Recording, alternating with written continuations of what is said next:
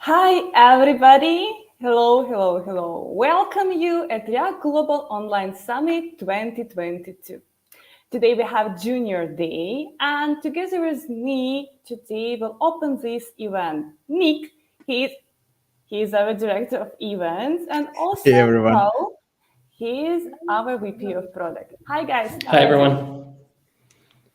Doing great. How are you, Anne? How are you today? I'm fine. Finally, this event will happen today, and we have a lot of amazing speakers, perfect topics, and I really hope that everyone will enjoy it. Awesome. Yeah, Hey, we have how are some. you doing today? I'm doing fine. Especially that I'm in Kiev right now, in Kiev, Ukraine. But it's good weather, and it's really nice and calm today. And a good day for our junior track. Yeah. So we have some live speeches, Q&A session. We have some recorded presentation. We have lots of content for today. I guess like something like 8 to 9 hours of content. Yes. Awesome. Yeah, and we have an amazing number of registrations. Once again, thank you everyone who decided to join us. Thank you everyone who decided to register, and thank you to those who joined our senior track. Thank you everyone, because you're the best community, and basically you're helping us to continue delivering this conference. Thank you for your support. Thank you for your donation. Thank you for buying the tickets, and thank you for supporting Geekle. Thank you for supporting community. And also we want to say thank you to our sponsors, to today's sponsors, to AG Grid. And we'll have really cool talk from them later today. It's going to be, I believe, 4th. And we'll be talking about grids and about their solution.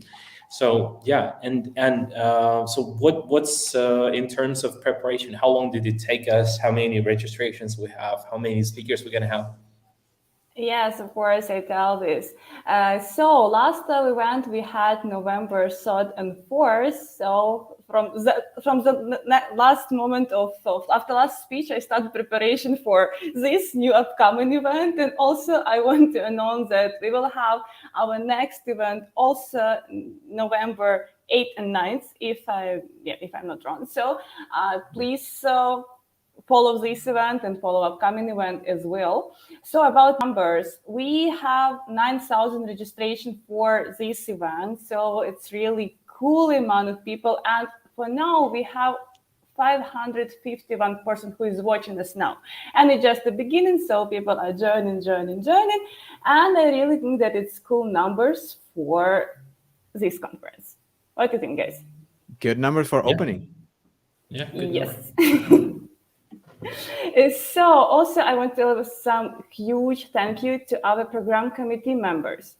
I really don't know what I could do without you guys. It's really something like I've never seen such great feedback and so fast response for everything that I done. And usually I'm not very polite and not very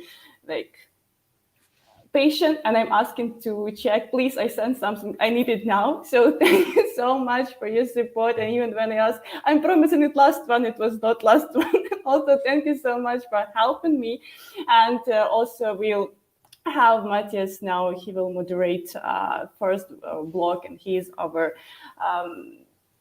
program committee members. Also, we'll have Ebenezer, he will be second speaker today. We'll have Josh, he's also speaking today, and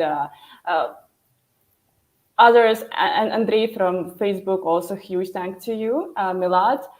Really, guys, thank you so much for helping me and Thank you.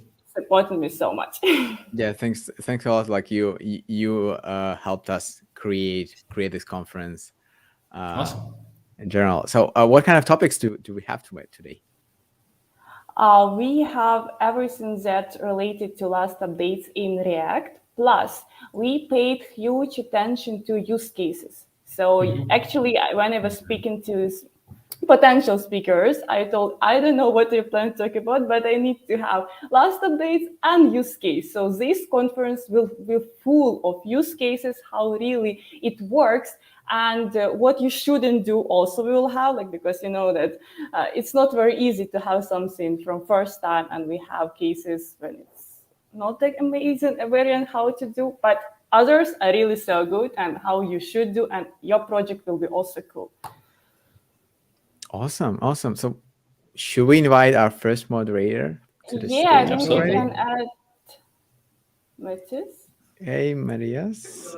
Hey. Hey, everyone. And we have 600 people who are watching us now. Oh, 600 already. Yes. Great to see you, Nat. Tell us something about your mood and preparations, and how you help us to prepare this event. I prepared myself by doing a lot of workout just before the stream, just be really energized and really pretty ready to go. So no, that's really nice. I'm really happy to be here with you. It was a nice addition to prepare. As you mentioned, I was a member of the program committee, so I'm really delighted by the different kinds of topics that we will cover today. It was really cool. So thank you for having me for that, and thank you for having me for moderating this first track. It's going to be really awesome, folks. So yeah, stay tuned. Thank you for your time. Thank you for joining us. Yeah. So I think that now we will spend some time for. Okay, I can see that we have some. Okay, we'll wait when Matthias come back, because looks like some kind of disconnect happened. It's like it's very interesting. Like it was both of us. Oh, sorry. Yeah, it's both of you got disconnected. And I thought that okay, we should start. Okay, so I have no idea what happened, really. Some magic. But still, we're leaving the stage to you, Matt. Yeah. Thank you. Me too, obviously. Yeah, for sure. So let's start with our first speaker with our first blog. Let's roll. Good luck. Have an awesome conference, everyone. Thank you, folks. So yeah, hi everyone. We're crossing fingers not have to more technical issues on this one, but yeah, right now I'm really happy to be here with you today, especially because this is the beginning of this conference. We're gonna have something like 8 hours of content, I guess, something like that, maybe more. And I'll be your host for the next 2 hours. You are a lot of people coming from different places all around the world, from Argentina to Singapore, and this is definitely awesome. So thank you very much for being with us today. I hope you will enjoy the content as much as I will, because as mentioned before, I was a member of the program committee, so we selected different kind of topics, and I'm really happy to host this first track, because this one we will have content dedicated to design, to media, to art, and this is something that really comes to me because I'm working on design system ecosystem, and I'm working on different topics dedicated to interfaces and styles and so on. So I'm really happy to have content today dedicated to this specific part. So talking about Singapore, our first speaker is Binh, coming from Singapore. So hey, how are you? Hey, hi mates. Hope you're hearing me fine. Yeah, I'm doing fine. How are you doing? Yeah, I'm well. I'm really excited about this day. So yeah, that's really cool to have you on stage today. You are working at Accenture. Yeah, that's it. You are a creative technologist. What it is? What is a creative technologist? Oh, it's a bunch of us who are who are like, front end specialists, and then we are super interested in design. So we have to go hand in hand. So shout out to the audience if you are like kind of like, don't know whether you belong to design or technology side, then, maybe you belong to our flock as well. So we are hiring. Let us know if you want a referral. We will get into contact. Yeah. Oh, sounds amazing. Okay, you're going to talk about design language system with a talk name, an introduction to design language system. So are you ready to go? Yeah, I guess. Yeah. So don't stress. It's gonna be really and gonna be awesome. I'm really sure of that. So the stage is yours. Enjoy it and have a good time with us. Thank you. Yeah, so hi everyone. My name is Binh and I'm from the Essential Interactive team. We are pretty like happening team, and that like currently as a creative technologist, what we are delivering is quick prototyping as well as design language system, which is why I am here today to kind of give you an introduction of like how a design system will look like, what does it do, and who is it for. And also, and so I'll cover the step on how we can do a DLS, and then we'll see how much time we have before we reach the last part. So with that, without further ado, let's jump right straight into it, right? So there's this link to the Medium article that we have over here, whereby they define design system as a collection of documents, articles, example, code snippet, screenshot, guidelines, assets, any kind of design assets that is needed for the company. So basically, it's a big knowledge base that is like kind of like a UI kit and also documentation. So these design language systems serve the same thing. Basically, you will have a lot of like guidelines on things to do, things not to do. And then you also have like naming convention, grid system, typography, pattern library, so on and so forth. And like all of this guideline, all of this like library are being put together in order to make sure that to get consistency and authenticity for your brand. So what does it do? So basically, one of the things that it does is that it serves as a single source of truth for everyone in the company. That means that, let's say your company have like 10 application, and like so let's say a button on a website on one application should look the same as another button from another part of a different application, and having this kind of like having the DLS it will make sure that that everybody know where to refer to. Also, usually design system or the one that we did use atomic system for the information architecture, so that it's easier to search for component. We will be covering it in a bit later. And also that, DOS is UI framework agnostic, meaning like to say, let's say your 10 application, you have some of the application is coded on Ruby on Rails, some of it are on React, and some of it are Angular.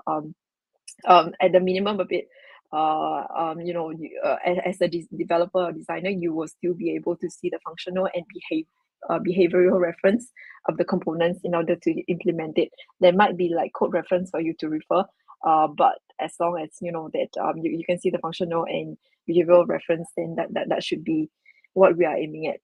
Also, because of that, right, we can enforce the governance process for design, and that helps us to serve the brand. Meaning, like to say, like because of everything will look consistent, and that will help your brand to establish recognizability. Also, the user, let's say developer and designer, like instead of like asking another team, like, oh, how do you implement a carousel, or like when I hover over the clickable card, like what's the time that it should change the animation, what kind of animation are we using? You can actually refer to the DLS because it's a single source of truth. And also for the business, it helps you save time and save cost, in the sense that components are already been built and being like improved upon. So as one team has already been building the components, the other team can make use of it. It's like putting like Lego blocks together to build things faster. And like for example, we also have like as for the use case, as a designer, you can use the DLS to understand the overall design principle, like what kind of message what kind of like tone, what kind of language, what kind of like colors or typography should be used to make sure that your brand is there. And also that for a developer, for us, it's like it's so easy for us to like to understand the component state. Like for a button, like is there a hover state, is there a press state, or like for a form component, what does it what can it does. So how do you build a design language system, a DLS? Before I cover that, I'll just talk a bit about the atomic design. So basically, it is using organic it is using chemistry concept in order to describe in order to organize component into a structure that that is is logical. Like foundation would be something like things that's not really looking like a component, but it's everywhere on the side. Like for example, your typography, your icons, your grids, so on and so forth. And then atoms would be something like button. Basically, the rule of thumb would be that atoms are something that you cannot break further. Like for example, you have a button, you cannot break it into like the text and the background, so it doesn't make sense. So it has to stay together in it as an atom. Molecules are atoms and other things that are put together to form. An organism could be basically they are bigger molecules. They are more complex. They have more than one function. Templates are repeatable across pages. Like for example, if you have a site that say that give more information about people in your company, so you can have like the text on site, and then the text and then the image one side, for example, and together with header, footer, and breadcrumbs. Then having the same template for CEO would be the same template for like CFO, and so on and so forth. So these kind of template are reusable. Yeah, in order to build a DLS, usually we will have 4 steps. The first thing that you would do is you will perform a UI audit of all the components that are like, you will look at your application, you'll see like what are the components, make a list of it.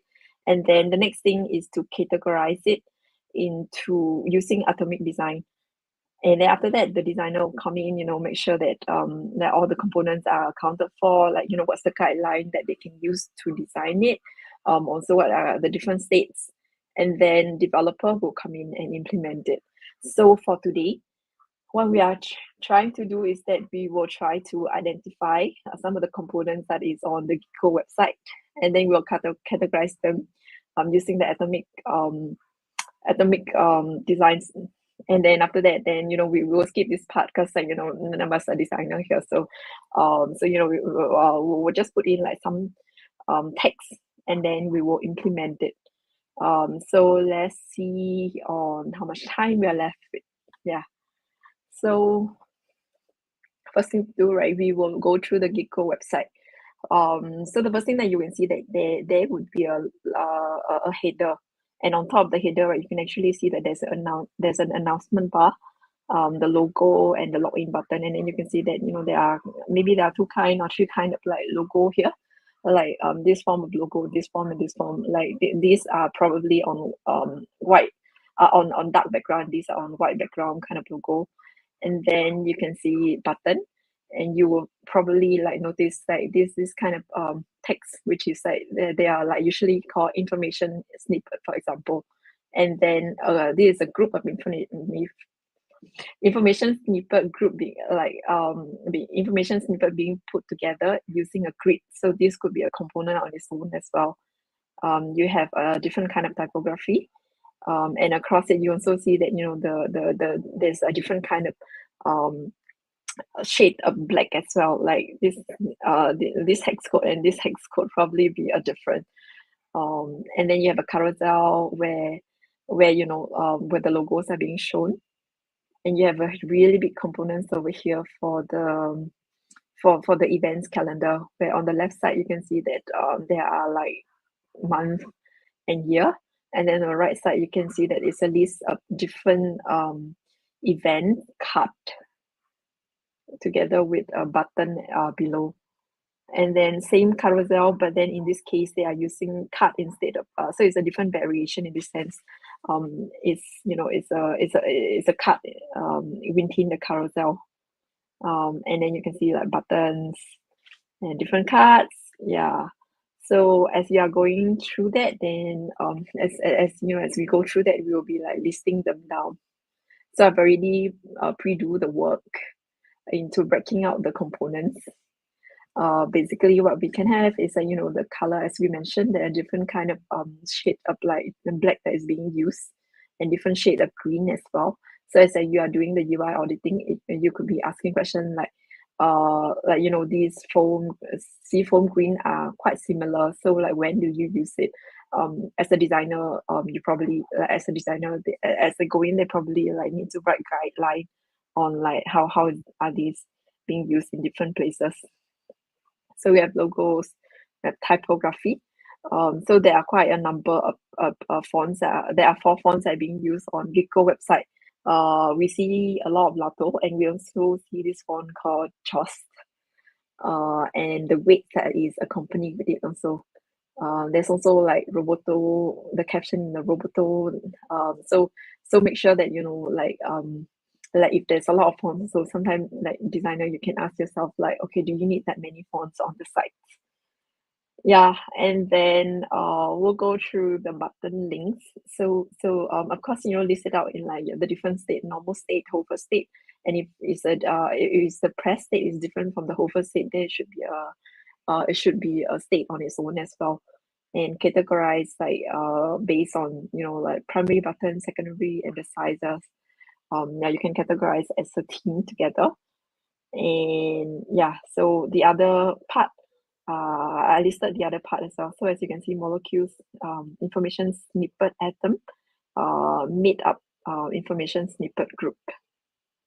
Yeah, and then like organisms such as carousel, they are making use of card that is coming from molecules, for example, or like event calendar is using events card that is coming from molecules as well.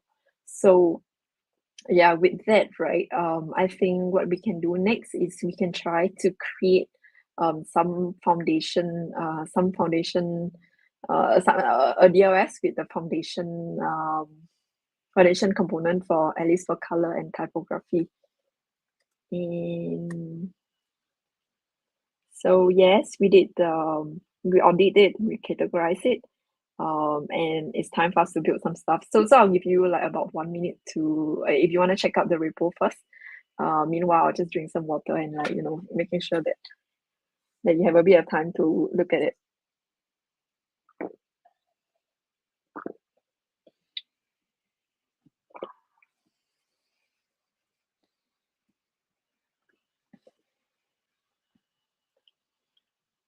So the first thing that we are going to do is that, we are going to create a React project.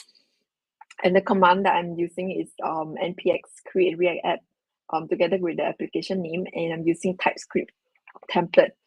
So this I've already run the command, and it will create the application.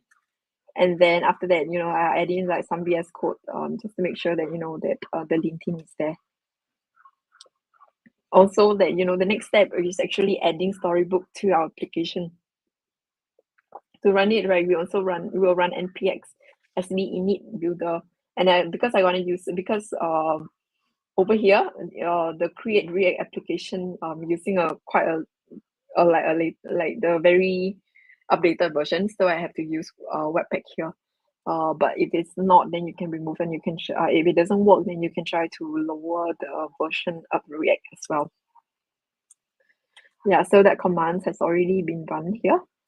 And so after the command has been run, right, what will happen is that initially, right, when you run the create React app, right, it will give you this set of files under src. But when you are running story, when you are adding in the storybook, it will create additionally the storybook, the .storybook folder, as well as the story folder.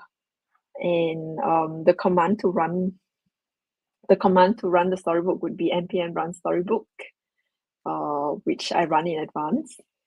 And then you will be able to see a storybook that is running on localhost port 6006. For this one, as you can see, there is this kind of page. This is kind of a MDX Markdown page that is called doc page. And then these are like component page where you have where you can interact with with the component. And and there will be as based on the code that they actually have like different kind of controls.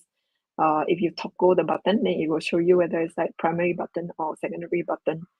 If you change the label, the code will get updated as well, and the size will also change based on the size will change as well as you are playing with the controls. So all this like we will attempt to create something similar to that. I'm just gonna go through this part so that you understand what is going on behind. So the first step, right, to avoid confusion, I will create a new folder here called examples, and then I will put all the code that has already been created inside this. And then I will be creating an additional folder called foundation. And what we will try to do next, let me just go through, let me just show you that what we are aiming to do.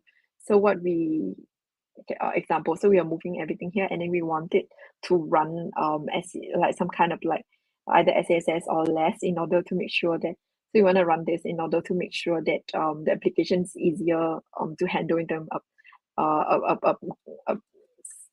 obsess. So we can run it and we can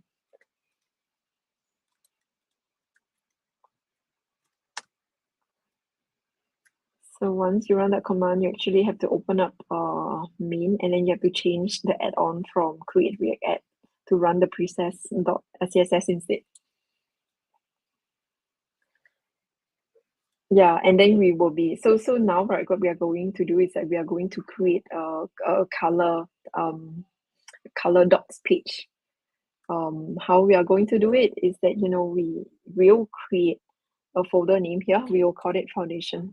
Okay, which I already created below foundation. And then in order to make sure that things are properly organized, right, I will create an additional folder called color. Yeah, in the interest of time, right, I'll be copying like the code over, which I already prepared in advance. And I'll explain to you like what is happening, so that it's so that like we don't run out of time.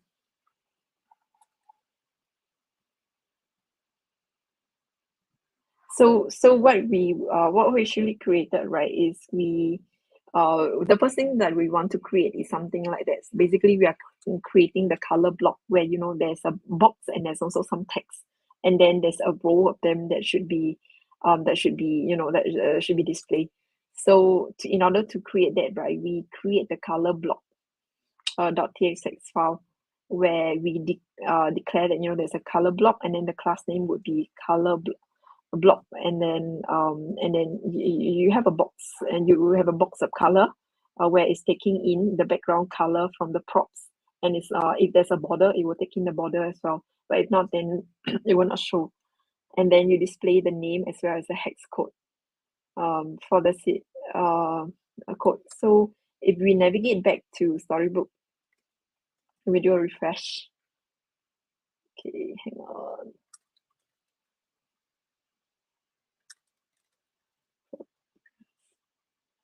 Some of the part we haven't reached the part yet, so let me see what else is there. Yes. So we have created so one of the things that we'll create, right, is the color story.mdx file. This is the extension. So as long as you see .story, right, Storybook will pick them up as a story to render on Storybook. And MDX is the markdown language, and when you declare MDX, right, it will actually translate your page into the docs page instead of it being being a component page instead. So what we are doing here is that we earlier, as we already created the color block, we are importing in the color block over here. We're also importing in some image, and then we declare as we import in the meta title. This is part of the formatting of the Storybook that it's using. So as we declare foundation, it create a group called foundation, and then color group, and then overview page. So for the overview page, this file is using markdown language. So you can see color, right? Color, which the first hatch, it will translate it to like H1, and then some contents, and then we pass in some contents. So we pass in some image and guideline, but we are not doing. Maybe we'll just leave the styling to a later part. And then you can see that we've list down as we importing the color block, and we pass in the different props, whether it's the ID, whether it's the color, and whether it's name, is being populated over here. Yeah, so that is the first part of it, where that is how you build it. Basically, you will have an overview page, you will have a styling page, and you will have the component. It's like depending on what you want to display on the page, it will show. But what I'm going to do next is that I'm going to create the next foundation component, which is called color, which is called typography. And in this one, right, I will try to show. What I will try to show is that I will try to show the component page first, and followed by the MDX page. So for typography, as we know that typography, as you remember from here, we are using so there's a few fonts that are being used, right? So I'm going to load in the Lato font, and I'm going to populate this list of components for the different title as well, the paragraph and the caption. And the first thing I will do is I will create another folder called shared. Inside shared, right, I will put in the fonts. And as I've downloaded the font previously, I will be copying it in Lato font. Yeah, and inside and under typography, what I'm going to do is that I'm going to create a typography styling file. So inside the typography file, what I'm doing is that I'm declaring the link to the Lato URL, and I'm so that I can declare the font face as Lato with the different grades. And after that, right, then I'll be using BAM in order to make the code a bit like more systematic. So if you are using Lato text, then the font family will be Lato, and the line height we'll keep it as 1.2. And because, as you can see, we have Title 1, Title 2, Title 3, different font size, Title 4, different font size also. So what I did here is I actually declare Title 1, and then Title 2, Title 1 font size 70, Title 2 font size 55, so on and so forth. And then I declare the weight as well, which is light, regular, or bold. So these are different weights that we have. Similarly, after the title, then I also declare the paragraph and the caption. Then the next thing I will do, it will come into place when you see the typography being put together later. So for typography, we will build the typography block. What it does is, so what we are trying to do is that we are trying to read somewhere like that it show you the block based on the typography that you are entering. And in order to do that, what we can do is that we can declare the typography text block component, importing the typography as CSS that we have created earlier. Typography block is taking the type and the weight. So as it just displaying the Lato, and then you are taking in the text type, where the type over here, right, it would be like Title 1, Title 2, Paragraph 1, Paragraph 2, caption, so on and so forth, and it will render that class. And then it's also taking in the weight, whereby it will be like type Lato text. Okay, let me just put it here. So if I pass in type as like caption and then font weight as bold, what will happen is that the overall class that you will get is Lato text, then Lato text caption, Lato text caption bold. And then because of that, then that the font so it will taking the style that it will take in, right, would be font family, line height, plus together with the font size, and then pass together with the font weight. This is how, like, how we can use this is how we usually do it. Yeah, and the next thing we'll do, right, we'll build the typography story component story. So the component story file will look like this, where, hang on, let me remove some of the part that we haven't reached yet.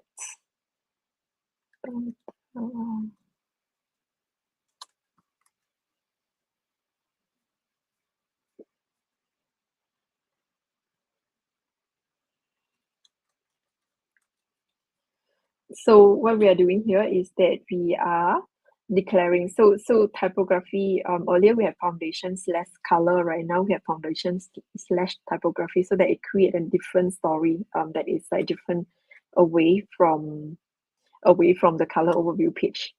And then we are declaring that we are taking in the Lato text block that we just created earlier.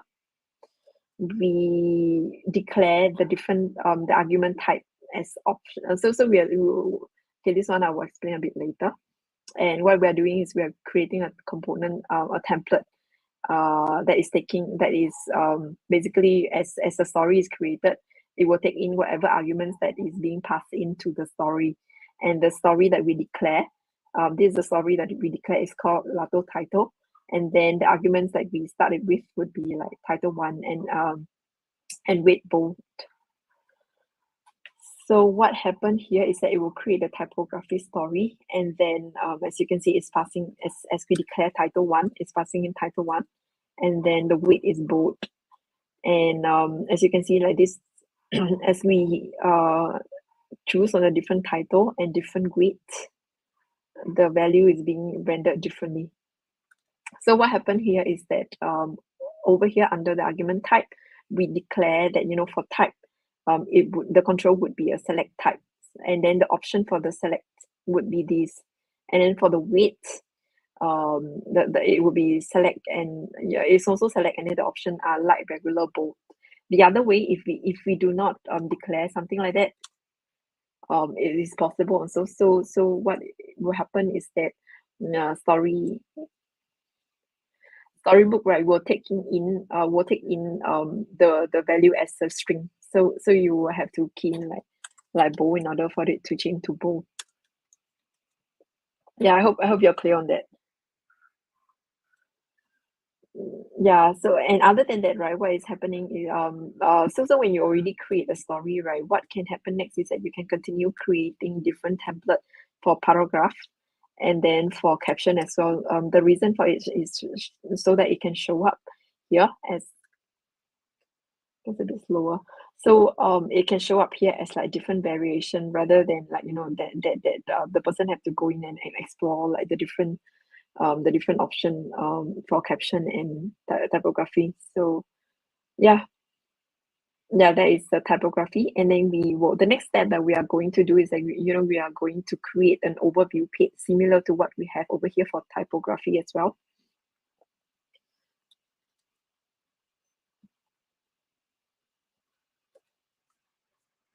So in this page over here, we are doing similar thing. We are importing the meta block, the meta tag, and so that we can declare the title as foundation typography, and it will be overview. So it will the folder will change to something like this instead. Currently it is sorting. So the story is sorting based on alphabetical, but then if you want to change you want to reverse the overview to be the first item, that could be done so as well. But I will not cover that part for now. So what we are doing over here, again, we are declaring like different kind of title. This is H1, this is H2. We have the text, and then over here, right, what we are doing is like we're having a table. So the nice thing about MDX is that it take in the markdown convention, like all this for like it will be translated. This will be translated to P tag, and then this will be translated to H3 tag, and then this will be translated to a table as you can see over here. Yeah. And yeah, so with that, right, I think for the rest of the time, what I'm going to show you is that so between this overview and this overview page, right, the styling is not the best. So what can we do in order to make sure that that there's certain kind of styling? So what happened is that under shared, so again, as we have the shared folder, right, we can create another additional styling for styling, and then we can just create a SCSS file called SB docs. And inside this SB docs, right? Okay, sorry, before that, right, what we wanted to do is one of the things that we wanted to do is under foundation, because this foundation file, right, is very important. It can be imported in any other component as well. So we want to create a foundation .scss file where we will be using the font that is already declared in typography, as well as like declaring like variables that are going to be used across different styling file. And then under docs, right, we will revert back. So we will use the foundation. We use the foundation SSS. That means that the typography code is there as well as the variable are there as well. So for example, earlier as for overview, right, we are using this guideline over here where we have a container that is supposed to be flex, and then you have the guideline block that is supposed to be like 50%, like it's supposed to wrap 50%, and then other kind of values in order to make sure that it looks good. So what happened, right, in order for this to work, right, I will need to go back to color.story.mdx.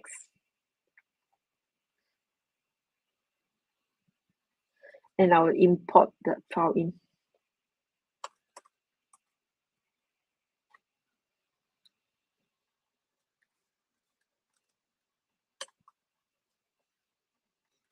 Let's see.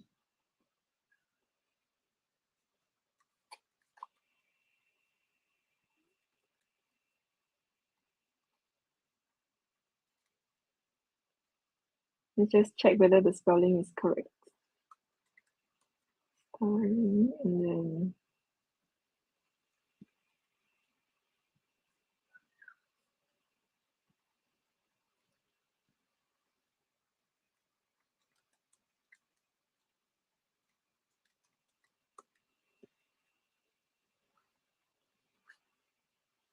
Okay, it doesn't seem to work this time round.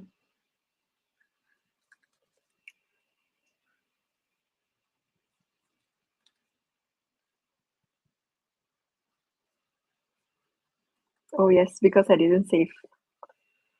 Yes, so as we save, as you can see that what is going on is that you have the file will automatically be what we want it to be. But other than this part here about the guideline container, right? If you notice, I also add in like certain additional stuff called SV docs wrapper. So the reason for it being that anything that is under the docs over here, right, is being in this division called the SB docs wrapper. And in order to make it a bit more targeted, we can use the SB docs to make sure that the color and the font are all the same, and that and another thing is that Storybook kind of do things very nicely also in the sense that, let's say if it's a H1, they will create an additional class called SB dash H1, or like if it's a P, right, it will be SB dash P, or if it's something else, right, if it's a then so it make it easier for like us to target the CSS. So for example, what happened over here is that like because of that, right, I was able to target that everything should be the same color. We will be using like charcoal gray, and then like the margin for each of the paragraph should be like 40 px below. But then let's say if there's a neighboring paragraph behind, then the margin bottom should be 8 px. Yeah, so that is that. The rest of the thing, right, I'll just go through the slides. So the other stuff that you would want to know, right, is that you can create additional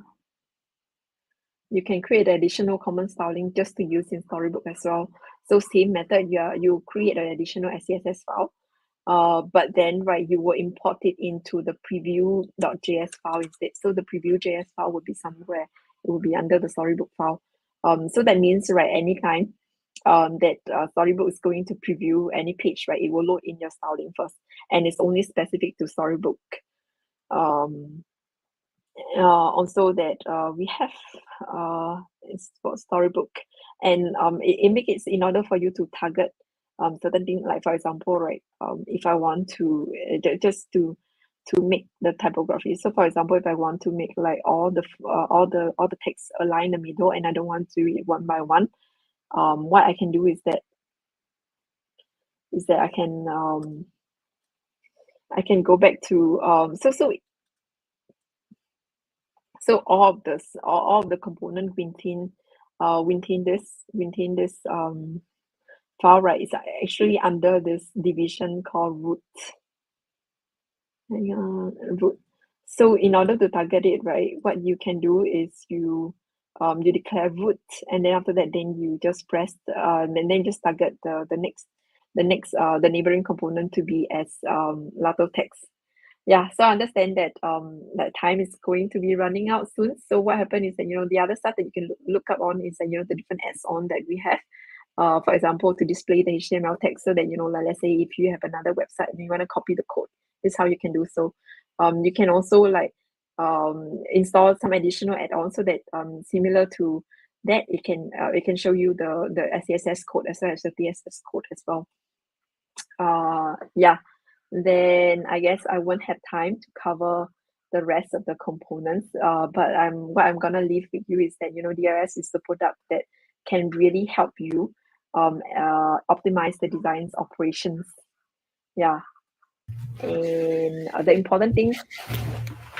Yeah, I'm so sorry. I have to interrupt that, because as you said, we are running a bit out of time. So yeah, thank you very much for everything. It was really interesting to see you covering those different parts, and we've got a few questions, and most of all, we've got, I guess, two questions that we can gather, which are dedicated to the use of Storybook. Like you use Storybook to host your design language system as a common grammar for your different co-workers and different teammates in your development team. But what about teams that don't use Storybook in a project? How are you replacing? Is there any alternative? Are you using directly components issued from Storybook in your final apps? How do you proceed in those specific cases? Yeah, I guess the question is like if you don't want to use Storybook, but then you still want to do a design language system. Yes, there are other side of that. It's just like, that's why we are creative technologists, right? We are kind of like, if you don't use Storybook, yes, you can use other form of like document for React, for example. I don't think it's our team tried another form a component just for React in order to show like the documentation as well the code component. I can't remember the library that we use, but yes, there are other library out there for you to use if you don't want to use Storybook. It's just like in overall the DOS should have like code snippets, should have guidelines, should have so on and so forth. So Yeah, for sure. Documentation dedicated to components, it's something really, really important. And Storybook or Storybook's alternatives are definitely a way to host this live documentation dedicated to your design system, design language system, components, and so on. Yeah, for sure. Thank you very much again for being with us today, and thank you for your talk. It was really great. See you later. Enjoy the rest of the conference, and see you soon. Bye. Bye. Okay, everyone, that was the first one, and I hope you enjoyed it as much as I enjoyed it, because when talking about design system and components, I'm always here. I really do love them, so that's a really good thing. For the next talk, we've got another one speaker, which is also a friend. This is nice because we met first in this very same event last year. So it was really cool to see him again here. So hello, Ebenezer. Who are you? I'm doing great. It's so good to be here again. Yeah. I really trust you. I'm really happy to see you here. It's really great. So you're a developer advocate at JetBrains, and you're working a lot of different topics. Yeah, that's great. Yeah. That's really great. But we're gonna talk with this new talk. We're gonna talk about something not really dedicated to JetBrains, but dedicated to local storage and storing information and so on. That's it. I'm correct. Yeah, you're correct. Data storage in the browser. Great. That sounds really amazing, really awesome. I'll let you share your screen, and I leave the stage just for you. Okay. When you're ready, you tell me. All right. Well, before you leave, is everything okay with my video and audio? Yeah. Okay, cool. All right. So I've shared my screen. I let you do. So people, if you've got any kind of question dedicated to storing data across the browser and across the different views in your interface and so on, all done, because it's gonna be awesome as usual. So the stage is yours. Enjoy it, and see you after that. Also, thank you very much. Hey everyone, so good to be back here at React Global Summit. My name is Don. I'm the JetBrains for JavaScript. How's the conference been so far? I want to see your comments in the comment section.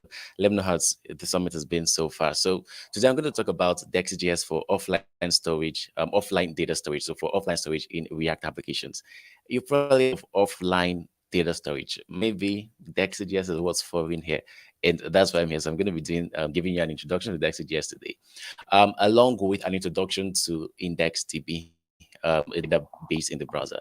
Okay, what's the point of this talk again? That's what I'm about to explain. So storage in React, was that? Why store when there's state? And that's a very good question. Why do we need to start storing anything? We have a normal React state. If you're using hook state, React hook state is right there. So why store the state? And this is an example. This is the to-do application which we're going to be using for this talk. I'll give you in a bit, in like 3 slides from now. I'll give you the link to the base application to the template application and then to the completed application. So these are two apps. And let's say I want to do, what are the things I want to do today? I want to call Kanye West today. Add that to my to-do list. What else? What else? What else? I think I'm in the mood to I want to give Elon Musk food money. What else? What else? What else? Let me see. I want to give Beyonce singing lessons. Obviously, I'm joking. Am I? So these are the things I want to do today.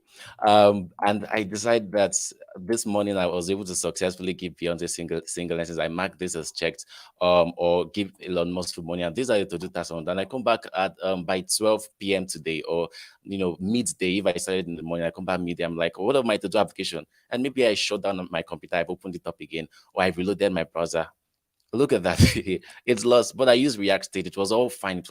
Everything was working as expected until I decided to leave the application and come back. I hit the reload button out of there. I shut down my computer, come back to it. It's out of there. So this is why we need storage in React application. So that if I have my to-do list, example, when I add any task, if I mark it as complete, if I mark it as not complete, not completed, I don't know which one is correct. But when I come back to it, even tomorrow, next year, I'm still going to see my data there. And that's the point of storage, even when there's data. Okay, now you understand why we need storage. So why store in the browser? Why does the database on the server? That's another good question. Why do we need to store in the browser? We can, since you're talking about storage, we can just send this. I add my task and I send it to the server, like my database in the server. Maybe I'm using MongoDB or PostgreSQL and all that. Well, this is a to-do application, for example, and look at that. I'm able to add lists, do stuff right here without being signed in. I'm not signed. I just start up the application. I'm able to add my task. And this is what we need for simple to-do apps. I don't need to start signing in, creating an account with you. I just want to add my to-do list. So imagine that we are sending everybody's to-do task to the server, to a database on our server without any attribution to the personal name of the person or email address or anything. And I want to open my to-do app. You now start giving me everybody's to-do list from the server. You put it on my screen. That's going to be a disaster. So for many things, you don't need to start sending them over to the server. It's circular to you, the user. You don't need to sign in. You just store your to-do list, have it in your browser. You come back, it's still there. You mark as complete, you delete and all that. So that's the point of having. And then it's faster when it's offline. So you can even use both of them. You can store offline, store on the server, so that if you access what's on the server, then you do what's offline, just like working with progressive web applications. So you store on the browser, and if you need to store on the server, you can also store on the server. But if you can access what's on the server, you take the one on the browser. So that's very important in that case. Yeah. We probably all know about local storage. I don't know if there's anyone who's doing React at this stage of web development and doesn't know about local storage. So why not local storage? Okay, let me just go to the only string data. So the problem with local storage is that, first of all, we can only store string data in local storage. Like with what I'm about to introduce to you today, IndexedDB and Dexie. With IndexedDB, you can store not just string data, you can store arrays, you can store objects, you can store even images. There's an Instagram clone tutorial I have in my YouTube channel. I said I'm able to store, created an Instagram clone, and we're able to store images. You upload an image, it's stored in your browser there, so that you come back to it tomorrow and you still see that image. You get it from your database in the browser and you show it to yourself. So that's right there. So we can store different kind of things with not local storage, with IndexedDB or via Dexie.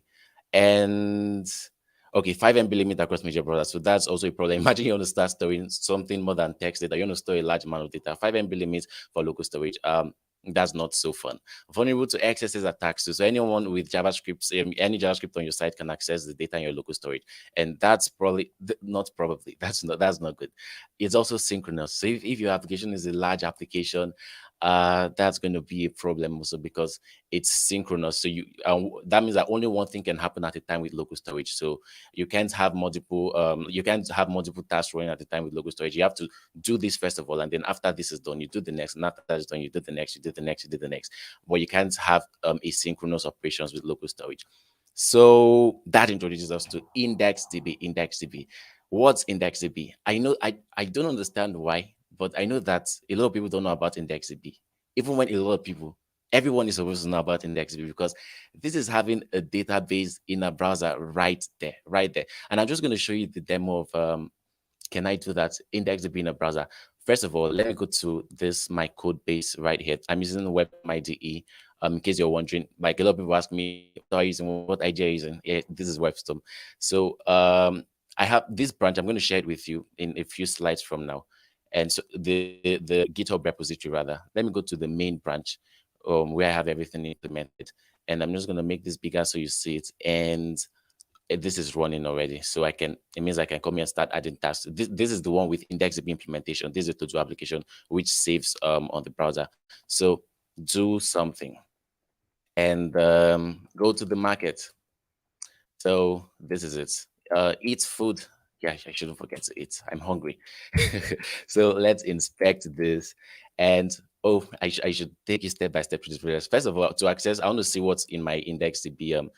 Before I show you that, I just want to reload so you be sure that I'm not lying. This is actually, I can reload that. You see my data right here, and I can mark anyone as complete. I reload, and it's still there with the state. So inspect right now. You see, right click inspect, and then go to this double arrow icon, hit application, and then look at it. This is what we have. This is already open. I want to take you step by step. So this is what you should see when you come here. You see for local storage, you can open up local storage. We are not using local storage for this application, so it's empty.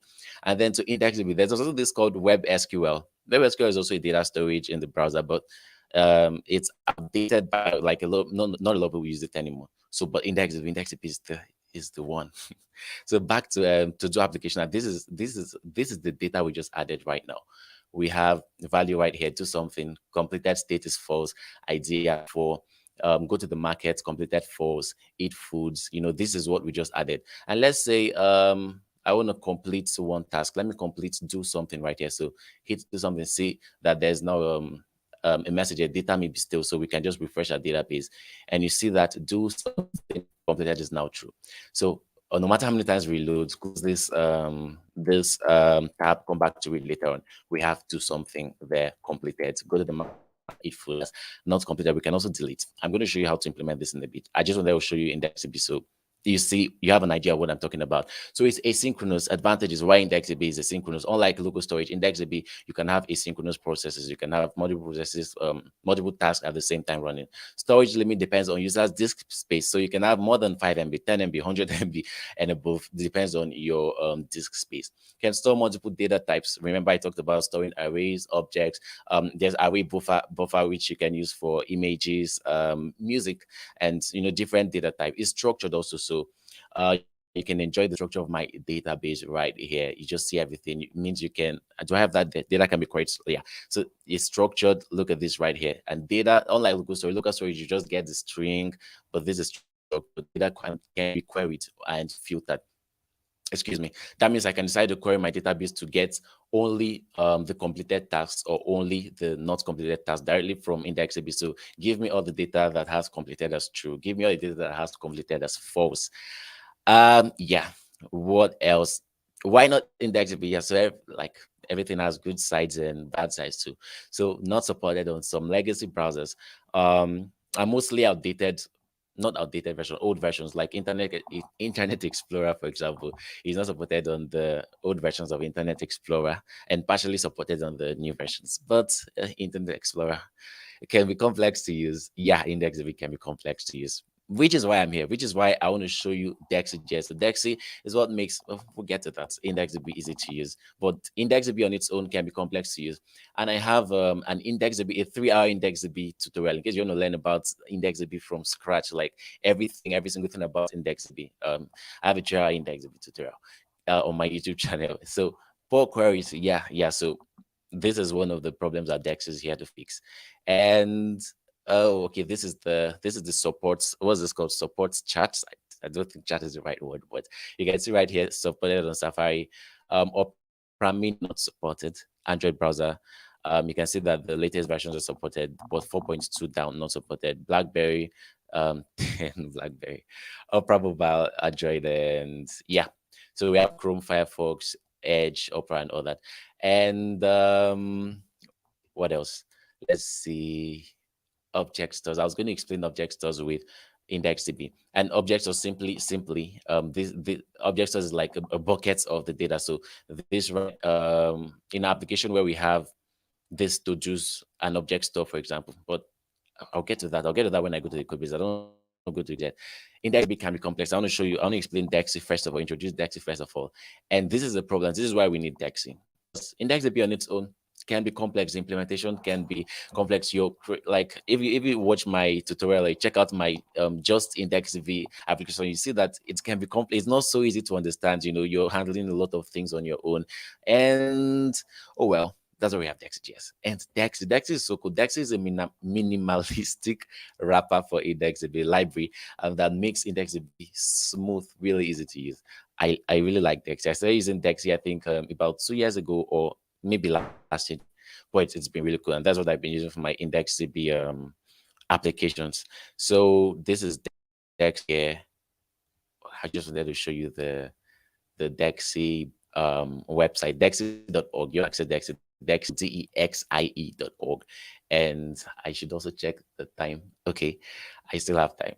And a minimalistic wrapper for IndexedDB, and yeah, this is Dexie.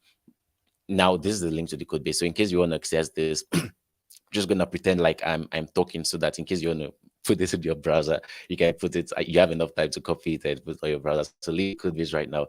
github.com/Ebenezer/to-do app Dexie. Please give the repository a star. That'd be really cool.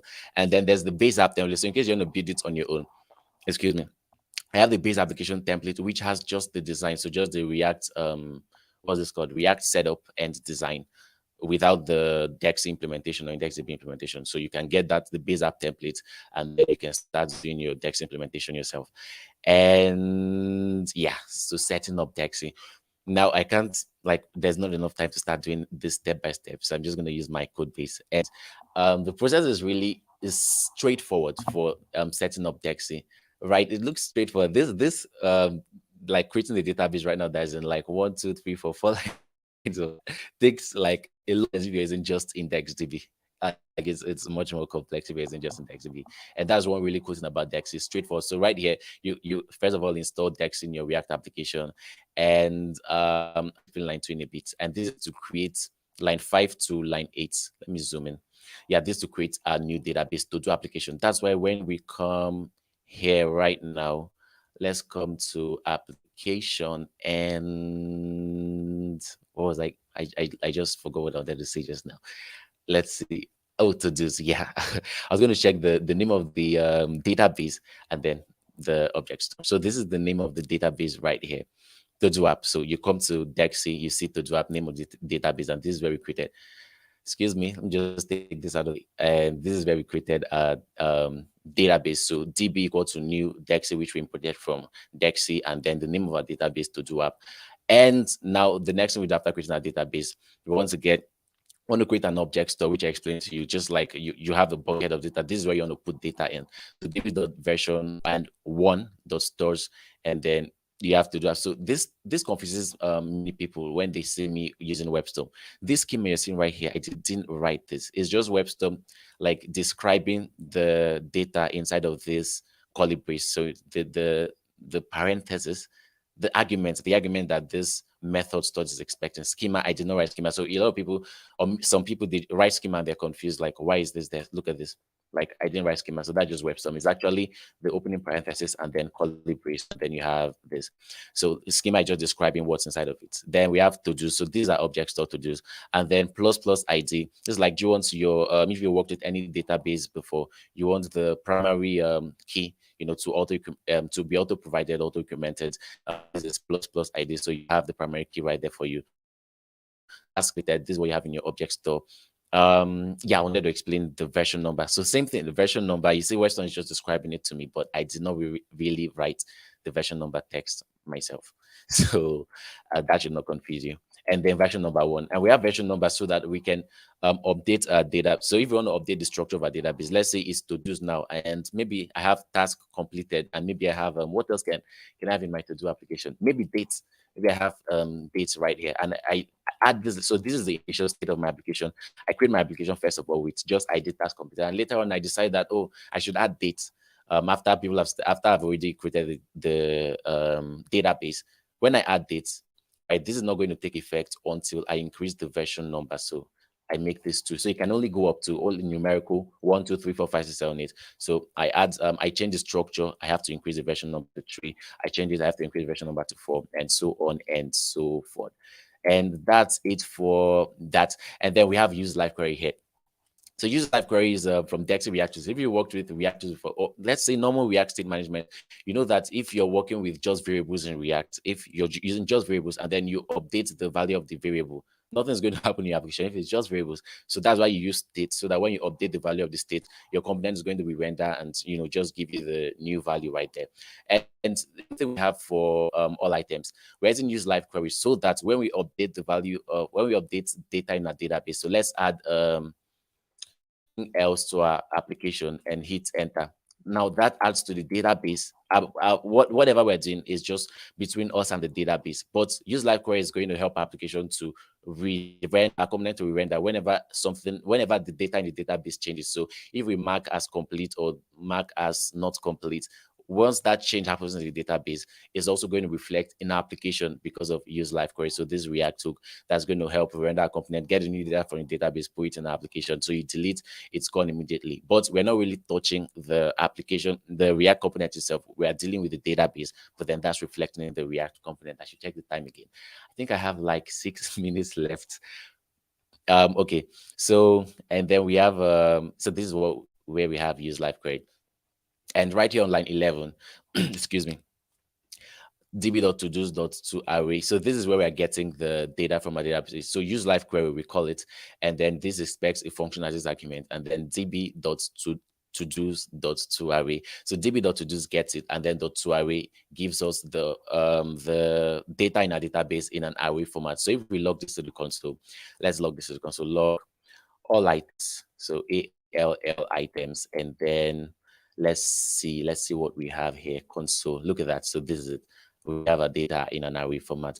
Now there's a comment I added here, and we can use the where methods to filter the items. So db.todos.where.equals. So that means that we can filter. If I talked about filtering items, how we can also query data in IndexedDB.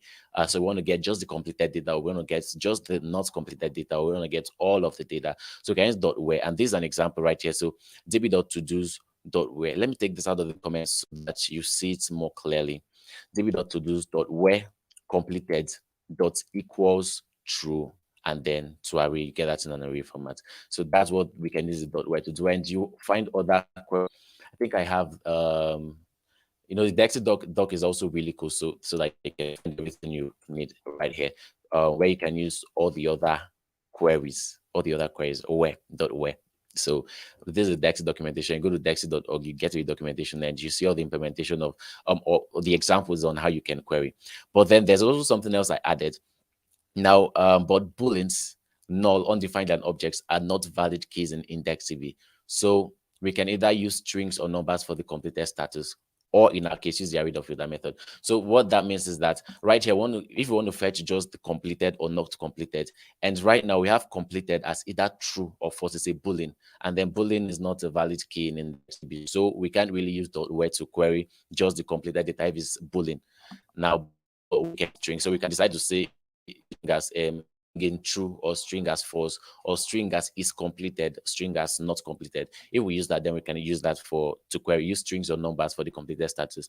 In our case, it's much easier to just use true or false, because it makes the codes much simpler and easier, much simpler and easier to understand. Or is it from the start? I don't know.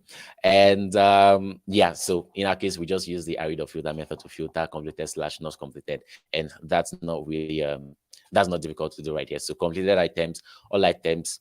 So if you want to filter, I didn't use this. This is why I had to add this ESLint, because I get the one in here that I have an unused completed items variable.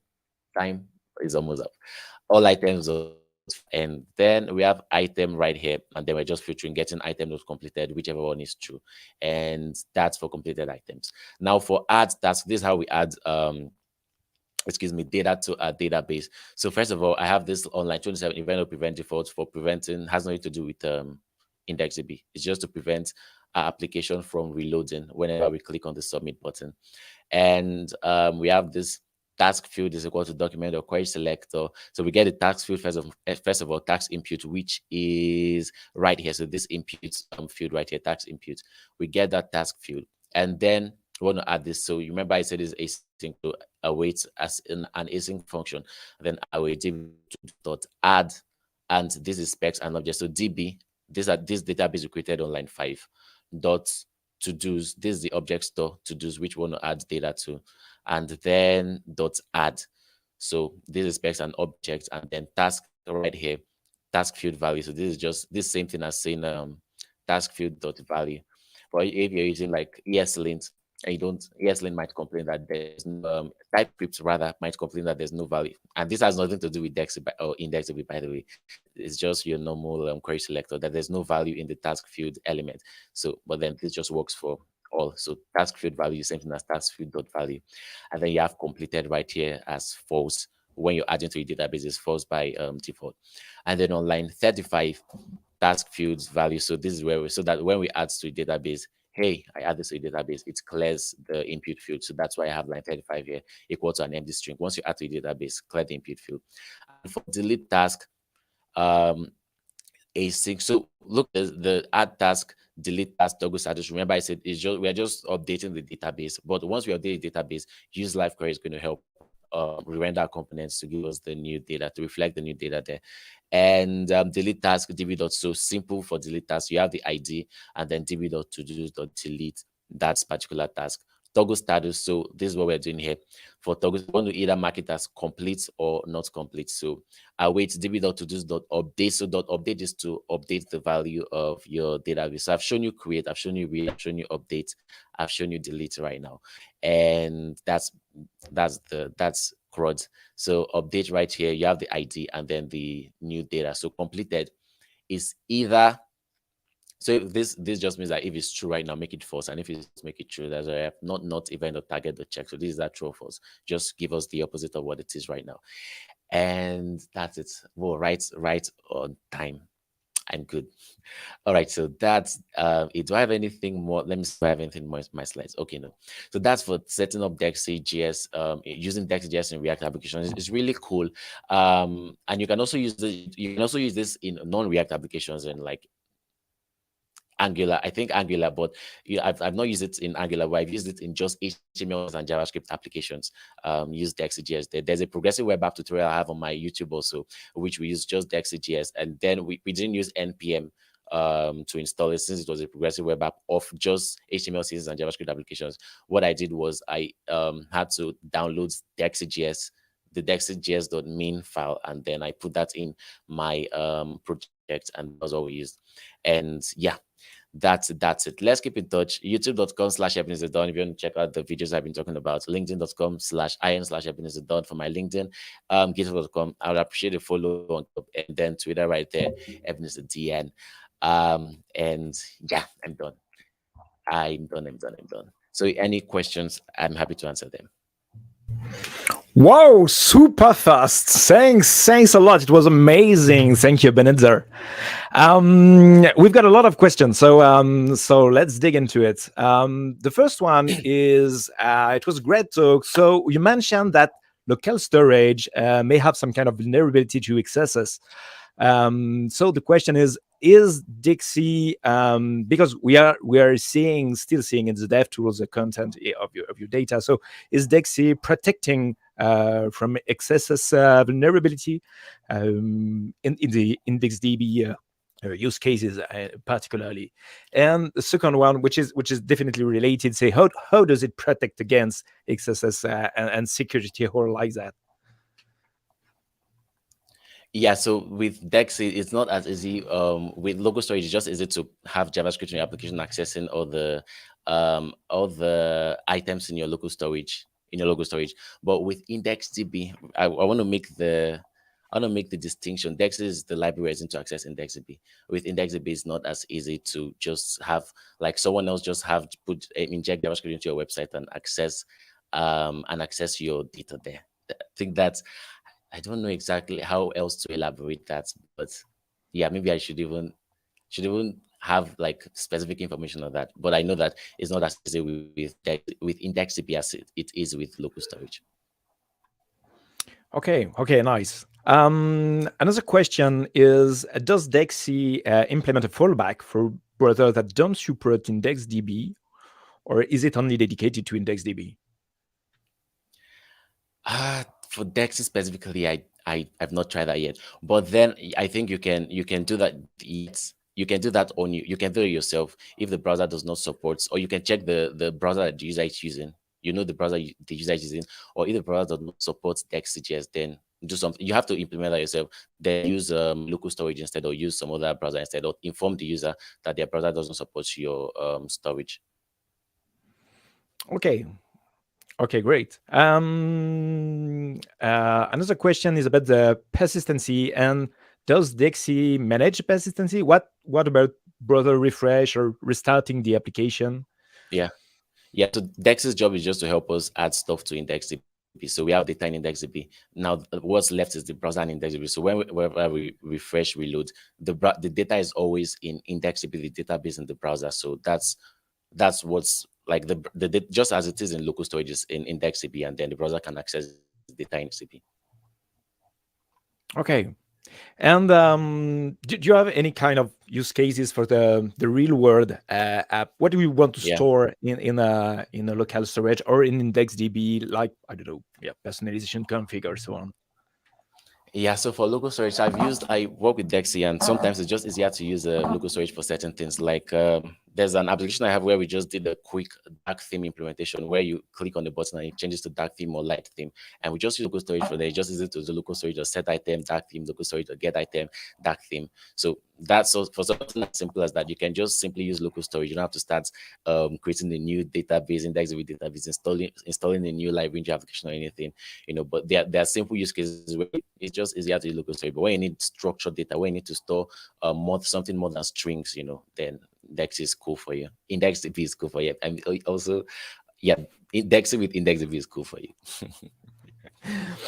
Yeah, we've got also a lot of questions regarding the security. Like, Dex is probably not for big companies that care about their security because it's cloud based. I'm not sure about this one, but so what to do to reassure companies that want to use technologies based on IndexedDB, like with Dexie, to be safe about that security? I'm not sure I understand what you mean when you say it's cloud based. I don't really understand that part about Dexie being like IndexedDB is on your browser. I'll have to get clarification on that. IndexedDB is like on your browser, it's offline. Yeah, talking about that, it's a personal question, but is there a way to sync the content of IndexedDB with a backend and to sync your content from the IndexedDB to a backend? Like, I don't know, we had something in the past dedicated to that. Can't recall the name, but yeah, do you know if we can have some kind of synchronization? Yeah, but I don't think Dexie provides that option for you, not to my knowledge. But then that's something that you should be able to just implement yourself. You just you get the data from your IndexedDB database. This is just the database you have in your browser, and then you're syncing it with whatever you have on the cloud, your database on the server. But to my knowledge, no, I don't think Dexie provides that specifically for you. Okay, cool. Maybe another last question about the way you implemented the different use cases in your application. So what about intermediary computation results? Could it be interesting to store them into IndexedDB, or do you store them just temporarily in your state application before storing them in the IndexedDB? What's the best way to do so? No, I've not.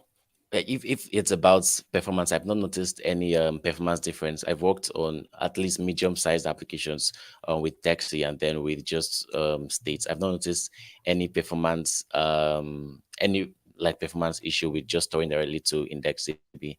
Yeah, but then for like a real-world applications, ideally it's you probably want to use, instead of use library, you probably want to just use state and then update your IndexedDB. As you're updating your state, you're updating IndexedDB, and then you want to fetch from IndexedDB if there's nothing available in the state. But then for performance issue, like I've not noticed any performance issue. Okay, good to know. Good to know. We have two more questions. I can't resist to ask you about them. The first one is: do we have any event listeners in Dexie to, I don't know, hook some actions on different parts of the process? Like an example is this use live query hook for which Dexie uses to listen to the database. Like if there's an update to the database, if there's anything, there's also this dependency, what is called arguments option right here. You can decide to add dependencies that if something happens, please go check on the database. So I think that's the closest I have to that question. So this use live query hook, for example, is listening to our database, and if there's a change on our database, it tells our React application gets that change and then re-renders. Okay, great, really nice. And we've got another one. Those web workers has access to IndexedDB. Can I access the data in my workers? Yeah, Awesome. yeah, they do. So it's good for offline storage and PWAs. Okay, and could we use Dexie directly into a web worker? Is it doable? Sorry, come again. If can we use Dexie into a web worker directly, or are we just limited to raw access to IndexedDB? Should be. I've not done that myself, but that should be possible. But I've not done that myself. We need to test. Yeah. Okay, great. Thank you very much. Thank you again for being with us today. It was really cool to have you on stage. Enjoy the rest Thank of you the day. so much. Thank you see so you much later. for having me. Yeah. Bye. Okay, folks. I hope you enjoyed it a lot because it was really fast, but it was really cool. So no, we've got. We're a bit in advance, and I'm pretty sure that we need to have time for an announcement. So this is announcement. Hi, dear React community, and now we want to say a huge thank you to our platinum sponsors, AG Grid, and to their marketing leading JavaScript and TypeScript data grid for React, Angular, and Vue. And they have the newest version that has 100% React rendering engine, and that's super cool. And the data grid now, it's easy to customize with React components for editing cell renders and column headers. And what's especially cool, their community edition is open source and free to use, even in commercial applications. But if you need the enterprise edition, it comes with professional support and more features like pivoting, tree data, and integrated charts. You can learn more if you go to aggrade.com. Thank you, AGGrade, for sponsoring this event. Hey, back again. So I hope you're all great. We've got our last talk for this first track, and this is the last one for me as a host for you today. So our next speaker is a software engineer at Red Hat, and he's gonna talk to you about generative art using JavaScript. So this is really great because we're gonna cover things like generating art, things like VR or ER directly into React and JavaScript. So I'm really excited about this one. I meet you just after this one directly for a QA session with him. Thank you and enjoy the talk.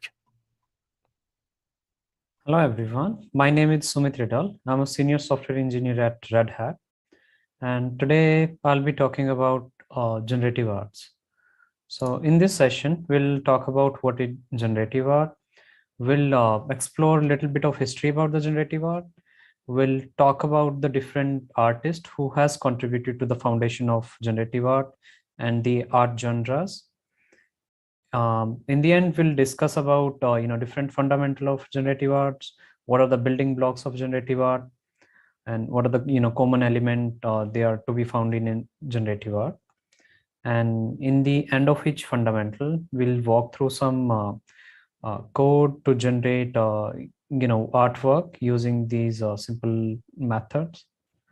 Not the complex one, just simple one. Okay. So the first thing is, what is generative art? Generative art, in simple definition, is practice of creating system that is then autonomously create arts. So Philip Galenter, who has given a theory in 2003, is the most cited theory about the generative arts. So he has given a definition for what is to be mean generative art. So generative art refer to an art in a whole or in parts that has been created using autonomous system.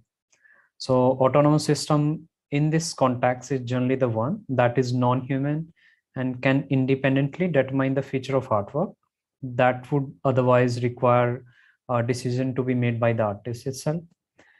So in some cases, the human creator may claim that the generative art represent their own artistic idea, and in the other, the system takes over as a role of a creator. Like a few autonomous system, they require little initial state from the user, and then they'll end up generating their own, make their own decision. And few of the generative system in which we have to define all the parameter. And yeah, so a generative artist design the system using these language rules, machines, algorithms, or genetic sequence to generate a final product. And these system can be digital, chemical, or manual, and are practiced in a variety of disciplines, including architect, poetry, literature, animation, and visual art. So in this session, mostly we'll discuss about the computer generated arts, or known as the visual arts. So in simple terms, generative art is neither a programming nor an art. It's either both or neither of these things. So the term art is very subjective. So generative art is a meeting place between these two. It's a discipline of taking very strict, rigid, and logical processes or algorithms, and subverting them into creating very logical, unpredictable, and non-deterministic artworks. Very expressive artworks. So let's discuss about a brief history of generative art. So generative art was not a common practice until 20th century, but we have found traces back to Middle Paleolithic eras. So generative art in 20th century has emerged from different modern art genres like cubism, dadaism, surrealisms. If you there's a well-known artist called Jackson Pollock. He used to create action paintings. So he created his first action painting in 1948. So what he used to do, he used his body and brush to drip an oil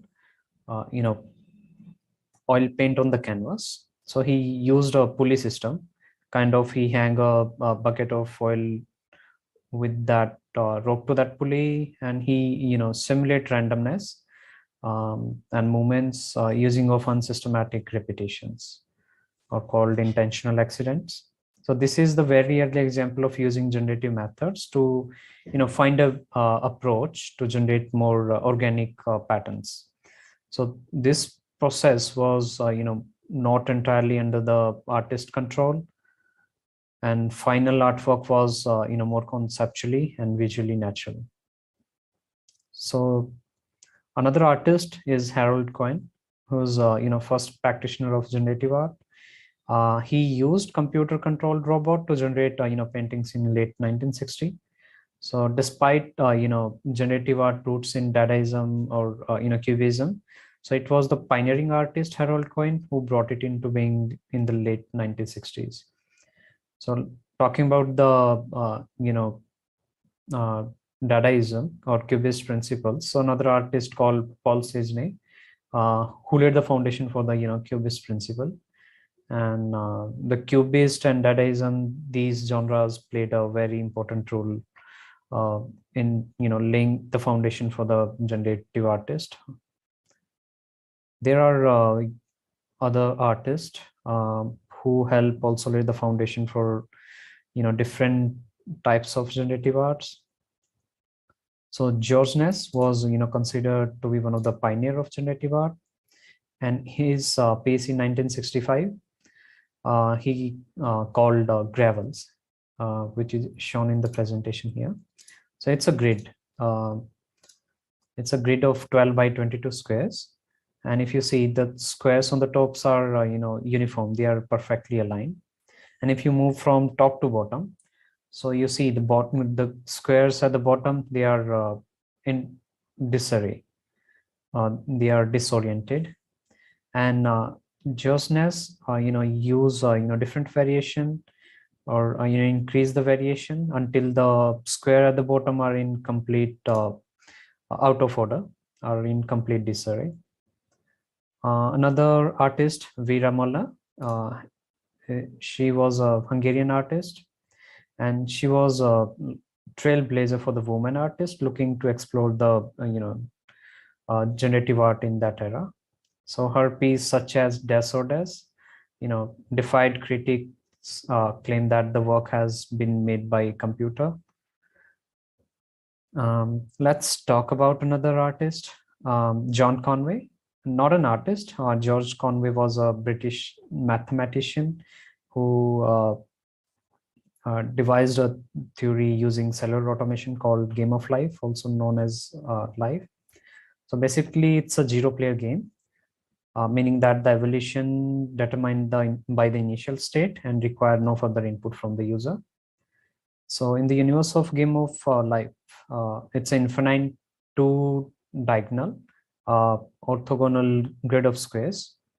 So each of these squares are called cell. So each cell has two states, either way it's live or dead, otherwise called populated or unpopulated. So the black color, it represent populated cell. The white, it does represent a dead cell. So every cell interact with its 8 neighbors. So those are adjacent cells, vertically, horizontally, diagonally, right? So at each step, there is a transition happen, and there are 4 different rules, 4 very rigid rules that it has to follow. So in every transition, if a live cell has fewer than 2 live neighbors, so it will die cause of underpopulation. If a cell has 2 or 3 neighbors, it will move on to the next generation. And if a cell has more than 3 neighbors, it will die of as of overpopulation. And if a dead cell, it has 3 neighbors, it will become alive. So it's called reproduction. Okay. Another artist, Ellsworth Kelly, as you can see, he uses a uniform squares and with a random colors to generate that art. We'll retry to create some of his work, not exactly, but somewhat. There are other artists which I have listed here. You can Google them and do a research about them if you want. These are a few modern artists. I have shown different type of fundamentals or genres they are using to generate arts. So you can see there are some chemical, there are some genetic sequences. You can see some geometrical patterns, and this is pseudo random numbers along with the geometric shapes, lines and circles, and there are color gradient, and the hue is the color hue. They are controlled by different pseudo random numbers. So I would suggest you check out these artists if you want to learn more about the generative art. They are said to be 3 fundamentals for generative art, but a particular generative art piece might fall or follow these fundamental, or might not be, but these are considered to be the most used basic elements of a generative art. So randomness is a very crucial part of generating art. The art should be different each time. That has to be made sure by the randomness. So each time we run that script, the artwork itself became random. So this is a art piece where the lines are horizontally aligned. The height of a line is determined by a random number. So each time you run a script, it would be a very unique art piece. So another one is recursion. Recursion is or fractals. These are like repeating a shape over and over again. A fractal is something having a mirror effect. So this shape is called mandala ball. So this is a very, very complex example of fractals. The other last and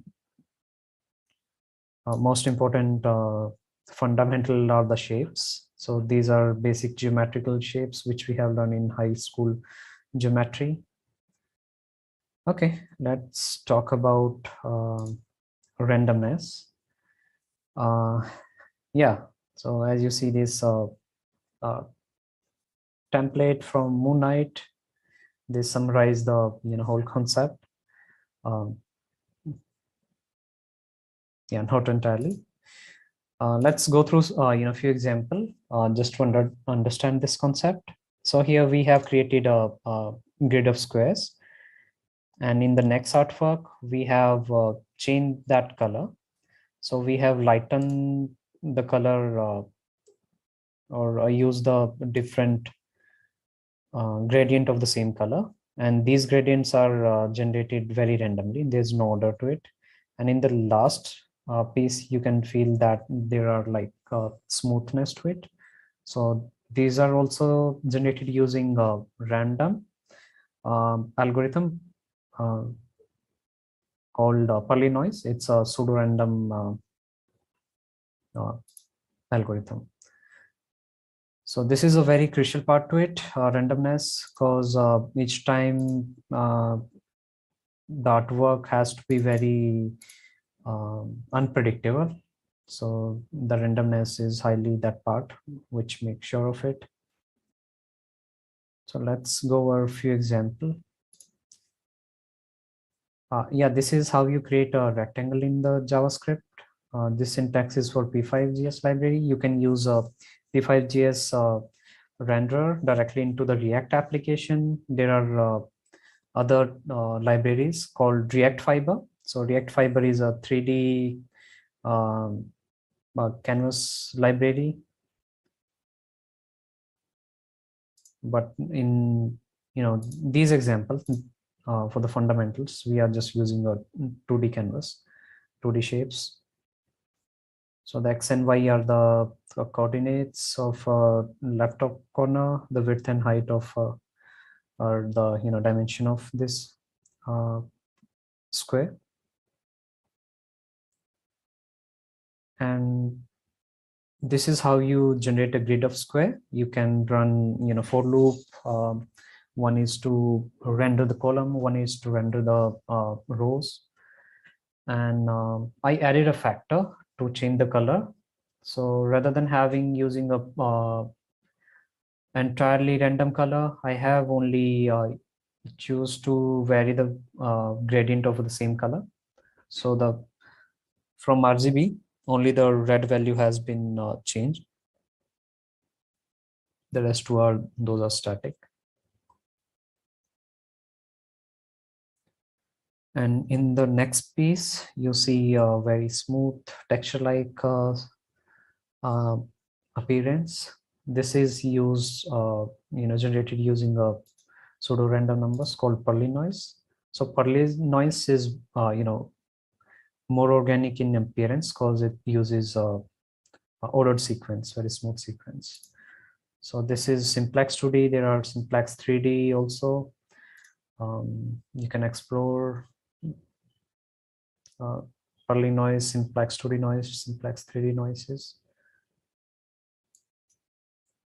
And this is the piece generated using the same algorithms. In this artwork, I have used replace squares by lines, and the one end of the line is fixed, the other one is moved by the Perlin noise. Yeah, this is animation of the same artwork.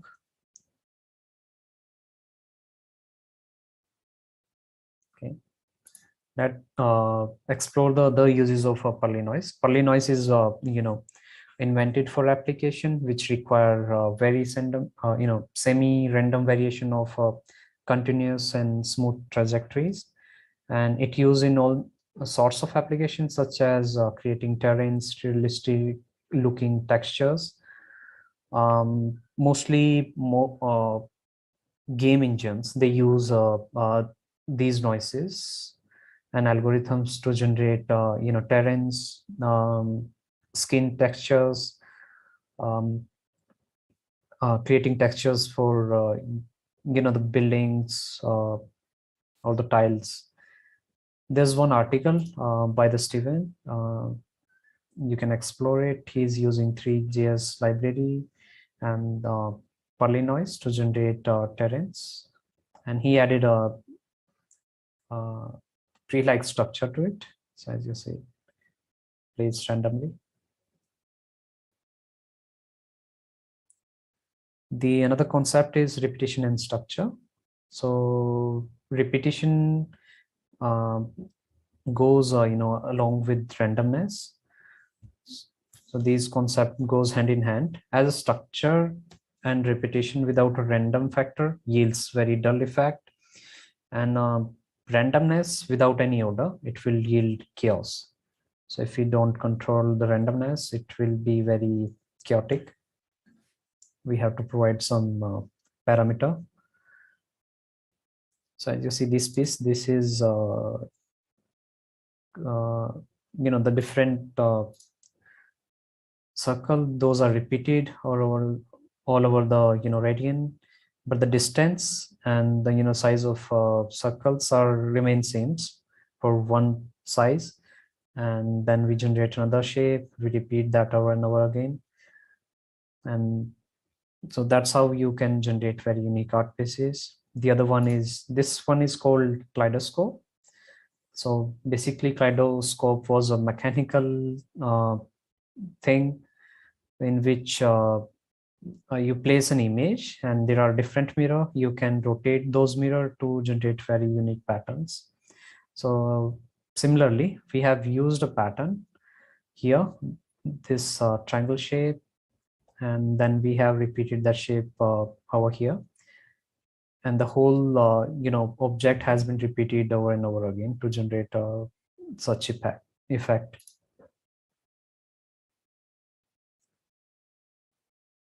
Okay, let's talk about kaleidoscope. Kaleidoscope, mostly the work of mirrors and reflections. And there are many artists who uses mechanical methods, laser works and the mirror to generate such kaleidoscope effect. There are many immersive experience. You can search online, or if you have seen music videos, they use such kind of effect. Those are very mechanical example of kaleidoscope, but the rays and the mirror, those has been controlled by electronic devices using similar algorithms. Let's try to recreate one kaleidoscope example. So first thing, we have to load an image. So this is how you load an image into P5JS library. So we have a variable where the context of that image has been stored, and this is how we render an image. So next thing, we'll mask that image into a triangle. So you can do it in the other shapes also, but let's discuss a triangle first.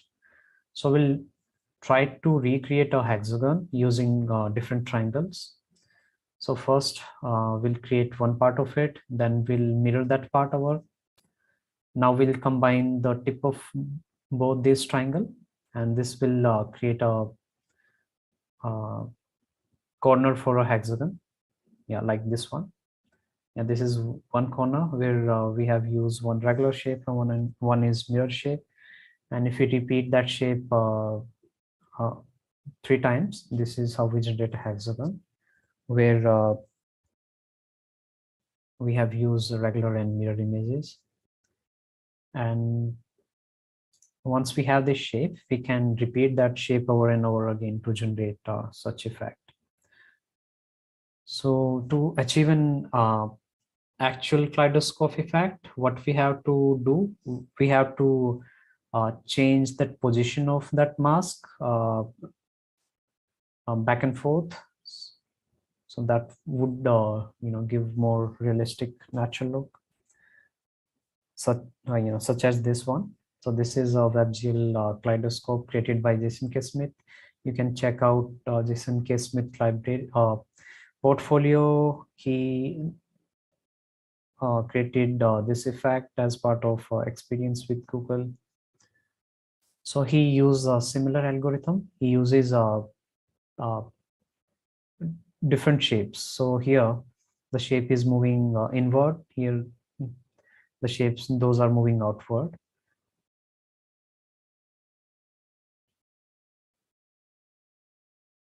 Okay, let's discuss about fractals. Fractal is a part of repetitions and structure.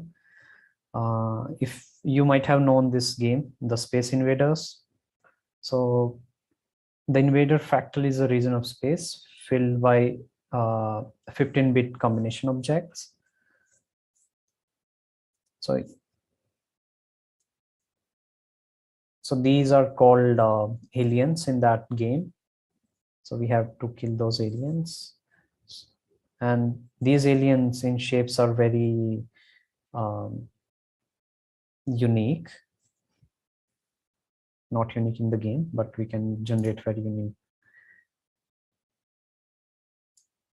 So as you see, this is a 5x5 grid, and we can generate that shape using a 3x5 grid and repeat that horizontally. The left side of the invader is simple draws identical to the right. So the third column, it is a pivot column, and the first column has been repeated to the fifth column, and the second column has been repeated to the fourth column. That's how you generate an invader. Let's try to recreate one invader. Okay, first thing, to generate a 3x5 grid, we need a number of length 15. So we generate a binary number of length 15. So we use some random functions to generate a binary number,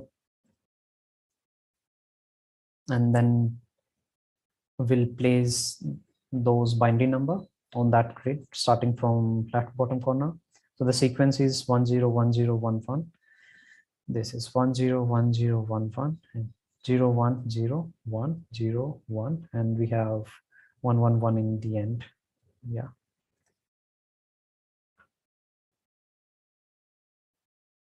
So for the x-axis, we are drawing 3 columns, and we have to repeat these 2 columns all over again. We'll do that in the next tab, but before that, what we'll do, we'll remove these zeros to match the background color. So it seems like these has been removed, or we just render these squares. We'll leave these blank. And now the repetition part, will create a mirror image of first and second column. Yeah. So this shape, this looks like a very unique Space Invader alien with eyes and mouth. You can create more complex shapes for the invader. You can use 7x7 grid. You can use 9x9 grid. Why odd number? Because the middle line, we have to keep it as a pivot, and the only left side of that has to be repeated to the right. And also you can use different color.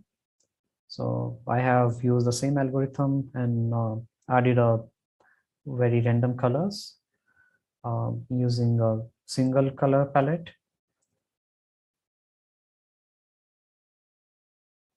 Also, you have to make sure that your color on the left is repeated to the right.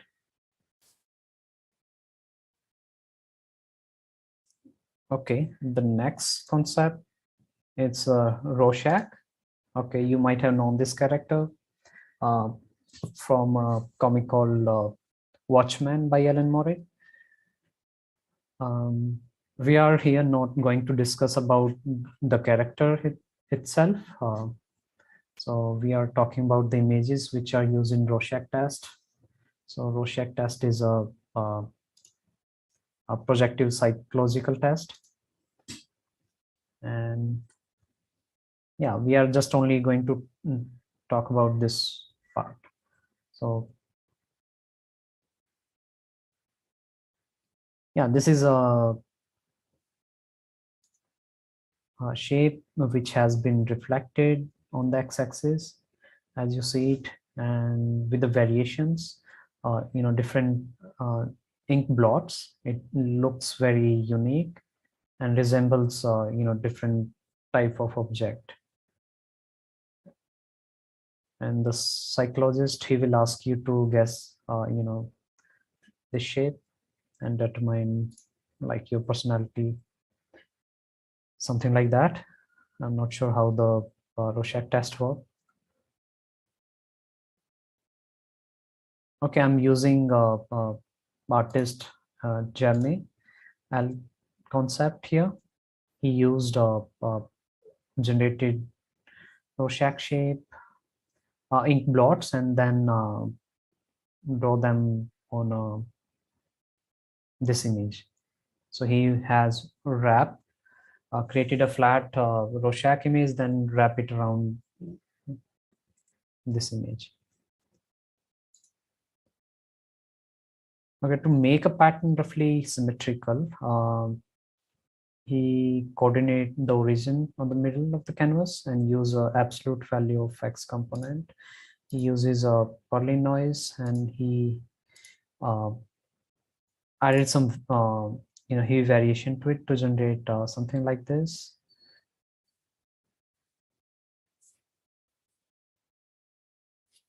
And he added like multiple layer of it to add multiple ink blots.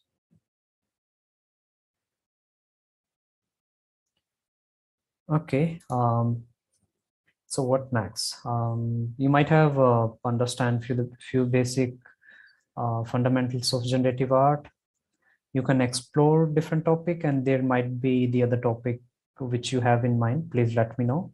We can explore those topic together. So there are different Twitter bots who generate images like this one, but they vary the grid size and the color variations.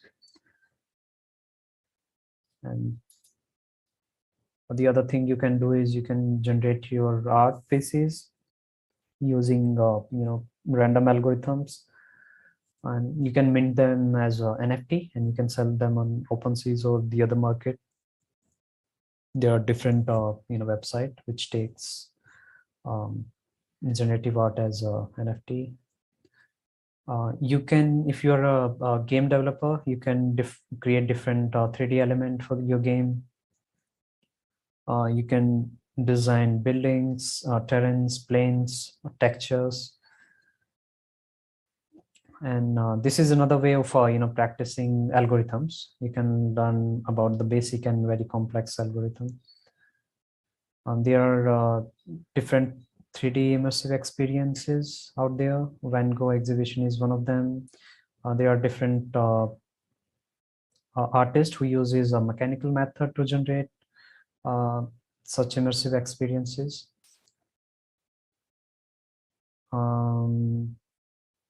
The scientist, mathematician, they uses these algorithm to generate like genetic sequences, reaction diffusion. The game of life is an example of cellular automation.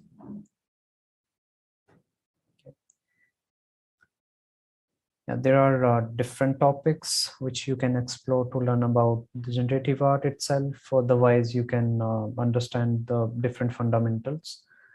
The one I would suggest is the coding train. He explored these similar fundamental in very detail. That is very fun way to learn about generative arts. These are the reference which I have used in this slides. Thank you so much for joining the session.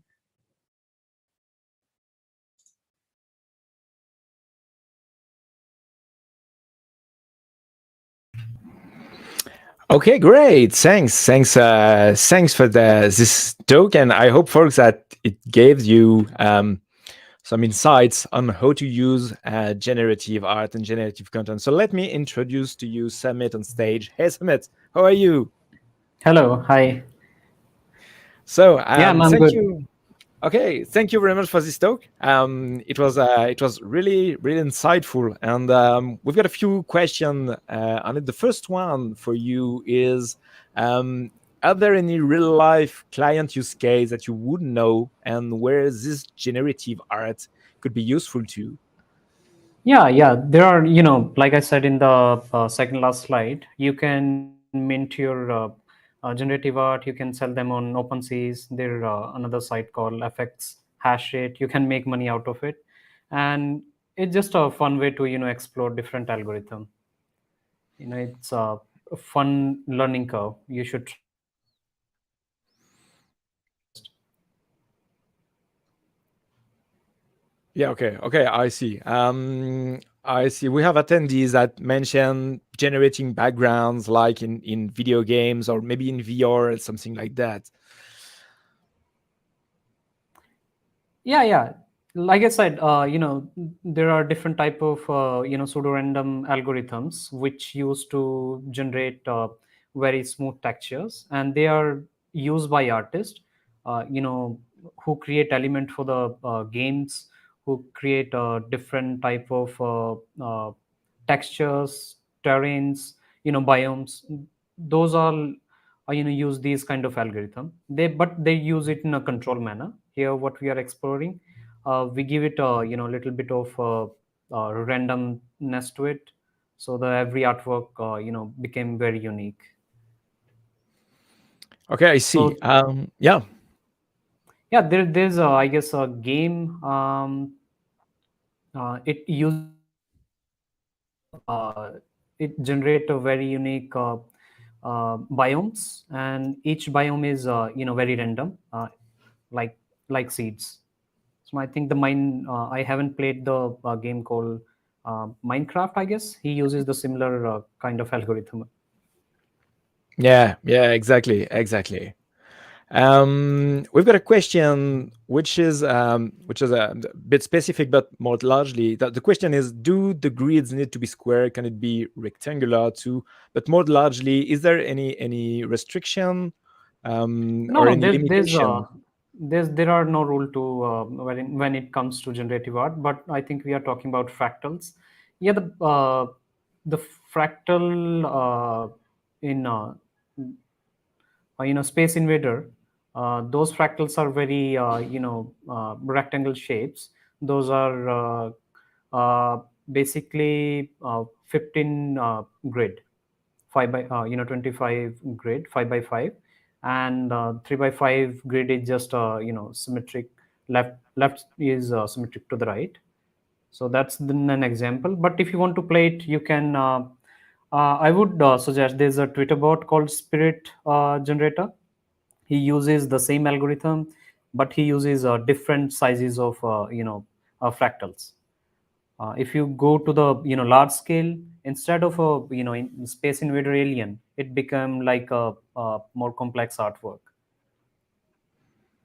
Yeah, for sure. So you could mix any kind of different resources to generate your Right, different right, sprites for your games or for your application and so on. right. Okay, and another question is same thing, probably more generally. How do you apply it in your specific work, or maybe in use cases involving React at some point, or do you know real world examples that use it? No, not at my work. I think there are a few applications which uses 3D canvas, Figma Jam. There's Miro, uh, company in Netherlands. They have Miroverse. Recently, they have launched one avatar thing in which you have randomly select the element of your avatar. So the like face, your the accessories, those kind of thing. So they uses the similar random pattern. So now I think there are like random background or random accessories to it, right? Okay, great. Okay, so thank you very much for being with us, and thank you for this talk. I hope, folks, you enjoyed it. Enjoy the rest of the conference, Sumit, and see you later for Thank you so much probably. for having me. Yeah, thank you very much. So this is it, folks. This is the end of my track for today, and I have to leave you here. But I can leave you with Anna, so I guess it's perfect for the rest of the day. Thank you so much. Thank you for moderating the first blog. It's really awesome to have you with us, and I really hope to have you with us for our next event for sure, because I can't imagine this event without you, honestly. Thank you so much. Yeah, it was always a pleasure, and it was really great to be with you today. Enjoy the rest of the conference. Enjoy your day. Go grab some food to eat. Stay hydrated, people. And yeah, see you tomorrow. See you. Okay, bye everyone. So, and from my side, I have short announcement. So, from the beginning, I mentioned that we will have next React Global Online Summit 2022. It will be volume 2. So please pay your attention to new dates, November 8th and 9th. I promise you that we will have perfect content as usual. So just not to forget, you can book your appointment now, you can grab your ticket now, and I hope to see you at our next React Global Online Summit. So for now, we will have short break, 15 minutes, and then we'll come back with amazing content again. See you.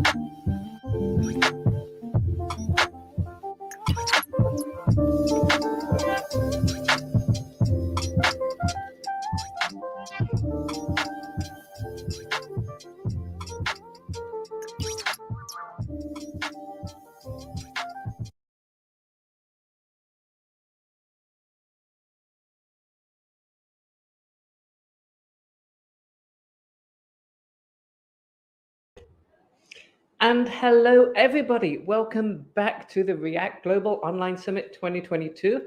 I'm Stacey Cashmore, and you have me as your host for the next 3 talks.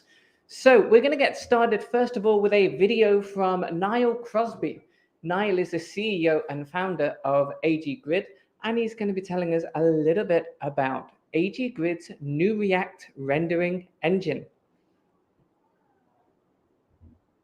everybody. My name is Niall Crosby and I am the founder and CEO of the company AG Grid, and I am thrilled to be here at React Global Online Summit 2022 to talk to you about AG Grid's new React rendering engine, which is a project that we've been working on over the past year to convert AG Grid's rendering engine over to use React. Now, normally at a conference, I'd ask, so who's heard of AG Grid or who knows what a data grid is? I can't do that this time because it's a pre-recorded talk, but I'll assume there's some people who may not know what a data grid is, so allow me to just spend 30 seconds explaining what a data grid is. So this here is a sample data grid. A data grid displays data in rows and columns. This one here has about 10,000 rows, and the rows are actually updating with about 1,000 updates per second. Now, a good data grid will come with lots of different features, like moving the columns around, sorting by different columns, etc. And then an even better data grid would have advanced features like grouping. Here I'm going to group by product, then group by portfolio, then group by trade. And you can see here now we've got 3 levels of grouping going on inside the data. And the updates are still happening. Here you can see if the number is green, it means the value went up, and if the number is red, the value went down. And then an even better data grid would allow you to do something like this. If I bring portfolio over here, select these, right click, chart, go to bars. This is charting integrated into the grid. And we've got some nice charts running off the live data there. Okay, that's just what AG Grid is. Now moving on to the rest of the talk. Then AG Grid, the company, is a company that I started back in 2015. I started the AG Grid project as a pet project. I was trying to solve a problem for something I needed in my work. I had a normal day job at the time. When I completed the project, I then released it as open source, and then other people from around the world found value in this open source project and they started using it as well. So basically, all these people, including myself, were using AG Grid in our applications and empowering our applications using AG Grid. When I saw other people downloading the data grid, I then quit my job and tried to work on AG Grid full time. Then fast forward to today, and AG Grid is downloaded about 1.4 million times every month. That's a hell of a lot of people using AG Grid. And on top of that, in order for me to live, I've created an enterprise version where you get more features and you have to pay money. And for that, we have about 10,000 customers. And altogether in the company now, we've got 30 staff, and that's based out of our offices in London. Okay, that's enough of the intros. Moving on. This is the problem that we had that I'm going to talk about today. All component providers like us have an issue when it comes to supporting multiple frameworks. What we could do is just write our component in one framework, let's say React, but then it wouldn't work in any other framework. And what we would like to do is support as many frameworks as possible to get our components out to as large a community as possible. And so in order to have our component accessible in different frameworks, then normally that boils down to 2 methods. One is either to wrap the component, or the other is to port the component. So the first option, to wrap the component, what that means is you would write the component in JavaScript. You wouldn't use any framework at all. And then when you want to use the component inside a framework, we would provide a light wrapper. So if that's in React, we would have a light React wrapper over our grid component in order for you to use the component and just treat it like it's a React component. Now that is good for us. It means we only need to write the component once, and then we would just provide wrappers for the different frameworks. And hey presto, our component is available across different frameworks. However, that is not the best option for the people using the components. The reason is that the component won't feel as natural inside the framework. In React, for example, it won't tie into the React rendering engine well or at all, to be honest. And that will cause issues, and I'll show some of them later in a later slide. And then option 2 would be to port the component. And that would mean we would rewrite the component again from scratch in the different frameworks. So a grid in React would be written 100% in React. Now that would be great for users of the grid, because if it's written in React, it'll work really well with the React system. However, that's not great for us, because you see, a data grid is a really complex thing to write. And we have a team of developers that's very experienced, all focusing on this one data grid. if we had to support all different frameworks and port the grid for each different framework, we would have multiple grid projects and our dev team would be spread across 4 or 5 different projects, and that wouldn't be good. The overall quality of the grid would drop. So again, to port a component would be good for the community, but it'd be bad for us. And at the end of the day, it will be bad for the community as well, because it means that the quality of the grid just wouldn't be as good. So at AG Grid, we had to make a choice. What were we going to do? Were we going to wrap the component or port the component? What we actually went for was a hybrid between the two solutions. We went for option 1, where we wrap the component, but we also allow customizing inside the grid with the framework of your choice. Now that's a bit tricky to understand just from a slide. So what I'll do is I'll show you an example in code. So this is a simple React application using AG Grid. On the left-hand side here, I've got the code, and on the right-hand side here, I have got the output. These here are column definitions. Each item in the list here is a column. So here I can see athlete, and then on the right-hand side, I have the athlete column with some values down here. I then set the row data and the columns onto the AG Grid React component, which is down here. Now, I'm not trying to do a tutorial on AG Grid. I'm just trying to give you enough so that you can understand what's going on here. On the age column, you will notice that there is what we call a cell renderer. And a cell renderer is a way to pass a component to the grid to tell the grid, use this component for this column. So we can see here my renderer, I have it defined up above here. It's a React functional component. It's not doing anything too exciting. It's just pulling the value to display from the props, and then it's putting in this spinner image. So this here is AG Grid, and AG Grid is using JavaScript to create its DOM. It's not using a framework. So it's doing direct DOM manipulation. It's creating divs, setting styles, setting classes, doing it all in JavaScript. So what's happening, let me just go pull the slide out here, is this. So we have the React application, and that React application is using AG Grid Community, which is using JavaScript to render the DOM. It just has a React wrapper. And then the application is doing a customization on the grid, and that's done in React. So we're going from a React app to a JavaScript grid to a React component. So you're jumping out of React and then back into it again. Now we can see here that it does work. So you might wonder, well, what's the actual problem here? Well, let me show you some problems. Okay, I'm going to go to the dev console, and I'm going to go to the component section of the React plugin. And we can see that the hierarchy is pretty simple. We have AG Grid here, and then we've got this custom cell. There's no mention of all the grid cells or the rows and the columns and the headers, etc. That just does not seem to be here. And the reason for that is that those pieces aren't written in React. Remember, they're plain JavaScript. They're just sticking in the DOM using direct DOM manipulation. So what we had to do is come up with a way to inject lots of React components inside our native JavaScript component. And that's not really how you're meant to be using React. And it's not what somebody would expect if you're a React developer and you're using AG Grid. We implemented this in portals, and the result is a huge list of portals all just hooked off this one big fat component here. That would cause some issues, such as flickering when you're scrolling up and down, and also would cause another issue, which was a DOM which had more elements in it than we needed.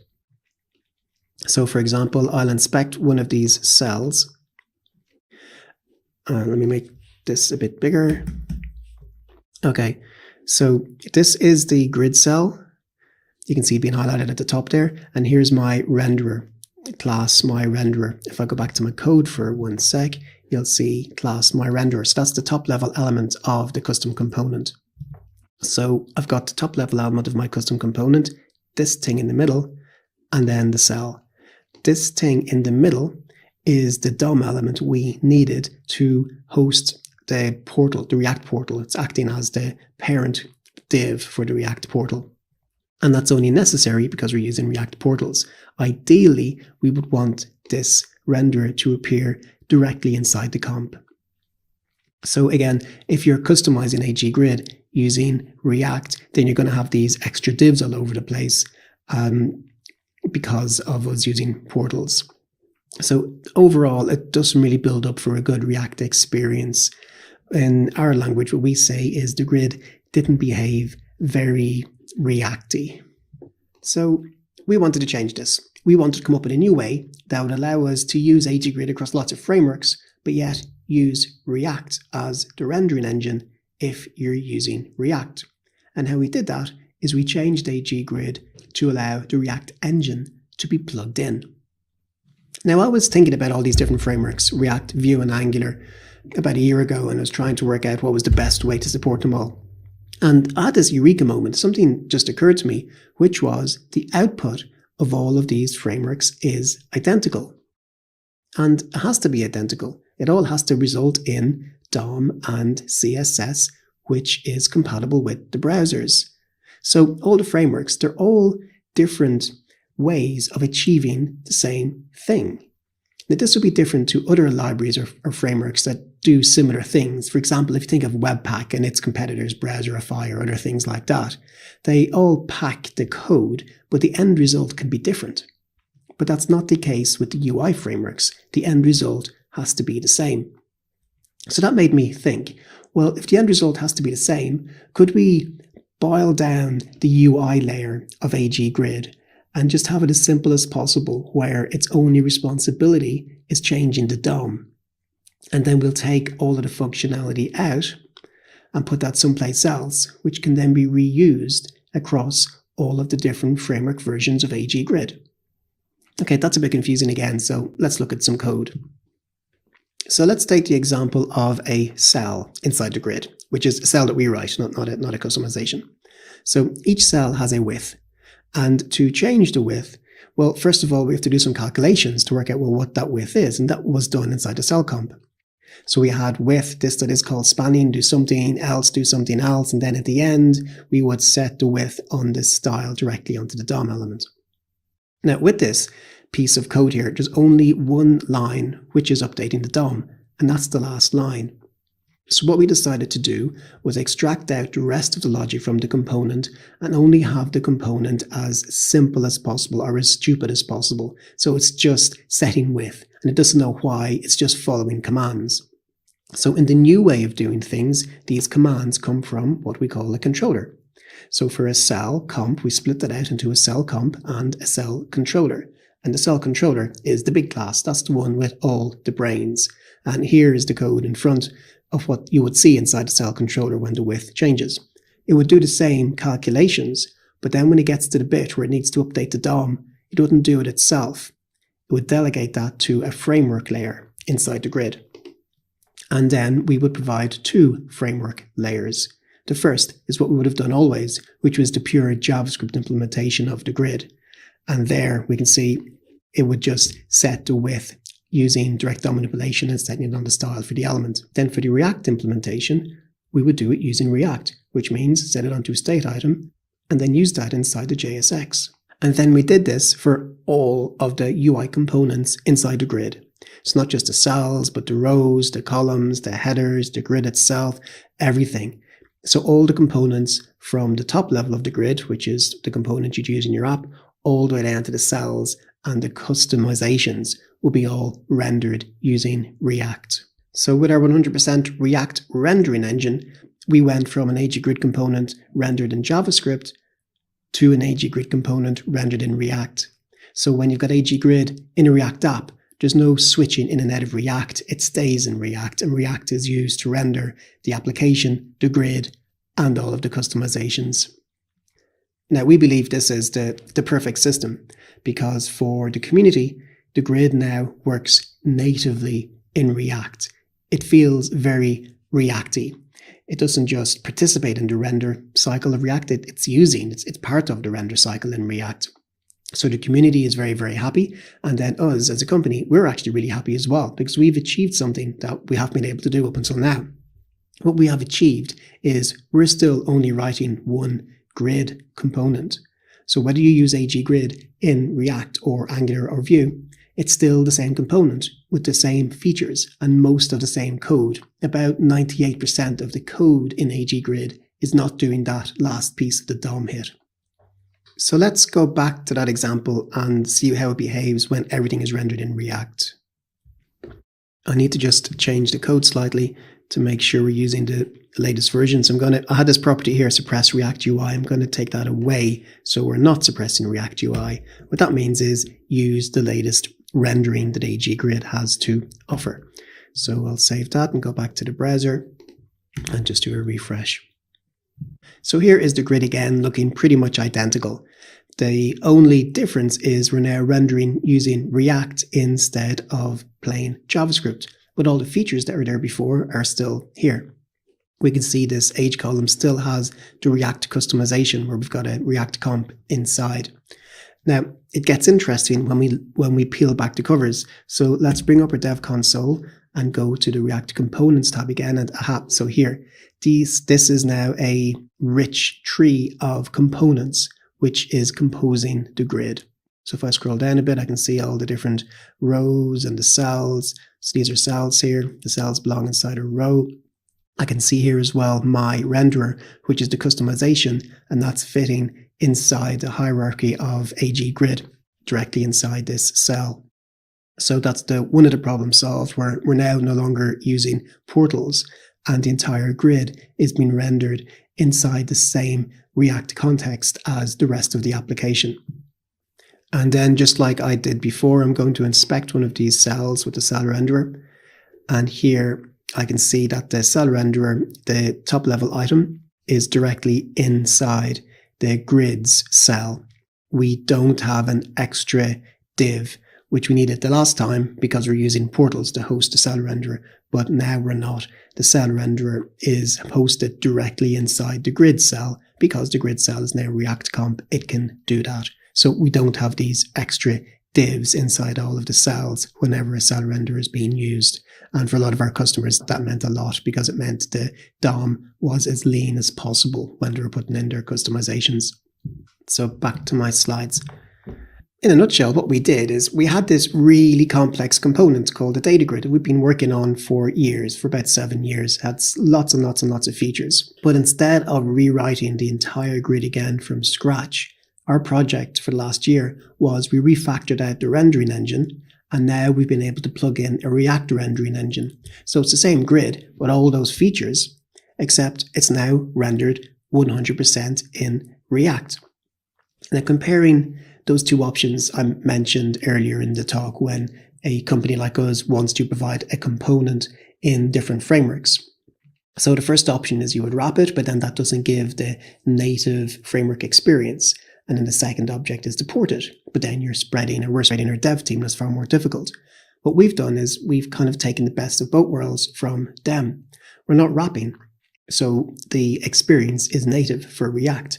And because we're not porting, all of our dev team in AG Grid can stay focused on the one grid. So whenever we're working on new features in the future, it's going to be for all of the frameworks, including React. So there's no chance that React will fall behind the other framework versions when it comes to which one of our grids gets the latest and greatest features. Because, again, it's the one grid for all the frameworks, but rendered in React when you're using React.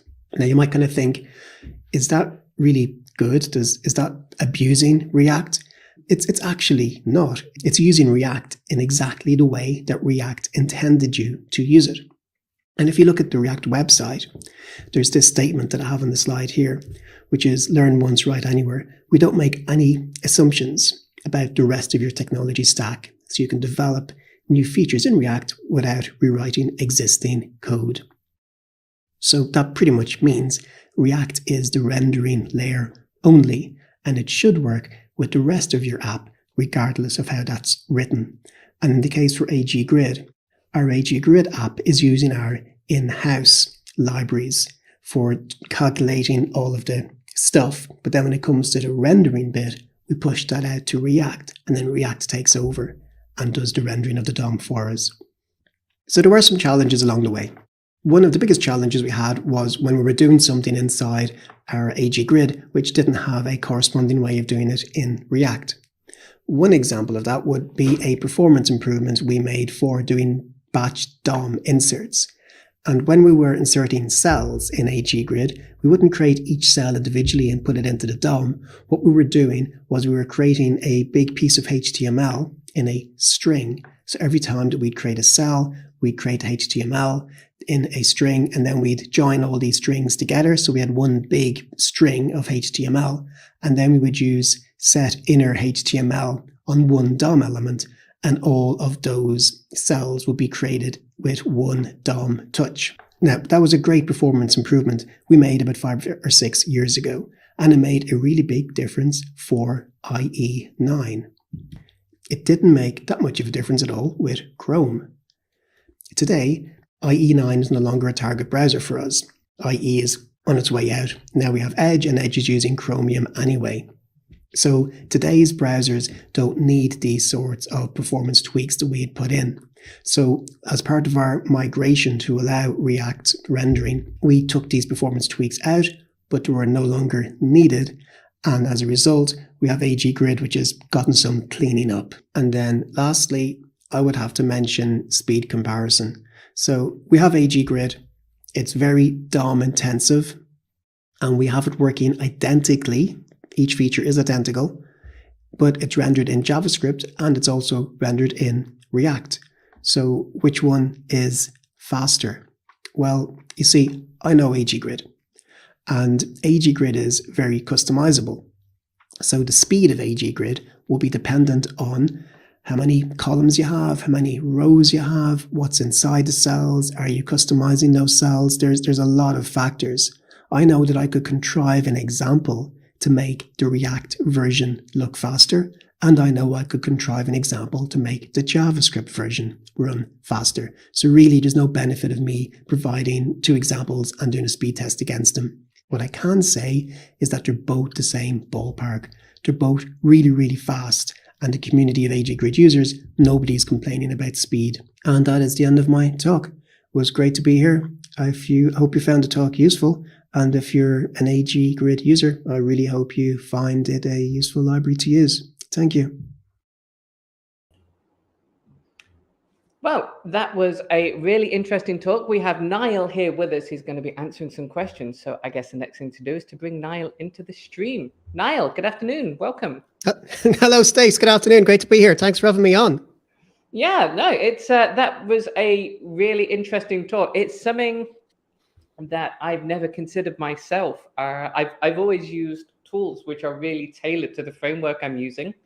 But yeah, it's being able to reuse components between frameworks. It must be quite an interesting experience to go through to get it working, like you say, in a nice way with a nice experience for the developers.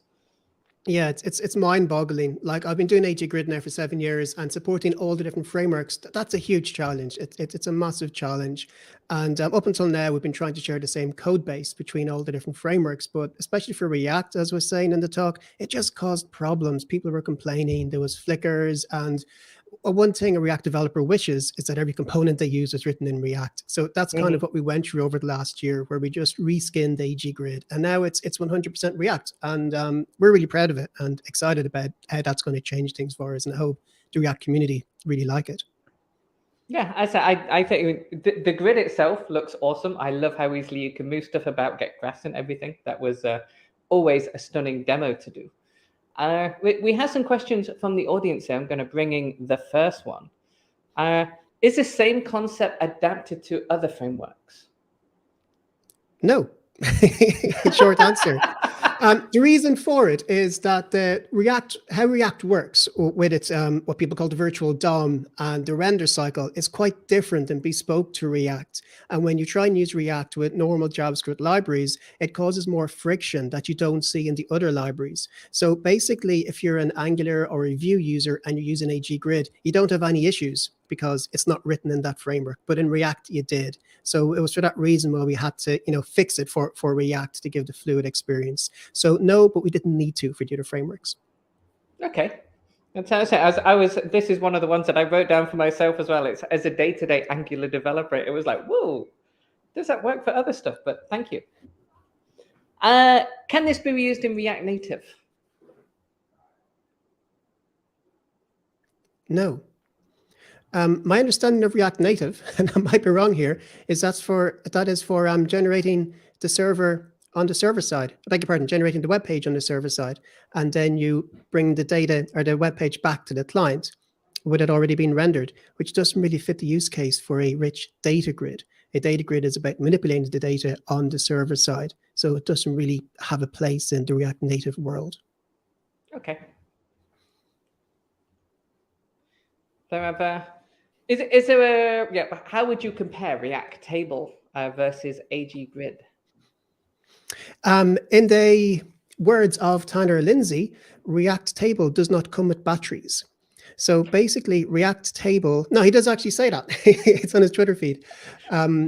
Basically, React Table is a much smaller library. It is more lightweight because it doesn't do much. It's just a utility function for allowing you to generate your own grid. So I guess there's two differences. The first is we come with a UI. React Table does not come with a UI. So if you want to create a data table, you'll have to create far more code. You'll have to code a lot of UI to get something working with React Table. With AG Grid, you don't. You just stick it into comp, and then you configure some properties.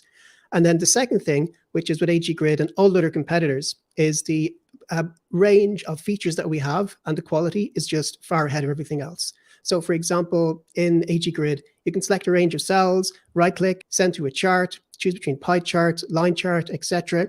And that concept just doesn't exist in other tables. So let alone React Table, which doesn't come with UI. But then if it did have a UI and you were to match its feature set, then we have much greater feature set. Yeah. Okay. So it's the one that I like to say is the code that I don't have to write is the code that I can't put bugs into. And you've got 10 developers, if I remember correctly, and it is their job to make this thing awesome. Whereas if I was to make my own table, it's something that I've got to do in order to be able to do my job rather than it being my job. Absolutely. I'm not trying to boast, but we've been doing this for 7 years, and our table is downloaded, 1.4 million times a month. So it's been battle tested. All those tweaks and things, different platforms, different browsers, we've done all of that. So it doesn't make sense to write your own. Okay. So we have a quick question. I was wondering, would you consider the use of web component now for AG Grid? We have in the past. Back when the AG Grid was, well, about 4 years ago, we did support web components, and we also supported, I can't remember the name of the framework, but there was another framework that was based on web components. Polymer. It was called Polymer. And we can see how many times these frameworks are downloaded. And web components was hardly ever downloaded. There was like maybe 10 a month compared to the thousands or hundreds of thousands of the other frameworks. So the community didn't grab on to our web component when it was available. Also, web components, they don't do well with binding data. You need to have a framework to bind the data for you. So a web component doesn't stand up by itself. So we assume that if you're building a complex application, you're probably going to have something else as well as web components to manage the other things in your application. So at this point, we don't see the energy from the community to us to know that enough of that. Sorry, we need to see more people looking for web components for us to go back and visit it again. Yeah, I can appreciate that one. It's you want to put your time and you want to put your effort into something that more people are going to find useful. Serves the wider community, yes. Yeah. So this one I find really interesting because you said that your example had a huge amount of rows inside of it. But what is the maximum data size it can support before it starts to get laggy? Right. In the example we have online, it goes to 100,000 records with about 20 columns. And you can increase data column-wise or row-wise as well. Once you go to about 300,000 rows, that's where your browser will run out of memory. And that's not our performance-wise. So as long as you can load the raw JavaScript from your server into your browser, then the grid will just run just as fast. And the reason for that is we use row virtualization. So we only create the DOM that you see in the screen. So although you might be showing 100,000 rows, only 20 rows will be in the DOM. And then as you move the scroll up and down, we'll rip those rows out and put new rows in. So therefore, as far as the grid's concerned, the max rows is going to show is 20. Having more rows loaded in your browser doesn't impact performance. So there is a limit with the browser memory. However, if you want to load more, if you want to present more rows than fits in your browser's memory, then we've got lazy loading of rows, which is too complex to go into here, but basically will load it'll load rows in blocks and also do lazy loading of groups as you expand groups. So we have mechanisms in place to allow managing larger data sets. Okay, I think I want to add an extra bit to this question, if you don't mind. Cool. And that is, if you have something in the data row, say it's displaying an image for a product or something like that, how do you ensure that you don't end up with empty placeholders for images whilst they're loading? Right. So that would be a customization that you would provide. So you have the ability to customize each cell in AG Grid, whereby you would provide a React component and you would tell the grid, use my React component in each cell.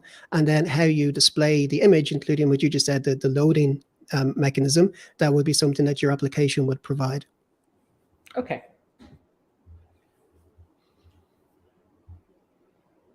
Yeah, what about the chart performance? We've seen the performance for the table, but if I create a line chart with a lot of data, how's that one going to react? I didn't write the charts. I wrote the grid part. That's somebody else's question. But I do know that we use Canvas. We don't use SVG. Charts fall into two groups that are Canvas-based or SVG-based. If they're Canvas-based, then, I beg your pardon, if they're SVG-based, then you do hit a performance limit whereby you got too much DOM elements, because SVG does mean DOM. Ours is Canvas-based, so it does have a much higher limit. I know we compare well to other chart libraries, but I can't give you a number as an answer. So what I'd recommend, whoever wants to know that, is go to our docs, go to an example, bring it into Plunker, and just modify it and make much more data, and you'll see for yourself. Okay. What is the data size? It's able. That one we've pretty much covered, I think, with the other answer. Okay. Because yeah, it's basically. I'm guessing this is the same. It's just down to the browser memory. Then it's that's your big feature. Yes. Does AG Grid support accessibility? Absolutely, yes. And we're, I guess everybody says they're market leading, but we are absolutely market leading. One of our biggest customers, I can't say who, but one of the top 5 tech firms in the world came to us about 3 years ago and said they want to use our grid. From what they could see, we were the best that there was, but we needed to do work to get it to another level with regards to accessibility. So this big customer helped us about 3 years ago bring us from, which was market leading, up to definitely market leading and absolutely 100% accessible. So yeah, a big yes to that answer. Okay. Sorry, a big yes to that question. Yes, you know what, I missed that one too. I'd say it's late in the day, but it's not. It's mid-afternoon for me. Is there a way for implementing the infinite scroll? Yes, there is. Go to our docs, check there's a page for implementing infinite scroll. That's a nice and easy answer. It's documented for you. So does this mean that the lib? Does this mean the lib opt into the framework? Oh yeah. So we use React for rendering the grid. If you're using AG Grid React, if you're using AG Grid Angular, it doesn't use React.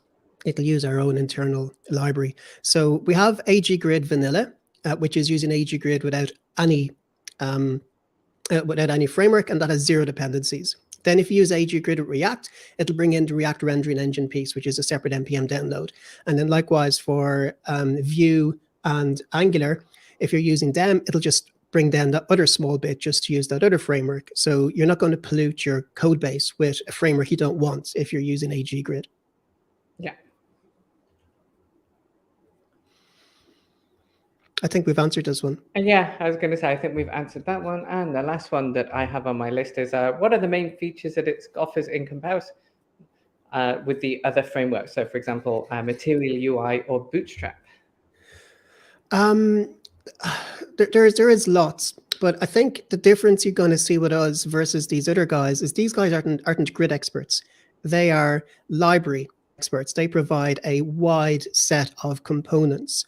So they probably spend as much time getting their date picker, their drop downs, their buttons all looking really nice, which is brilliant. That's what they do. We focus just on the grid. So as you said, we've got 10 developers focusing just on this data grid. So just by that fact, you have to expect that the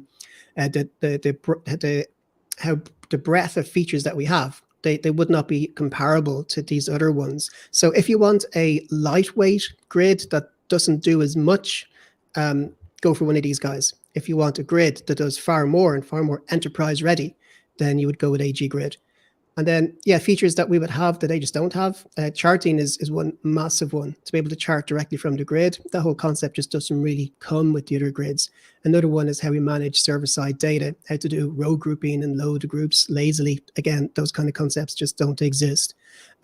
So what you would see, if you want to do a comparison, if you pick a feature that we do, for example, Excel export, and look at the web page or the documentation in the competitor and just look at the Excel export, you'll probably see one example where to do it, turn it on, and it's very short. Then you go to AG Grid and you see Excel export, and there's a huge amount of information because the thoroughness of what we've done is just far more deep than what you see in the competitors. Okay. We have a couple more questions that have just come in, and I believe we still have time, so let's carry on for a couple of more minutes. How about group roles? It supports grouping. How does it handle pagination? Is that the same? Is that two separate questions? I think it's possibly two separate questions. I mean, the group role, the grouped rows. I saw you demonstrate that one, grouping things together so that you could get the. Yes. So that was grouping things in the browser. So if you load, for example, 100,000 rows into the grid, then you can do grouping and pivoting just like you would do in Excel right inside the browser. And your application doesn't have to write any code for that. You just let the user group by this column, and then the grid will take care of the rest. So you have this like real rich Excel feel to the grid without you having to write any code.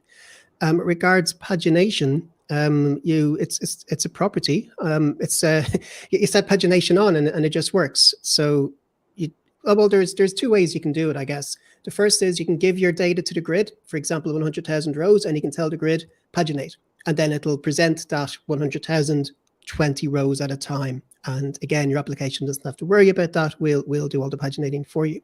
Or you can lazy load the rows, and that's done with our infinite scroll, or we have another thing called a server-side row model, whereby you can show 100 rows to the user, and then as they click on next or the next page, it'll then hit the server and bring back the next bunch of rows if you wanted to do server-based pagination. Yeah.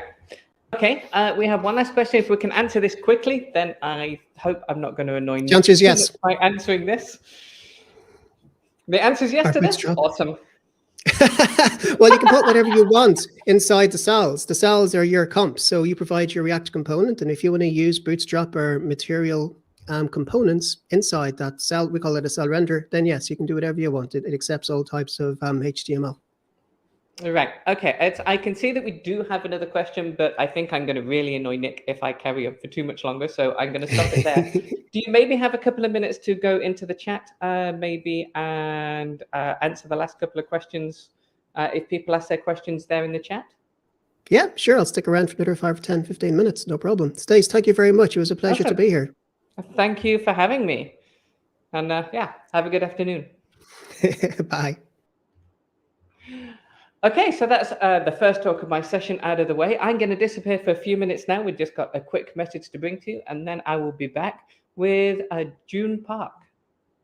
Bye-bye for now. AG Grid is a high-performance 100% React data grid that easily handles hundreds of thousands of rows. It's available as a free MIT-licensed community edition, which you are free to use in commercial applications, and the Enterprise edition can handle millions of rows when you use our built-in server-side row model, and it even comes with integrated charts. Learn more at aggrid.com. And welcome back, everybody. So next up, we have Joon Park. Joon is a senior software engineer at Spotify. I hope I'm pronouncing his name correctly. I apologize if not. And he's going to be going into a deep dive into React keys. Spoiler alert, they're not just for lists. This talk is all about React keys. If you're just getting started with React, a key is probably something you associate with rendering lists of things. We're going to do a deep dive into exactly what React keys are and find out how they can be useful to us outside the context of lists. For most of you, since this is the junior track, you'll probably learn something new about how React handles keys under the hood. For those of you who have some more experience with React, I'd encourage you to stick around, since you'd be surprised at how many React devs don't know about using keys outside the context of lists. My name is Joon Park, and I'm a senior full-stack engineer working on Backstage at Spotify. Before we get started, just want to state that everything I discuss here today represents my own view. Nothing I say or endorse is on behalf of Spotify. All right, let's dive in. Today, we're going to start with one error every React developer knows. We're also going to talk about one error that every React developer loves. And we're going to talk about one error that every React developer hates. One error everyone knows, one that everyone loves, and one everyone hates. Knows, loves, hates. Are you getting this? These are not three separate errors. This is, oh, hold on. There is an error in my console. It says here, warning, each child in a list should have a unique key prop. That sounds super familiar. Oh yeah, that's because that's our error that we're talking about. Diving into this error a little bit deeper, we know this error because it happens all the time. It's easy to forget about keys, sometimes even if you're inexperienced with React. We love it because it's easy to understand how to fix it. The error message tells you where to look. And we hate it because, well, it's an error, and sometimes it can actually not be trivial to fix it, even if you understand how. Keys are like a double-edged sword. They provide a unique and stable identity, and they force React to remount when they change. But what do these two things actually mean? Let's dive into these a little bit more, one at a time. A unique and stable identity. It might sound straightforward at first glance, but we can be even more specific about what those keywords mean, pun intended. Unique and stable identity makes the most sense in the context of lists, which is where we see keys used 99% of the time. So let's look at one such list. First, starting with the concept of uniqueness. So here we have a simple demo. This component holds 3 inputs, as you can see here on the left, in a list. And we've just got a button here on the right. So looking at the code, you can see that these are the inputs components being rendered. And all this input component is just a bare text input with internal state. That's all, nothing more. And then, of course, this list state is mapped. And you can see that the button has a remove handler, and when it's called, it'll remove the second item of the list.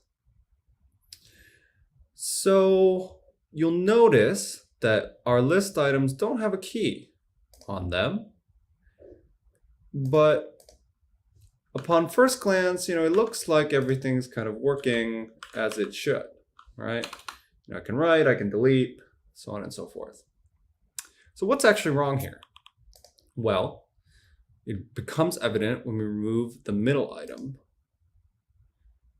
Now, you can see that the state wasn't preserved correctly. Some of you may wonder if the code just incorrectly removed the third item, but we can see that that's not what happened here by looking at this data ordering attribute that we've got here. And we can see that indeed that it is the third item. So React didn't preserve the state correctly. So what's the interesting part? Well, the interesting part is how we fix this, right? So if we think back on our hint of the word unique, that would lead us to naively believe that the easiest unique identifier of a list, which is the index, would help us fix it. If a warning siren just went off in the back of your head, that's great, because you would be totally right. Even if you haven't been writing React for a long time, you've probably heard in some shape or form, don't use indices as your list keys. It's true, you shouldn't. but not many people know exactly why you shouldn't, and we're about to find out. So let's go ahead and add the index as our key. Let's see what happens. I'm going to save here, reload. We're going to do the exact same thing as before.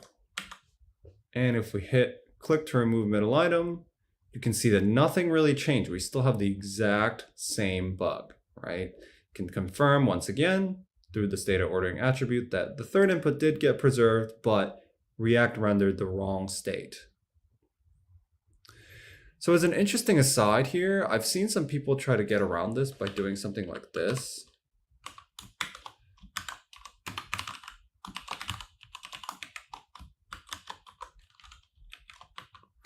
Where you concatenate the index with some unique ID.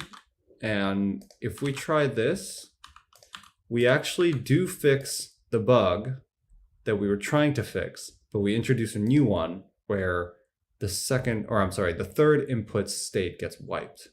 So that's not going to work either. As you can see, just satisfying the unique condition didn't quite do the trick. So we need something unique and stable. If you think about it, it makes sense. Indices by definition are not stable if we're pulling things out from the middle of the list, right?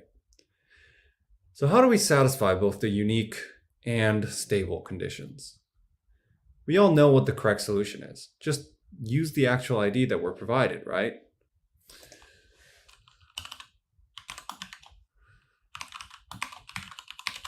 Like so. In many cases, this is often a UUID or some other generated identifier given to us from the backend. So if we just use that, we can see that now this remove is working as intended.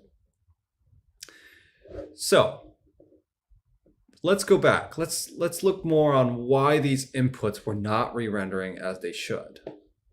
In order to understand exactly why, we need to first understand an important step in React's rendering called reconciliation.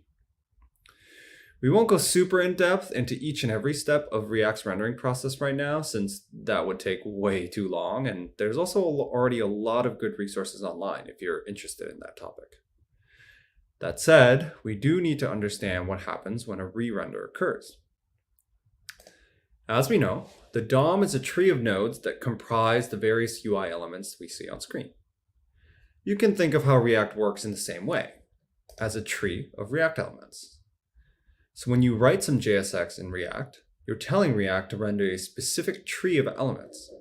And then, when a state or a prop change occurs, React renders some other tree of elements.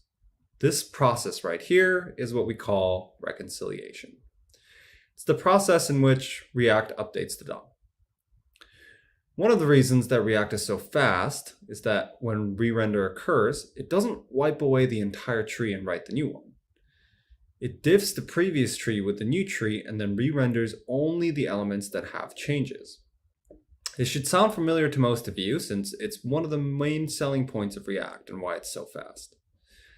So let's take a closer look at the steps of this diffing process. For very simple cases, it works exactly like you'd expect. If you change this div to a span, then React will throw away the DOM of the div and all the nodes under that div. It knows to do that because the elements are different. Span is not a div. It'll then build the span and all of the nodes under that span. So that's pretty straightforward. Just compare the element types, and if they're different, wipe away re-render. So now let's get back to the situation we were seeing in our demo earlier. Let's look at a list. You might be surprised to discover that React's diffing algorithm is really naive here. When React finds a list, it just compares from the start to the end. That's it. So in a case like this, where we have 3 inputs, say if we remove the third input, right, the third input, everything works as expected because React was still able to match the first input from the old tree to the first input from the new tree, second input from the old tree, second input to the new tree, and that's it. It works as expected.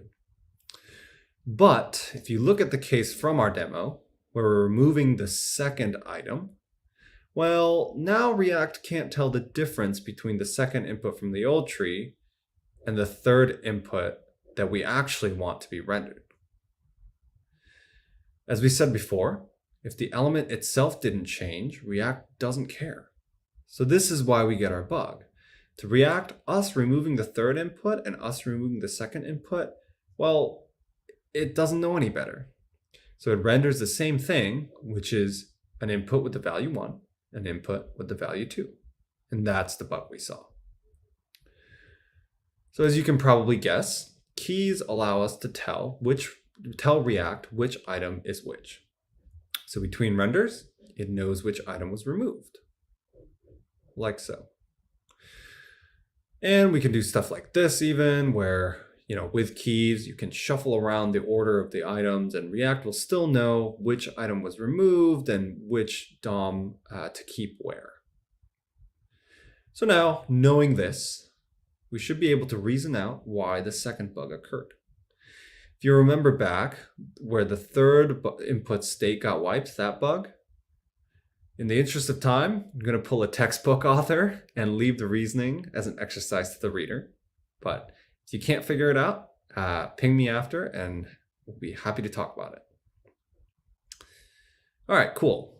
So now we know how reconciliation works and exactly why the keys are important to reconciliation. Keys tell React, hey, if you see an element with the same key, you can assume that the element and all its children haven't changed. But previously, we mentioned that keys are a double-edged sword. So we can flip this statement around and say, hey, if you see an element that has a new key, assume that it should be completely rebuilt. This is actually a really interesting statement. It has some very useful applications. By examining the way that keys can keep things stable, we've discovered that keys can also force React to rebuild the DOM node from scratch for any given component. Let's look at how this works. So here we have, So here we have another demo.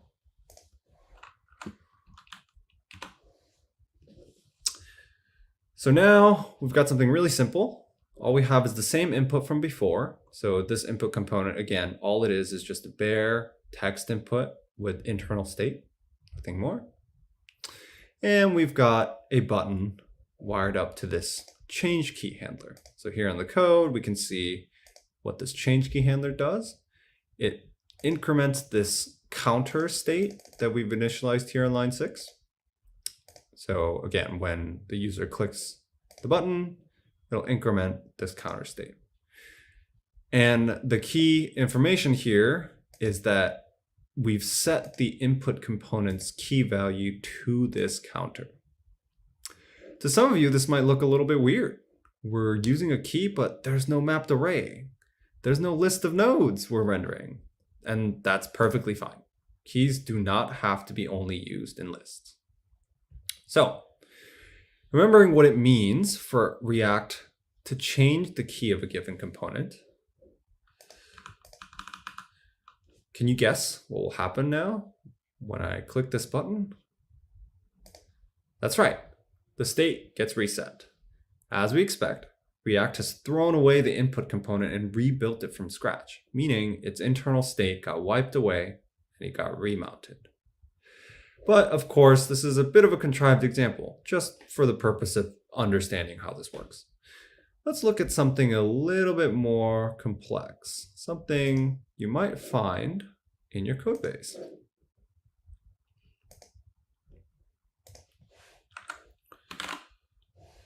All right, so here we've got basically what is a course registration page.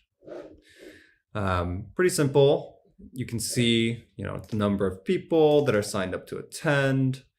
There's the title, course code, paragraphs of descriptions, and a register button. Looking at the code for this page, you can see this use demo course API hook here. You can basically think of this hook as your typical data fetching paradigm. So loading, what you'd expect from loading data. Course data is, of course, what actually contains the data that we care about here. Register is a function that triggers a call to the server, indicating that the user wants to register for this course. And the simulate function we'll come back to later. So when this component mounts, the data fetch occurs and the loading value is set to true. Once the data is loaded, it'll render this course info component. And diving into this course info component, can see that this is what does all the rendering of the actual information, right? So we've got title, course code, we map over the paragraph description, and we've got the button that just handles the registration. So I'll reload the page just to show you that I've mocked the server request to essentially always show a 2-second delay. So we've got that loading state that we can see. So what happens when you click the register button? Well, the register button is going to trigger a request to the server to essentially say, hey, we want this person to be registered for this course. And once a successful response is received, the number of people attending is refetched, and we display the loading indicator again while this happens. Finally, we display a new number of attendees when the data is loaded. So let's see this happen. So I'll click register, loading while the data is refetched, and then the updated data is displayed here. This is okay, and it certainly works, but it's not the greatest user experience. As you can see, if the request time is long, the UI feels really clunky with all that time spent in the loading state. There's a commonly used pattern that we can implement here to improve the experience. It's called eager updates. All that really means is that instead of waiting for the server to tell us the new number of attendees, we just go ahead and increment the attendee count on the client as soon as the user clicks register.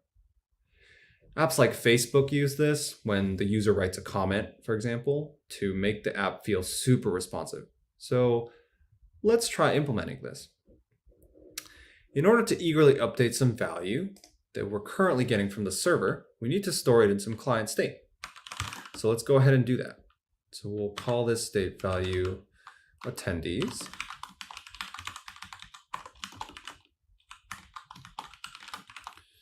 And we'll initialize this value to the attendees that we get from the server. Let's import useState. And now instead of using the course data.attendees value, we can just use the state value. Okay.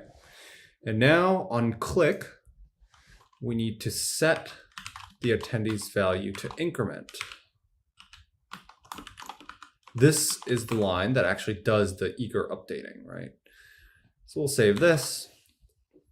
And one thing we have to be mindful of in the parent component, we can't altogether get rid of this loading bar because the initial very first fetch, we still need to show loading progress, right? But now we don't have to show it on any subsequent fetches. So we need to make sure that it won't display when we already have course data. Okay, save that. All right, let's reload this page. And let's see what happens now. When we hit register, we immediately see the number of attendees update. And that's a much better user experience. Okay, great. So if that was the end, that would have been too easy, right? Maybe some of you have already spotted the red flag here. Consider this. Let's say some amount of time has passed and 10 more people have registered for the course. Imagine now that some other part of your app triggers a refetch of the course data. We can actually simulate this by this little button I've hooked up here called Simulate External Update. So I'm going to click this. And you can see that even after waiting the 2 seconds of delay that I've artificially built in, the number of attendees didn't change. To confirm that this is actually a bug, we can look at our React DevTools here. And if we go to the course info component, you can see that the number of attendees in the prop is 81, but the state value is still 71. So now we're displaying an old stale value. That's not great, obviously. Now, if you just thought keys to the rescue, you've been paying attention. You're right. We can solve this with a super simple change. And all we have to do is come here and add a key to the course info component. And so by doing this, we can now tell React, hey, every time the attendees value from the data we get from the server changes, just re-render the course info component. All right, let's save, reload. Let's see what happens now. Normal register as before. You can see that the eager update still works because there was no loading state, immediate update. And when we simulate an external update, you can see that, ta-da, the people attending also updated correctly. Nice. So this is what we want. We've got a great use of keys to just wipe away any internal state when it becomes outdated. All right. So let's recap. We learned that keys are useful because they provide a unique and stable identity. And you need both parts of that to mutate lists correctly. Keys also force React to remount when they change. And we can use this to our advantage even outside the context of lists. Hopefully you learned something new about React keys today. And if you have any questions or just want to connect, feel free to reach out. Thanks for listening.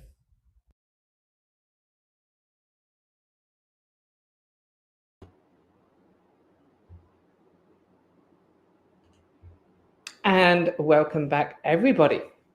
Okay, we have Joon waiting by to come into the stream, so let's pull him in now. Hello there, Joon. Hello. Good afternoon. Am I pronouncing your name correctly? Yes, absolutely. Yes, awesome. Thank you so much. Yeah, thank you for that talk. It's that was quite an eye-opener for me. It's by trade, I'm not a React developer, so I am learning a huge amount today. But I found some of the things on there really interesting, both on an eye-opener of like, wow, really? That's what happens? And also was like, wow, you can really turn this around and use it to your advantage. Yeah, so we got some questions that I'd like to bring in. And the first one, which I find quite interesting, for the last example that you gave, what happens if you get a 400 error? Yeah, that's a good question. So I'm assuming they're talking about the course data example and say, you make fetch and then some kind of error occurs and now you're stuck in this state where your client value has pretended to update essentially, but now the server is kind of out of sync with that because the request didn't actually successfully go through. If it wasn't obvious, this eager update implementation that we just saw is not particularly realistic. Obviously, this is one of many cases that we definitely want to handle. So a lot of times, when you're implementing eager update, you kind of have to be aware of what your product really prioritizes, right? And if this really snappy, fast update is more important than maybe consistency, then you can maybe update first and then kind of worry about handling and presenting that error state to the users in some way through the UI later. If that's not the case, if users seeing accurate updates, for example, if you're handling money values, for example, in any kind of UI, you really want them to be accurate at all times, right? Then maybe this kind of implementation isn't for you. And that's really, really up to you to kind of handle. I would really say, if you want this kind of behavior in your app, contrary to what we just saw, maybe don't hard code, or maybe don't implement your own eager updates yourself, because there's a lot of libraries that kind of do this for you already, including other abilities like caching and so forth. So realistically, probably take advantage of one of those, but just to see that, if you were to implement something like this, keys would be a useful use case. That's kind of what we were seeing earlier. Yeah, Okay, excuse me. Then we have another question about still needing to refetch the data. I'm guessing that's kind of covered a little bit in what you were saying about faking the data refresh, that nice little button that you had out of sight at the end of your screen. Yes, absolutely. We do need to refetch the data, and the demo actually also did that. Sorry if that was not particularly clear, but the refetch still happens in the background. It's just that when the refetch happens, you don't really see any change in the UI because you do +1, sign up for an attendee, and then it comes back with just the same +1, and there should be no UI change, and that's kind of a correct eager update, so to speak. Yeah. Then we have an interesting question. Why do I need to edit the key if I can just edit the state? That's a really good question. So I'm going to generalize here just to kind of make sure I answer this question correctly. But in the case where we are duplicating any kind of state that already exists, in this case, in the server, you have to be really careful now because you've created a second source of truth, right? And you always hear like a paradigm being, have a single source of truth. And there are cases that, like we just saw, where we want this other state to be on the client. But as soon as you create that new source of state, now you are in charge of making sure that it's synced with the server, and all these kinds of edge cases can pop up. We already heard from another question, like 400 errors, things like that.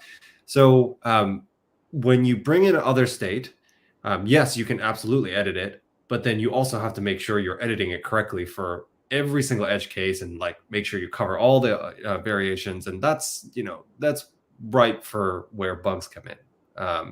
And so instead of doing that, you can kind of offload that responsibility to React and say, hey, like if you see a new value come in, just use keys, wipe it clean. And I think that's much cleaner. Yeah, I'm guessing for this type of thing, what you do need to do is make sure that you keep the scope of that change as small as possible so that you're not doing too much. Definitely. Do keys behave like a kind of hook then? It's an interesting question. I think keys are a bit more fundamental to, well, maybe fundamental isn't the right word. Maybe keys are a bit more of a simpler tool than hooks. So hooks are, very much meant to be customizable, and they're meant to allow you to do a ton of different things. Obviously, hooks and keys are similar in that I suppose they're both ways for developers to tell React to do a certain thing during the React's rendering lifecycle. So keys, obviously, for handling internal state and ordering and preserving DOM, things like that. And then hooks, if you look at a hook like use effect, you can kind of tell it what to do with side effects and all that. So in that way, it is similar. Like, yeah, it's like a first-class citizen for React's lifecycle. But otherwise, I think they're really meant for different things, and hooks more than keys have a much wider use case. Okay. If I specify a key value and still change other props, will the component re-render, or since the key stays the same, will it not re-render? This is also a great question. So I want to clarify, when the key to a component changes, it doesn't re-render, it remounts. I actually may have said re-render once during the talk when I meant remount, but I just want to clarify. When the key changes to a component, that component remounts entirely. So that's where the wiping away of the state comes from. When the prop changes to a component, it does re-render, like you say in this question. That's correct. So those two things are kind of independent of each other. And I guess if you're asking if both happen at the same time, then of course the remount will kind of take precedence there. Okay. And so one question that I've got that kind of builds on this a little bit. If you change the key, then it remounts the component. the data that has been unmounted, is that then lost to the midst of time? Or if you change the key back to that value, will it still have access to it? It's lost. It's gone. It's lost. So you won't get that state back. Okay, that's good to know. Yep. Okay, we have another nice one here. How do you properly use keys in a list when your data set doesn't contain unique keys? For example, if you've just got a simple array of strings. Yeah, this is a really good question. I think a lot of people look at lists and say, like, do I really need unique keys? It is, like I mentioned, sometimes not trivial to come up with unique values. And now that hopefully you kind of better understand why keys are there, you can kind of flip it on its head and say, yes, you're right. There are cases where you don't actually need specifically unique keys. For example, if you're just displaying static data and if those lists are never going to be reordered, there's no state involved, they're not going to be, the content is not going to be changed. In that case, you're actually probably pretty safe to use indices as your keys. But that said, still, if there's any other unique key value that you can resort to, that would be much preferred. I think a lot of people see, maybe some heavier data that they kind of carry around in their objects that they're iterating through and say, like, oh, this is not a good candidate for keys. But I think you'd be surprised at what kind of candidates you can find within the data object that you're iterating over. It doesn't have to be like a specific UUID, as long as it's something that's unique, right? Like if you have, I don't know, like a store item, and for some bizarre reason it doesn't come with an ID, but it does come with like a unique description, maybe it's a sentence or two, then that is just as good as a candidate for this keys. I mean, obviously, you want to make sure that it can't be duplicated. But, I would try to think outside the box a little bit and find within your data object unique things that can act as keys. Okay.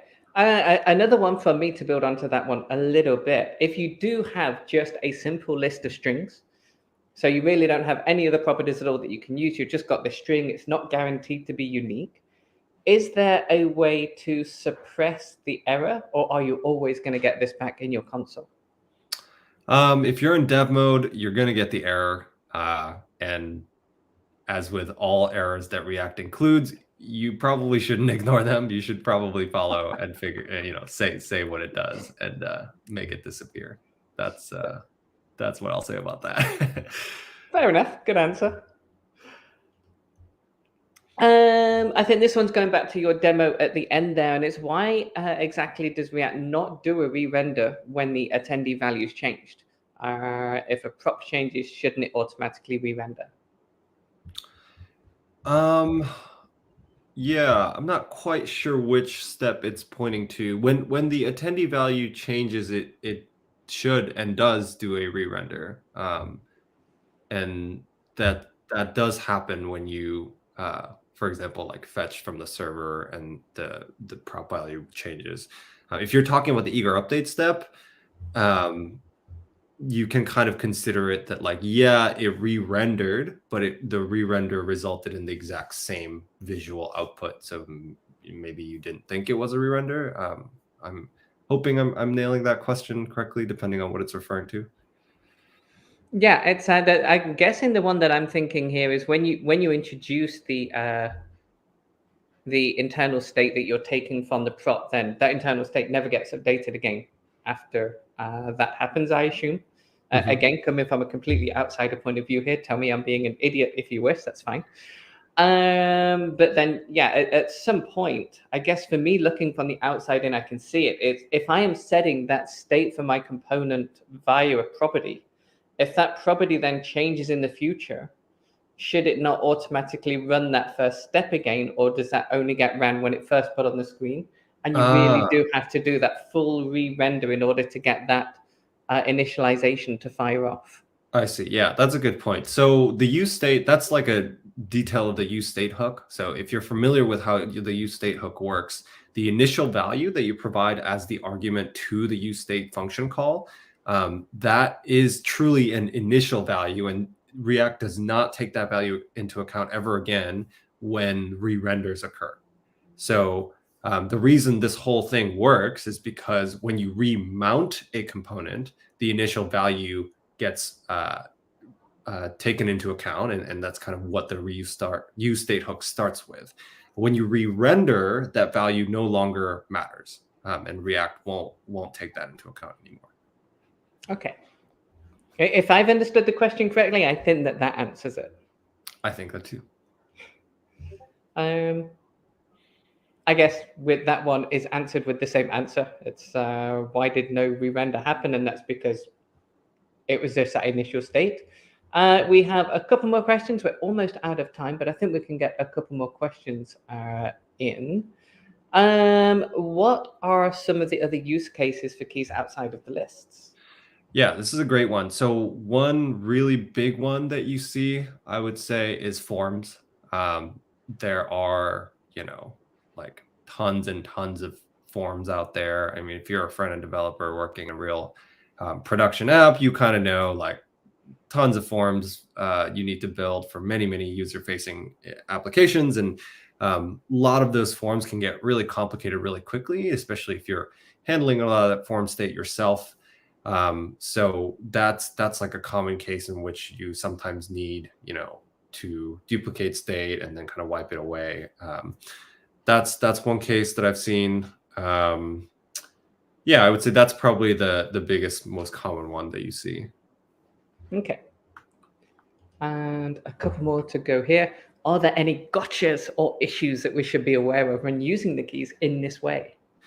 Yeah, so I think we've kind of covered this already, but just, when you get to the point where you're thinking about duplicating state, just step back and make sure you ask yourself, do we really need it? Is this a case where I can just solve it by using props? And make sure you actually really do need it before you get to implementing things this way. Okay, make sure that you're not digging yourself into a hole unnecessarily. Right. And aren't eager update implementations obsolete with React 18? Yeah, this is a really interesting one. So obviously the answer is kind of, as with many questions like this. If you use suspense plus transitions, which are both features that are new to React 18, you can replicate this behavior. And this kind of goes back to what I was saying before, which is that there are also other libraries that already have implemented this kind of behavior for you, even if you don't use React 18. So I would kind of look to those first if eager updates and like similar functionality such as this is what you're looking for. The example was mostly to show you how useful keys can be and kind of give you an idea of the type of use cases where it's appropriate.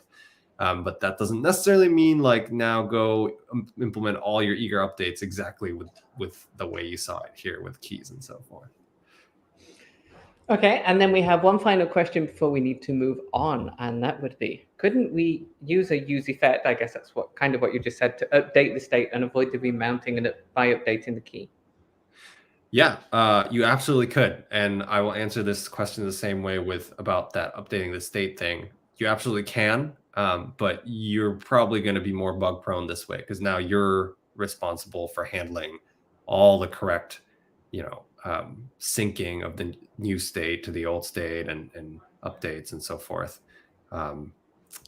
Yeah, use effect is useful, and you absolutely can do it this way. But I think it's much cleaner to just let React handle it by using keys. Okay. It's kind of what I was saying to Niall. It's the best code is the code I don't write because I can't introduce any bugs there.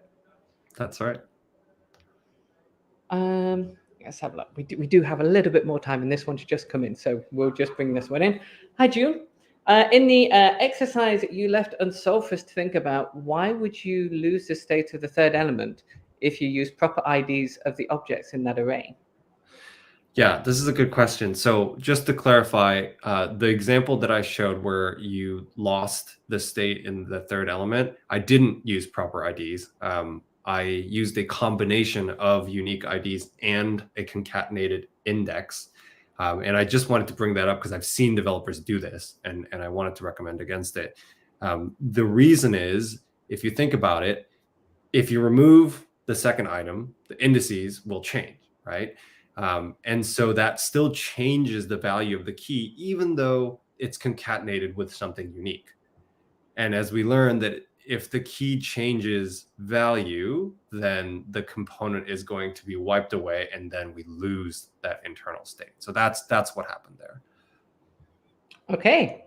That made it nice and clear to me too, as well. As I said, I have learned a huge amount in this session. I want to thank you so much for your time today. And I wish you a pleasant, where are you based? Are you based in the European kind of time zone? Or? Yeah, I'm in London now. You're in London. Then I wish you a pleasant rest of the afternoon. You as well. Thank you. Okay, bye.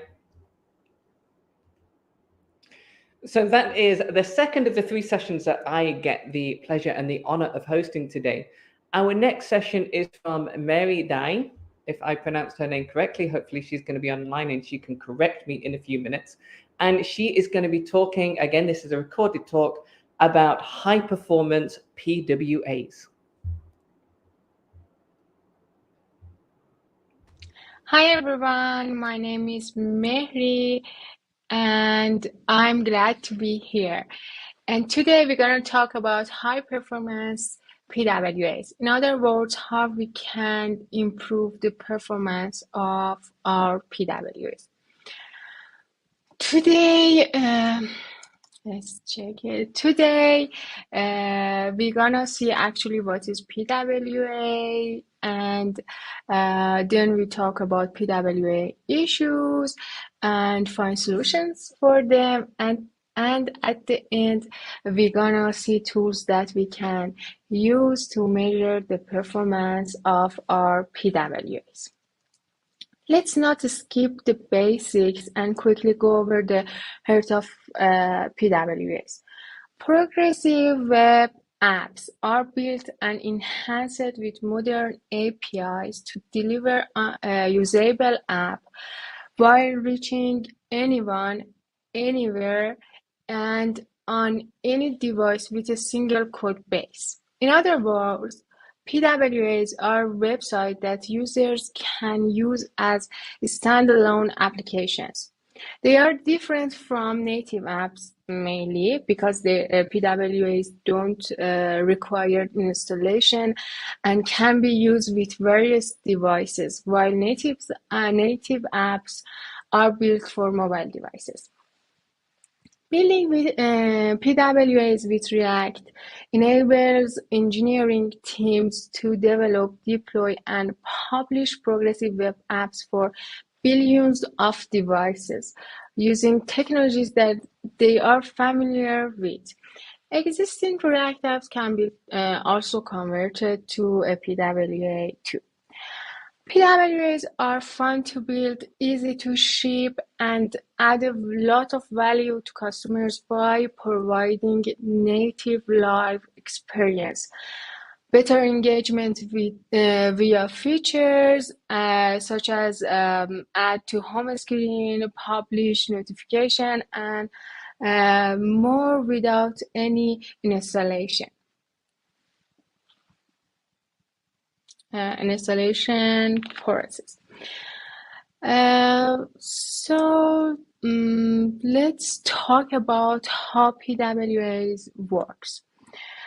The core of PWA consists of 3 components: a web app manifest, a service worker, and an application shell. Now we see what these components do. The web app manifest is the core for making a website run as a standalone application in full screen mode. You can define how the PWA looks, optimize it for different devices, and assign an icon that's displayed after the application's installation. Next one is service worker. The service workers enables the offline usage of the PWA by fetching cached data or informing the user about the absence of an internet connection. The service workers also retrieve the latest data once the server connection is restored. And the last one is application shell. The application shell is what the users see when they access a PWA. It's the minimum HTML, CSS, and JavaScript that is required to power the user interface when developing a PWA. You can cache the application shell's resources and assets in the browser. Okay, at this point, we already have a simple PWA which can be published on internet and made available to billions of devices. Now let's try to enhance the app by improving its user experience. Let's focus on the biggest reason for PWA failures. Network performance have a much greater impact on PWA performance than any other issues. Often the main culprits for poor network performance include making non-essential network requests before critical network requests, and run critical network requests too late, or critical network requests in series instead of in parallel. And the last one, extra network requests. As a result, it's critical to consider not only what you are requesting, but how you are requesting it and how it relates to other requests happening on the page. If your request ordering is optimized, you can load the same number of requests in much less time. Now it's time to be smart and develop a smarter, but how we can do it? How we can find solution for this kind of problems? To do this, you first need to review all of the requests that you are making when the page loads. What are the dependencies between these requests? What is the relative importance of each request? And find answer for these kind of questions. Next, order these requests so that the most critical ones are made up front. Wherever possible, make requests in parallel. If requests are not critical, consider deferring them until after the page has finished loading. To identify requests that are made in series, look for cases where promises are chained, like this example that you can see here. In here, we have chained promises like get customer and get content and many other things that we can have them. When you find code like this, it's important to ask, do all these requests need to be made one after another? You might find that you need to wait for all of the promises to complete, but the order that they execute in doesn't matter. In that case, you may be able to use promise.all instead, like the second example that you can see here. Promise.all allow you to wait for the result of several promises without making the requests in series. Another thing that is important to know and should be considered in the development process of PWA is lazy loading. Lazy loading allows content that is not critical for the initial page load to be loaded later on. At the time it becomes important or visible. Lazy loading helps improve your PWA performance by reducing the amount of data that is initially being requested and loaded, and allowing the page to load faster while saving on bandwidth. A great example of a component that uses lazy loading is the image component. The image component uses a placeholder graphic created with CSS. This means that the browser doesn't need to request an image file to render the placeholder. When the image comes into view, the placeholder is replaced with the real image. You can apply the concept of lazy loading to third-party scripts such as product reviews provide a good opportunity to do this. Product reviews are often hidden from view when the product detail page first loads. The reviews might be below the fold, or they might be hidden inside an accordion.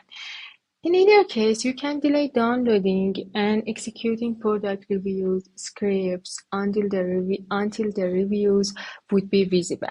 This improves performance in two ways. It reduces the amount of data you need to load in order to render the page, and it means that the CPU isn't busy executing the product reviews script when it could be executing a script more critical to loading the page. You can also lazy load some of the code responsible for creating the PWAs.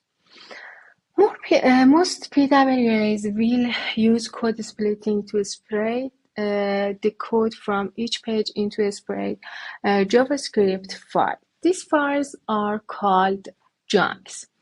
You may want to preload the chunks for page in the core user journey. This means that as the user navigates between pages in this core journey, each page renders instantly.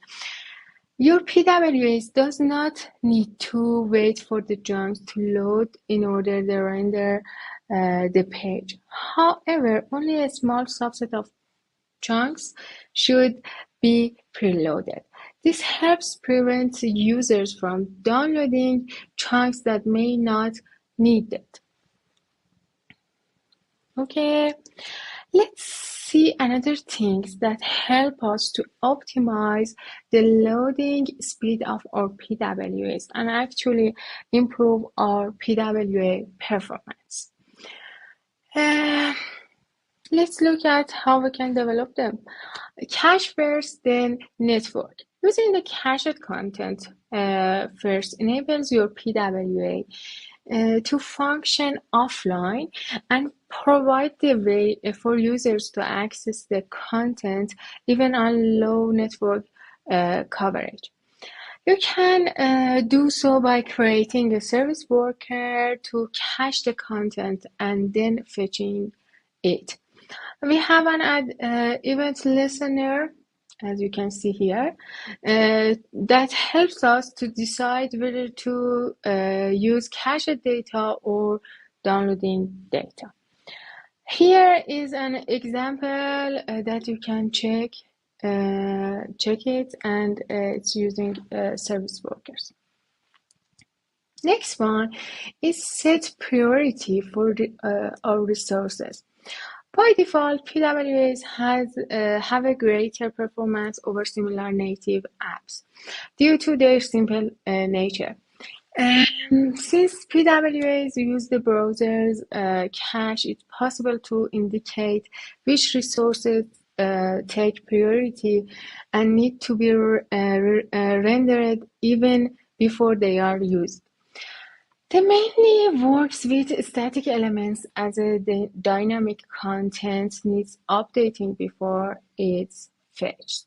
You can specify the priority of elements by using link string. It's a tag in HTML.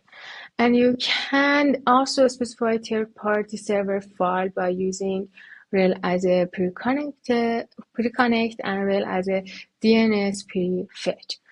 This sample shows priority of web font within the browser's engines. Okay. And now accessibility improvements. The applications works offline as it does online. When building your PWA, you can also develop a custom offline page as part of the core.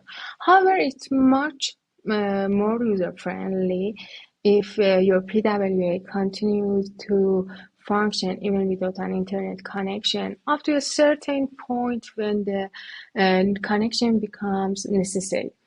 You can achieve a more significant user experience by using cached content and background sync and select on screens. Let's check these points. First one, cached content with Indexed.db. Indexed.db is an in-browser NoSQL storage system that you can use to cache and retrieve the required data to make your PWA work offline. You can add data to this database and also read data from this. However, not all browsers support Indexed.db. So the first thing that you want to do is check if user browsers support it. In this sample, you can check it. After this, you can create cached content with the Indexed.db API. Here is an example from Google developers of opening a database, adding an object store, and adding an item to this store. Next thing that we can use to improve accessibility is background sync. If your PWA sync data in the background, the user can take action while offline, which are then execute when the internet connection restores. A simple example is messaging app. A user can send message when offline without the need to wait until it is sent. The background sync automatically sends the message when the connection restores. You can check the process by testing the scenario on your Gmail account. Here is an example of how to develop a background sync feature. Now we will talk about a skeleton screen. One of the main perks of using a skeleton screen is that user perceive the application working rather than sitting idle. While the user doesn't have a connection, the skeleton screens draws the interface out without content, which then fills once the connection restores, as you can see here. Okay, we talk about points that helps us to improve our PWA performance and make a better user experience for our customers. Now is the time that we should ask this question: how can I measure my PWA performance? Or how can I find out what is the problem with our web app? Performance is one of the most important things when creating a website. Not only does it improve your SEO, but more importantly, it improves your user experience. But when measuring the performance of progressive web applications, PWAs, there are many different factors to take into account. We will look in more detail at some key performance tools, what they actually measure, and why they are not always the best indicator of what your customer are actually experiencing. The first one is lighthouse. The most famous metric right now is the lighthouse score. This is for two reasons. It's one of the around 200 factors which influence the ranking of a website in the Google Index, and it's very easy for anybody to view. Just check out developer tools on your Chrome browser. The lighthouse score simulates the first request of a user without any cached asset on a slow network connection with a slow device. This means that it is optimized for static sites and totally ignore the benefit of a PWA, which has faster transitions between sites and has more interactivity. To make matters worse for a PWA, the most important metric at the moment is time to interactive. This means that the full client-side application has to be fully loaded and initialized. In fact, as soon as the server-side HTML has been delivered and styled, they can use the site. Most search engine optimization agencies focus on the lighthouse score or implement something very similar themselves and report these values when analyzing customer sites. But context is everything, and it shouldn't be taken at face value, especially in terms of PW. The good thing about the lighthouse score is that the reports are excellent debugging tools. You can easily find and understand where you can optimize the performance of your site during development, as you can already test it locally and on staging systems. The next one is Tidewise, if I pronounce it correct. Tidewise measures how long a backend takes to generate the response. This rendering time is also called time to first byte and looks at the server-side performance. It includes loading the page information, fetching all the data, server-side rendering. Tidewise is another great tool to debug performance issues, especially with data integrations like APIs, and it's a great tool for all developers. Okay, it's done. In the end, and then I want to say that I think the future of applications belongs to PWAs. And to optimize your PWA, you can use these modern solutions that we mentioned before to enhance performance and functionality.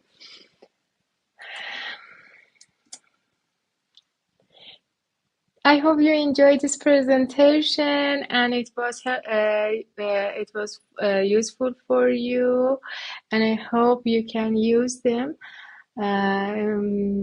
Thank you for your attention. You can always reach me on my LinkedIn account, and I wish the best for all of you.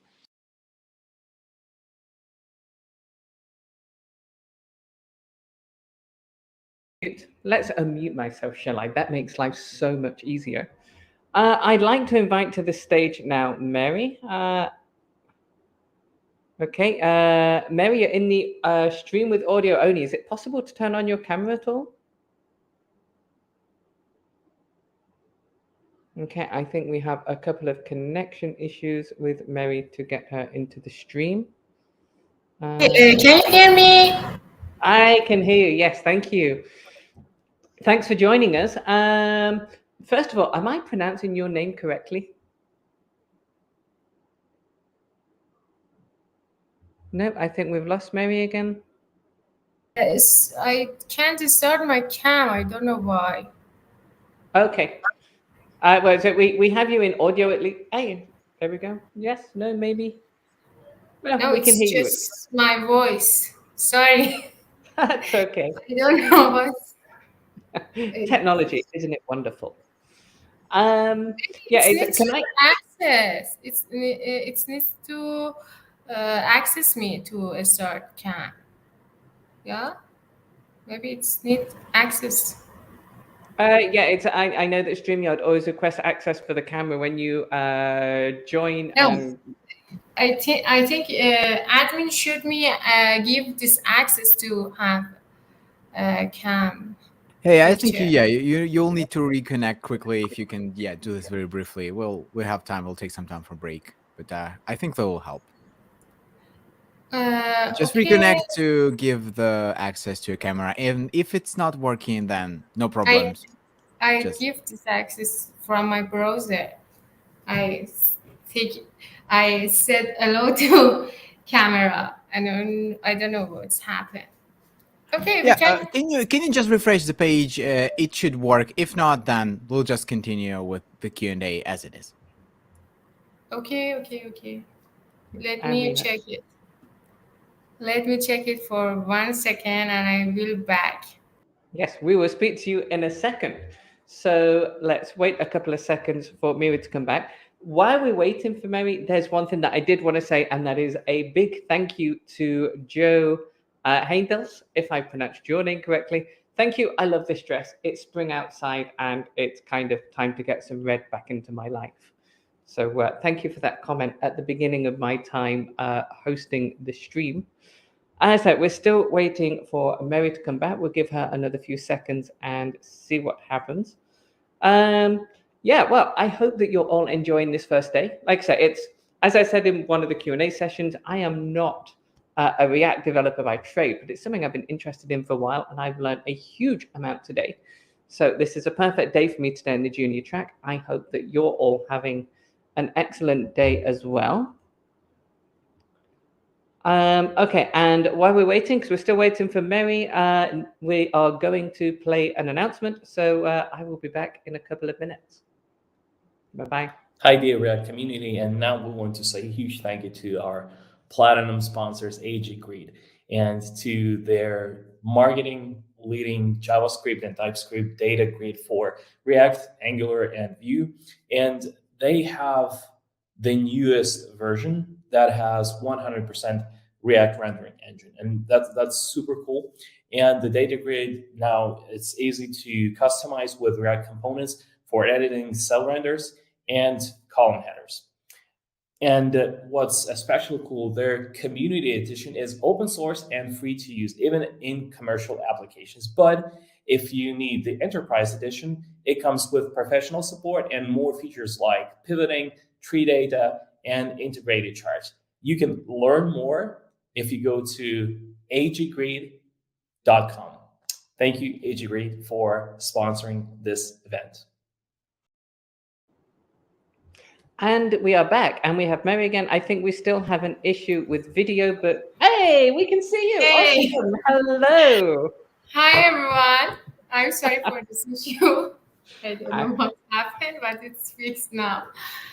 And I'm happy to be here. And I hope that you enjoy my presentation.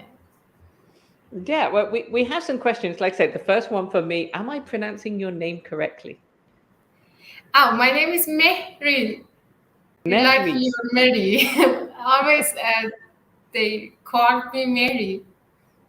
It's okay. I apologize. It's what I did too. So Mehri. Okay. Yeah, thank you. I always like to see whether or not I can pronounce somebody's name right. It's only the polite thing to do, of course. No, it's correct. Thank you. We have a few questions to bring in. The first one, how is a PWA different from a responsive web app? Okay, PWA is progressive web app. It's applications. Okay, you can add it to home screen. Okay, and it's just appear with a icon on your mobile your mobile or device menu, and you can easily access it. Beside it, we talk about that you can reach data offline, and you can use background sync to sync your data without internet connection. It's all the things that we talk about in my presentation. It's a difference between PWA and responsive web app. Responsive web app is just an website that can appear in mobile devices with mobile devices. Correct. It's just from you can use it on your mobile device too. But progressive web app is totally different from web app. Okay. Responsive web app. And then we have, I like it. It's one that I was thinking about too when I saw it in your presentation. Is 3G still in widespread use for the Lighthouse benchmark? It's kind of interesting when you see most people on 4 or 5G these days. Okay, it's it's uses in Lighthouse because Lighthouse is emulate the worst situation, and the worst situation for applications that you don't have access to internet and can reach your data.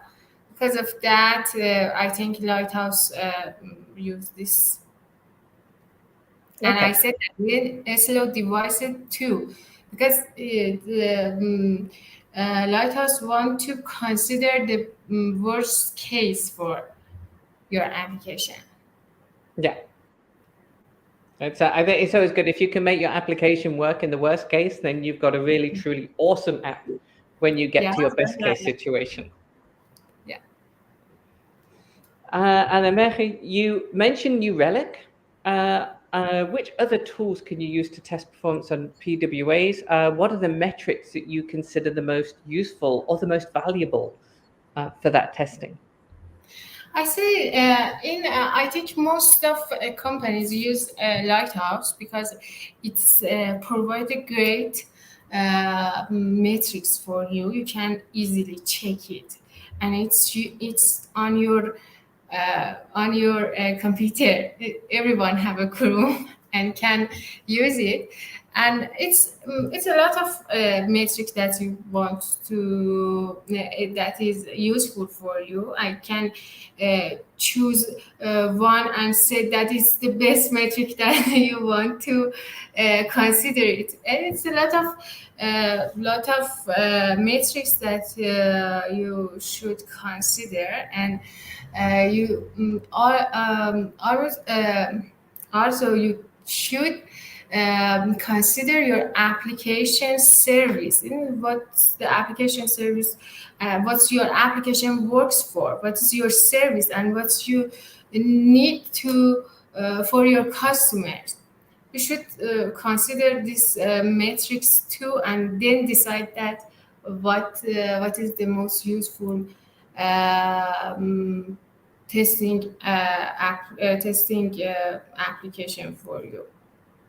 Okay. Remember, is there a way to know what a service worker does from within the React environment? For example, can you check if your app is online again and show a toast with a React component? Okay, I really don't understand what is the question, but I should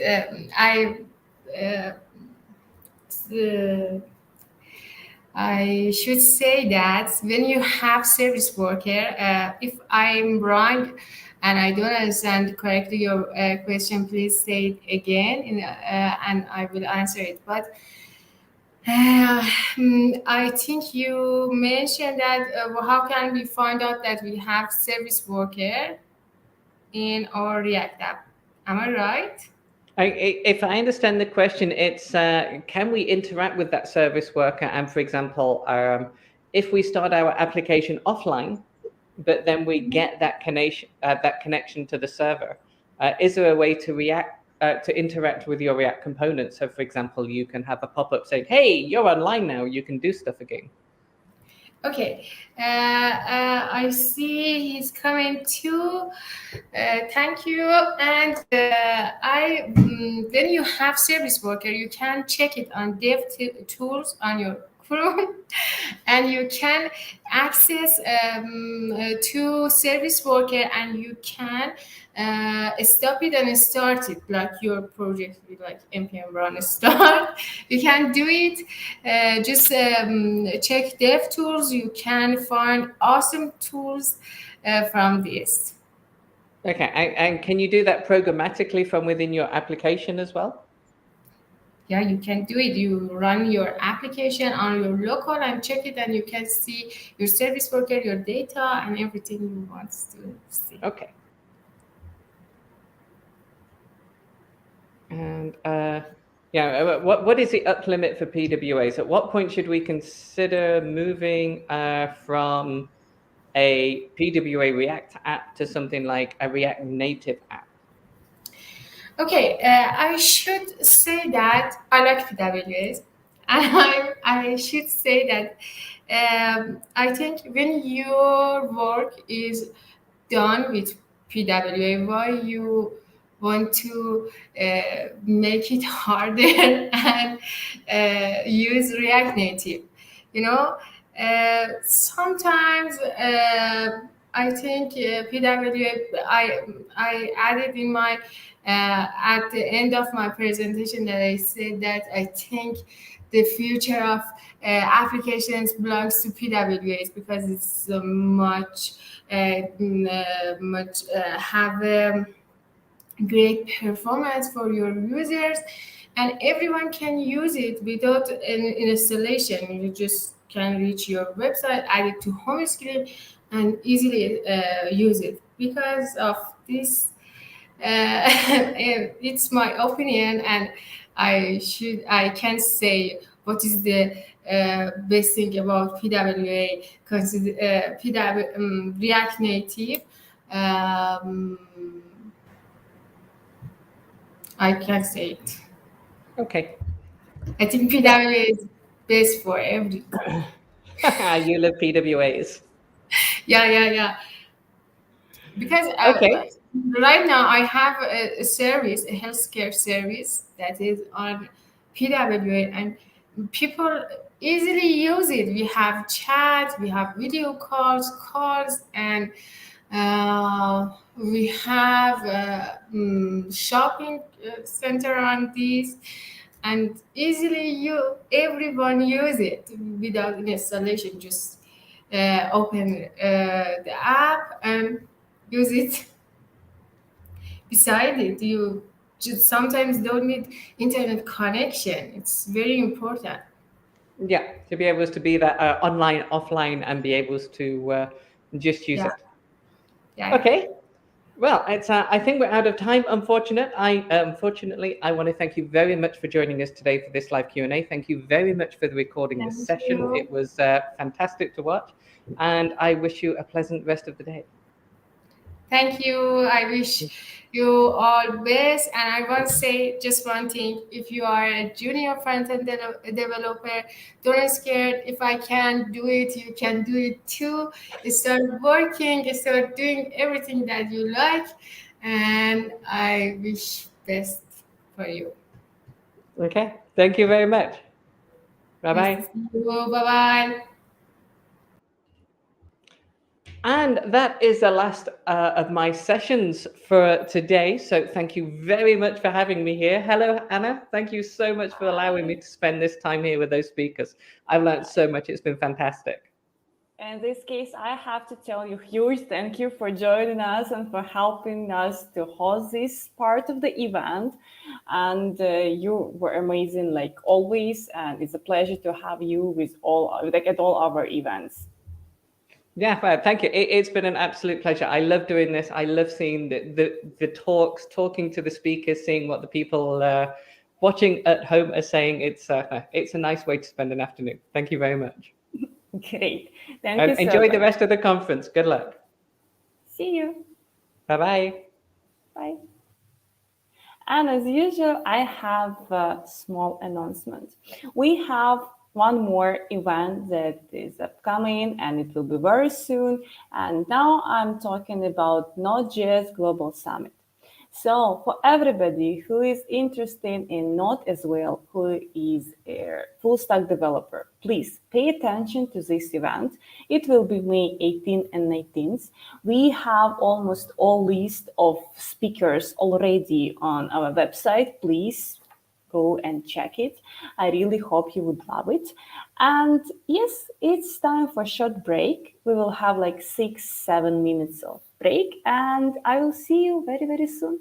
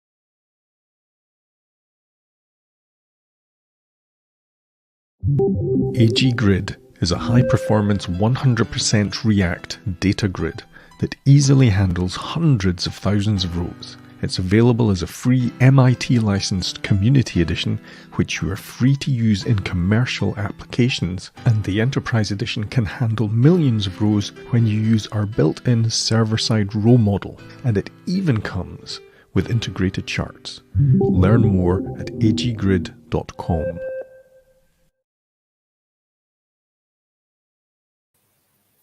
Hi, everybody again. I hope that you could have some cup of coffee, cup of tea, water, just breathe in, breathe out to take some rest because we have next blog that is coming. We have next 3 speakers. All of them will speak live. So it's a time to call to this stage our next speaker and moderator for next 2 speeches after this, Harshil. Hi, Harshil. How are you doing? Hey, hi, Anna. It's really nice to be here, and it's really feels great to be presenting in all of these React fans and React community. Yeah, I just have to mention that this speech and this topic is last minute change because I already announced another speaker, but he has coronavirus. I saw that for now it's like people already had it, but he is again have it. So yeah, I hope that everything will be fine soon. So we have next topic that will be presented by Harshil, and I'll ask you to start sharing your screen for us to add it. Yes. Okay. So I'm gonna start sharing my screen. Yes, and next 30 minutes of this time is yours, but I can't. No, I can see it. Yeah. So You see it? great. Yeah. Yes, I can see it. Stage is yours. But Awesome. if you can do it like full mode, because it just we can see Yes. everything else. Yeah. Great. Yeah. Awesome. See you. So I think just to start off with some introductions, I'm Harshil. I'm a tech lead here at Velocio Technologies, which is a product engineering firm based in India. So the topic I'm going to be talking about today is basically the new way of React routing, which is the React Router V6. So the reason I chose to talk about React Router V6 is because it's extremely different. I mean, it's not just a simple version upgrade to the previous React routers. It's very different from what the previous React routers have been, and it is different in the sense that there are a lot of improvements that took place as a part of the whole development of the V6 version of React routing. So coming to the next slide, which we're going to talk about, is this is the new way of React routing, right? So what happened is that in the previous versions of React routing, a lot of things used to, I mean, so there was a lot of feedback loop that used to go on in front of the developers who used to develop React routing, and they got to know so many use cases and got to know so many templates that were being used for React routing, which weren't covered as an out of the box offering that React Router did, right? So what happened is that they studied all of these pain points, they studied all of these issues, and they kind of came up with new kinds of algorithms and new kind of pattern matching that helps us as React developers to really add routing in a very enhanced manner, and it makes our lives super easy to actually add the new way of React routing.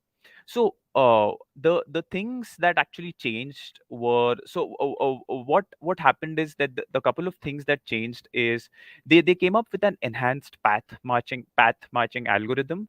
So earlier in the earlier ways, I mean, I'll come to the code and I'll come to the slides which actually talk about it, but the earlier way of React routing had our route components. So actually, before I move on to that, so I won't be focusing on the basics of React routing. I'm assuming that everyone here has already worked with React routing, and I saw a couple of comments earlier. That will this apply to React Native? No, it's only specific to React Router DOM for now, because this version of React Router V6 has been released very recently for only for the React web applications. So yeah, that's A. And B, what coming to a couple of enhancements that have come in the new way of React routing, right? So one of the very first enhancement is the path matching algorithm. So in the earlier versions of React routers, handling ambiguous paths was a very big issue. That what used to happen is that, okay, hey, um, the order of having your route components kind of mattered, and it caused a lot of confusion to handle ambiguity. So that is something they took care of. They came up with a very nice and sophisticated algorithm which doesn't require us to do a lot of reordering of route components to actually handle ambiguous routing, right?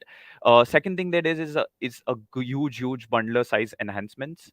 They switched from from a bundling tool from Webpack to Parcel, which kind of made sure that the bundling and the download size is highly reduced. So if you introduce React Router v6 in your application, it's gonna really make sure that the React Router v6 as a bundle only, like it's almost 60% reduction in the React Router bundle. And the next thing is that since the React routing, the new React Router v6, it not only does it have the earlier set of contributors, now it has a new they added new set of contributors, which are people who've created some much more sophisticated frameworks, like the whole Remix server-side rendering framework. So Kenzie Dodds himself has invested his time in actually learning the pain points of the old React router and coming up with this new way of React routing. So without any further delay, I think I'm gonna jump to the code side of things. I'm gonna jump into explaining the changes and the enhancements in depth of what has been introduced in the new way of React routing.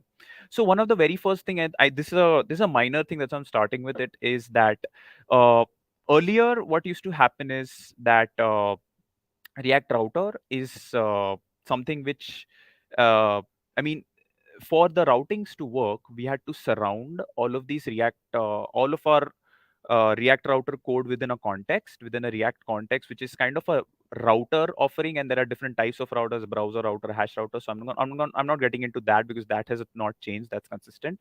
But one thing they've allowed us to do is write much cleaner code with respect to React routing v6. Is what they encourage is at the time of hydration, or at the time when the React app is actually loaded. That is when you have. So I'm going to show you a quick code example. So over here, if you see that within at the time of rendering the React DOM, we surround our entire application with the browser router.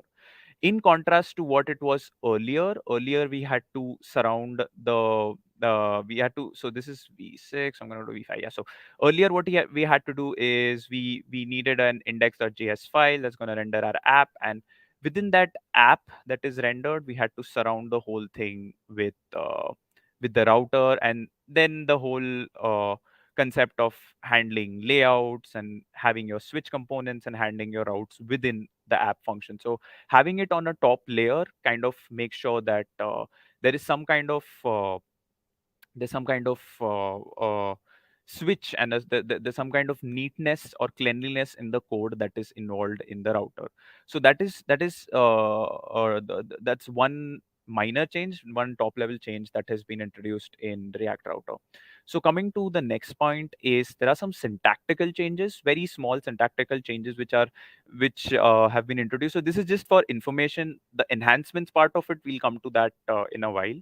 So they've removed switch and they've replaced it with this component called routes, which is much more readable than switch. And routes internally holds the new path pattern matching algorithm, which makes it easy to handle ambiguous routes. They've replaced the use history hook with the use navigate hook, so which kind of adds this kind of a consistency to all of your navigation, like programmatic navigation and React routing. So use history had a couple of utilities, like, okay, hey, if I want to go to one place, I had to there was a separate utility for that. If I had to go back, there's a separate utility, and go forward, there's a separate utility. So but when it comes to the React Router v6, there's a very formal uh, there's a simple uniform utility called navigate, which kind of takes care of navigating from uh, which kind of takes care from navigating from one page to another. So what happens is that earlier, to kind of make sure that, okay, if the person wants to go back a step, they have to use the go back utility. You don't want to go forward, you go forward utility. But then this uniform navigate function kind of makes sure that you can easily navigate 2 steps back, 2 steps forward, 1 step back, and it kind of takes care of all of it. So this is a minor syntactical change, but again, in terms of readability, it's much better. So that's something which and I think the next thing that they've done is that redirect can be replaced with the navigate function. So this is a huge addition in terms of actually making sure that the what happens is that the use navigate function is a hook. If I want a corresponding component version of it, I can simply call the navigate component and it's going to render that route for navigation. So yeah, those are a couple of syntactical changes that are going on in terms of the uh, in terms of in terms of the shift of paradigm from v5 to v6. So these are minor changes. The reason I call these out is that if you decide to migrate from React v5 to v6, these are a couple of points that you have to make sure that you are changing in terms of the syntax. So that's one of the syntactical changes that is the enhancement. So I'll come to the next point, which is the smaller bundle size. So yeah, again, coming to what my earlier point is, that just a couple of numbers here that will call out, that will help call out the kind of that will help. So I see a couple of comments are saying that can we zoom in a bit. So let me try doing that. Oops, I don't think that's happening. Okay, so I'll just continue for now. So smaller bundle size. So what the smaller bundle size kind of talks about is that, I mean, there are clear graphs and numbers that kind of indicate here what kind of enhancement is React. So let's say the minified and gzipped version of the React router was 7.3 KB in compared to the React router, which is 3 KB, which is almost less, I mean, greater than 50% of reduction. And at the same time, the download time, or rather, if you include your entire React router bundle in your applications bundle, so the time it's going to take to actually downloading the complete React router bundle was 100, and the v5 version was 147, and it's 59. So again, greater than 50% reduction in the code, which is a which personally, which I feel is a very big lift and a very big achievement for React routers, which is a 50% gain in the download. So coming to the ways in which we can render components in our routes. Okay, so this is kind of the basics. I'm gonna just get back to the basics of React Router v5.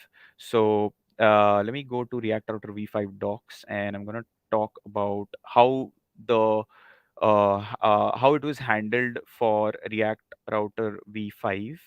So yeah, route render methods, and I'm gonna zoom this one, so I think this will be more readable. So yeah, there were 3 ways actually to render to render your components that will be to actually pass the components that are going to be rendered when a path matches for the routes. So there was the component method, there was the render method, and there was the children method, right? So I'm not going to go into the depths of how each of these work, but basically component is just, you just pass the actual function that you want to render, right? So you just pass the user. So instead of passing the JSX, you pass the actual React functional component template, and that's going to actually render that's going to render when this little path matches, right? The other thing, that the other way to actually render it is by calling a render props function, which is simply going to it just simply works like an HOC, or rather a template above your existing React component, and it's just going to simply call the render function at the time of this path matching and render the home component, right? And the last way of doing this is by calling the children function. So children is basically, either you pass it as React children, where you pass it as a route, or you can pass it as a children similar to the render function, which is going to get some props and pass those props onto the function. So if you notice in all of these methods, it's kind of difficult to pass props which are specific to the component which we want to render here. So for example, the user component here, right? So if I want to pass some data to the user component, which I mean, pass some props to the user component, which is specific to the user, it's not a prop which is specific to React router. It kind of gets messy because you're going to add wrappers and you're going to add parent components to it and then pass those parent components to the router, and then that's when they're actually able to do it. But if you want to dynamically pass some kind of props to this user components, it's not possible. So it is possible, but then there's a lot of messy wrapping and HOCs involved that's going to be able to do it. So the way we do it is, I mean, so what React router contributors saw this and they came up with a very simple approach called as element.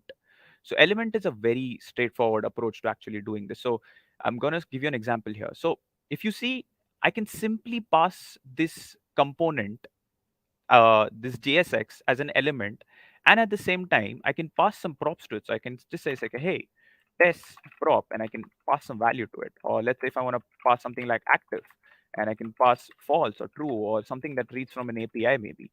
So it makes it super easy to actually render elements. And this is the only uniform way of doing is you don't need to remember all the jargon around actually rendering the different ways of rendering components for my routes, right? So this is a very straightforward and uniform way of actually just, okay, hey, you have a component, call it component, render it, and pass it to the element prop. You want to pass your own props, go ahead.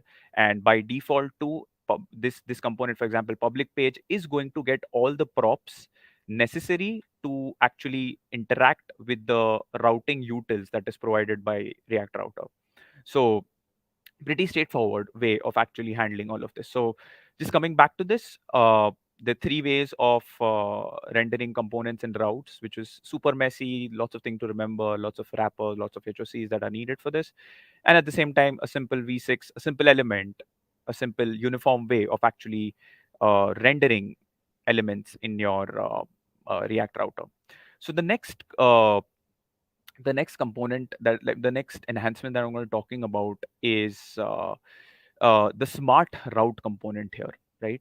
So one thing which I've been talking since the beginning is the pattern matching algorithm that is smart, that takes care of the fact that there's going to be some kind of ambiguity in your talks. So there's going to be some kind of ambiguity in your routes, on your paths. And in the React Router V5 version of it, it was really difficult to handle this ambiguity without having to reshuffle or reorder your components. For example, if I have to go here and I'm just going to open one of the entries here.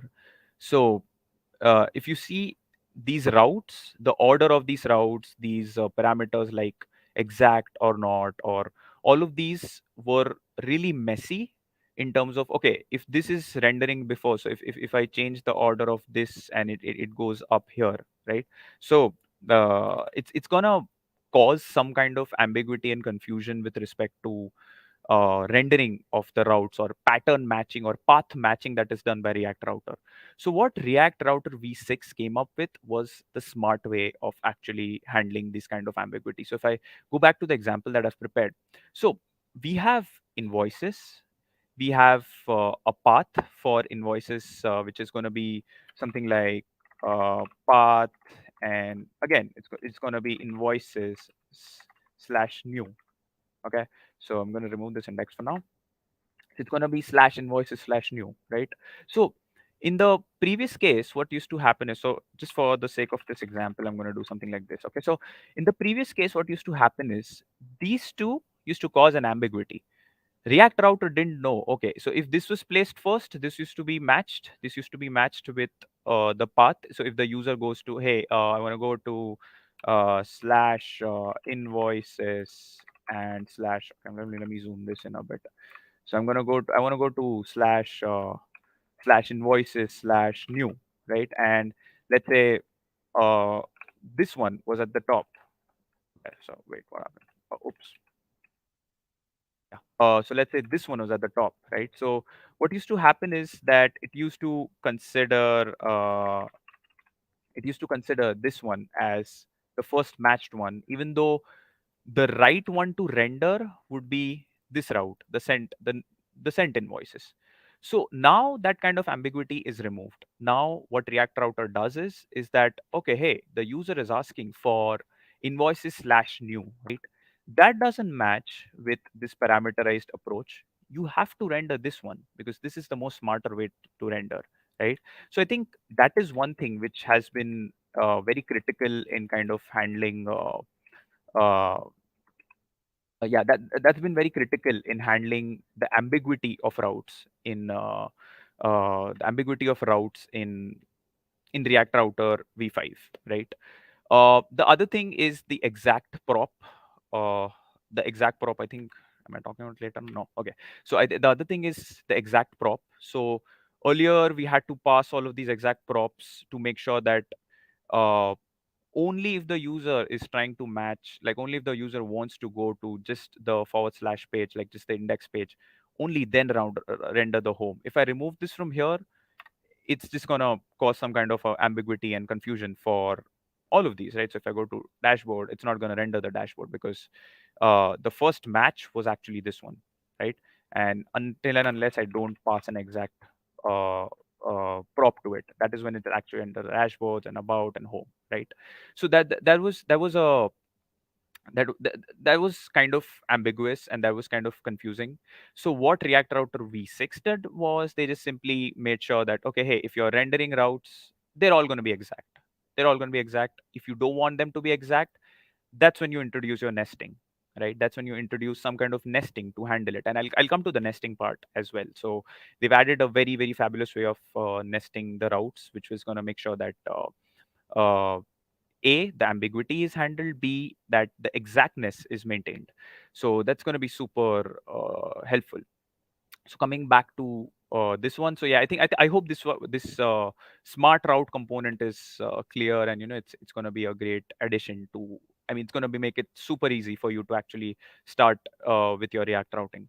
So the next thing that I'm going to talk about is handling layouts and nested routes. So this one's pretty uh, this one's pretty interesting. This is one of the largest improvements that React Router v6 has done in terms of actually handling nested routes, in terms of actually handling some kind of uh, uh, you know, uh, like they've added a more defined structure in terms of handling nesting routing and layouts. So the earlier way of actually so let's imagine an application that's always going to have a header towards the top, a footer towards the bottom, and your content within the application is going to change very frequently, right? Earlier, the approach which v5 or even the routers before that introduced was something like this, where you kind of have this hoc, this higher order component called layout, uh, which is going to handle the fact that, okay, if the user wants a header, just render a header at the top. The user wants a footer, render a footer towards the bottom, and towards the middle, just render your component. So this was complicated, this was difficult, this was I mean, there's a lot of custom hoc work that had to be done for this, and it had to make sure that uh, there was that like the person had to really adhered to one specific way of handling this, right? So and then you just pass the layout within your switch, and it's gonna and you pass these custom props that we've created, like as a developer that's created to actually handle this. So what that did was that, okay, so they noticed all of this. Hey, this is a big mess. The handling nested routes, handling layouts has been a big mess, and most of the people are resorting to doing this in the earlier versions of React routing. So what they introduced was something fabulous. They came up with uh, came up with the more sophisticated version, or they came up with a more sophisticated version of uh, handling nested routes. So I'm gonna come to that code. So I hope this is readable. I see a couple of people not being able to read. So should I zoom in more? I think is that good enough? I think so. Okay. So what they did is that there are a couple of things. So the first thing that they introduced was the concept of I mean uh, a simple element prop, like I spoke before, so no need for render props, and the concept of index routing. So um if I go to this kind of component hierarchy, right? So there's a there's a teams, right? There's a team ID. There's an I mean slash team slash new is a path, and then what if the person just leaves the code to, I'm gonna zoom this one a bit as well. So yeah, what if the user decides that slash teams slash nothing, right? They just leave it blank. So what should be rendered? Earlier that used to be handled through a mix of HOCs. Now it's very straightforward. You can just say, hey, if the user wants to render teams, right, render a top level layout that's going to say teams, right? Within the team's layout, if they don't choose to render a sub path, then just render the league standings as is. Okay. If they do choose that, okay, I want to see slash team slash new, that is what's gonna render. So what that introduces is just looking for the geez. Okay. Anyway, I'll get back to my code. So what that does is that renders a tree of components that is similar to what the route is being handled over here, right? So I'm going to give you a good example, right? So let's say this is my application, right? And this is my header, and there's a footer over here, right? So the way it used to happen earlier is something like, I'm going to zoom on this one as well. So the way it used to happen earlier is that, okay, you pass the header and the footer to your layout HOC to the route, and that's going to render some kind of a header and some kind of footer over here. However, that was made much easier with React Router. What they did was that, okay, hey, you know what? Um, I'm going to set up a layout. So I'm going to look for the layout component. Okay. So what they did was that, okay, hey, uh, this entirely is your header or the navigation bar. This is also a header, right? We have a auth status, which I'll come to later on, and then there's a footer. Okay. And what outlet says is that, okay, if there is a sub tree within the hierarchy of this React routing path, if there is a sub tree that's involved, you render it in place of this outlet component, right? So what that does is that this is my header, this is my footer, and this is my navigation bar, and all of my all of my code is all of my components or the subtree is rendered over here, which is kind of like a substitute, which is substituted in place of outlet at runtime, right? So, for example, we have the layout component that's rendered here, right? And what that did is that these routes that are defined within the layout, so this is the layout, and all of this is rendered in place of the outlet, right? So instead of passing this as a slash, right, I can just simply say index and it's going to render that, right? And similarly, we can have subtrees. So what are these subtrees? Subtrees are something like invoices, right? So let's say I go to the invoice index page. So this invoice index page, oops, uh, okay, yeah. So this, let me go to invoice index and, oh, oops, okay. Okay, so what that does is that renders the invoice index page, right? Let me check if it goes to, yeah, so it goes to the invoice index page, right? uh, if I want to render an invoice within the invoice index page, so if I go to this invoice index page, so this invoice index page by itself has a subtree, which means that I can pass an outlet component out as here as well. So let's say the C invoice here, this is a part of this is a part which is going to be consistent across the subtrees. So what we want to do is, if I go to the invoice index, it's going to just simply render the invoice index out here. So it's going to render the sent invoices as a default, because that has the index element, because I'm not passing anything to it. And if I pass some invoice ID like 123, it's going to render that over here. However, this piece of code is constant across this invoice index page. So it's always constant across over here. So that is okay. Am I audible?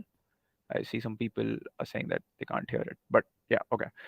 Uh, okay, so that which means that in this outlet is kind of a placeholder component that's going to make sure that within the subtree of that path, whatever component is going to get rendered, it's going to get rendered here, and then you can surround it with all kinds of headers and footers, right?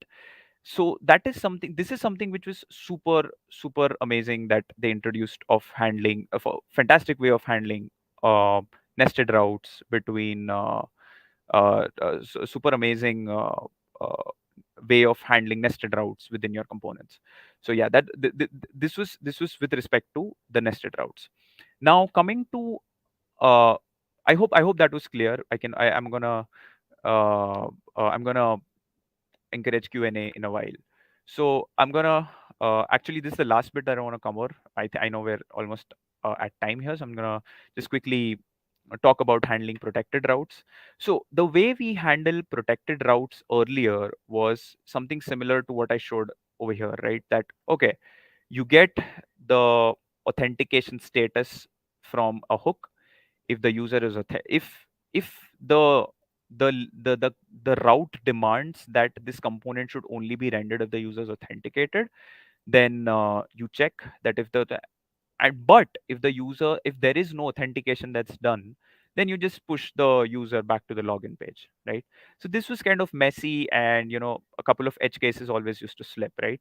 So one very easy way that React Router v6 kind of told us is that, oh, you know what, why don't you create a wrapper, which, or rather like a authentication guard context component, that's going to make sure that you surround all of your protected pages with those, and then that is simply going to make sure that your component which is rendered within, or the component that should be authentication guarded, is just taken care of. So if you see this protected page component, it has no code that is relating to the there's no code that's going to make sure, okay, hey, if the user is not authenticated, don't render this. There's no code absolutely in those regards, and all of that is taken care of by this little auth guard which you can create it yourself. It's simple, right? So what this auth guard does is that, okay, hey, if the user is not authenticated, then just navigate the user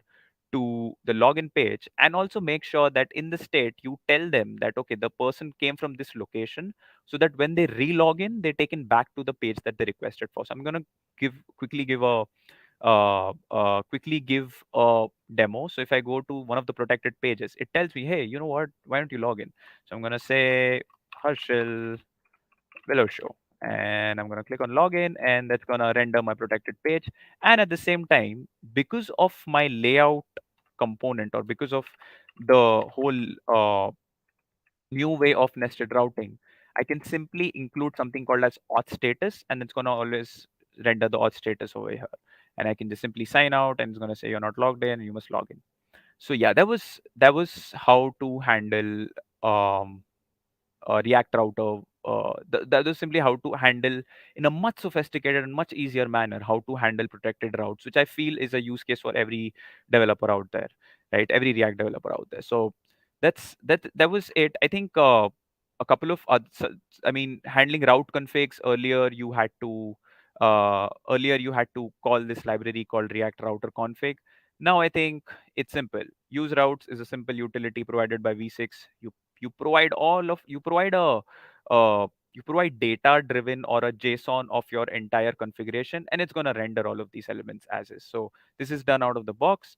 And I think the last thing, which yeah, I think some advanced concept which you can look into the React Router website are lazy loading the routes and models. So lazy loading the routes is pretty much the same, but they have some kind of enhancements to it. And models. So models, rendering paths inside models is a very good example that's given on the V6 website. So yeah, thank you so much everyone for actually listening to the talk. I think I can encourage some questions now. Yes.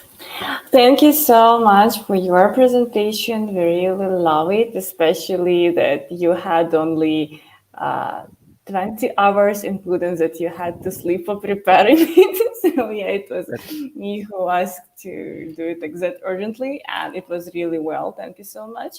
And also, I have to mention that Harshil will moderate today, tomorrow, and he will join us like her speaker for Node.js Global Summit as well, that I was talking about previously. Yeah. And we have two questions for now, and let's start. So, first one is, do I understand correctly that outlet is a sort of placeholder component as it will be replaced with whichever component the root needs? Yes, that is correct. So as I mentioned earlier, outlet is going to function as a placeholder, and it's just gonna, in terms of readability, it's just gonna call out that okay, hey, in the component or in the subtree of the paths that's going to in the subtree of this path or this component, outlet is going to be replaced with whatever matches the path, whichever matches the subtree of your path that the outlet component's parent is handling. I hope that answers your Also, question. I think yes. I also want to mention that please, if you have any other question, drop them to any chat that you're watching on our platform or YouTube. We'll collect them and ask. So you have a few minutes for that. Just do it. We have one more question like this, but you can migrate to React 18 without making these changes to your routine logic. Yes, absolutely. So one of the thing about React 8, one of the thing about React Router V6 is it was made keeping React 18 in mind, right? So it has out of the box support for streaming server renderer, which is offering of React 18, and a couple of like the new Suspense API, which is also an offer of React 18. So if and when you start working with React 18 and you add your React Router V6 to it, it's gonna work fantastic. It's gonna work well together. Yeah, so for now we don't have any other question. We can just wait for like 30 seconds if we get that. Yeah, you can just check our comments for one more second. We can just get in a lot of comments that you did great job and you had great presentation. So yeah, we have such comments, and I think it's really good one. Or we can spend this time talking, like we have 3 minutes, and we can call to this stage of the next speaker. Let me check again. Oh, yeah, one more. Can you share your presentation, or where can we find it?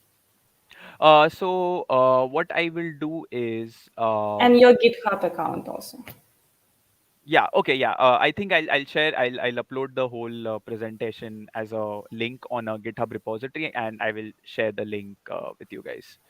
Yeah, and we can post it to the chat. So you can Awesome. just share it with us and we'll post it. So yeah, I think it's all that we have, and it's time to say. I really want to say hi to Nico because like we have long story. Hi, Nico. He is also a speaker today, and he's a program committee member for our Node.js Global Summit, and yeah, he's helping me a lot. So hi, Nico. How are you doing? Hi. Yeah, I'm fine. And you? Me too. I leave stage for two of you, and I will say bye for some time, and you can enjoy this time without me. Great. Bye. Okay, so I think I'm just gonna give a quick brief. So I think Nico is our next speaker, and he'll be starting in about 2 minutes, and he's gonna talk about Web Bluetooth and the missing link within Web Bluetooth. And I hope you all enjoy his talk. So Nico, I'll leave the stage to you. You can start sharing, and I'll add your sharing. Oh yeah, there you go. So I'm gonna start your Great. adding yours to stream. Okay. So, thank you very much for the introduction. And hello, everyone, first of all. My name is Nico. I am a web developer from Switzerland focused on modern front-end development. I'm also part of the Google Developer Experts program, which basically means that I just spend way too much time playing around with all the new web technologies and browser standards and all kinds of stuff. And yeah, today I would like to take you through my journey with the WebBluetooth API.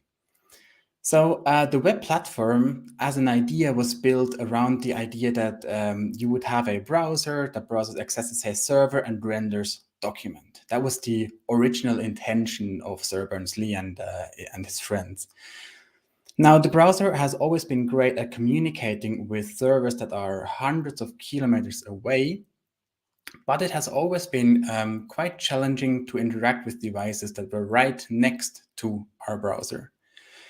Now, during the last years, websites and web applications have become way more complex, way more powerful, and with the whole subject of progressive web apps and the project Fugu, we have seen a lot of new API and new browser capabilities.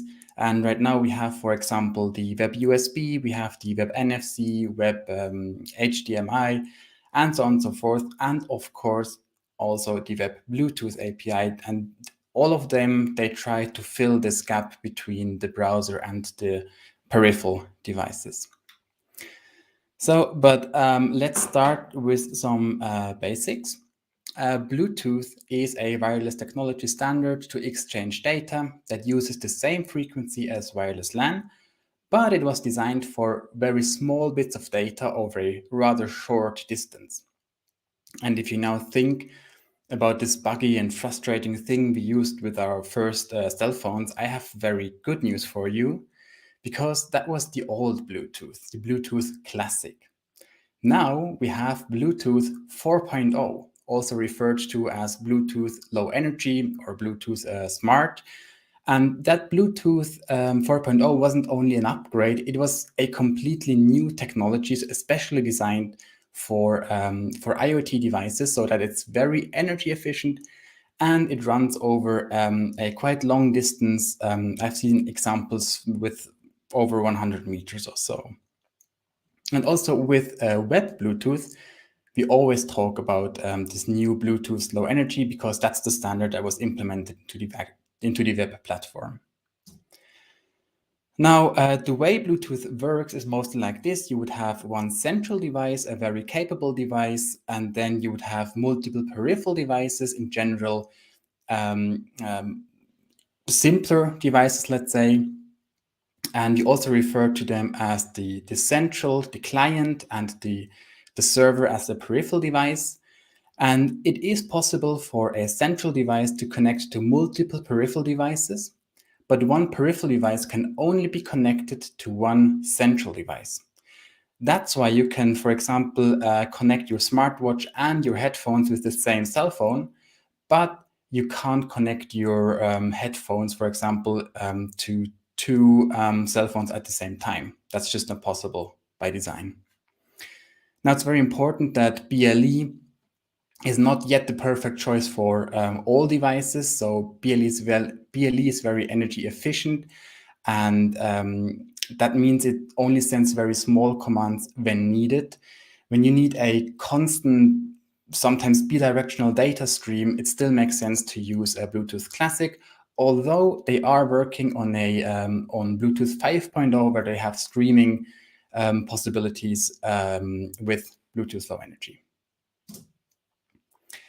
Now, as part of BLE, the Bluetooth Special Interest Group introduced the Generic Attribute Profile, the GATT, and that's basically a protocol that standardizes the way how the devices communicate with each other. You would have let's say the peripheral device has a GATT server that contains a list of GATT services. The service then again has a list of characteristics, and the characteristic now identifies a value, and it also defines which operations can be performed on that value. Let's take the battery, for example. The battery level, it makes sense that you can read the battery level and that you will be notified when that changes, but it doesn't make sense to allow the battery level to be overwritten. So that's just not how it works with batteries. So that's why maybe there the write operation is not permitted, while on a light service or the flight direction of a drone, there it's crucial that you are able to write a new direction or whatever you need. Now, the GATT value then is a very low data structure we have in computer science, and that's just an array of bytes. Here on the right side is how I imagined that for myself. Sometimes you would have the JSON file would be the server, and then you would have the service and the characteristic, and only just an array of bytes for the value. One technical requirement is that each characteristic and each server needs to be uniquely identified. Therefore, we have 16 or 128-bit UUIDs. The 16-bit UUIDs are reserved for so-called standard services and characteristics. That's basically a list of UUIDs and their use cases maintained by the Bluetooth Special Interest Group. But then again, if you have use cases that are not on that list, and most likely you will have such use cases, there you should use the 128-bit UUIDs, simply because with all those possibilities, it's very unlikely that two UUIDs could conflict each other. But I want to say here that that's not a technical requirement. I've seen a lot of custom characteristics and services where they did use 16-bit UUIDs, and in the end, it's totally up to the manufacturer to assign those IDs. Let's have a look at this one example. We have the light bulb. There we have a standard service or two standard services and some standard characteristics. And then we have the light service. There is no standard service for, let's say, intensity or for the color of the light bulb. That's why each manufacturer has to come up with with their own characteristic and their own structure around that. So they have their custom characteristic. Speaking about the UUIDs, you would have the short UUIDs, 16-bit UUIDs for the standard characteristic and use cases, and the long for the custom UUIDs. Let's take that same example. Here I am using NRF Connect for Android, which is an Android application that allows to scan for all the available BLE devices and interact with their characteristics. I will open, maybe the video, yeah, here we go. I will open up the application, and there I have all the BLE devices that the app finds around me. I will have the playbulb sphere as well. I can connect to the playbulb sphere, and there I have the list of services, yeah. And there are some services like the battery service and the battery level. They are standard services. That's why the app knows the name of those services and characteristics. And then we have a list of unknown services and a whole bunch of unknown characteristics. And here one characteristic is particularly interesting because it consists of 4 bytes. It's FF000000, and we can now overwrite that value. We can, for example, try 00 FF 0000, and the light bulb turns red. Okay, that's pretty cool. Let's go on. Let's try 0000 FF00, and the light bulb turns green. Now, one last thing we need to try is 00 FF 00, and the light bulb turns yellow. So the way this light bulb here, this playbulb sphere is structured is that we have, let's say we have 4 LEDs inside that light bulb. We have the white LED, we have the red LED, we have the green and the blue LED.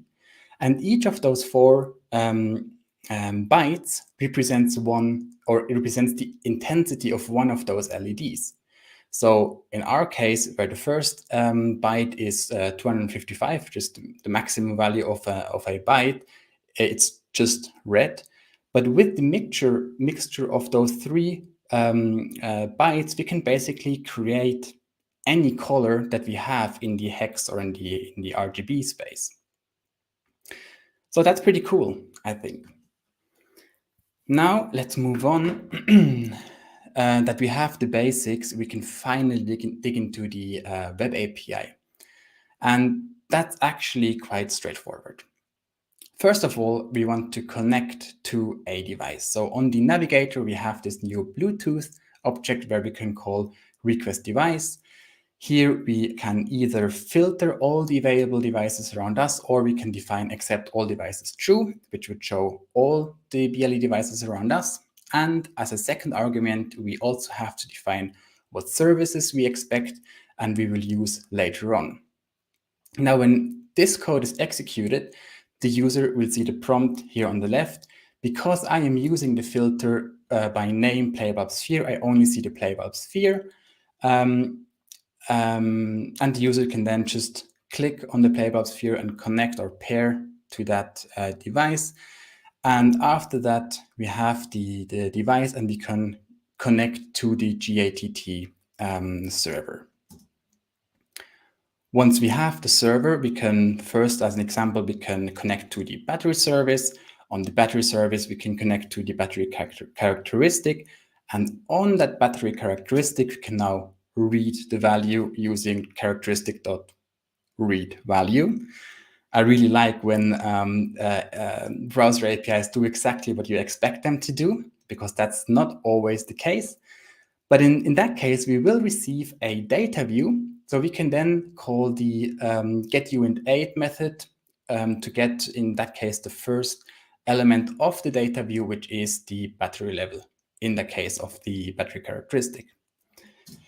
Now, since this characteristic also allows the notify operation, we can now also listen to the characteristic value change event and update the battery event whenever that's fired. It's important that we must explicitly call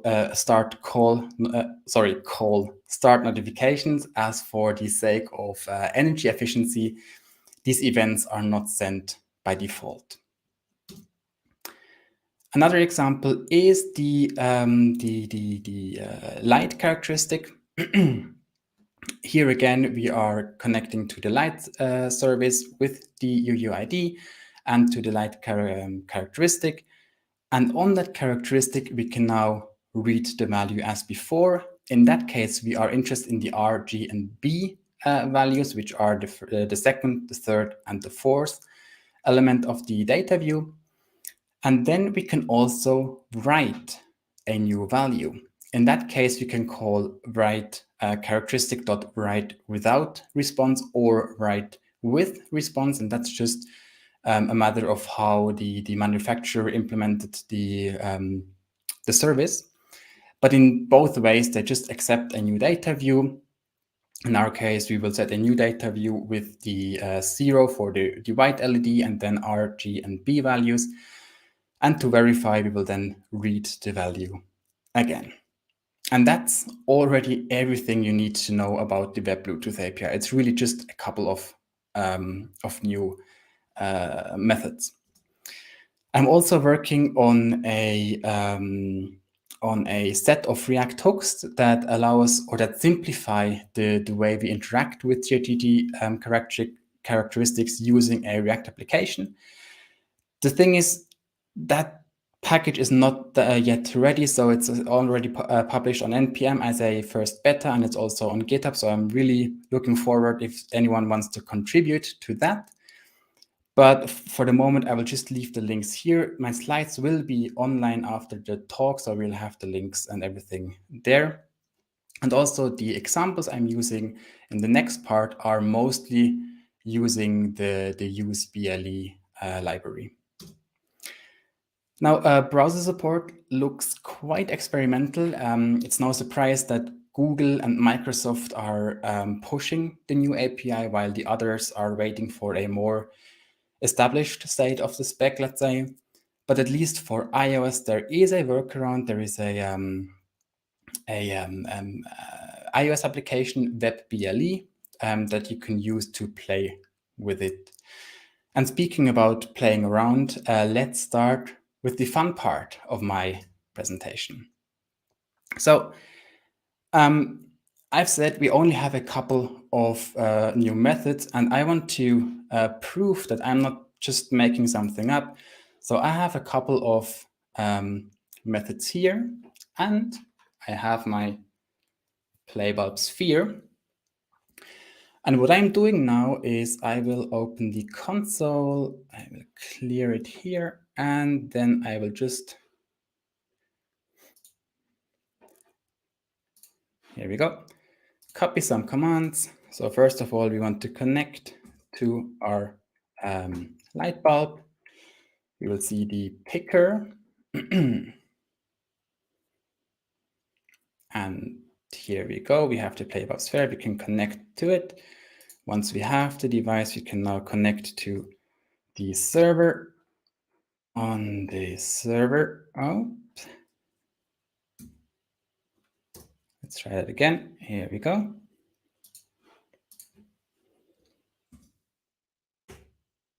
Get the light service. Then we need the characteristic. Just copy and paste it. And now we can try to write a new value. And now I am a little bit nervous because it failed in the first, in the lines above, but let's try it. The thing I expect is that it will turn red. Let's try that out. No, it didn't work. Let's try again.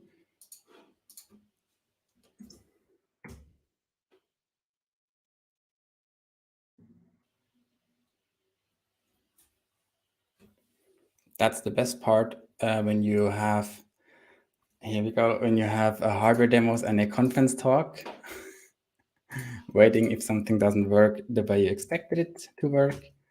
But let's just go on. Yep.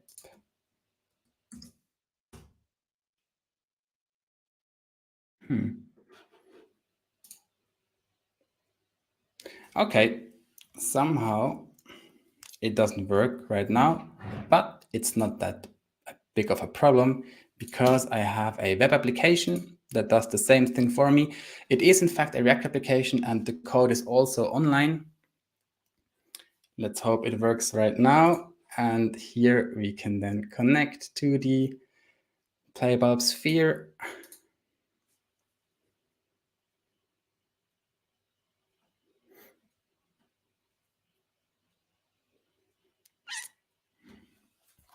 Okay.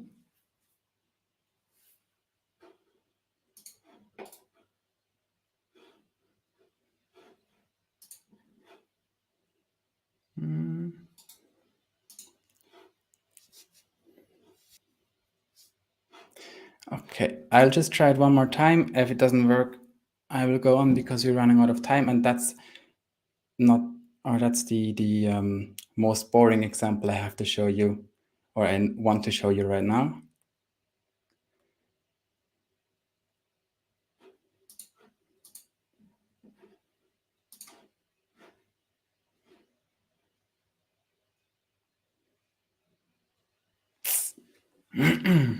Okay, here we go. So now we can set all the lights, and I also, or all the colors, and I also created a little random color picker where it just generates a random RGB value and it writes the value from my computer to the playbulb sphere. Okay, pretty glad it did work in the end. But let's move on because the thing is, in the end, with WebBluetooth, we can control any BLE device around us. But the problem here is reverse engineering is just a huge pain. I have ordered a couple of BLE light bulbs before I found the playbulb sphere, and each of them had a different structure, had different characteristics, different services. There is no light standard, as I've mentioned before. I tried logging the requests from the official apps. I tried to make sense of the characteristics, but in the end, all of that was just a huge waste of time and energy. So I started to build my own hardware. What you see here is a little Raspberry Pi. It's the Raspberry Pi COW. On top, there is a LED matrix. So we have 7 to 17 little LEDs, and I can control the intensity of each of those LEDs between 0 and 255. And here we go. In the end, we have this matrix of all the LEDs. Now, if I want to write a word, let's say "hey," for example, I need to find the right LEDs, and I can just turn them on or off the way they or at the position they have to be. I can also change the intensity of each of those LEDs. And the fun part is now that I can, on the Raspberry Pi, I also have a Bluetooth chip or a Bluetooth module, and I can create my own GATT characteristics. So I give every LED a number, each LED a number. So the first one, the first element of the byte array is 1, the second element is 2, and so on and so forth. And now when I want to write a word, I just need to make sure that the 21 or the LED number 21, 23, 25, 26, and 7, and so on and so forth, they are turned on, and I can write the word "hey." Now I have a little example here with me, and this is my little stage. I can now connect to my LED matrix.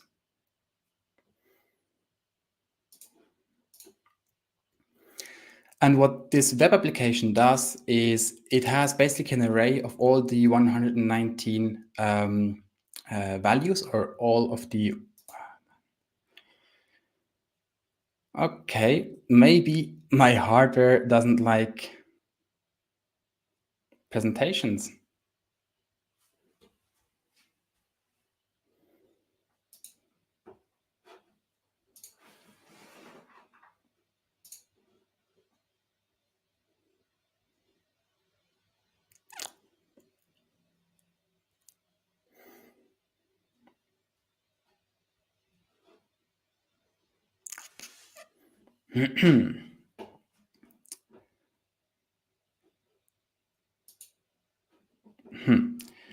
Okay, it does not seem to work.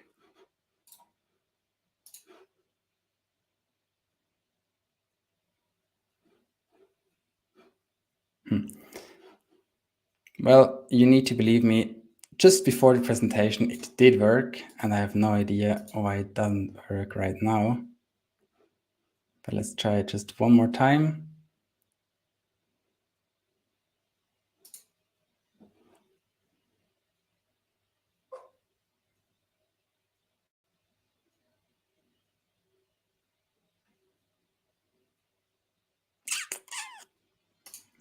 Here we go. Now let's connect to the scroll head matrix.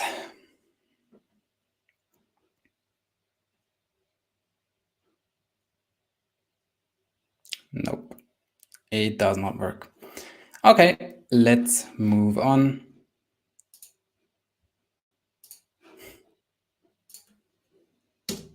Because the next thing is really, really cool.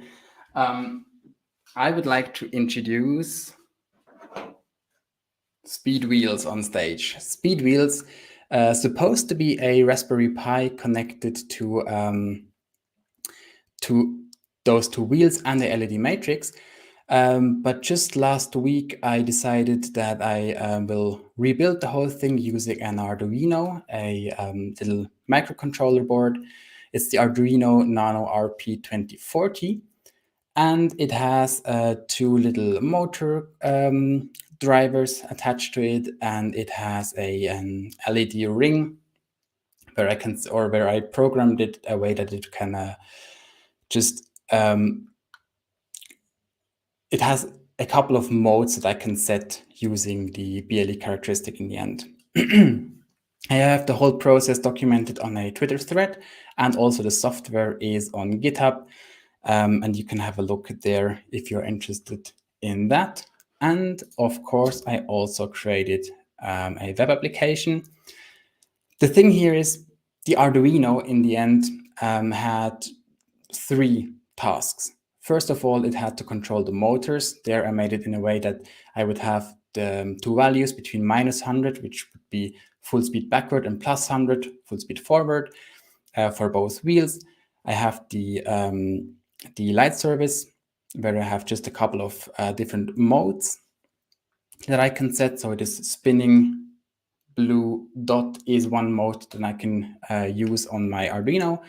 And then I have, on the other hand, I have the Bluetooth server. There I have the two services for the motor and for the LED. Both are custom services and custom characteristics. And my question was now, how should I structure my characteristic? As a front-end developer, I would use JSON. Of course, I will just stringify the values for the right and the left. Wheel, I would then create a data view from it, and I will send that. That's just 23 bytes. I'm perfectly fine with that. But I'm hoping that some of you might have more experience with stuff like that, and you think, okay, what the hell am I doing? And luckily, I found it out myself, because I mean, I have those two values between or in the range of 1 byte. So -100, 100 is just a range of 200 possible states.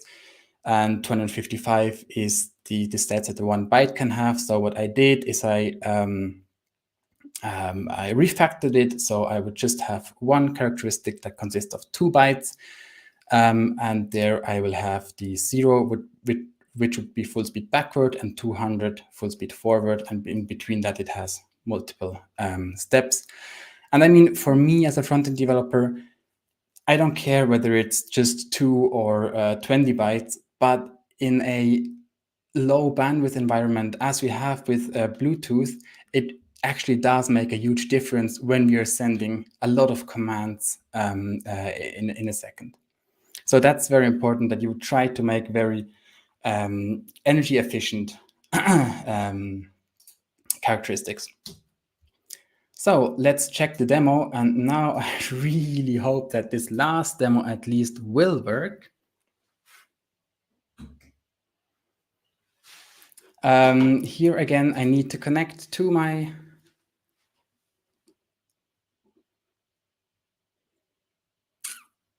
car. I mean, that's how far we went last time, so I'm not that convinced.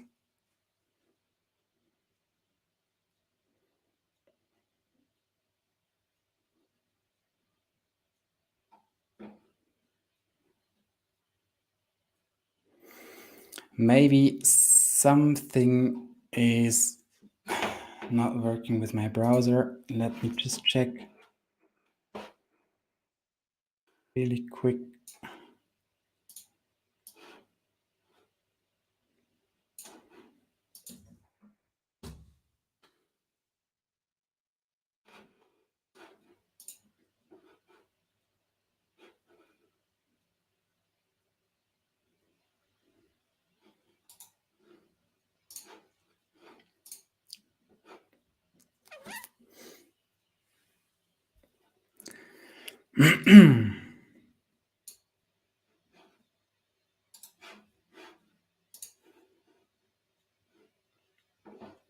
Nope. Somehow I think my laptop is trying to kill me live on stage.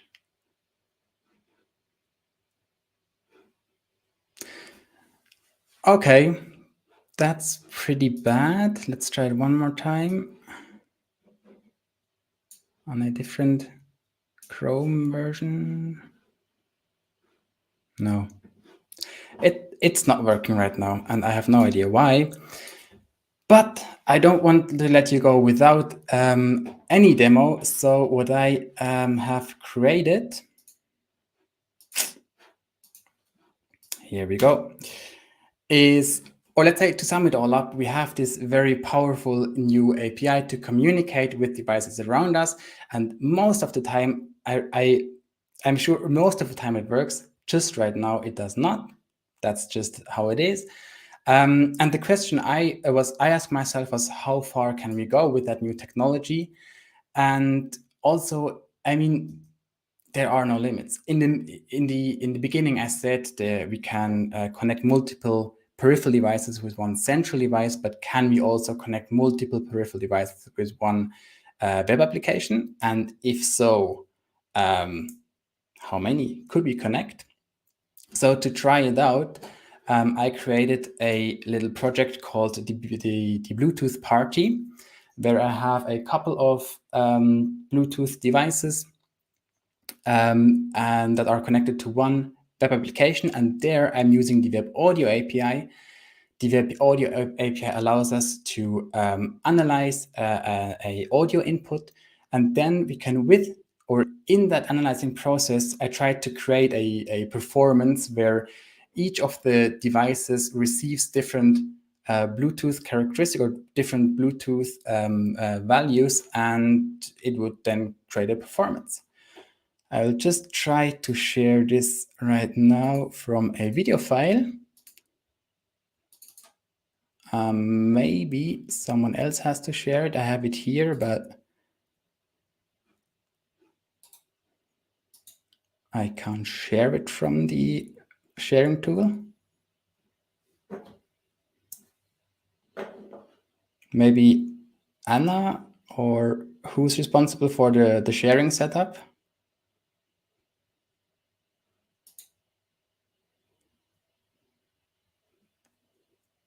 Hello?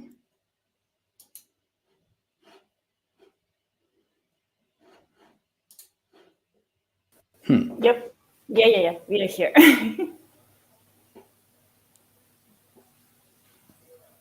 Yes. Just a second. We have a few questions, and we're waiting for Sorry, more. Anna, I was asking, I have this video here in the sharing, but I can't share it myself. Sorry, missed it. Next to my Playing it now. slides. Playing it now. You're playing it, Nick. Okay, great. Yeah, here we go. Con los terroristas.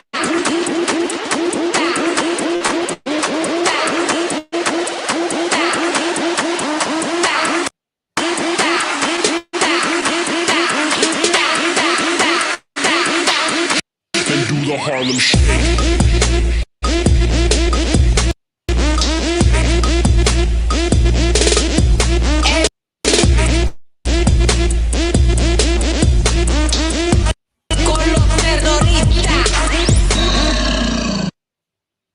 Okay. So that's just a web application that analyzes the audio stream and sends all the commands to the devices. And I'm so sorry that none of the examples actually did work. I have no idea what it is, but maybe I need to restart my computer, or I don't know, just things that can happen on a conference talk. So nevertheless, thank you very much for your attention. It was a pleasure speaking to you, even if there were some difficulties, some technical difficulties.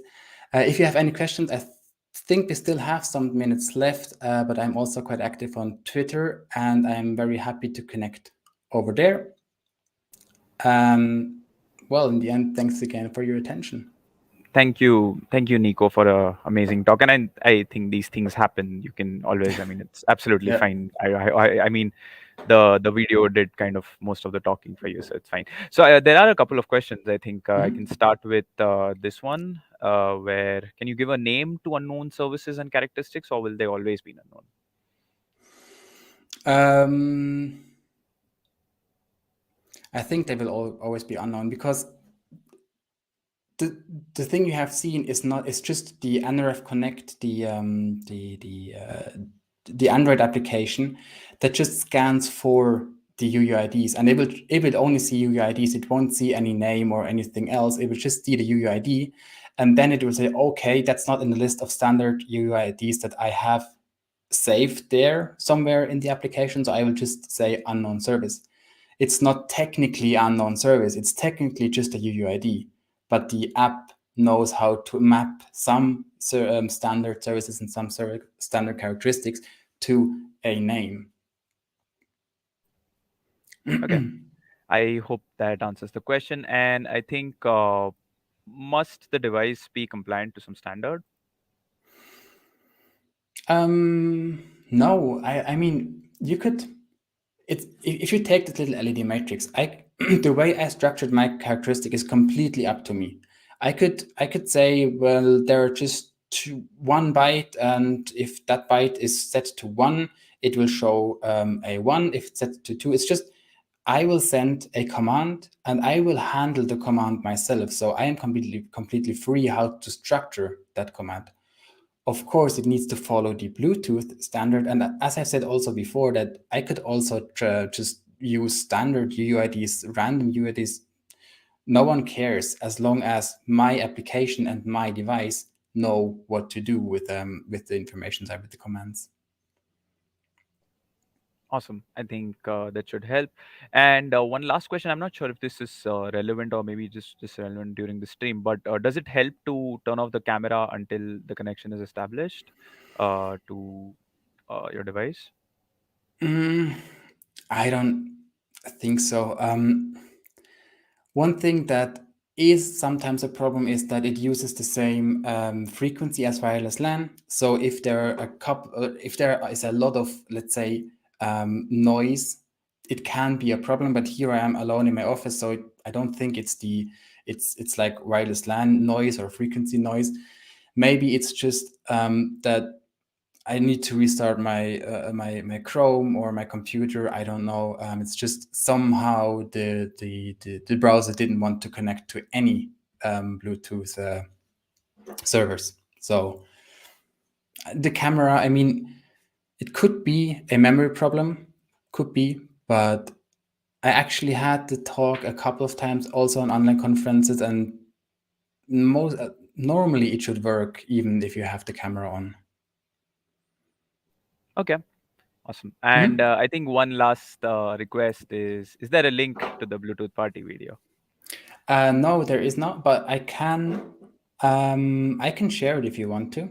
Sure. Awesome. I think it was a bit laggy, right, in the stream. So I can share that after the talk, so you will be able to, or I can write it into the comments or somewhere. We'll find a way that you are able to see it. Awesome. Thank you. Great. Awesome. It was great having you, Nico, and it was a superb talk. So thank you Yeah. so much. Thanks again. Bye. All right, thank you. Bye bye. Okay, so I think there's still a couple of minutes into like remaining for the next talk. So I'm just gonna quickly introduce our next speaker. And our next speaker will be Josh Goldberg. He's an open source developer. And today he'll be talking about unit testing heavy components in React and what is the right way to go about doing them. And if I believe that is what your agenda is, Josh. So I'd like to welcome Josh to the stream. Hey, Josh, how's it going? Hey, I'm doing great. And you're right, that is my agenda. How are you doing? I am good. I'm also fine.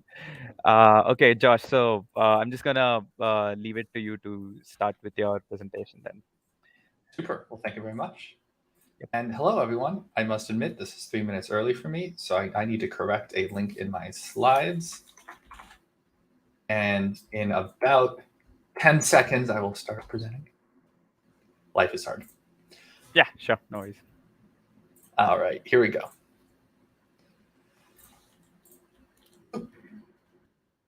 Whoops, gotta switch. There we go. Hello. Welcome to my talk. Thank you everyone for listening to me. This is props, mocks, and context, as stated, unit testing heavy components. The agenda is a few things. First, I'm going to define what I mean by heavy components. Why are we talking about unit testing this specific kind of thing? I'm going to talk about global mocks, which are one of the most common ways you might have already seen or used to test these components, to mock out the heavy parts of them, along with package mocks, another common jest feature. I'm going to talk about a couple things that you probably haven't used and maybe shouldn't, prop injections or prop drilling dependencies through your entire app, and then context, which I think is a really great way to inject dependencies into components in a very testable manner that I haven't seen very many people use yet. So get excited for all that. A little bit about me first. Hello, I'm Josh. I'm an open source developer, meaning I focus on open source static analysis tooling, mostly in open source projects around JavaScript and TypeScript. For fun and profit, I'm writing a Learning TypeScript O'Reilly book, which will be out in tentatively the beginning of June. I do have industry creds. I worked at Codecademy, prior to that Microsoft. Now I'm an independent consultant. So hit me up if you want better TypeScript or React in your code base. And you can contact me at Joshua K. Goldberg on Twitter and joshuakgoldberg.com on the internet in general. Okay. So I mentioned I was preparing a link. This is it.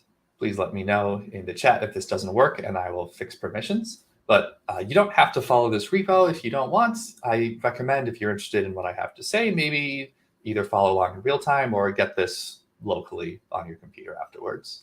All you have to do is npm install and npm start. Actually, I think maybe even not npm start. Anyway, heavy components. What does this mean? Is this another buzzword? And no, heavy components is just a phrase that I personally use. You can call them what you want, but these are React components that don't use global APIs, such as fetch. I would call those light components. So heavy components would be something that does use fetch. For example, a light component might be this lightweight function, this arrow lambda, which takes in a single prop happy and renders either I am happy or I am sad. This doesn't have dependencies on external APIs, just logic in the component itself. This is a lightweight component, not a heavy component. And the way you would test this is fairly straightforward. You might write, let's say, 2 tests, one for the happy case and one for the sad case. I really like the testing library RTL or React testing library. You can use Enzyme or whatever other renderer you prefer. This example of RTL usage in the first test renders lightweight with happy set to true and make sure that the screen has text I'm happy. Then the second one renders happy equals false and get by text I'm sad. This is a pretty standard way to unit test components. And I'm actually going to switch on over to the repo itself, theme dark, because you'll make fun of me if I don't have that. Zoom in a couple times. And oh yes, there's no start script, it's test, my apologies. I'll fix the slides. Git status. VS Code is upset. Anyway, if we go to the file explorer, look under source, heavy components, light.js, I have a copy of this component, and open light.test.js. We see the tests here. And if I, in the terminal, clear yarn jest fun fact about VS Code, you can right-click on the tab to select the relative path, and then fun fact about jest. Actually, I use and just npm run test. You can pass in the pasted path of a name to just run the tests in a file under that name. We get both of these are happy. Checks. Nice.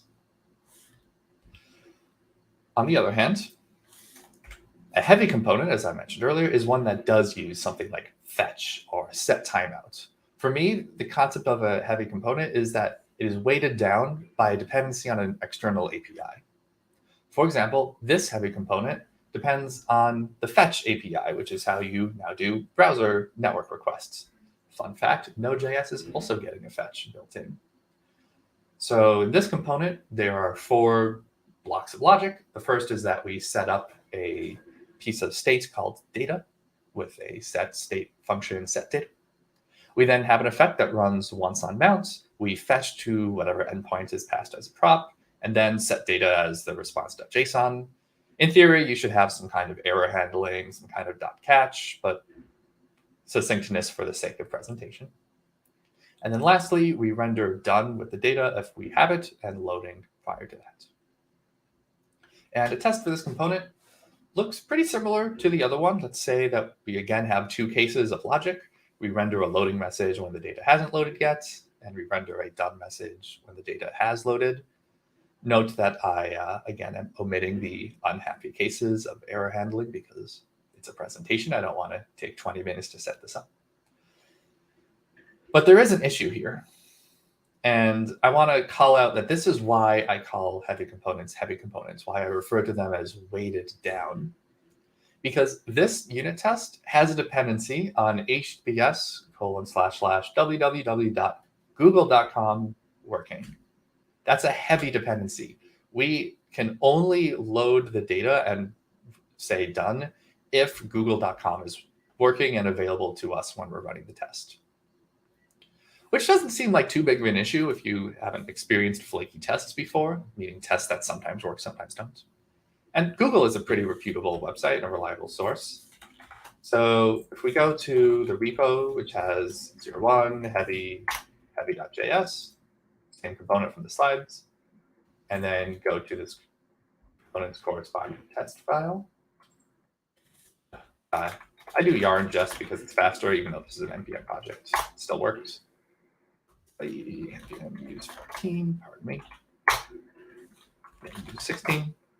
I enforce my Node version because Node 17 has some weird changes. All right. Oops, pardon me. There is a syntax error in my code. This is what happens when you change things last minute. All right, here we go. Boop, boop, boop. Almost done. I love live demos. I swear I tested everything the night before. All right, panel to the right so we can see both reasonably. And yes, this test does pass, but it passes because google.com is available. If google.com were to go offline, which I can't simulate for you because I need to present over the internet, but if we were to say change it to this definitely does not exist, a whole bunch of spam.com, and run the test again to simulate what happens if, say, Google is down or you're on an airplane, the test fails. And this test fails because we have an external dependency on a global API and google.com. And if you have an external API dependency, such as google.com providing WebSocket or web network requests, your test will become flaky. It's just a matter of time.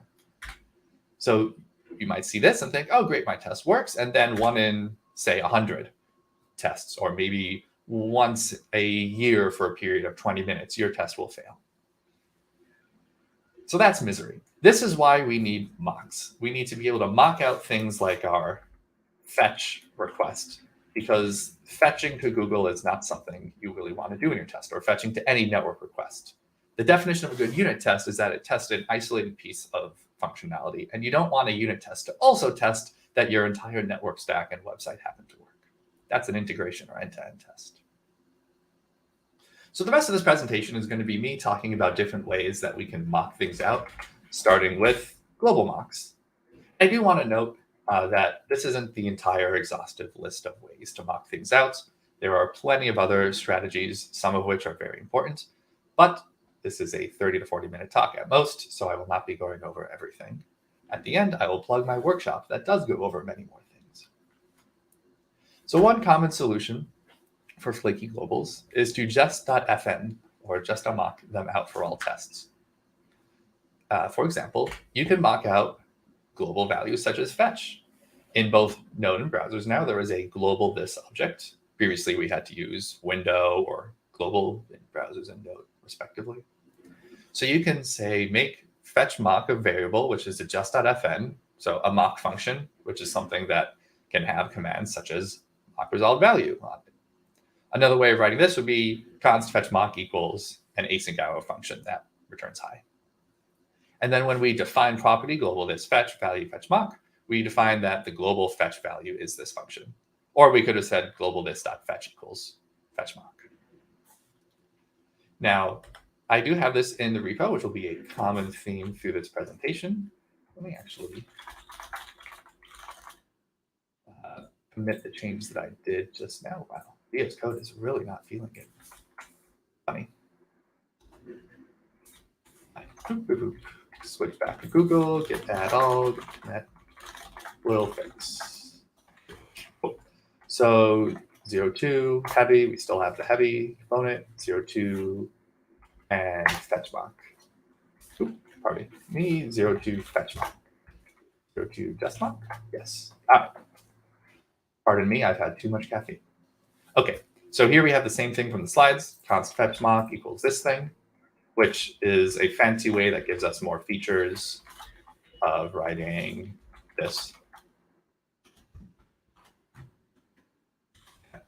Actually, there's a typo there.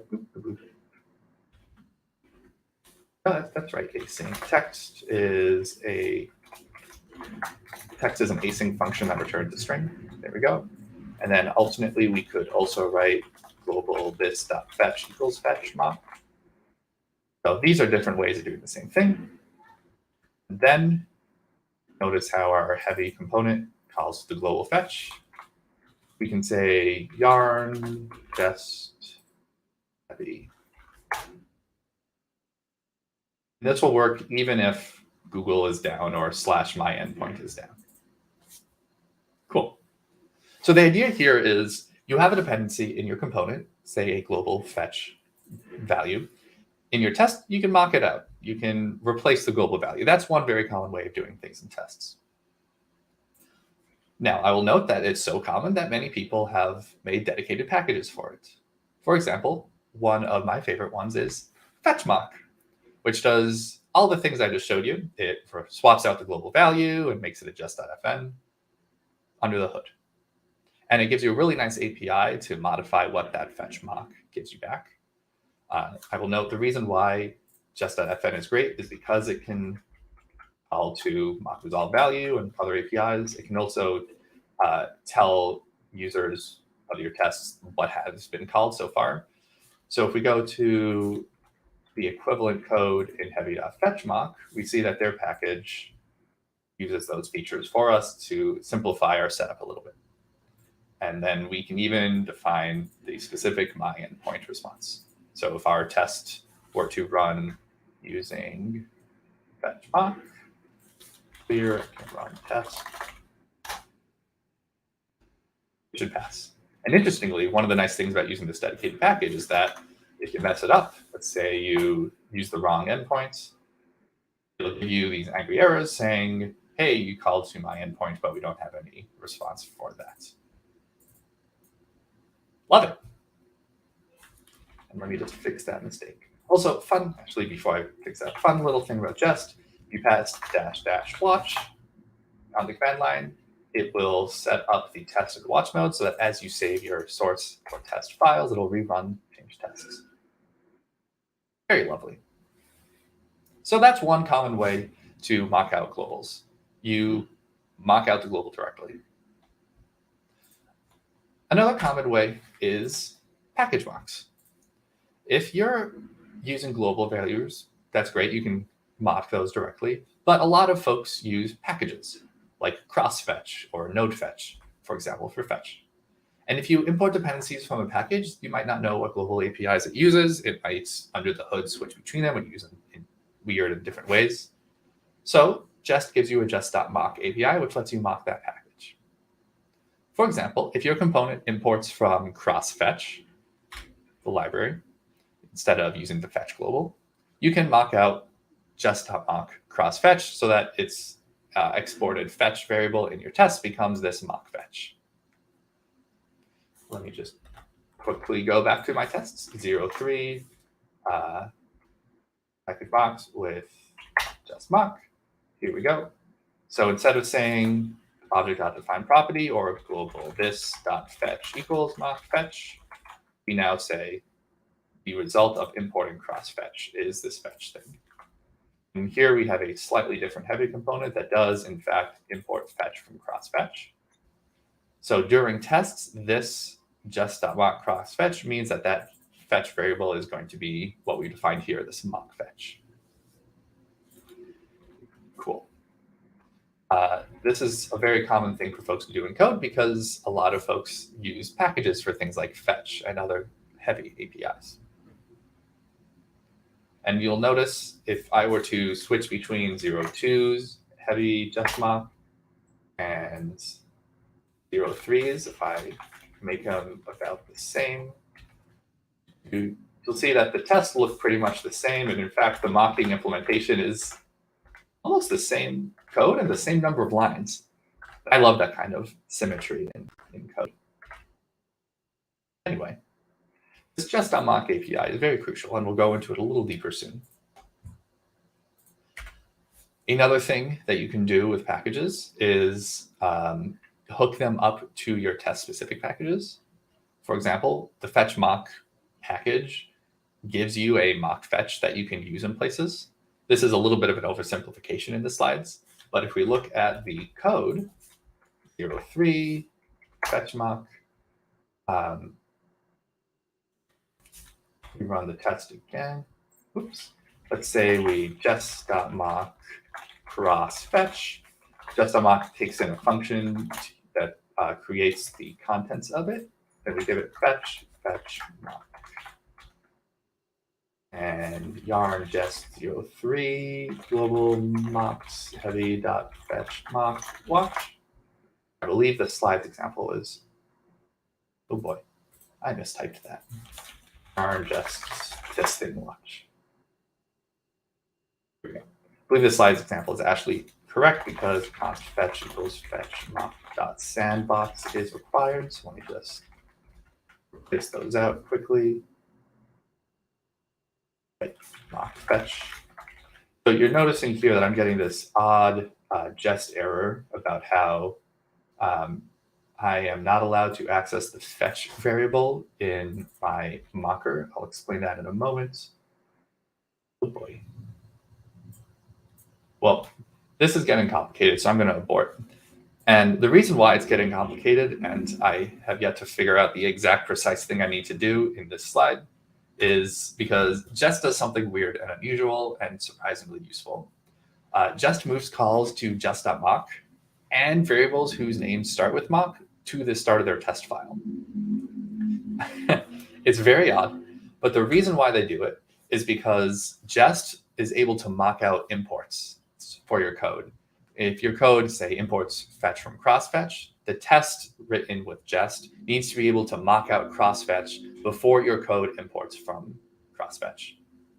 So on the left here, we have 3 lines, or 3 blocks. We have an import statement, the mock fetch variable, and mocking of crossfetch. And behind the scenes, if Jest sees those 3 blocks in that order, it would move the 2 mocks, the mock fetch variable and the just.mock, to before the import statement, under the hood. It does this invisibly, you don't see it.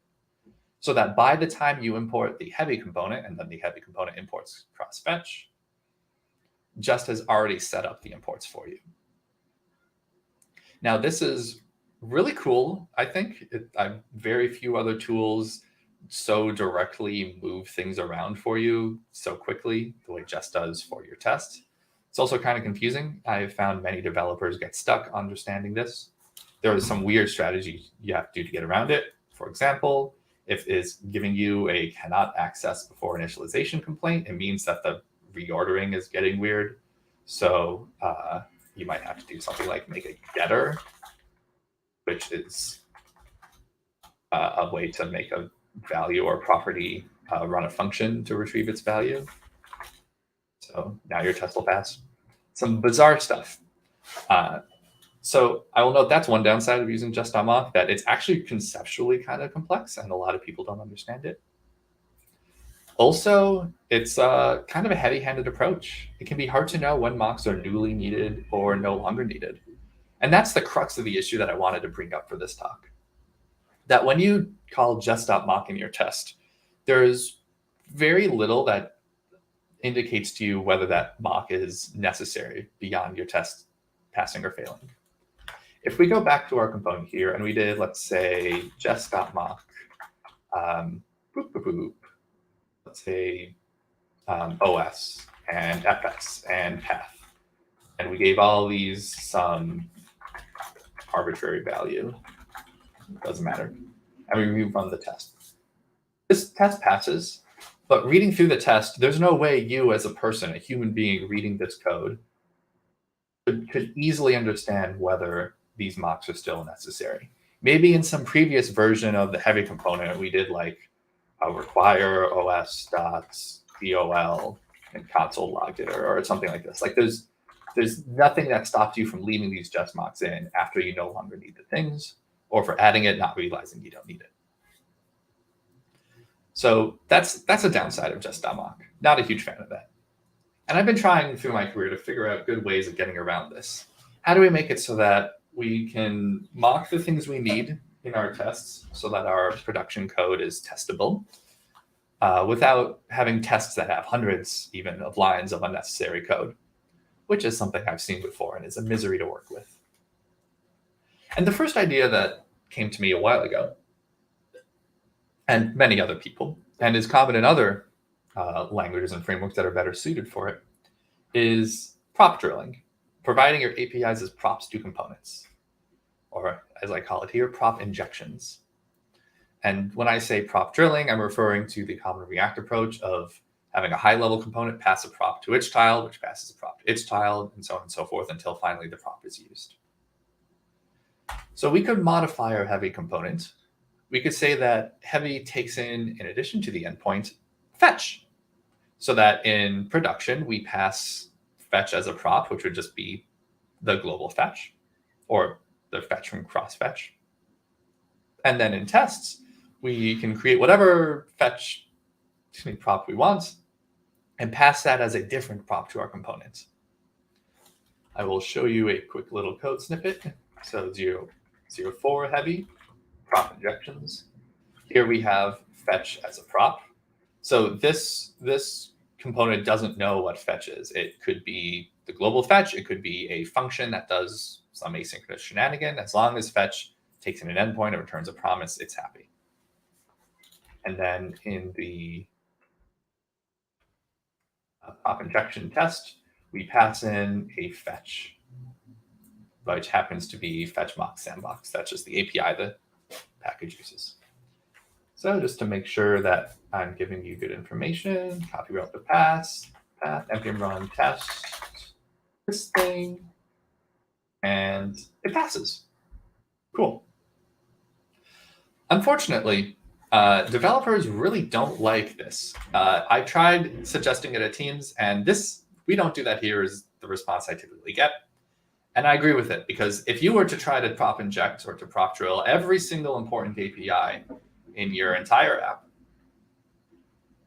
you'd end up with this huge high-level component at the start, and then every component below it would have some large subset of these. It would be a pain in the butt to maintain. No one wants to do that. So this is probably not a good idea, this prop injection thing.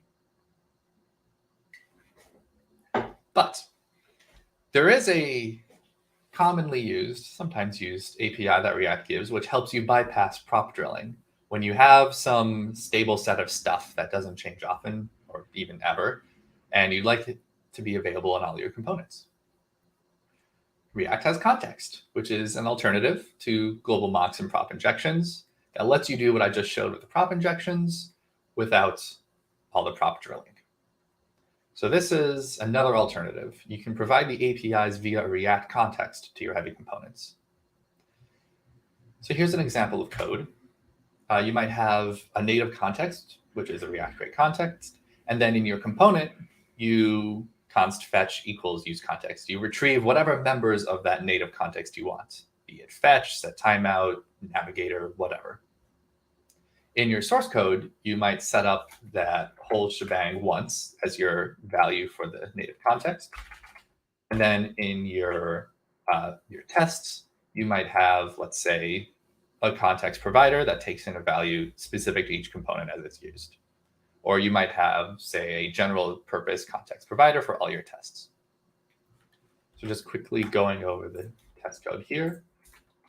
On the left, we have uses heavy.js, which is what I just showed in the slide. Pardon me. Fetch needs to come from use context. Pardon me, I'm in the wrong one. Here we go. Uses heavy and under 5. So here we go. Fetch comes from use context of native context, which is a context that we've defined with no initial default value. It's just there. And then in heavy, let's say 0.5, heavy test.js, we provide a value for the context, which includes fetch. Now, fun fact for those who haven't used React context before, this is how React context works. You define a context with React.create context.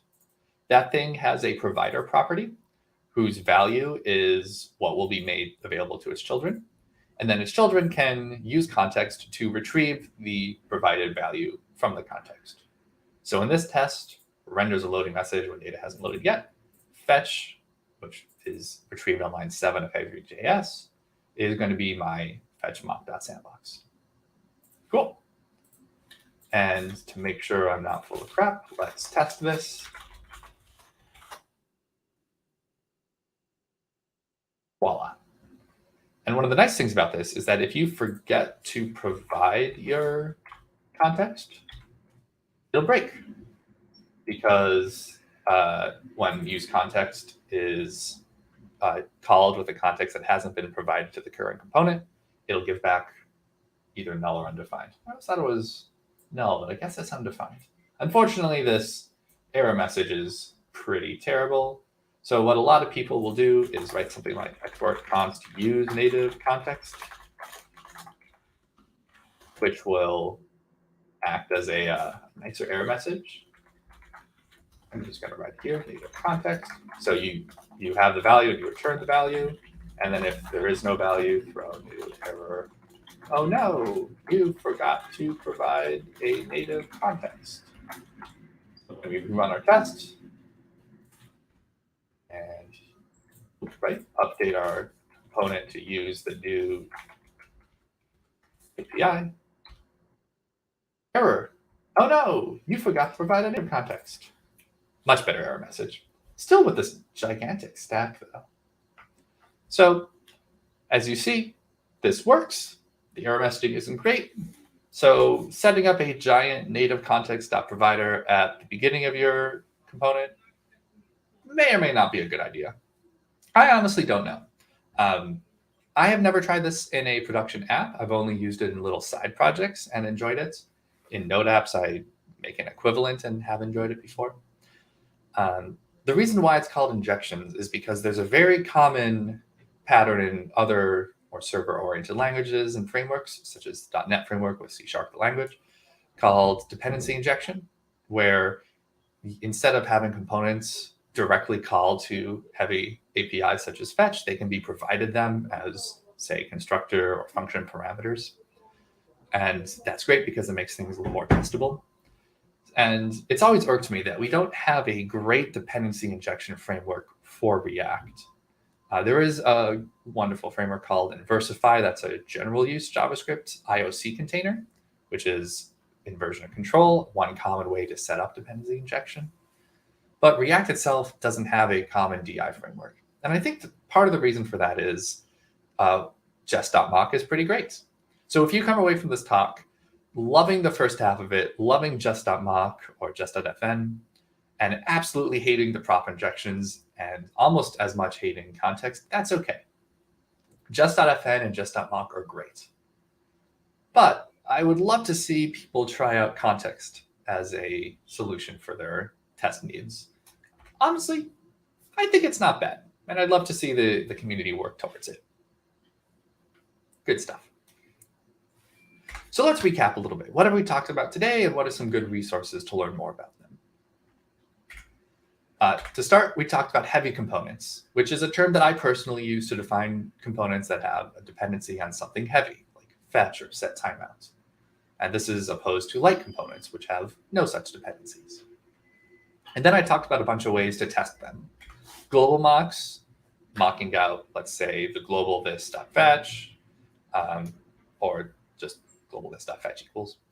Then I talked about package mocks. Say you take your dependencies that are heavy from a package, you can just mock out that package. I talked about prop injections, which probably aren't a great way because of prop drilling, and then context, which is a fun little new way of doing it that I like. This repo link is incorrect, so I flash by it and go straight to related technical resources. FetchMock is the package I was using. It's on GitHub. There's also a dedicated Jest wrapper around it that I personally don't use. I haven't tried it out. Just timers is a really interesting way of running mocks for timers, so I definitely recommend checking those out. I did not cover timers in this presentation. And then if you haven't seen the beta React docs, highly recommend. They're fantastic. Beta.reactjs.org. /API/create context to understand more about context. Lastly, I am holding a workshop next week, week or two, props, mocks, and context unit testing heavy components, the workshop. I'll go over all the things I talked about today with much more practical hands-on examples. I'll go over other features in Jest, such as the _ mocks directory and fixtures. And it'll give you a chance to really go in depth with me and understand how do we unit test these complex, interconnected, heavy components. Lastly, thank you all very much. I'll tweet out a link to the repo and slides. My name is Josh Goldberg. You can find me on Twitter at Joshua K. Goldberg and on my personal site at joshuakgoldberg.com.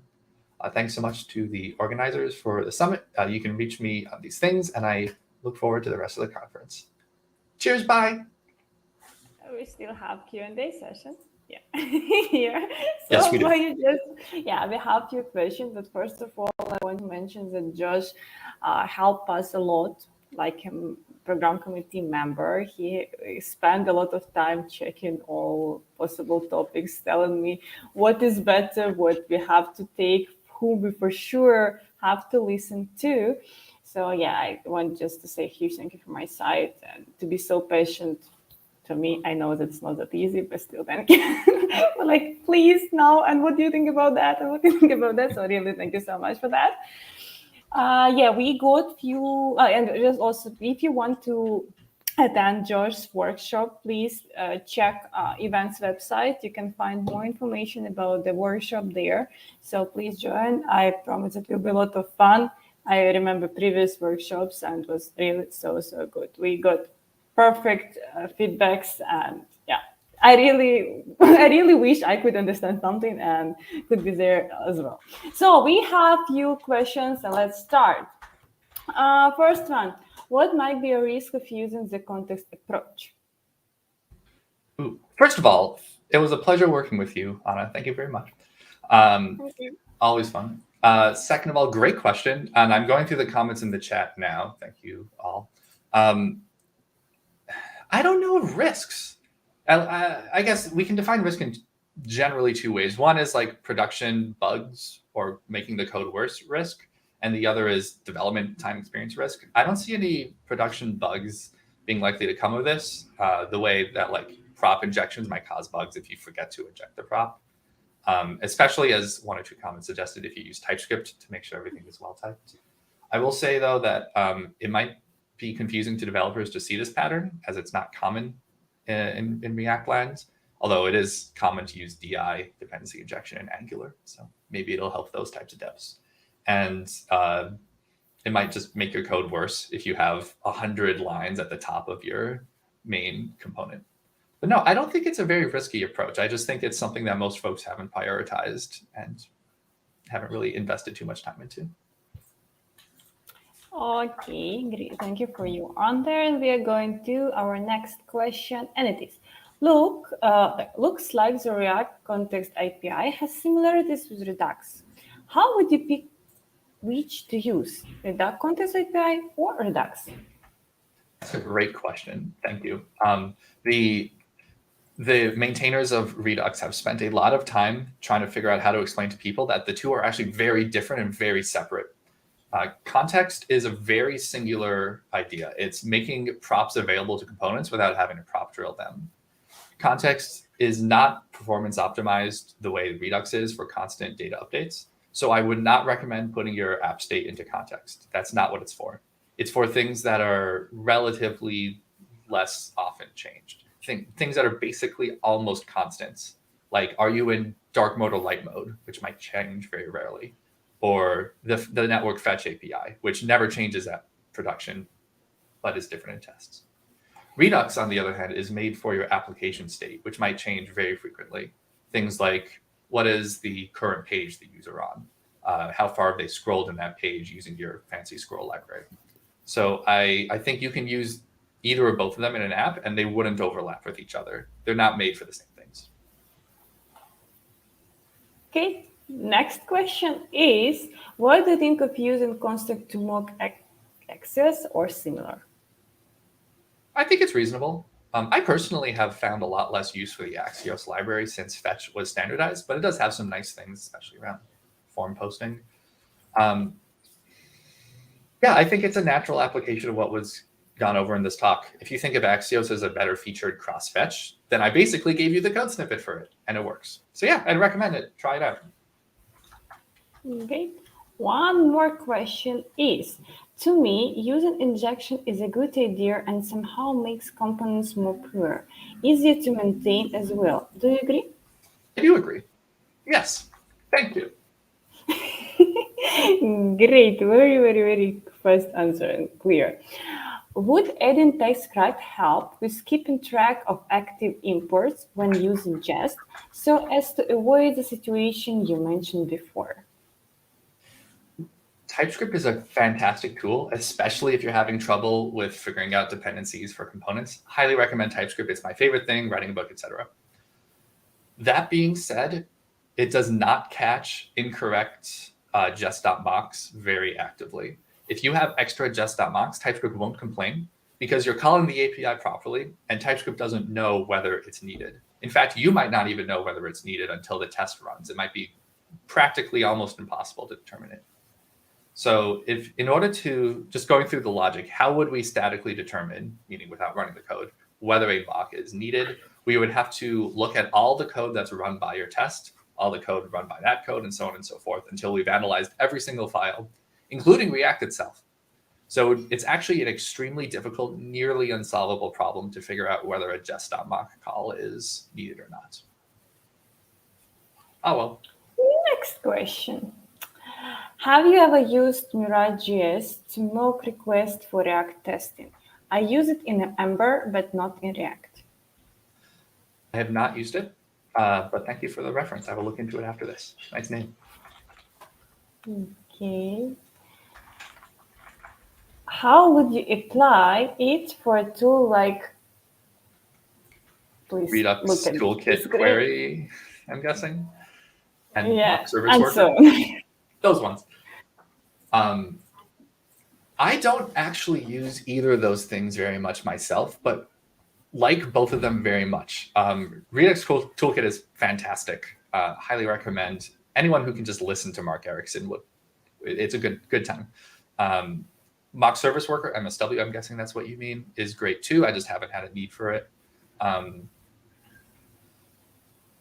Yeah, now that I'm done praising these things, I don't know. What I'm going over is pretty agnostic to what types of state libraries or fetchers you're using. Instead of mocking out cross-fetch, or as mentioned, Axios, you could mock out MSW. You could mock out your service worker package. MSW is a package that mocks out the service worker. So I think it goes along pretty well with what I discussed on package mocking. As for RTKQ, I can't speak to that, sorry. I haven't used the library. okay. We use Redux a lot in our components. Do you have examples on GitHub to mock use selector, use context, etc.? This question is my favorite. They've all been good questions so far, but this one is definitely my favorite. I'm going to start sharing my screen again because I have the package for you. Mock React Redux is one of the greatest things ever. It is, well, one of the greatest things I've made, which is a much lower bar. It is a package directly made for mocking out React Redux. It does the package mocks approach on the inside and lets you, say, mock out the return value for a selector, which can be a static value or a mock function. I highly recommend trying it out. The only reason I haven't tried to promote this as a first-party Redux tester utility is because I don't have the time and I don't use Redux that much. But we use it at Codecademy in some of our very core applications, and it's great. So this is what I'd recommend. Mock out, use selector, use context, etc. Although I personally wouldn't recommend mocking use context very much. Maybe mock out the context itself, its value, but that's not something I've explored too deeply. Cool. That's all. Little expression of joy. Yeah, question one more, like, can you post the link about Jest timer mocks? Sure. I forgot to log in, so I can only post in the private chat. So yeah, and we will share. Someone can forward that over. But if you look up just timer mocks, it's the first result on Google. Yeah, and one more, and for now it looks last one. Is it true that React testing library reduces the need to mock in the first place? I love it. In some cases it does, in some cases it doesn't. So, sorry, my cat is doing things. There are two main libraries that people have historically used to unit test React components: Enzyme and RTL, aka React Testing Library, aka Testing Library React. Very confusing to memorize. The Enzyme approach is that it lets you test directly on what is being rendered, like testing that I rendered this component with that prop and those children. Whereas RTL gives you a little bit higher level of an approach. It lets you test the results of your render. I don't care what's on the inside, but the result is the text, whatever, that I'm rendering in a certain amount. So RTL gives you kind of the more user experience testing, which means that you oftentimes don't need to be as precise about what's inside your components.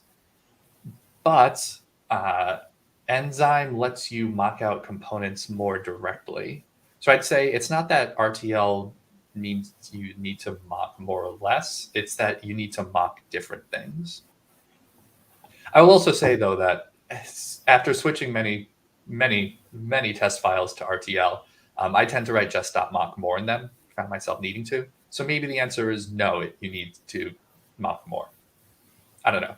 Enzyme also is barely maintained and recommended against by many people, and the React team recommends RTL or similar, so might be a moot point. Okay, and such question, what are your recommended testing libraries for React? Well, not Enzyme, but definitely RTL for unit tests or integration tests, if that's what you and or your project prefer. And then I really like Cypress for end-to-end testing. It has good React and TypeScript integrations too. Got it. So yeah, I think for now that's all what we have, and we exactly running about the time. So I just want to mention again that we will have a workshop with Josh next week. So please, we will also post a link on our chat, so you can follow that link and find more information about that, or just go to our event website and find by yourself. So we would like to see you there as well. And thank you so much for joining us, for sharing such valuable content. Thank you again for helping me. And see you tomorrow, because tomorrow Josh also will have one more topic for senior developers. Yeah, Josh? Very excited about it. Thank you again. Great. See everyone. I'll post the cat on Twitter. See you. See you very soon. Bye. And yes, now it's time for a few hour advertisement, announcement, and short break. And we'll see you very soon.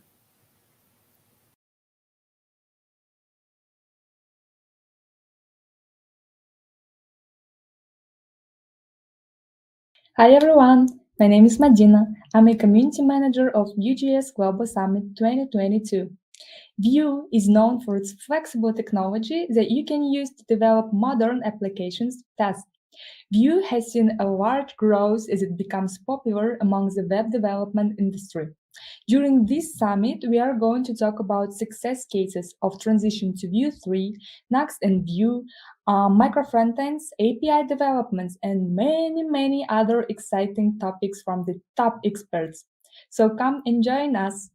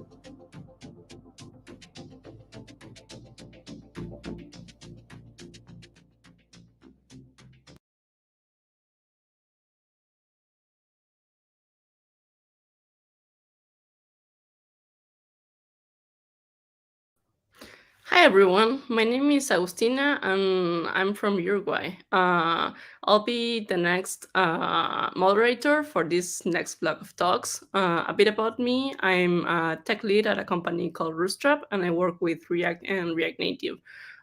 So for the next talk that we have Petar that is going to talk us about a migration that he had to do from Angular to React and also from Bootstrap to Tailwind. So this is very interesting. I'm going to invite him to the stage so he can tell us all about it. Hi, Petar. Hello, everyone. Thank you for having me. That's awesome. I'm going to add your slides to the talk, and you can start when you want. Okay, perfect. Okay. All good? Yeah, all good. Okay, so thank you again for joining me in my lecture. And today we're going to talk about Bootstrap to Tailwind and beyond. Okay. Okay, so the purpose of our presentation today is to present you the architectural strategies of migrating from one UI library to another, our experience, and the learned lessons from the journey. So a few words about myself. I am a software craftsman at ST6. I'm a junior entrepreneur. I'm also an ex-founder of 2 tech startups. I practice Zen Buddhism and I meditate once or twice a day. So basically, I love technologies and startups. And here I put a favorite quote of mine, which is from Einstein: "A person who never made a mistake never tried anything new." And here, one disclaimer for the presentation. So we are going to go through a lot of technologies and business aspects, and for some of them, I won't go into details. But if you have some questions or something is bothering you, please ping me in the Q&A, write me a question, or just write me an email. I'll be very happy to answer you and to talk for something later. So the agenda for today is first to give you some context of the project I'm working on. Then we're going to talk about just a brief history of how the project evolved over the past 2 years, the different versions of the project, and of course we are going to talk about different architectural strategies and options that we had, and of course some good patterns, some anti-patterns, and good practices. So let's begin. Let's start with the customer, the client we are working with. So this is Mac Stadium or macstadium.com. It's the website, and it's basically they're the cloud for Mac businesses. So if you want to have a Mac infrastructure, you want to purchase Mac Mini in the cloud or something like that, you go with Mac Stadium. And we are going to talk about today for one of their products, which is called Customer Portal or just Portal. This is basically where all the customers go when they want to purchase a new Mac Mini, when they want to do something with their billing or to contact support or stuff like that. So this is the front door of all the customers that are going to Mac Stadium. And this is how it looks like now. This is the current version of the portal. But how did we end up here? Well, a brief history of the portal. So we started working on it back in 2020. And for 3 months, we migrated, we rewrote from scratch the project from Angular to React. And then in 2021, we started migrating from Bootstrap to Tailwind CSS. But we'll talk about the later steps in the presentation later. So version 0, this is how I call it. And here are some screenshots of how it looked like in the past. So this is basically some form. It's Angular and Bootstrap. Here is another screenshot, as you can see, very outdated. And so why we decided to, let's say, to switch from Angular to React? Well, there are a couple of things, just to mention them briefly. Because it was Angular version 4, and here it's important to mention that it's not Angular.js because they are 2 different technologies.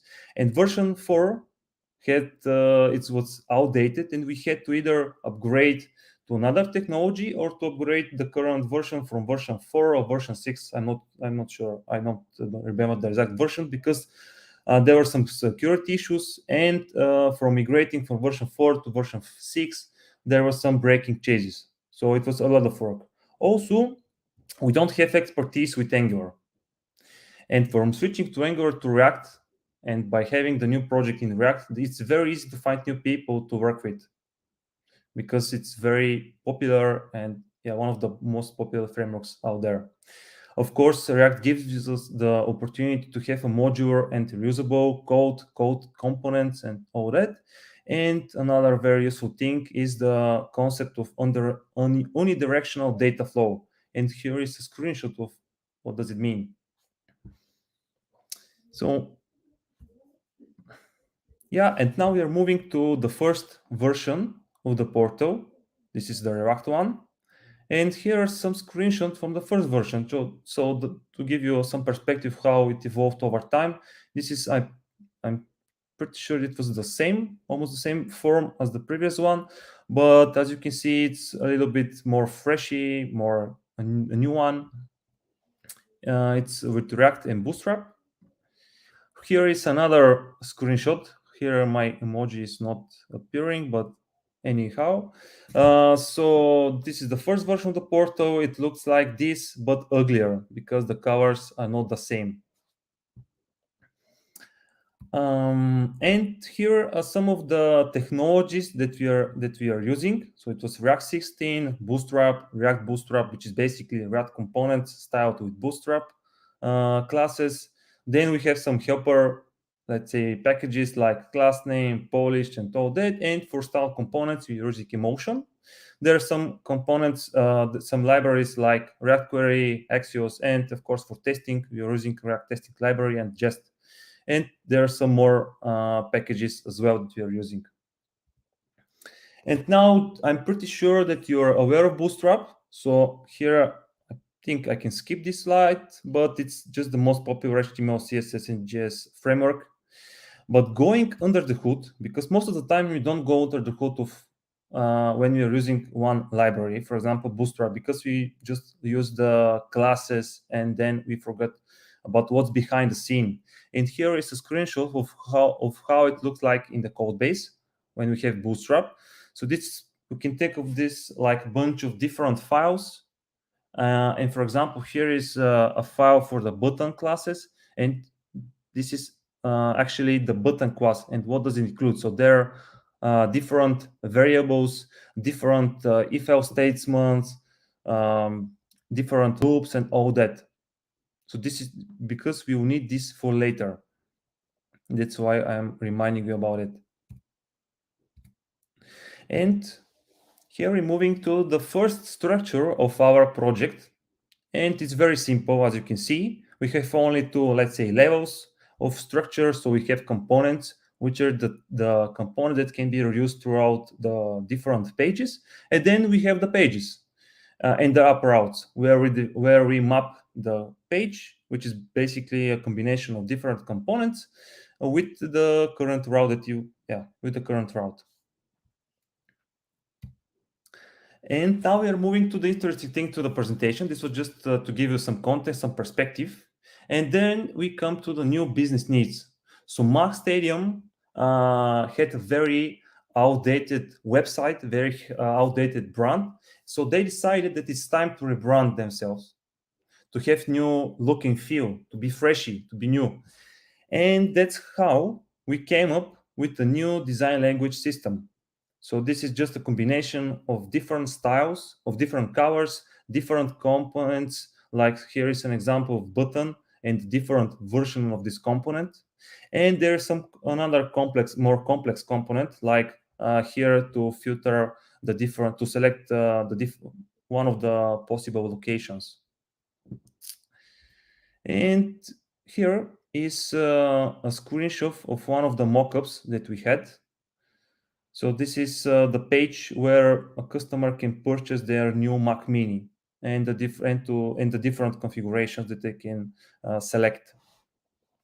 It's important here to mention that this new design language system that was developed was based on almost the same on the default theme from Tailwind CSS. So just to say a few words about Tailwind CSS. So we can think of a Tailwind CSS like utility first low-level CSS framework. So it's just a bunch of different classes that are highly customizable. So you can combine the different classes and have a very customizable component later.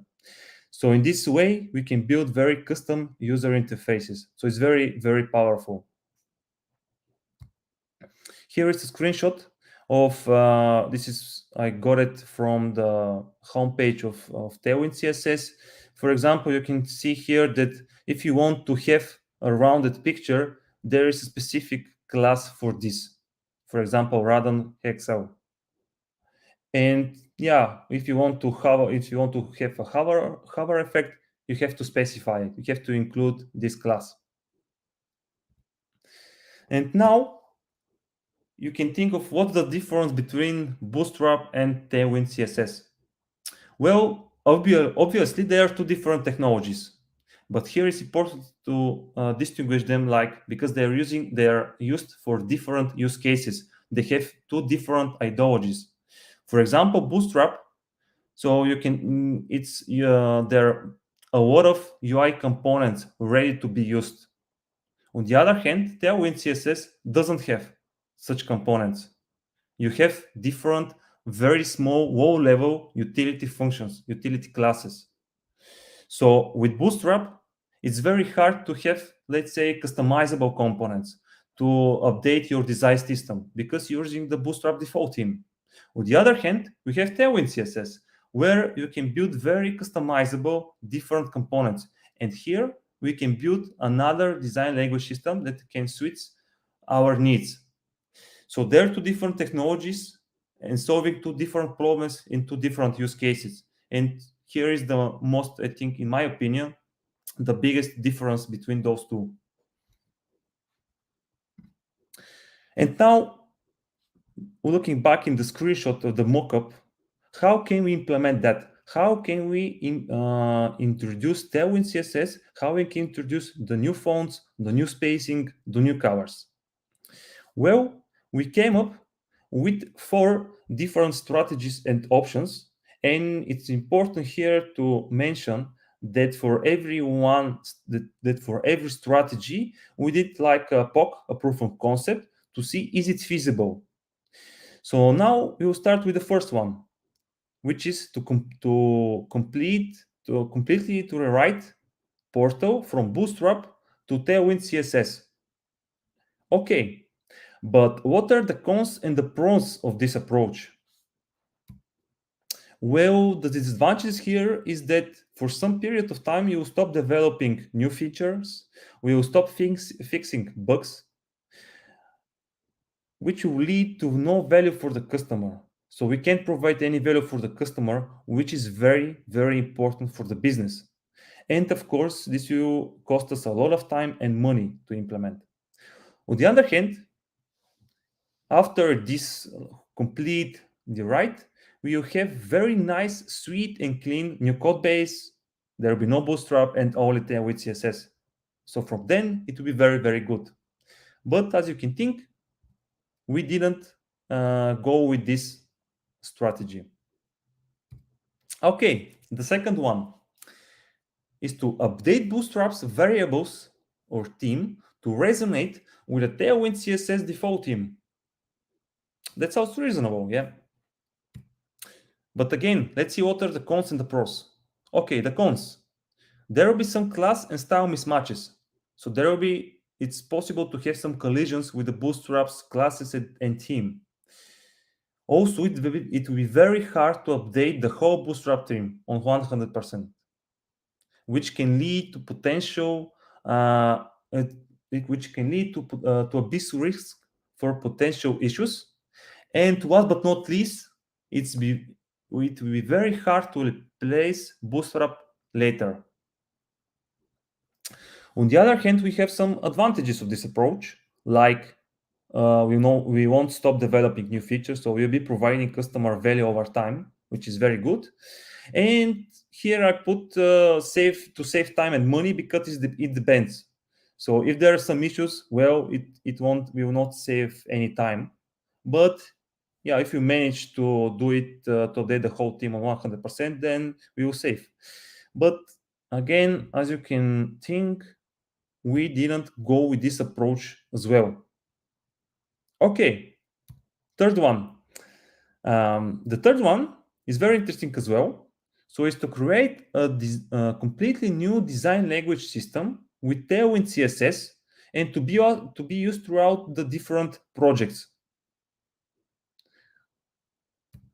Okay, again, as the previous strategies, let's evaluate this one. So what are the disadvantages and the advantages of the strategy? Okay, The disadvantages are basically that, again, we will waste a lot of time and money to develop and integrate this new system, because there will be a lot of new components that have to be developed and then integrate in the current project. And again, for some period of time, we can't provide any value for the customer because we had to implement all these components from scratch. On the other hand, you have a new and ready to be used design language system, so it can be used in the different projects, and all projects can have the same look and feel. And also, it will be again nice, sweet, and clean, because we are getting rid of Bootstrap and only using one UI framework. So, but again, this wasn't the right approach, the right strategy that we decided to continue with at this point of time. So yeah, it wasn't the thing that we decided to work on. And then we are moving to the last one, the fourth strategy, which is to integrate Tailwind CSS and use it together with Bootstrap. It was very interesting. Again, let's see what are the cons and the pros of this approach. Okay, of course, again, we can have some class and style mismatches. We can have some collisions between the Bootstrap styles and the Tailwind styles. Of course, it will be messy and ugly, and it's an anti-pattern to have two different UI frameworks, two different libraries using it in your project. On the other hand, we will provide customer value over time. We will save time and money because we won't stop developing new features. And yeah, and for example, when we are developing new features, we can implement the new components with Tailwind CSS. And this enables us to remove Bootstrap later, because every new feature, every new component will be written in Tailwind CSS. And also, we can prepare ourselves for the new design language system. And this is how and why we decided to proceed with this strategy, because it's like it's a compromise between having a new design language system, having a complete getting rid of Bootstrap, and also preparing ourselves to do this later when we have time, money, and resources. So this was very valuable. And here there are two important enablers that make it possible to implement this strategy. And now I'm going to share with you those enablers. But first, let's see the second and the last version of the portal. So this is how it looks like now. Different colors, different font sizing, spacing, and all that. It's look beautiful. And the tech stack, so we are using the same as the first version, but we also use Tailwind CSS, headless UI, and Twin macro. So as I said, let's see what are the enablers of the fourth strategy. So here we see a screenshot of how we configure Tailwind CSS.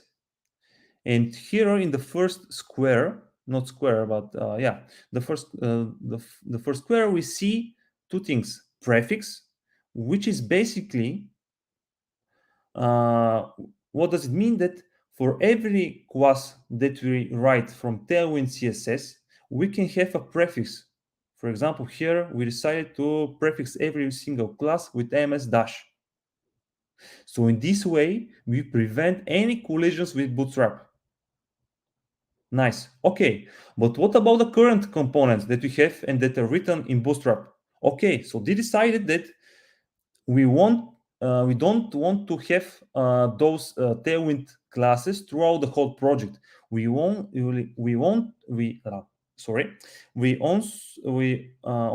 to have them inside here the components folder, where we will be writing the new components freshly with Tailwind CSS.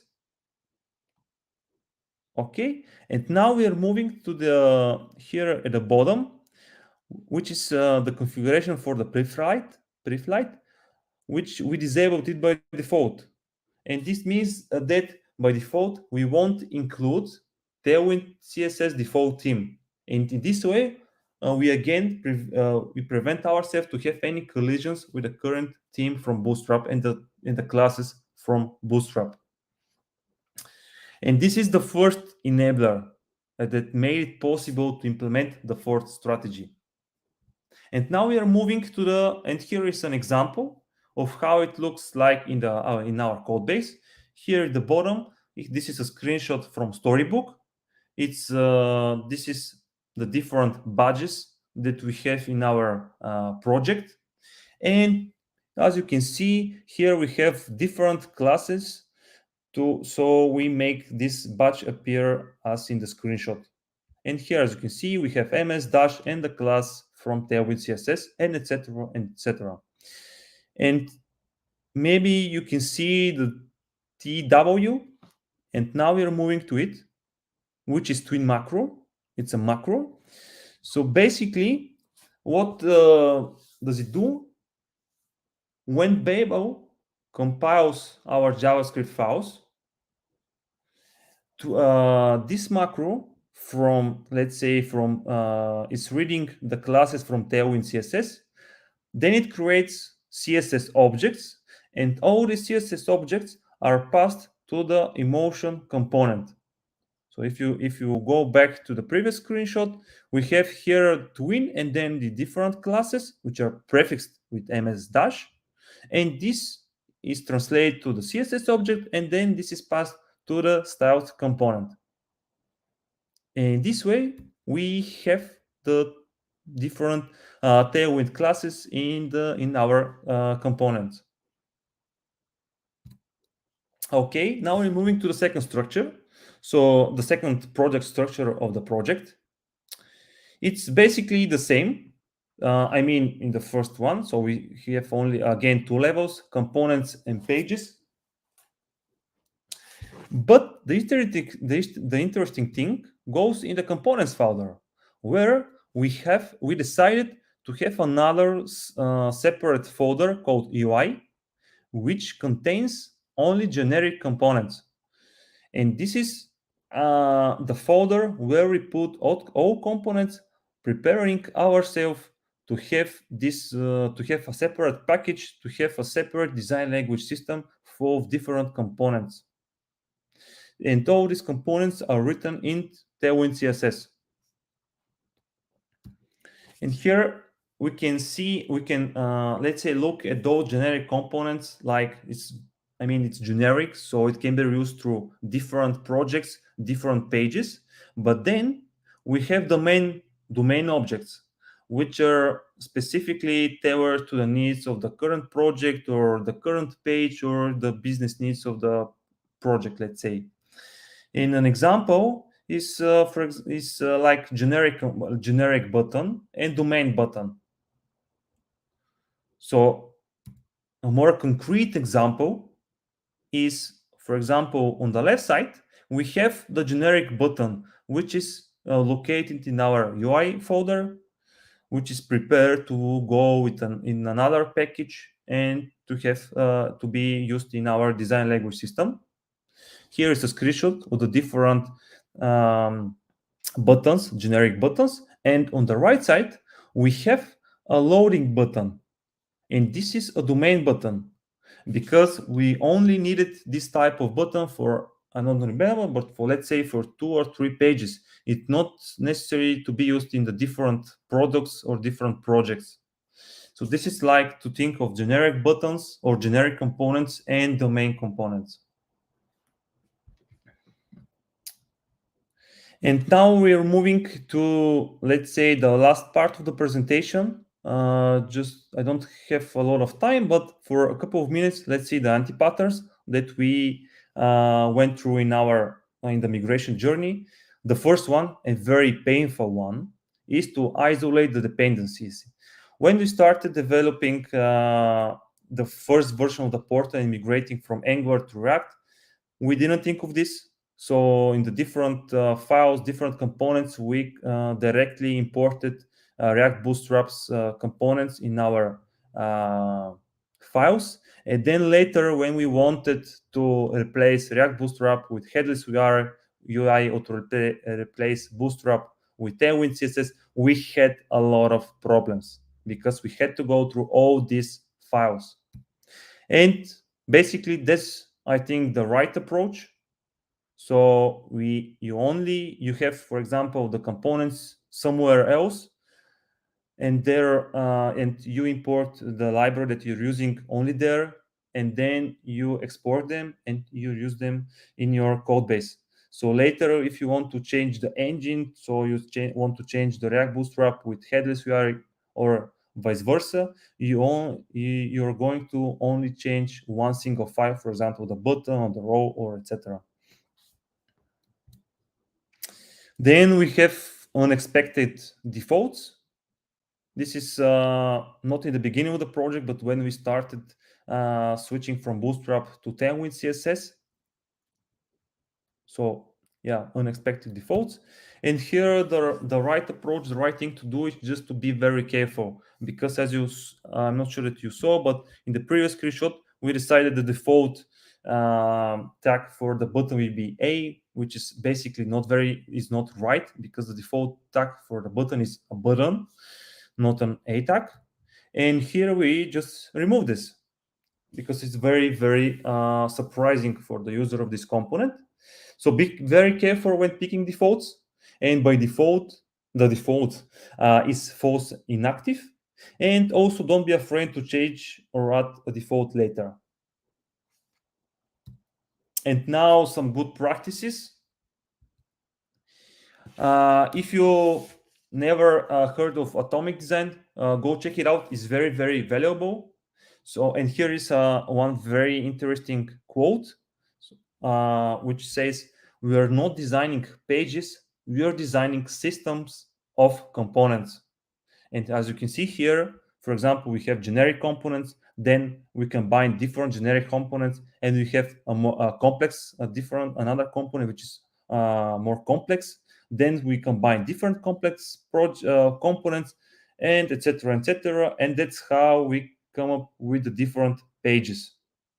So it's very, very interesting way of thinking, and it's very valuable when you're using React. So yeah, go check it out. And in the end, it's all about trade-offs. So we saw that one strategy sounded very, very good, but in our use case, it didn't work out.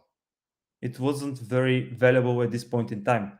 So every strategy, every technology has its pros and cons, and it's always good to go through them and then to make an informative decision, because one technology won't fix and cure all problems. So yeah, there are a lot of trade-offs, and it's better to get some informative decision.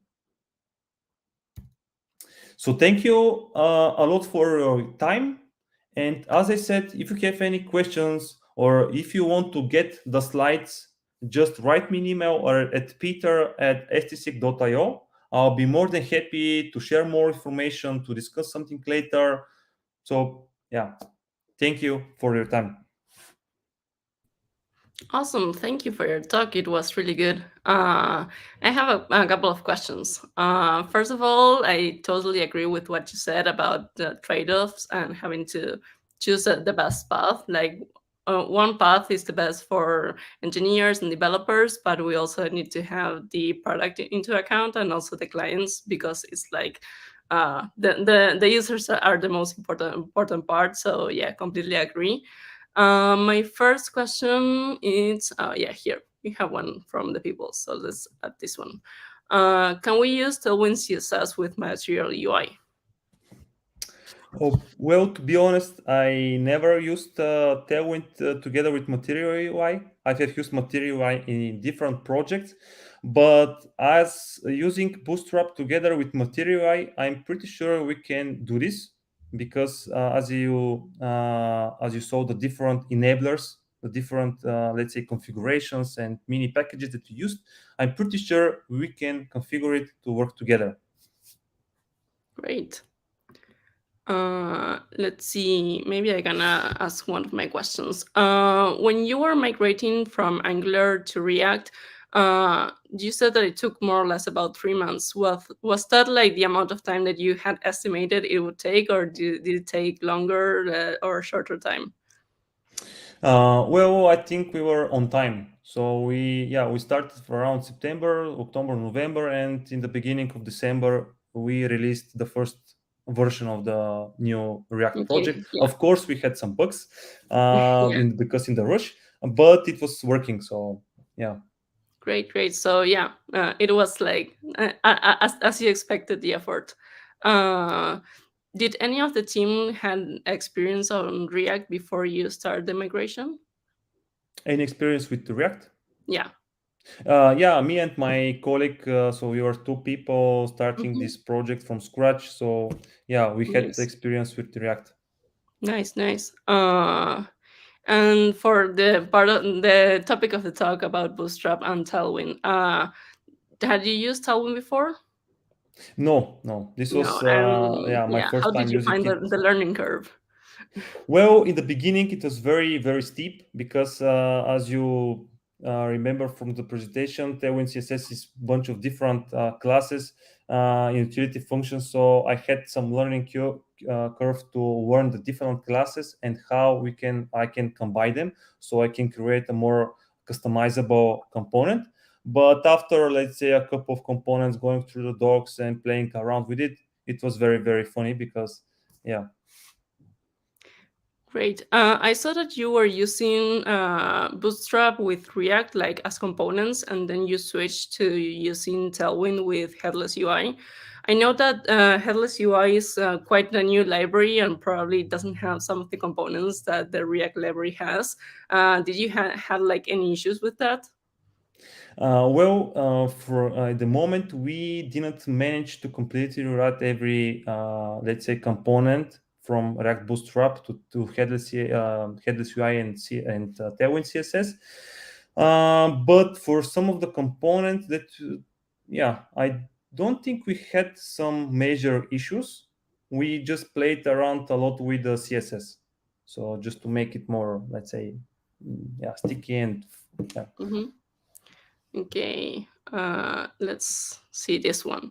Does Tailwind classes chain make code unreadable? Is it annoying or do you get used to it?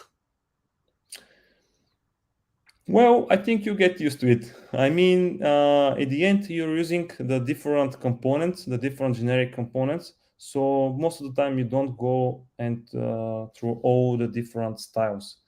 But yeah, this is one of, I think, the disadvantages of this. Yeah. Let's see this one. What was the implementation time and how difficult was it to get the team to adopt? Well, we started 2 people, and then when we to develop the from Angular to React, and then when we decided to switch from Bootstrap to Tailwind, we were again the 2 of us. So yeah, it took us some time to get used to it, but this strategy enabled ourselves to make it step by step.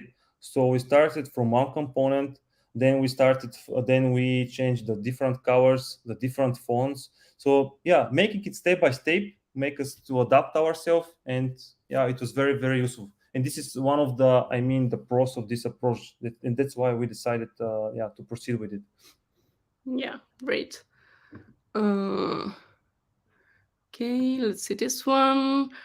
How was the experience working with Headless UI so far? Well, it's okay, in my opinion. Well, we are still need to develop most of the tricky components like a row, call, and the container. So yeah, we will see there. Yeah, Let's see this one. Many of our teams ask us why we would recommend to start using Tailwind. Currently, we are using stack components, so seems the migration would be easier, right? Well, again, I will start here with the question: what are the needs of the team, the development team, and also the business team?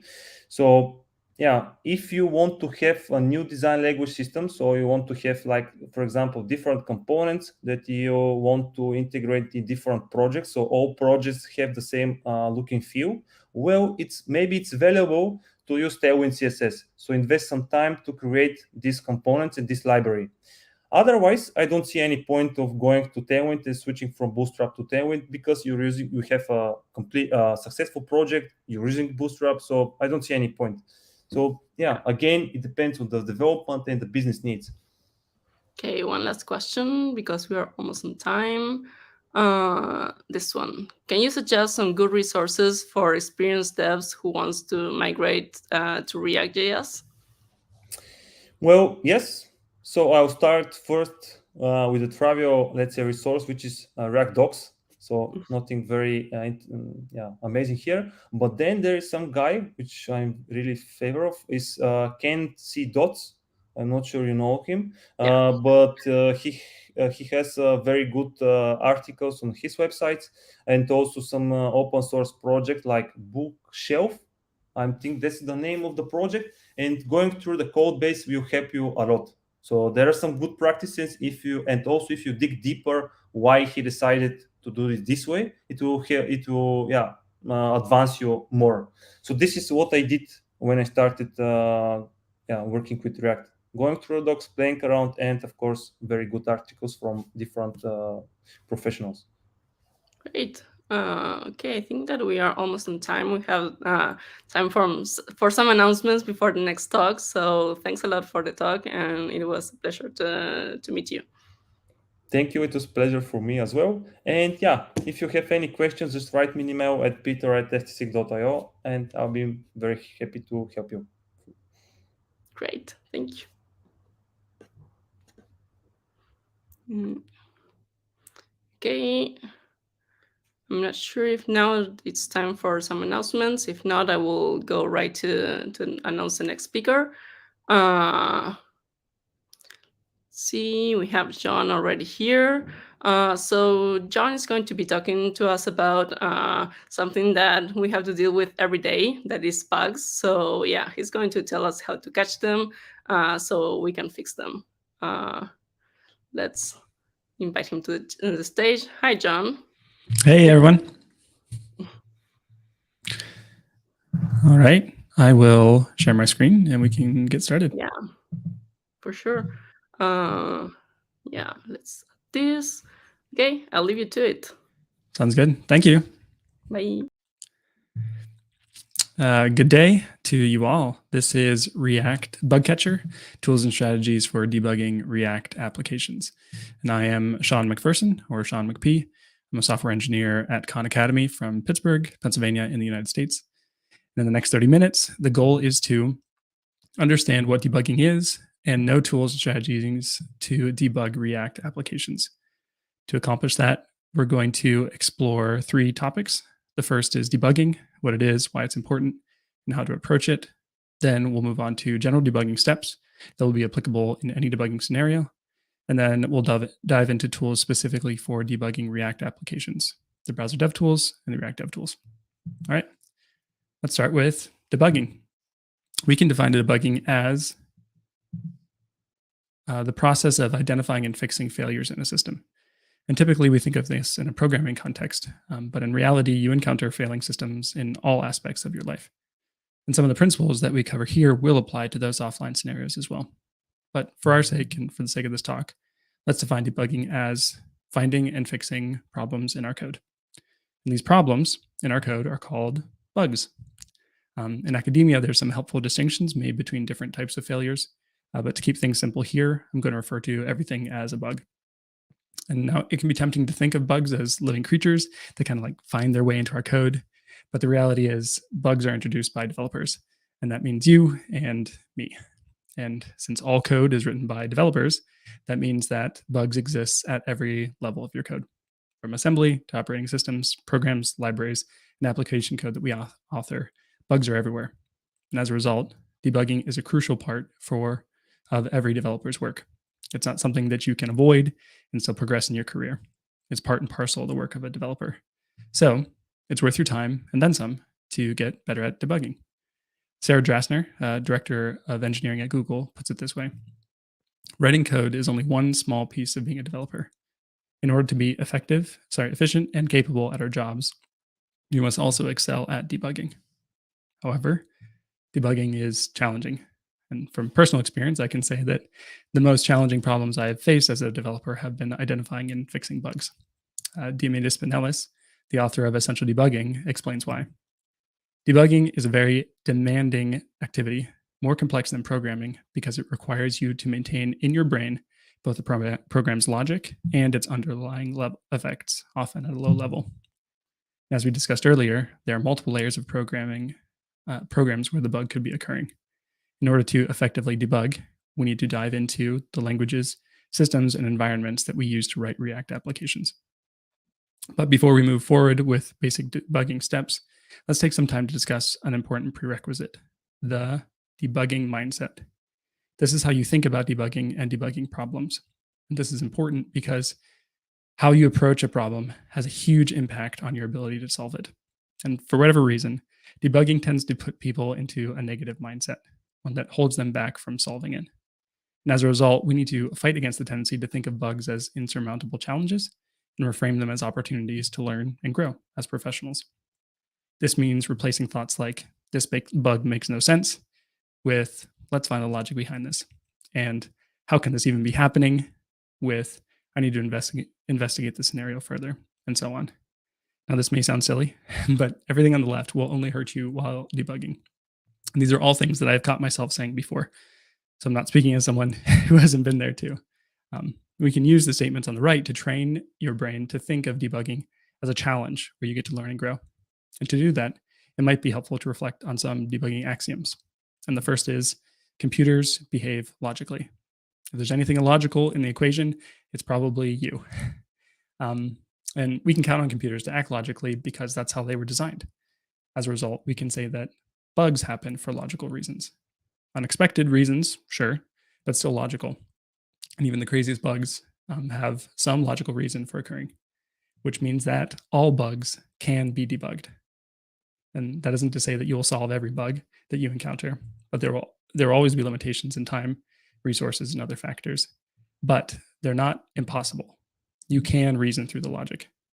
We need to think of all bugs as solvable and look for opportunities to practice solving them, because debugging is a skill that can be strengthened, just like any other skill in programming. There was once a time when HTML was confusing, and then JavaScript, and then React. Some of you still might find CSS confusing, and debugging is just like that, something that is challenging in the beginning, but something that you can and will get better at with practice. So, with the right mindset in place, let's move on to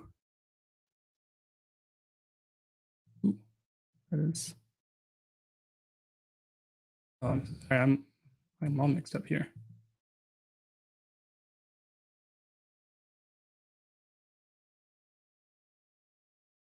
Hold on one moment.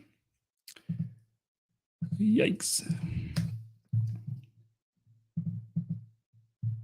Okay.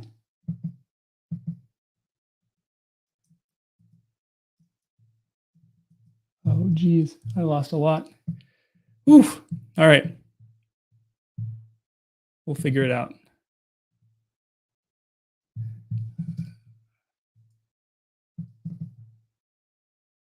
See, you can debug a application, but you can't always debug a presentation on debugging.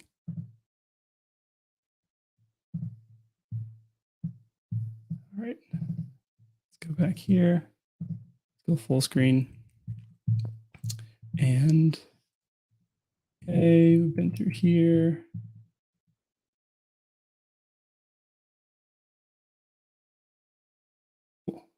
I don't know why these slides are here, but this is what I want to be. All right, so we're going over some general debugging steps. Hopefully we didn't lose too much time there. All right, These steps are reproduce, research, isolate, experiment, resolve, and learn. Someone much more clever than me could have come up with some nice acronym for this, but we'll just go through these steps individually. And by following these, you'll be able to resolve all kinds of bugs. So starting at the beginning, the first step is to reproduce the bug quickly and reliably. In order to remove a bug, you first need to be able to see it. And sometimes bug reports will have detailed replication steps. These are super valuable. Other times you may have information about the environment in which the bug occurred, like browser and operating system. Whatever the starting point, your first task is to, this is out of order too.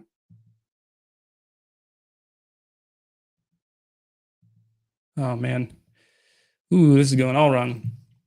Okay, find the scenario that produces the bug. If there are only a few steps to encounter the bug, you're probably ready to move on to the next step. However, if there are a bunch of steps or a special environment necessary to replicate the bug, you might try to automate complex scenarios. This could be creating a test file that interacts with the buggy component and produces the failure, or it could be a script that completes multiple steps in the browser to trigger the bug. There will always be a judgment call with automation, but spending a little extra time up front to automate the replication could A, save you time in the long run, and B, teach you more about the scenario in which the bug occurs.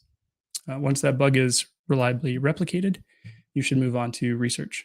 Research everything you can about the bug. Any information about the failure and why it's occurring is valuable. Is there an error message or any logging output? Read that, all of it. Is there a call stack? Look for code that might be relevant. Once you have that information, you can start to search around for answers. Chances are, this is good news, you aren't the first person to encounter a given bug. By searching for a fix for the bug in question, you can potentially expedite the process of finding a solution. There are 4 places that I tend to search when looking debugging at work. First is notes on my computer, and then internal messaging like Slack, internal documentation or wikis, and then finally the internet. And the data say that I'm not alone with that last one. In a recent study by Microsoft, researchers found that a majority of search engine queries from developers were concerned with debugging tasks. And most of those involved pasting an entire error message into the search engine and looking for helpful results. So if you have an error message, you can go with that. If not, you can search for keywords related to the bug, like React component re-rendering or infinite use effect or something like that. Look for results from official documentation or sites like GitHub or Stack Overflow. Personal websites or blogs can be useful too, as some developers write guides on how to resolve particular issues. More often than not, you'll find some valuable information in the results that you can try. But let's say there isn't an obvious fix from searching. The next task is to go to the code and isolate the bug. Find the file or function or line where the bug is occurring. And the more you can isolate, the better. To isolate it, you can try tracing the stack. If there's an error message, it usually prints a call stack that you can follow. Call stack shows all the steps that occurred in a computer program up to a given point. This usually takes the form of function calls that you can walk through to find where the failure occurred. React typically has really useful call stacks. And here's an example error from React in development. We can see in the first line that we have a reference error and the file where it occurs, this Pokemon link. And the second message prints the whole call stack, in this case, the React tree up into the erroring component. Another way to isolate the bug is to search the code base for a keyword. This could be a bit of text from the error message or a function name from the call stack. Any unique string that seems connected to the bug will help narrow things down for you. You can use whatever tool you want to search your code. There are a bunch of tools that you could use here. Find the best one, find the best way to search for you and get comfortable with it. Another technique to isolate the failure is to replicate the bug in a sandbox. This entails creating the simplest version of the bug in an isolated environment. For this, I frequently turn to, ooh, that slide's gone too. Oh, that's back here now. I have no idea how these could get like shuffled, but whatever, we're going ahead. I got Run.js, CodePen, Code Sandbox. But there are tons of alternatives out there for a sandbox that you can replicate your code. If you can reproduce the bug in one of these isolated environments, it's often much easier to find a solution. Another tool for isolating would be to reduce the amount of code in question. Let's say you have isolated the error to a particular function. Now you can look into it and see if there are any blocks of code that you can eliminate and still reproduce the failure. You can comment things out, delete huge blocks, whatever. The goal here is to remove as much code as possible so that you can focus on areas where the bug is occurring. Sometimes that works, sometimes you can't. You may need to move on to a different solution. Cool. Once you have the code isolated, now it's time to move on to experimentation. And for this, you'll follow the same scientific method that you learned about in school. Come up with a hypothesis, run a test, and evaluate if you were correct or not. And depending on the results, you may need to repeat those steps again until you have solved the problem. First, hypothesize. Make an educated guess. Let's imagine a scenario in which you discover a bug where a use effect hook is running more than expected. You start the experiment process by making an educated guess. The use effect in component A is rerunning because a dependency is changing. Now it's time to design a test. You want to make sure that you test only one variable at a time. And your test might look something like this. If I remove all the dependencies from the effects dependency array, then it should run only once. Once you've completed your test, it's time to evaluate. Answer the question, was your hypothesis correct? It doesn't really matter if it was right or wrong, only that you learned something along the way. So after running this test, we learned that clearing the dependency array resulted in the effect running only once. So our hypothesis was correct. Once that step is complete, you need to ask yourself, do I need to repeat the process? In this case, we do, since we haven't found a resolution to the problem yet. We can try the following set of tests, which I've abbreviated for time. Add dependencies back to the array one at a time to determine which one is changing. Once you've found your solution, you should resolve the bug and add safeguards to prevent others late. Fix it, and then add a test to verify the correct behavior. If the bug resulted from a pattern that is used widely across the code base, consider making those changes as well. It might be painful in the moment, but you and your team will be thankful for the effort in the long run. Cool. And then finally, let me find that slide that moved around. Learn from the experience. You should file away anything that you learned while debugging for reference later. If you have internal documentation like a wiki or an issue tracker, add information there for the bug. If not, throw details in a text file that you can reference later. If it was a really challenging bug, consider writing a detailed article and sharing it publicly to help out the next person, or likely you again in a few months when you encounter the same bug. All right, apologize for the shuffling, but hopefully the first mile marker, we're a little bit behind schedule. So far, we've learned about debugging generally, what it is, why it's important, and how to approach it. And we looked at some of the debugging steps, which I've listed there.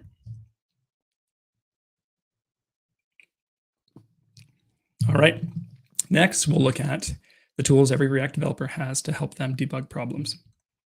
The browser dev tools and the React dev tools. I'll use Chrome here, but most of the features that I share are available on other modern browsers. First, we'll look at the browser developer tools. These are the most valuable tool available when building and debugging web applications. You can access them in any modern browser, and it will open a window either on the side of the web page or in a separate window. These dev tools are broken up into multiple sections. First, across the top, we've got a toolbar where you can find some tools and tabs to navigate between panels, settings, and a menu.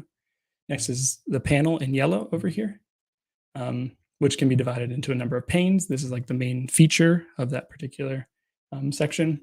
And last up from the bottom is a drawer, which can be opened or closed by pressing escape.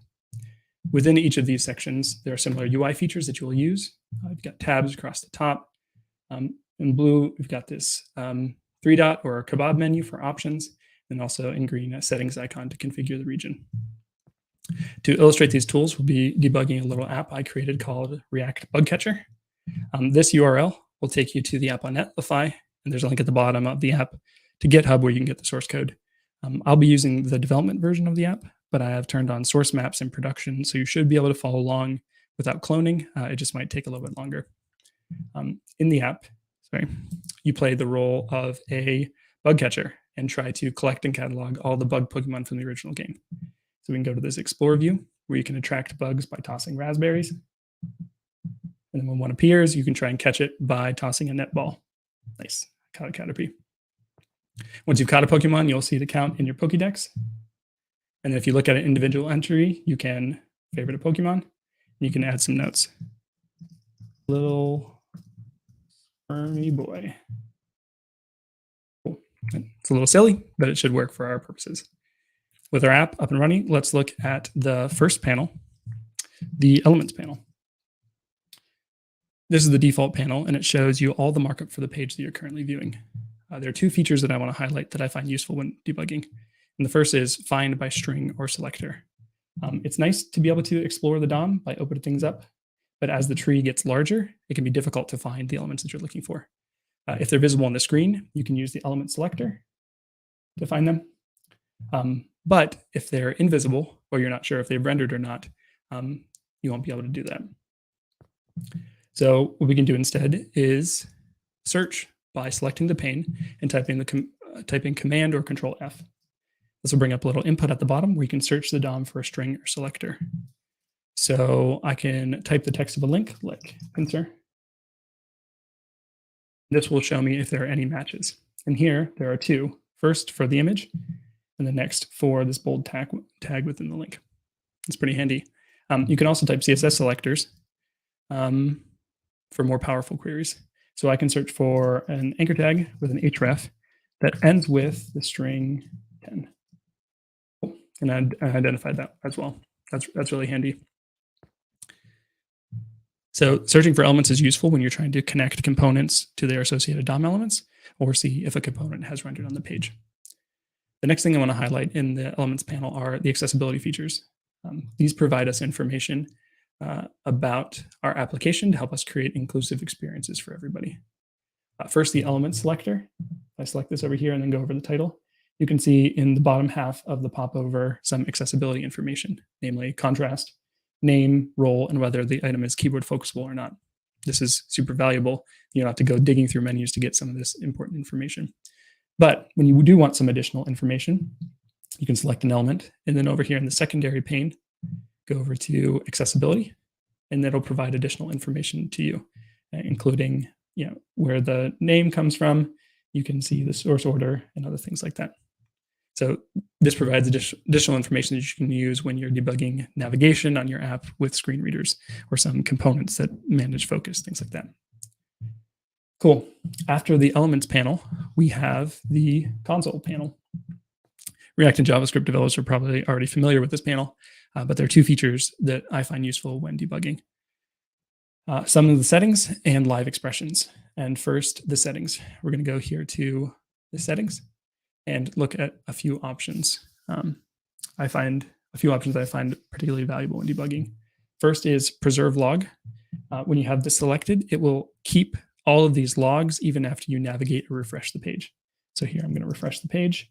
And you can see, although I've navigated, I still have all of my previous logs from before. And this is super handy when you want to compare two logs side by side, but they might be on different pages or it might occur after a refresh or something.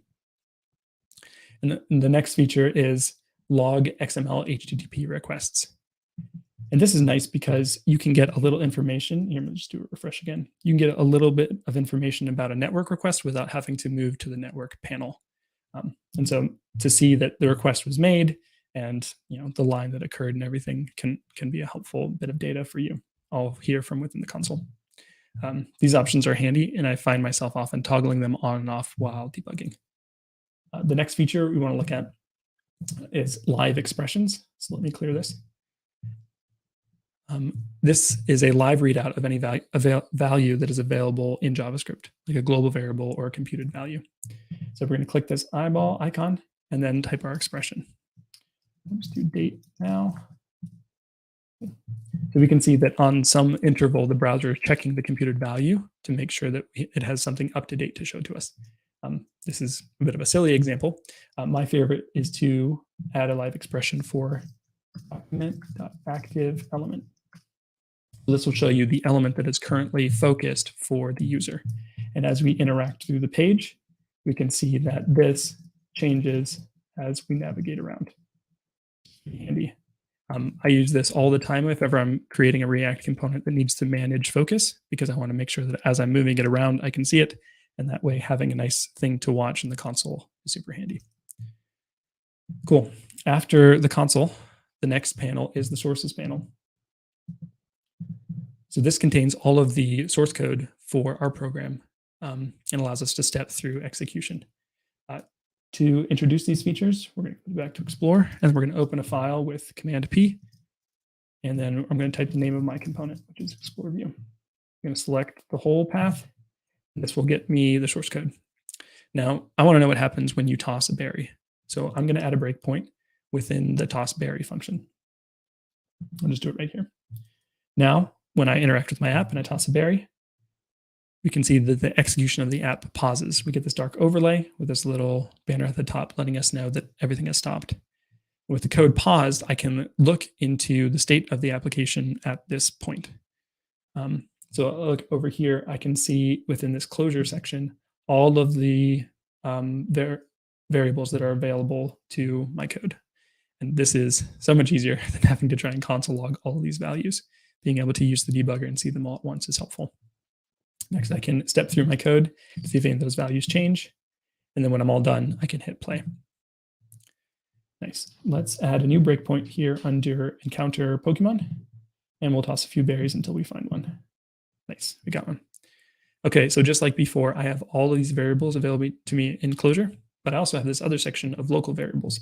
And these are these variables here that have not yet been initialized. And as I step through the code, I can see those values start to fill in.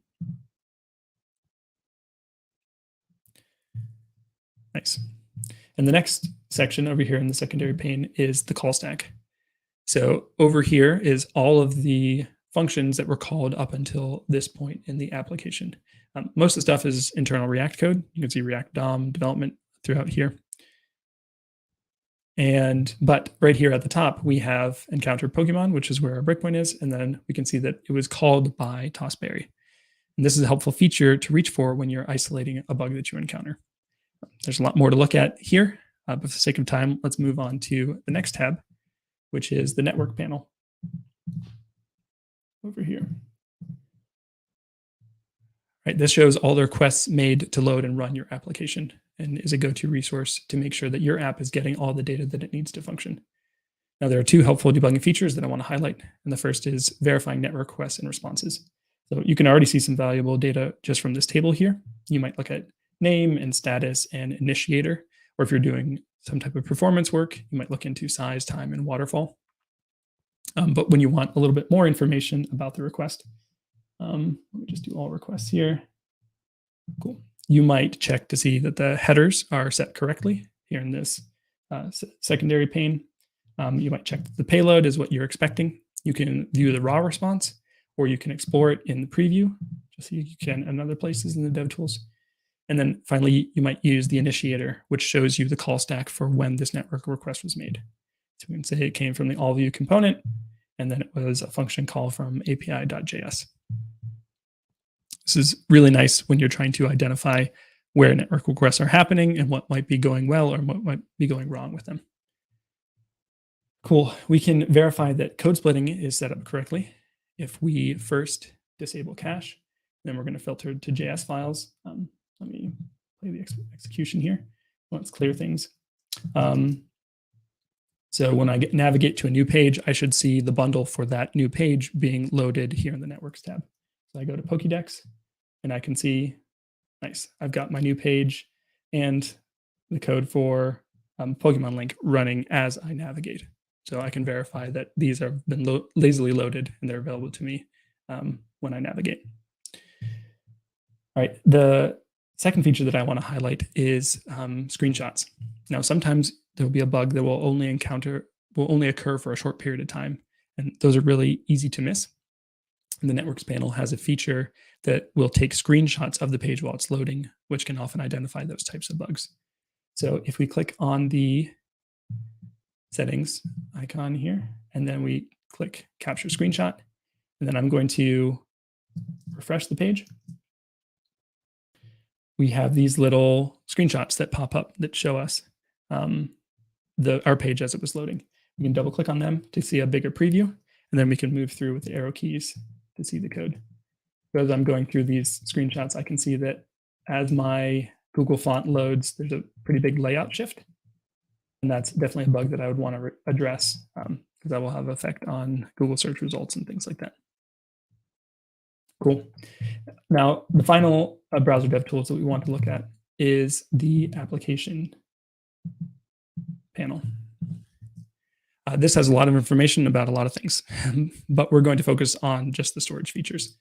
The first is local storage. So if we go over here in the secondary pane, down to local storage and click on the domain, you can see the values that have been stored in local storage for this application. Here we can add values or even change existing values. Let's increase the catch count for one of our Pokemon from 1 to 100, and then refresh my application. We should see that change reflected here. This is helpful if there's a particular state where a bug occurs. You can create that state. You can manufacture that state in order to see it and then hopefully resolve it. Cookies are similar, where if you open up cookies, depending on the permissions, you might not be able to edit the values, but you can at least see the values and see information about it as well. For our app, we can manually set the number of Pokeballs or berries to reproduce specific app states. So I could give myself 2,000 Pokeballs, or 2,000 berries and 2,000 Pokeballs. I'm going to navigate to the Explore page. You can see I've got both those values. When you click the X icon, you can clear an individual cookie, which is 2. So maybe that's too many balls. So I'll clear that one. Then refresh the page and it goes back to the initial value. Finally, when reproducing a bug, it's important to start with a clean application state if you can.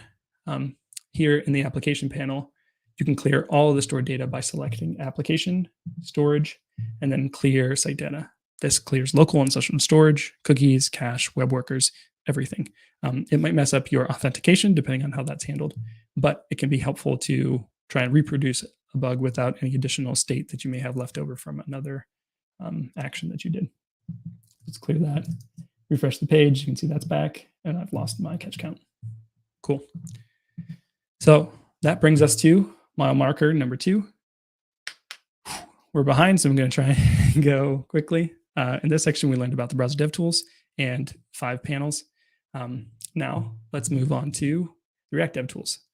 These are a set of tools that the React team provides to help work with React applications. This will probably be your go-to tool when debugging React. We'll be using the browser extension, but there also is a standalone package that can be useful in other scenarios like React Native. The extension adds 2 panels to the browser dev tools for debugging, components and profiler. Let's look at the first one. So over here in the overflow menu, I'm going to click on components. And the main pane shows me a tree of React components that make up the current page. First, you can navigate the tree by filtering with string or regex. So if I wanted to look at all of the link component link, I can search for that. You can see this application uses styled components, and it adds a lot of noise to the tree. So what I'm going to do is I'm going to go to settings, components, and then it has a hide components where option. So we're going to add a filter where the name includes styled star. That removes all those options for me. Once you find a component that you're looking for, you can select it to find more details in the secondary pane. Let's look at all view. Here in the side, we can see any props that the component has passed, any hooks that it calls, and the stack of components that rendered it. If you click the magic wand icon here in the hooks, you will see the names of the hooks for this component. Nice. So we can see the variable called all is what we have rendered here in this hook. There is a setting within here to always parse hook names, but it warns that it may be slow, and using the magic wand icon seems easy enough. So we'll leave that off for now.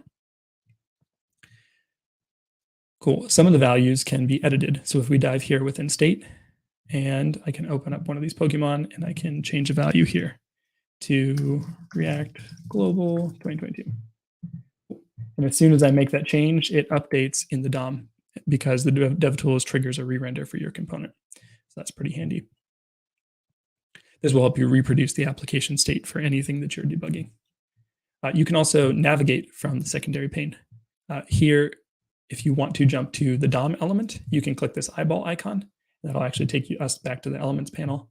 If you want to see the source code, you can click on these angle brackets, and that will take us to the sources panel. But I don't want to navigate now. And then finally, in the rendered by stack, you can click on the different components to select them as well here in the tree. Cool. Navigating through the tree and following the data flow can help you isolate bugs that you encounter. One final tip, if your application is using suspense, you can use this little stopwatch icon to simulate what it would be when the component is suspended. If I click that, you can see we go back to our loading state. Pretty cool.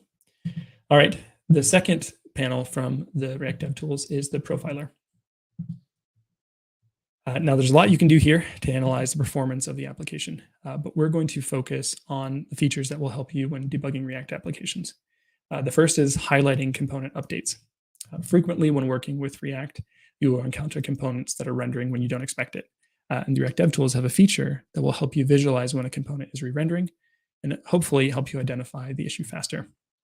We click on the Settings menu and then go to the General tab. You can see an option here to highlight updates when components re-render. So let me select that one. And then let's go take a look at a Pokemon. Let's do Scyther. Cool. Now, when we interact with our application, like favoriting Scyther, we can see this little flash of re-rendering. And this comes from the DevTools telling us that everything in this component is re-rendering whenever I toggle this favorite. I find it useful to have this option selected all the time. Knowing that a component re-rendered is helpful, but knowing why is usually better. And for that, we need to generate a profile of our application using the profiler. Cool. I'm at time. All right, let's do this part super quick. So we're going to create a profile real quick. Let's do some interactions. Oh, sorry, that was the wrong one. So first we have to enable the feature to tell us why a component rendered. All right, so here in the settings under profiler, record why each component re-rendered. And then we're going to create a simple profile by hitting record and then just interacting with our app. Now we can see this flame graph with all the bars corresponding to components and the time it took them to render, them and their children. Most of these did not render, but if we look at our Pokemon view, we can see that it did render. Hook number 2 changed. So we click on that, it has Pokemon view selected.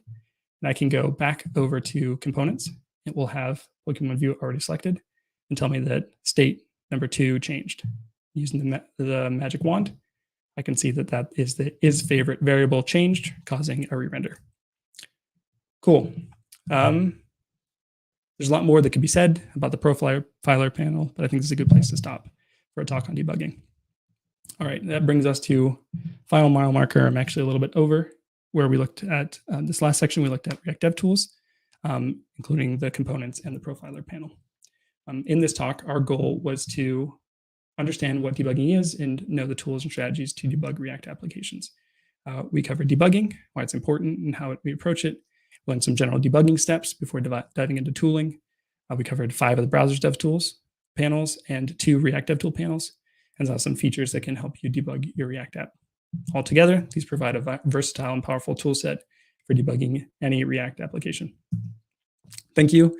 That's all for me. I apologize for the slides jumping out of order, but that's what happens when you do things live. I look forward to answering any questions that you all have. Awesome talk. Thank you. We have a question from the viewers. Let's add this one. Does the clear site data also remove Redux state? And if so, does it go back to the initial state or completely remove it? Yeah, that's a good question. I don't know for certain, but since Redux state is kept in memory, I would guess that it does not touch Redux state. But in the same way that when you refresh the page and all that Redux state goes away, I would expect it to go through the same initializer. So not that button, but as soon as you do something else, expect Redux to go through the normal flow. I assume the same. Okay, I have a question of my own. What is the toughest bug that you ever had to debug? Oh, that is a good question. I think the most difficult bug that I've ever had to encounter is one that is in like library code for the dependency of a dependency. And so it's not even like code you can touch. You have to like dive into a dependency and then to another dependency. And that's where you're in no man's land, because you're like looking at code that might have gone through a compiler and trying to find source code to find the issue. So but like I said, it's possible. It's just diving into it and going through the steps methodically. Yeah. And then how do you usually share these findings? You mentioned like when you want to search for a solution, you go through Slack and like your documents and all of that with your own team. How do you share usually this information? I think recording the information on the issue that it was identified with is probably the best place to go. So that way folks know if they have another bug, they can search through whatever your issue tracker is, and they'll find that code there. And then that can oftentimes be easier to connect to source code from like one place. So it's like, here's the PR that fixed it. Here are the replication steps. Here's what I learned along the way. That seems like the best approach. But honestly, if you write it down anywhere that people can search, that's better than just forgetting it. Yeah. Okay. If I'm my dad, there's like a tool that I use sometimes. Yeah, like debugger is the best option. But I also use console log. But just console log right there is like super simple and difficult to like differentiate the different console logs. So there's an extension for VS Code that is called Log Rocket, I think, that you press like a command, and it puts a really nice console log with the name of the file, the line, and like the name of the variable. And it's like super easy to then search there and differentiate different console logs, and then not just put like console log 1 or stuff like that. So yeah, that sounds great. Yeah, and I don't want to pretend like I don't use console logs either, but it's usually like when I'm writing my third console log, I'm like, I should probably be debugging this instead of just throwing logs. Yeah. Okay. I don't think that we have any other questions. So let's see. Let's see if we have any other questions. No, a lot of people saying thank you and that it was a great talk. So yeah. Great. Glad to hear it. Awesome. Now we are 3 minutes away from the next talk. So yeah, maybe we can go to a short pause.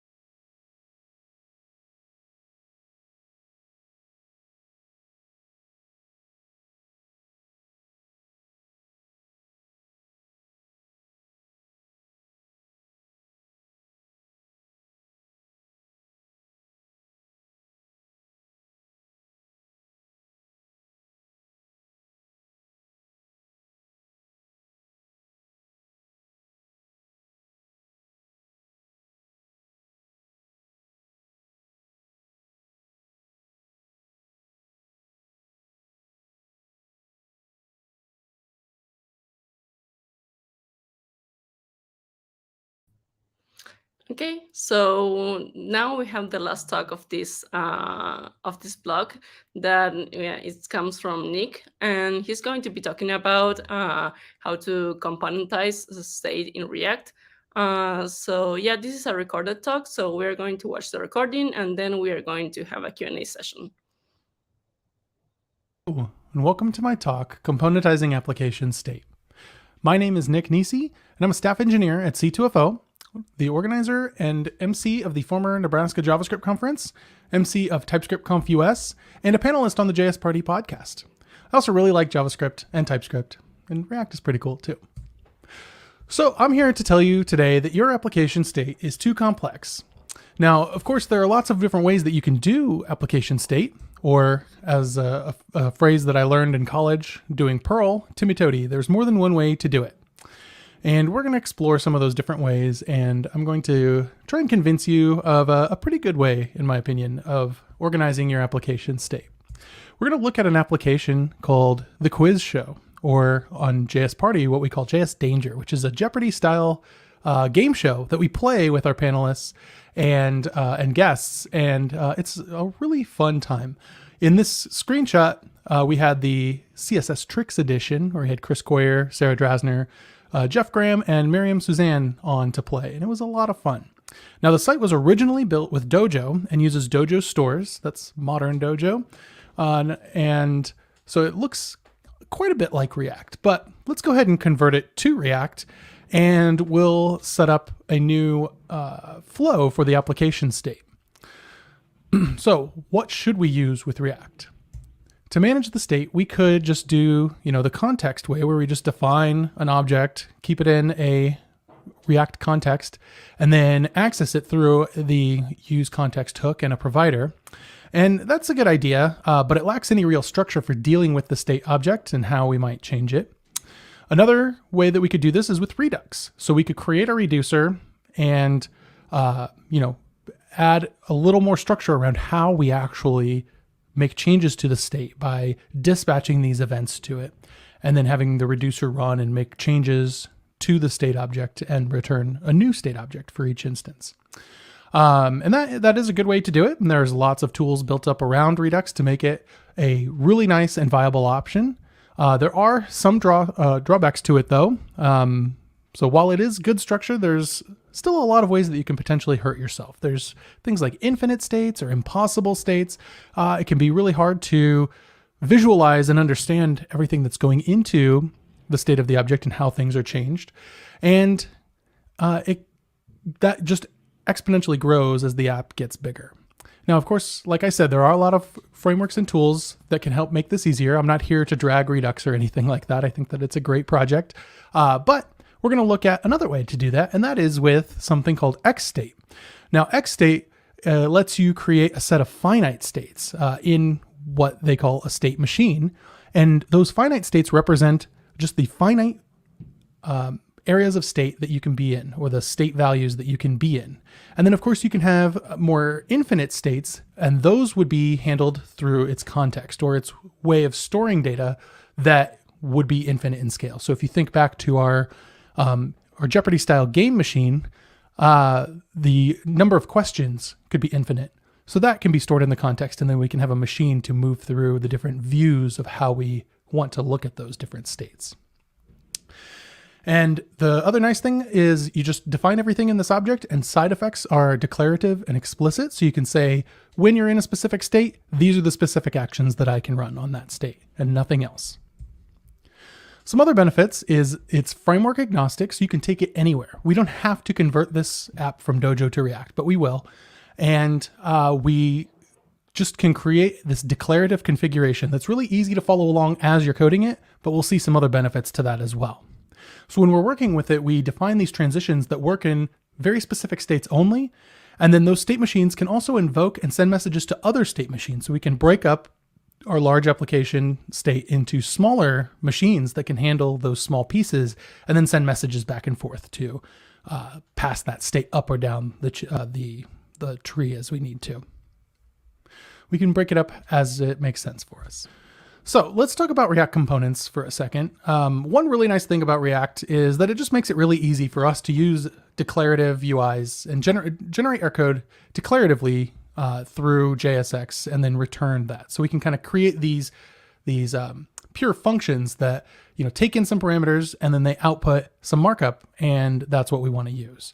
So in this case, we have like a game, and the game can render players, and the players just renders out the player's image and their name, things like that. And working with those declarative UIs is really easy and fast and fun.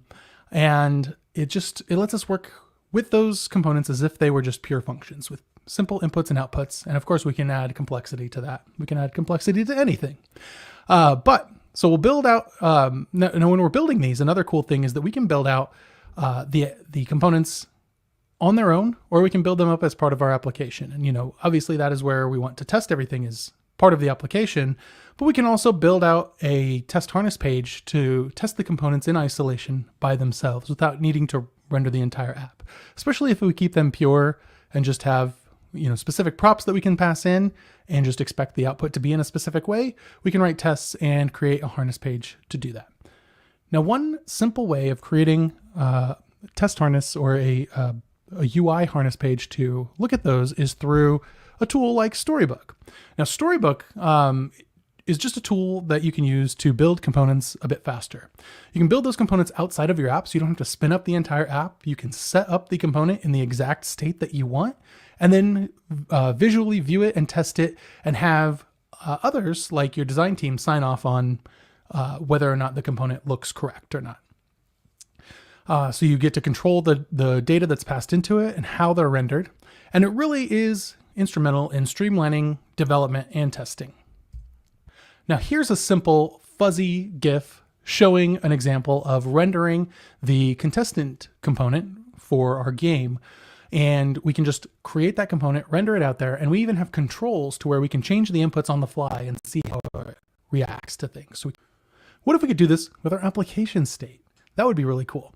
We consider an example like this. This is a Miro board that defines some really complex state. You know, when you get to a page, we want to render in a specific way based on certain criteria. And then from there, render based on more criteria and user selection and different events occurring. And we can see that we can build up some pretty complex flows for an application. Now, what if we could componentize that application state and the way that that works in a nice, easy way that was automatically kept up to date with our code rather than having to separately maintain a Miro board and the code and just make sure that any changes from one automatically get reflected into the other? What if we could do that? That's the goal of what we're trying to do here when I say componentizing application state. That would allow us to treat the application state as if it were just any other component, where we can work on it completely independent of any UI, and we can get it completed before the UI exists, even if we wanted to. And we can walk through that flow with our non-technical stakeholders and make sure that it is up to date and reflects the actual requirements that we have for the application and its flow. Well, XState can do all of this.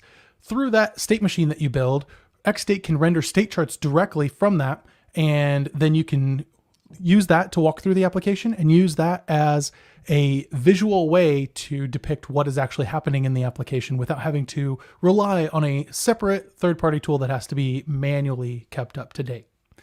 It also allows you to walk through that state and verify all possible routes from one state to another, and you define those explicitly. So you can there's only a finite number of ways that you can transition from one state to another, and you can test all of that and visually view that all of that is correct. So that makes walkthroughs easier with product teams and other stakeholders. And this is something that you can do all inside of Storybook. There is a plugin for Storybook called Storybook XState Add-on that you can add to it, and it will allow you to do just this. So to give some context around the app that we're converting to React and XState, this is it. It's a Jeopardy-style game show where it has a list of contestants, and the contestants can have their scores changed, plus or minus. It also has a game board that has different categories for each round, and then each category has a list of 5 questions worth 1 through 500 points each. And when you click on a question, it pops up with the question itself, and then it has a show answer button, and it will show you the answer.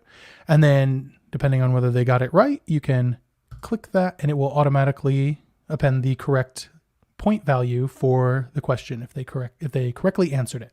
Then closing the question will blank out that question, so it can't be asked or looked at. It can't be assigned points again.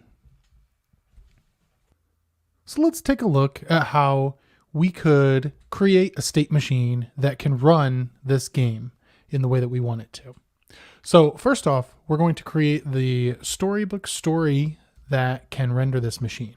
Now we'll create a game machine next, but we'll import that and we'll just create a new story called game machine that will use this render machine component from the Storybook XState add-on. And we'll just pass in the game machine that we want and we'll be able to render it from there. So let's go define that game machine. We'll create a game machine TypeScript file. We'll open it up and we will export a game machine, and we'll use the create machine helper from XState to create that. We can give it an ID of game machine, and we will also give it a list of states. So if we do that, well, first let's just refresh and see if it creates it here. So in X state, we now have this state chart diagram being rendered for us. And we haven't defined anything, so there's nothing there yet, but we'll fill it out as we go. And the state machine has a context, which currently is empty, and it has an event that was used to initialize it. And then, yeah, so let's continue on. And now looking at the game has a couple of different views that we might want to signify as states. We have this kind of like idle view, which would just be like our main game view itself, where we're just displaying the board with the different questions that we have, and we're also displaying our contestants along the right. And so we can define a game state here. And then we can also nest states as well. So if we just create the game state first off and take a look at what that'll look like, it just creates a little box for the game state. And then we'll create a initial state within here called idle. So this is just the idle part of the game when we want to show the board. So we'll call it idle like that. And so the game exists like there with an idle state. Another state that we'll want to show is a question state. And this would be when we actually select a question that we want to view. So we can just create another one in here called question.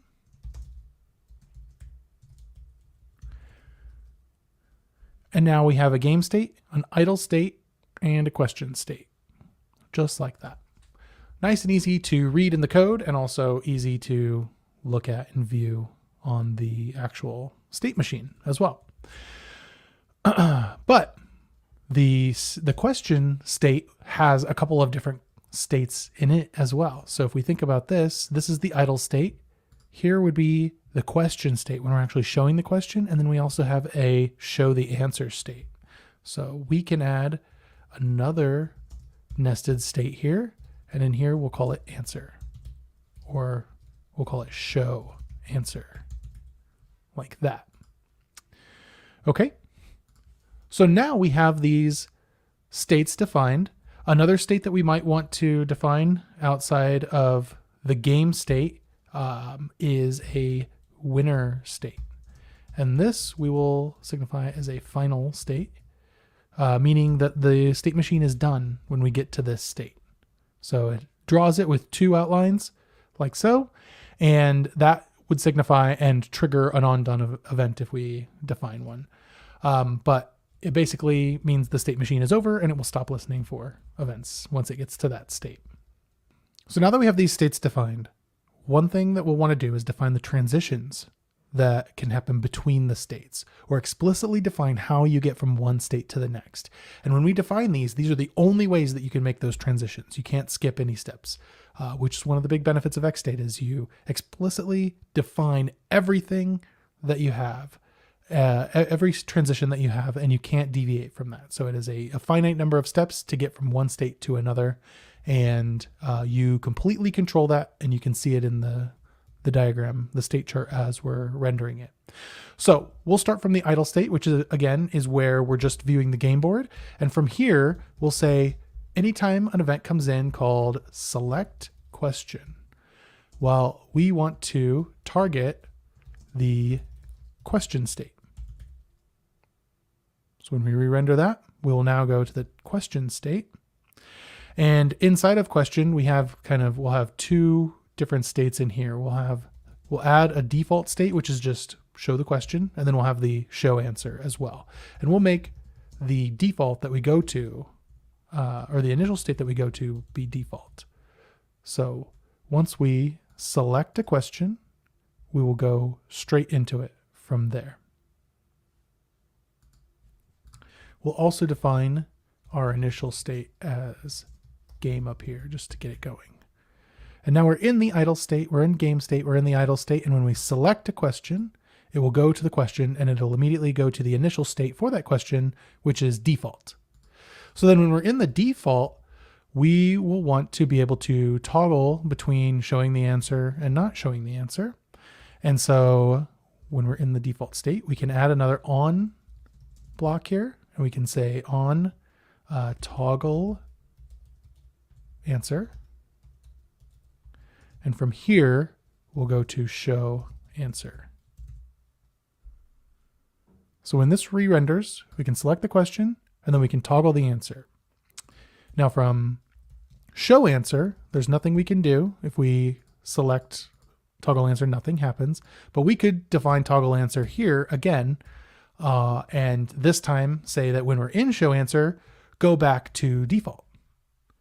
And so now we have this loop that we can do. We can go select a question, can toggle the answer, and then we can come back to our default. And then while we're in the question, anywhere in the question, we want to be able to close that. So we can actually define this on the question itself, and we can say on, and we'll say close question. And the target will be to go back to idle.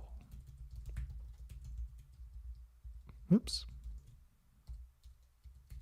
There we go. Okay. So now we can select a question, and then we can toggle the answer, show it, and then we can go back to idle. And then from anywhere within the game, we'll want to be able to select a winner. So we can say on, and we can say set winner, and we can target winner. If we're only targeting, we can do a shorthand syntax like that, where we just give it the name rather than an object and a target. But now we can say from anywhere within the game, set the winner, and we'll go straight to the winner state and show it right there. To save some time, I have populated the game machine, and I have added more type safety. So I defined an interface to define the context that we have. Now the context is where we can store things that might result in infinite states. So for example, in our game, we have a infinite list of contestants. We could have one to many contestants, and we have a list of rounds, and each round has a list of categories, and inside of those categories is a list of questions. And so there is where our infinite states can come in. We wouldn't want to define a finite state in the machine for each state of that. So now the coolest part of this is that we have the entire state of our application fully complete, and we can test it, and we can actually visualize this. And we can visualize this with non-technical stakeholders and show them all of the complex interactions that can happen throughout the game. And no other interactions can happen. All of this is completely set in stone in the way that we have coded it. And this state chart is derived from the actual code that manages the state. And so it's always kept up to date, and it's always easy to walk through with them. And you can see right here, we haven't even created any UI yet, and we can step through and make sure that everything is correct.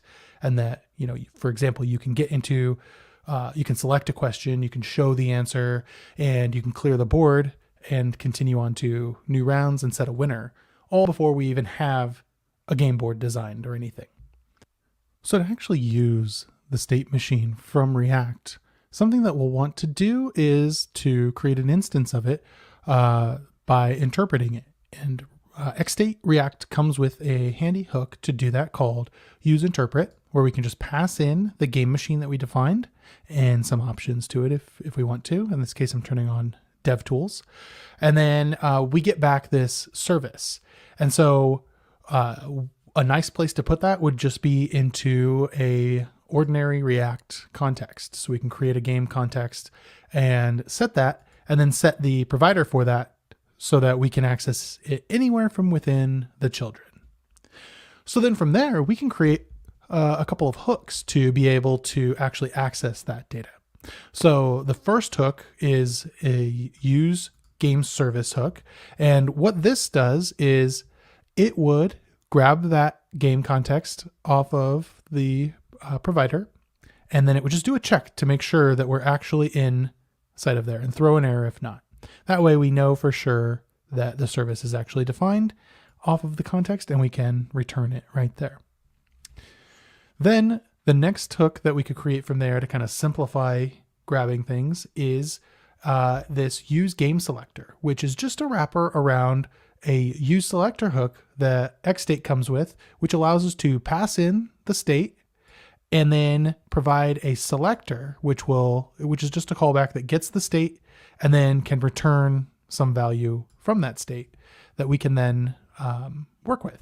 And so that could be things like the state's value, like what state we're actually in, whether it's game or idle or winner, or it could be the context. It could be state.context, and we could grab data off of that. And that is probably one of the more common ones. So we can create another helper called use context value, which will just take a key from the context and it will just call use game selector and provide back the value from the context itself. So these are some helper hooks that we can set up to quickly and safely grab that data in a nice way using some of the built-in hooks that XState provides to us. And so from there, we can define a couple of other hooks, one to get the status, specifically whether or not we're actually in the game or whether we're loading the game. And then we can use one to get the data that we need for the game. So that's things like the contestants or the currently selected contestant or the current question or the round that we're in, things like that. And so we can grab all of these from the context, and the way that this is set up using that use selector is that all of these will update as they change. Anytime that the state's value changes, these will get updated, which will trigger a re-render so that our UI is kept up to date with all of the latest values from the state machine. And then we can derive a couple of other values like the current round that we're in and the number of rounds that we have. And we can even define some handy callback helpers like this one, this set round, which is just a callback function that will grab either the next round or the previous round, depending on what we send to it. And then it will update the round by calling the service's send method to send a set round event to it, which will set the round to the one that we set it to. And so that's a way that we can like automate a way of, or simplify a way of communicating with the machine, is by creating some handy reusable callbacks that we can use from anywhere. And so then we can return all of this from that hook and then be able to use it within our application anywhere. And there's lots of other hooks that we can do, to make things a little simpler for us. This one, use question, for example, grabs the current question and provides a callback to select a question. And so from there, it provides an easy way for us to show answers, toggle the answer, close the question, really do anything that we need to actually work with a question or get us into the right state to see that question. And so then from our actual application, the app.tsx can do some pretty easy and simple things just by calling these hooks. So we can get the game data from here and get all of the values that we need to render, see whether or not we're in a loading state, if we're waiting for that data to come back, or if we can just render the game automatically. And from there, we can define, if we have a winner selected, we will show that winner. Otherwise, if the view that we're in is contestants, meaning that contestants state, well, we just want to render a list of the contestants and that's it. But if we're not in either of those views, then we'll just default to the idle view, which is the idle state defined in our machine. And from there, we'll render out the current round that we're in and our list of players, which gives us the exact view that we want. And so this is how we can actually take that data and look at it, use it, and react to it from our React code. So all in all, pretty handy and pretty simple to set up. And so if we dig into this a little bit more, we can see that, for example, in our players, let's go dig into players, and the players component just renders a list of players. And if we go look into there, we can see that there is a use player hook that's being called to get an increment and a decrement value. Let's go look at that real quick. And increment and decrement are just callbacks that are sending a increment score or a decrement score event to the machine for the currently selected player. And it's either, if we pass in a value, it's doing that for that value. Otherwise, the current questions value, if we have a current question. Otherwise, it just defaults to 100 for each of these. And so that is how our players are rendered. And then we can just take the increment and the decrement and hook those up to buttons so that when we click on those buttons, increment and decrement are what's called, which triggers the machine to actually react to that and update. So nice and easy way to send events from our React code directly into the machine itself. So when we take a look at what this looks like, let's bring back up Firefox and we'll go over to the actual fully running app. And so this is the app rebuilt from Dojo over to React using XState. And I've rendered the XState viewer down below just to show what it looks like as we're moving through it. So when you actually have it set up like this, a really cool thing that you can do is as you're navigating through the game, you can see what's happening in the state machine in real time. And so the game has been loaded. We are already in the game state. We're in the idle state, and the actions that we can do from here are toggle the contestants. So we could view a contestant's view like that or not. And we can select a question, and select a question is what will get triggered if we select a question like here, for example. And so in here, you can see that we're actually in the question default. And from here, we can set the current contestant, or we can toggle an answer. And so if we can click it on the state machine too. If I say toggle answer, it will show the answer. So the UI updated to match the state. And one thing that we can do from anywhere in here is increment score or decrement score. So I can select any of the players here. I'll select Sarah and increment the score. And it incremented by 300, which was the value for the question. And then when we click on the question again, we go back to the idle state, and the question itself has been updated to be marked as used so that it won't be rendered anymore. And we can continue on to a different question. So that is how we can use XState and React to render a very simple Jeopardy style quiz show. So that is how you can use XState to treat your application state as just another component and work on it independent of any other UI and get stakeholder buy-in before that UI is complete. I hope you check it out. Here's some links for you. XState's website. There's a link to the quiz show and also a link to the Storybook add-on so that you can get this set up in your project today. Yeah. So I just want to say thank you very much, and I will see you next time.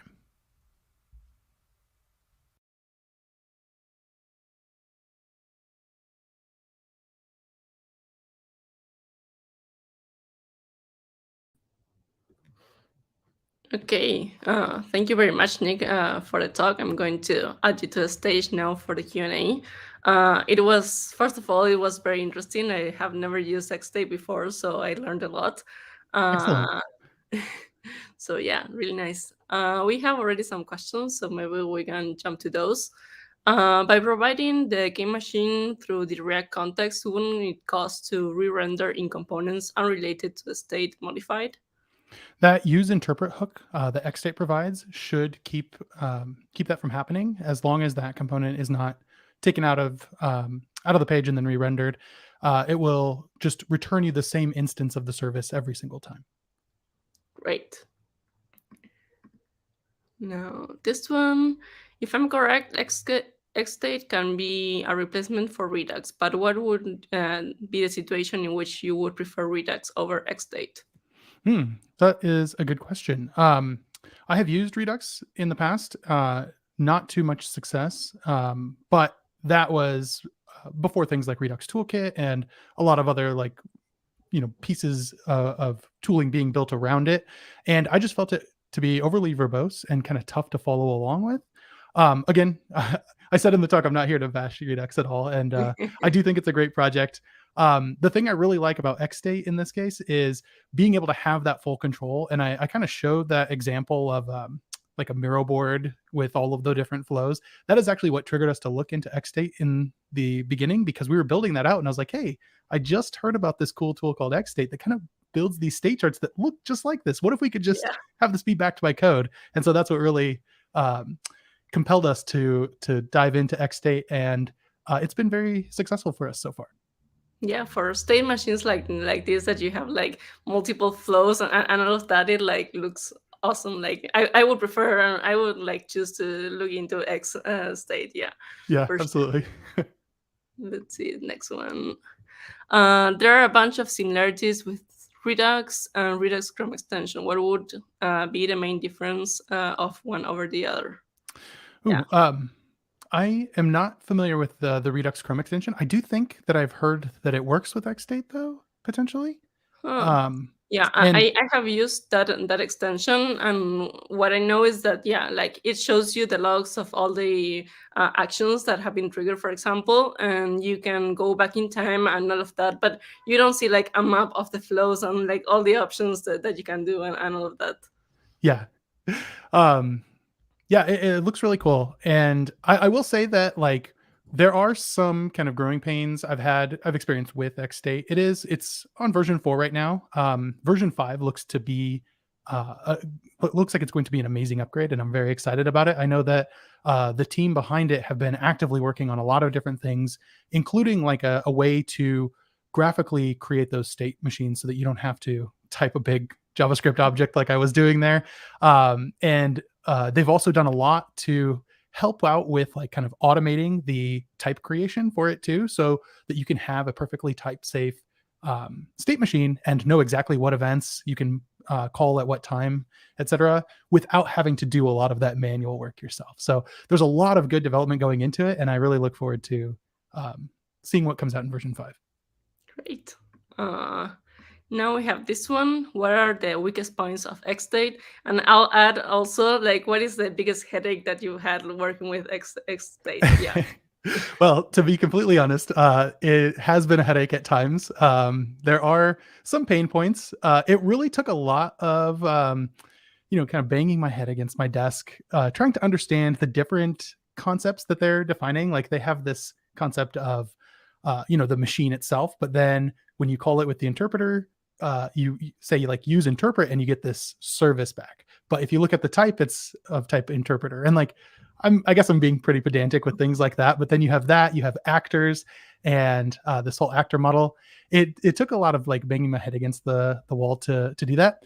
And then also, I will say that like one other project that we're using pretty consistently everywhere is something called React Query, which is just a fantastic way of managing asynchronous state. We mostly use it for making GraphQL calls to our backend to fetch data, and that's in React land, and it's kind of hard to do that. If I want the state machine to like know and understand that data, the state machine is living outside of the React context and it can't call hooks. So there's a little bit of pain points right there. We've kind of had some workarounds with that in a couple of different ways, including just manually hitting React queries query cache and pulling data out of that, and also kind of setting up our own little pub sub model where I can like from the state machine publish out an event to a component that's only job is to sit there and listen for that event to come in, and then do something with a hook that it can do within the React context that it's in. Yeah. Okay, let's see. This one, do you recommend using XState with TypeScript, or is it a good idea to use JavaScript? Well, I would recommend TypeScript all the time for everything. But I know that I've been called a zealot as early as last week about that. So I definitely think that it is good with, just straight JavaScript. There's a lot of, like, when you use TypeScript, it's mainly about helping yourself, and it's helping your editor to help you better. And like the corollary to that is that editors are really good at figuring things out. And, like Visual Studio Code, for example, is using TypeScript to infer JavaScript for you and try and give you the best possible help right from there. But I do like having that. It helps myself and my team kind of stay on top of things. And as we've been implementing this, we've kind of created one giant machine and then broken it off into several small machines, and then kind of moved some of those back into the big machine and then moved them back out, like a lot of refactoring. And I just would not have felt comfortable without TypeScript being able to help me with that. Yeah, when you're dealing with state, you're dealing with like models and all of that. That if you don't have them typed, it's like very prone to error, and it's like an integral part of your application. You kind of touched on a point that I was going to ask about. You mentioned like extracting some of the parts of the state into separate like machines and then putting them back. Yeah. When I saw your presentation, I was imagining, okay, well, if I have a very big application, this could get really large, really complicated to understand. So I was going to ask if you can like separate it into modules and only see like one module at a time. But as you mentioned, that might bring some problems. So can you talk a bit about that? Yeah, absolutely. And you absolutely can do that. You might have noticed in the video, there was like a little jump point. I had to cut out a little bit of content just to stay within time. But that was one thing I wanted to touch on, was this concept of services that XState has, where a service can be anything like a simple function call. You can give it a promise and it will treat that as like a simple state machine that can be in 2 states, resolved or rejected, or pending, I guess, 3 states. And then you can also pass it another machine and it can send messages to that machine, and that machine can send messages back to the parent so that they can have this parent-child relationship and do communication like that. And that is a fantastic way that I've kept our main top-level state machine under 500 lines by having several smaller state machines that only manage the state that they care about and then passing everything back up. Great. One last question. Someone is asking if you can share this example project on GitHub or something like that. So yeah, maybe perhaps you can like share it on the chat later. Yeah, absolutely. I'll do that right after this. Okay. And I think that this blog is coming to an end. We have a short pause and then another blog will start. So thank you very much for the talk. Thank you so much. Yeah, I also want to say thank you from my side. It was so amazing to hear from my side how you were moderating and talking between each other, because I understood that your moderation is much better than mine because at least you can explain it, you can have some discussion, relevant discussion. Not okay, next question. So guys, thank you so much for being with us. Thank you so much for speaking, moderating, and supporting us as much as you can. Thank you so much. Thank you. Yeah, I'll see you in a couple of hours on the talk that I'm going to be giving about accessibility. So yeah. Yes, and I also hope to see all of you, next event in November. Yeah. I'm already open for discussion, so just to stay in touch. Okay, bye. Thank you. See you. And again, it's time for a short announcement from my side. We are about to have one more event for developers, and it will be for Flutter developers. This amazing event will be short time for us. We have amazing pool of speakers that I'm proud of to have them with us. So event will be 1st and 2nd of June. Please take a look, just check it, and I hope that you will find out something interesting for you as well. And now it's time for a short break. See you soon. Hi dear React community, and now we want to say a huge thank you to our platinum sponsors, AG Grid, and to their marketing leading JavaScript and TypeScript data grid for React, Angular, and Vue. And they have the newest version that has 100% React rendering engine, and that's super cool. And the data grid now, it's easy to customize with React components for editing cell renders and column headers. And what's especially cool, their community edition is open source and free to use, even in commercial applications. But if you need the enterprise edition, it comes with professional support and more features like pivoting, tree data, and integrated charts. You can learn more if you go to aggrade.com. Thank you, AGGrade, for sponsoring this event.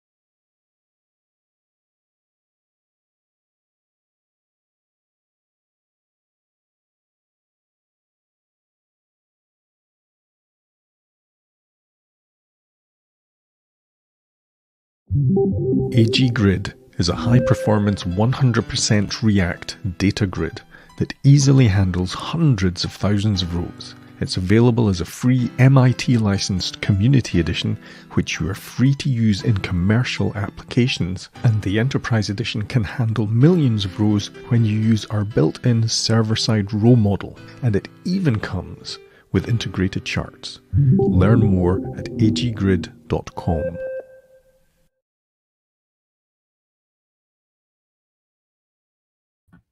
I always do that. I'm sorry. Hey, everybody, this is Mike, and oh my word, I am so super duper excited to be here.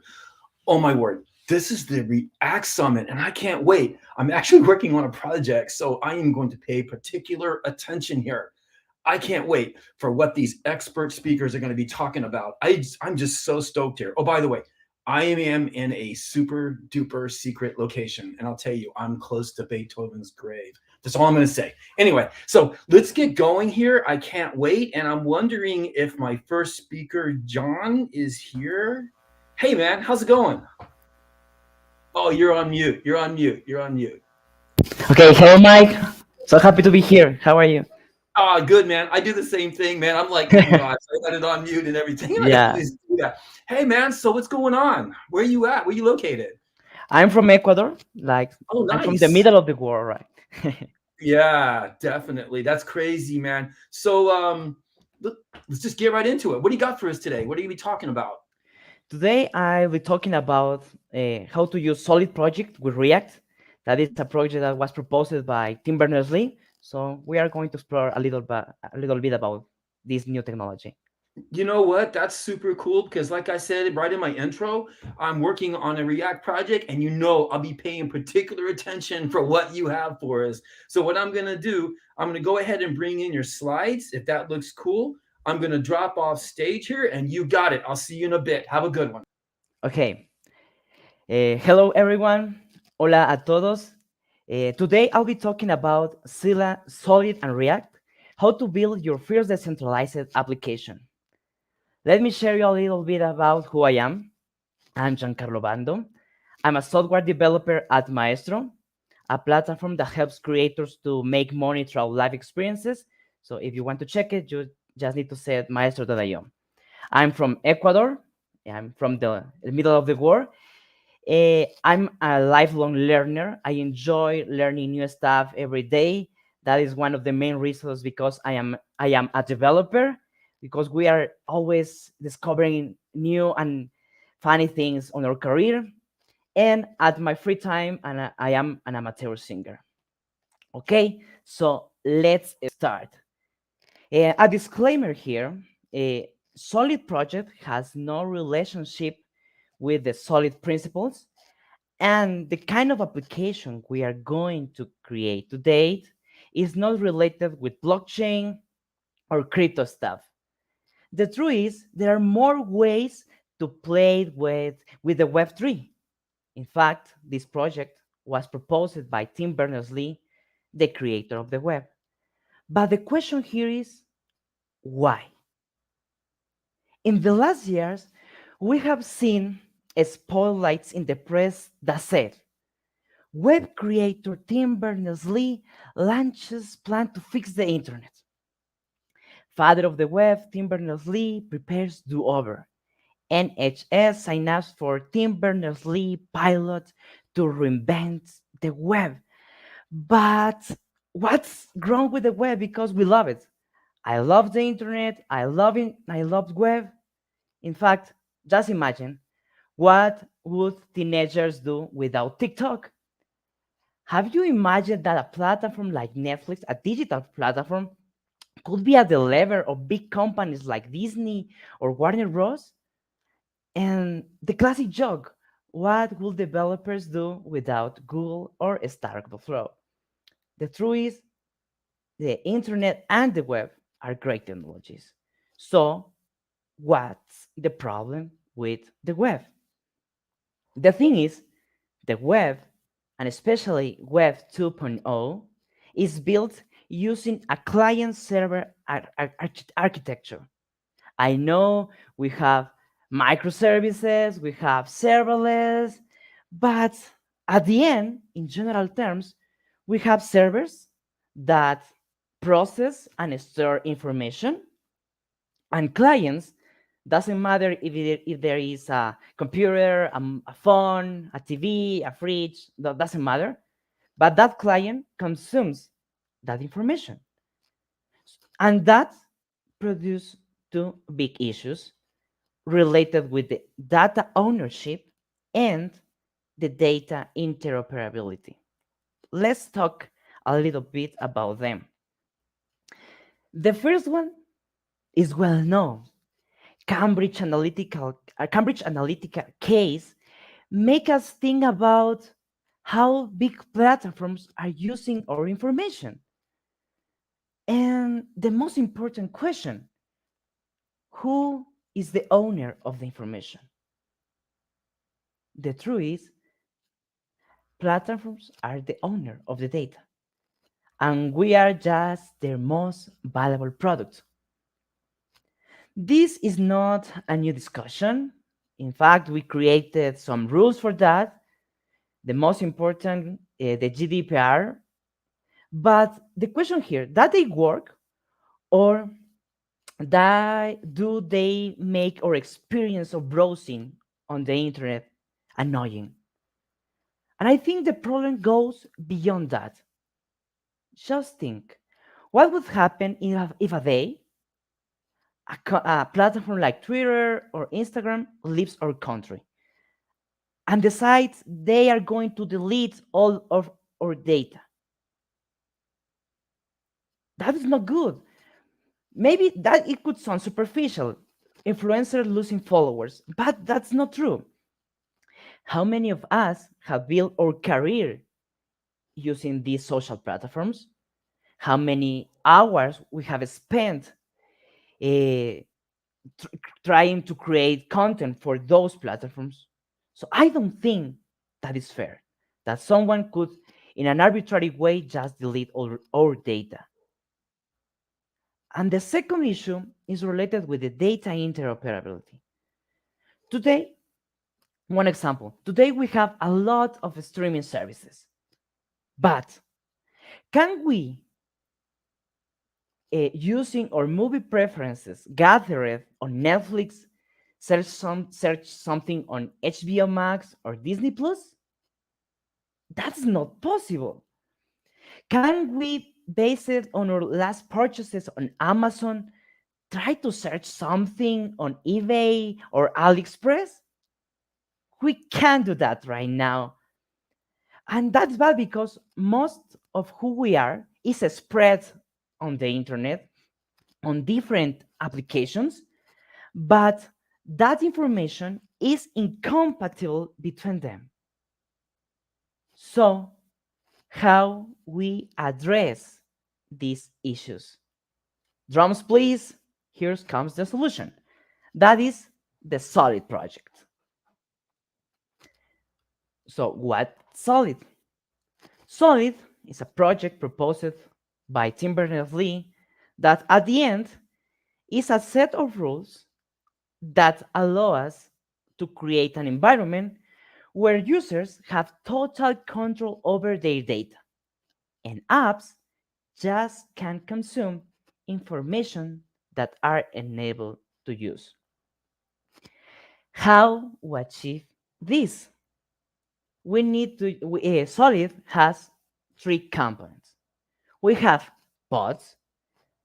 There is a place where users can store their information, but those pods are managed by the user, not by the companies. We have interoperable standards. So Solid is built using the current web standards, but beyond that, we structure data in a way wherever application can use them, as we can see in the image. And the last component is each resource, each pod, each user has a just unique ID. So you don't need to register in all of these applications just to get access. You just need one ID using Solid. Okay, let's try to explore the first component here in the slides, and the other ones we are going to see directly on the code. What is a pod?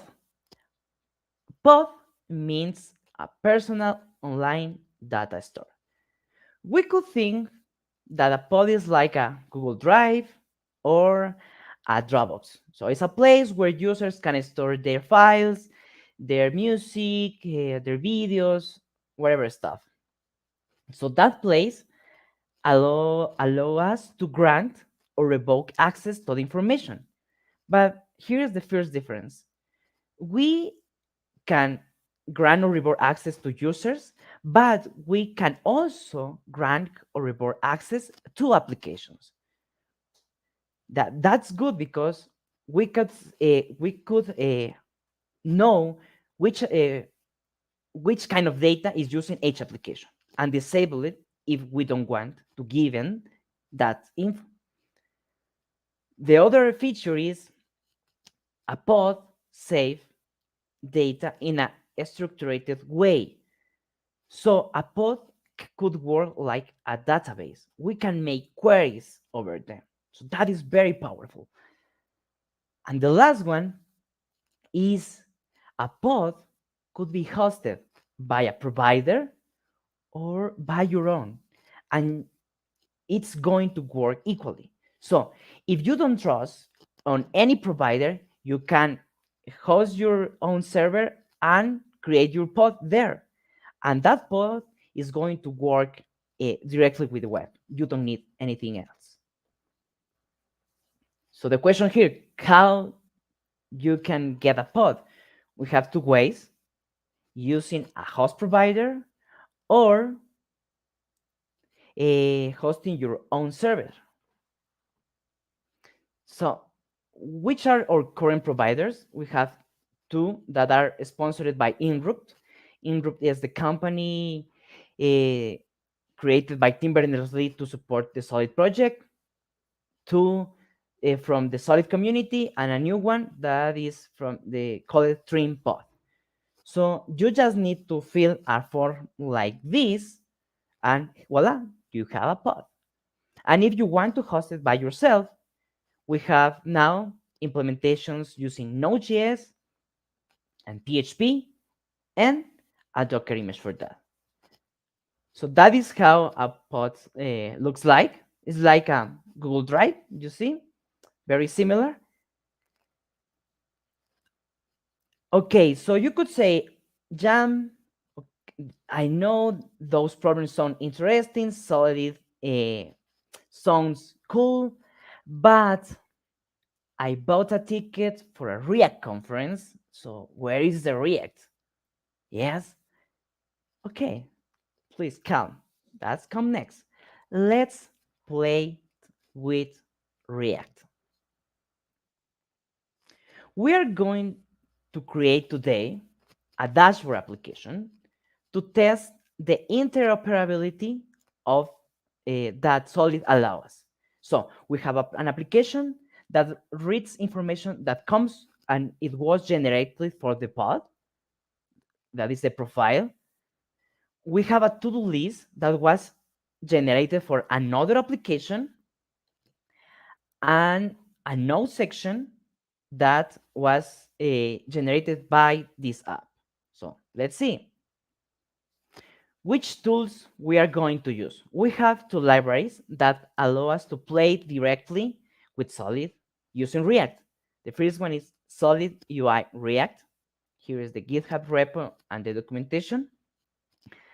And we have Solid Client.js. Equal, we have here the GitHub repo and the documentation. Let's see how it works. The first step is the authentication.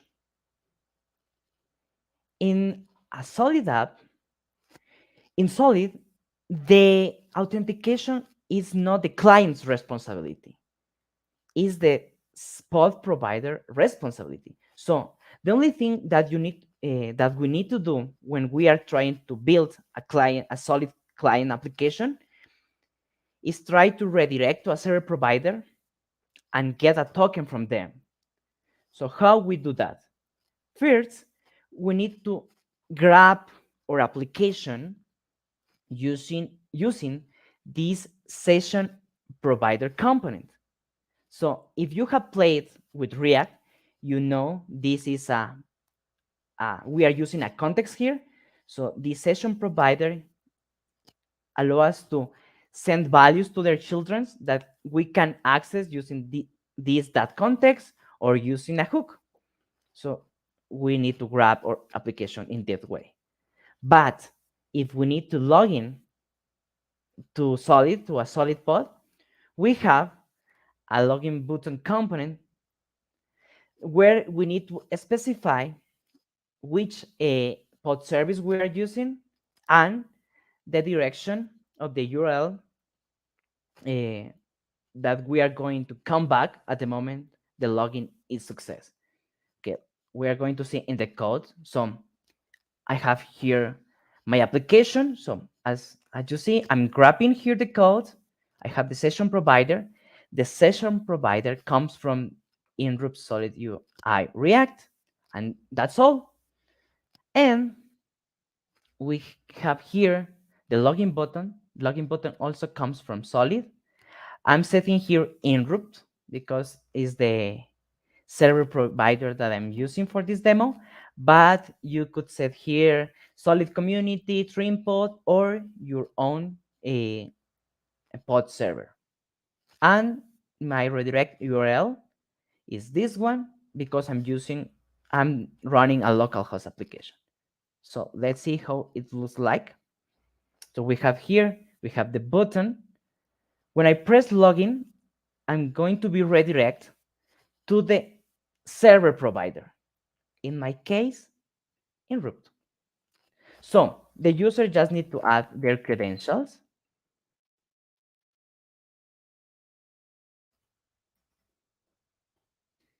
And login. Okay, let's see what's happened.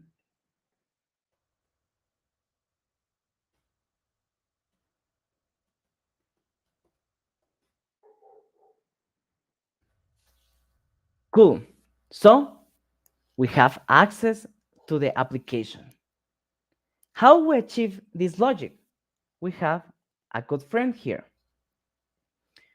We have a hook called useSession that retrieved us an object where we have the session information. One of them is to know if we are logged in or not.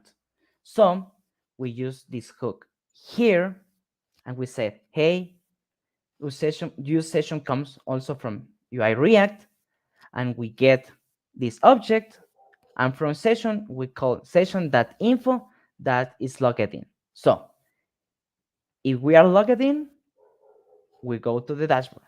If not, we go to the login form. Very easy.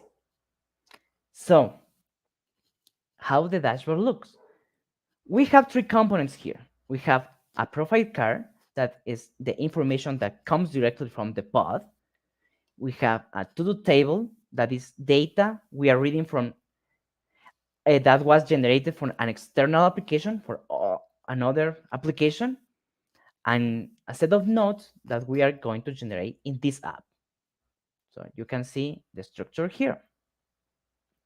So where is this info? Where is my name? Where is this role, company, these nodes? If we go to our pod, you see that is my name, the name of my server provider, and / profile / card me. That is my web ID. And when we try to go to that direction, you are going to see my profile. So information comes from here. Here is the name, the role, organization, and nodes. But how you could read that info? Because if we check the document, it's not a JSON, it's not a simple text, it's an RDF document with this structure. So how we can read these values? For that, we have some components. The first one is we have a component called combined data provider. So we just need to send the address of the data set and the thing we need to read, and we are going to be able to access to each property from their children's. And stop here. We could see that a data set is like a collection. If you have played with MongoDB, we have collections and documents. It's the same here. We have data sets and things. So a data set is a collection of things. In this case, how we are reading the information, the profile information, that info is at the top of the directory. So we just need to, the ID is the same one. Okay, so if you see here, we have these types. In Solid, we use public types that allow us to each value has been read by another applications and by another machines, because it's not just the developer of the company said this is a photo. We are using a public type that said that image, that value is a photo. We are saying this text is not just a text. This text is a B card, and inside this B card, this means first name. And you could see, if we go here, we have the types defined here. B card FN with the name, B card with the address, B card with the photo, with the note. So if we use these public types and send them here, we are going to be able to read that information. And we don't have to play directly with this document. That could be kind of difficult at the beginning. So very easy. And here is a good part of Solid, how we are reading directly from the user spot. If I change something here, for example, I'm going to delete this. I'm going to save the change. You see, I'm going to refresh the application. And voila, the information was updated. So the users can modify, can update their data as they want, and application should adopt those changes, because apps are not storing the information. We are reading that from the user pod, and that's so powerful. Okay, let's go to the next part. We are going to read this data that is generated by the third application. Here is the link. This is a tool list. So here they use also a login. I'm going to log in using the Inrupt pod provider. And when I log in, you are going to see that this list of tasks is the same I have here. You see? Very cool. And for example, I could say, hey, this is not a good task. I want to delete them. So I come here, delete. And my app automatically show that information. We are sync. Why that is happening? Because this application is storing the information here. If we go to our pod and try to see our files, here we have this directory called nodes. So if we go to nodes, index.ttl, we are going to see the information is here. No, that is the nodes. Sorry, we need to search the to-dos. Okay, it's here. Cool, you see, we have the information here. It's not in the application, it's in the user pod, and each value has a type. This is a text, this is a type, this is a date that means completed, and this is a date that means created. So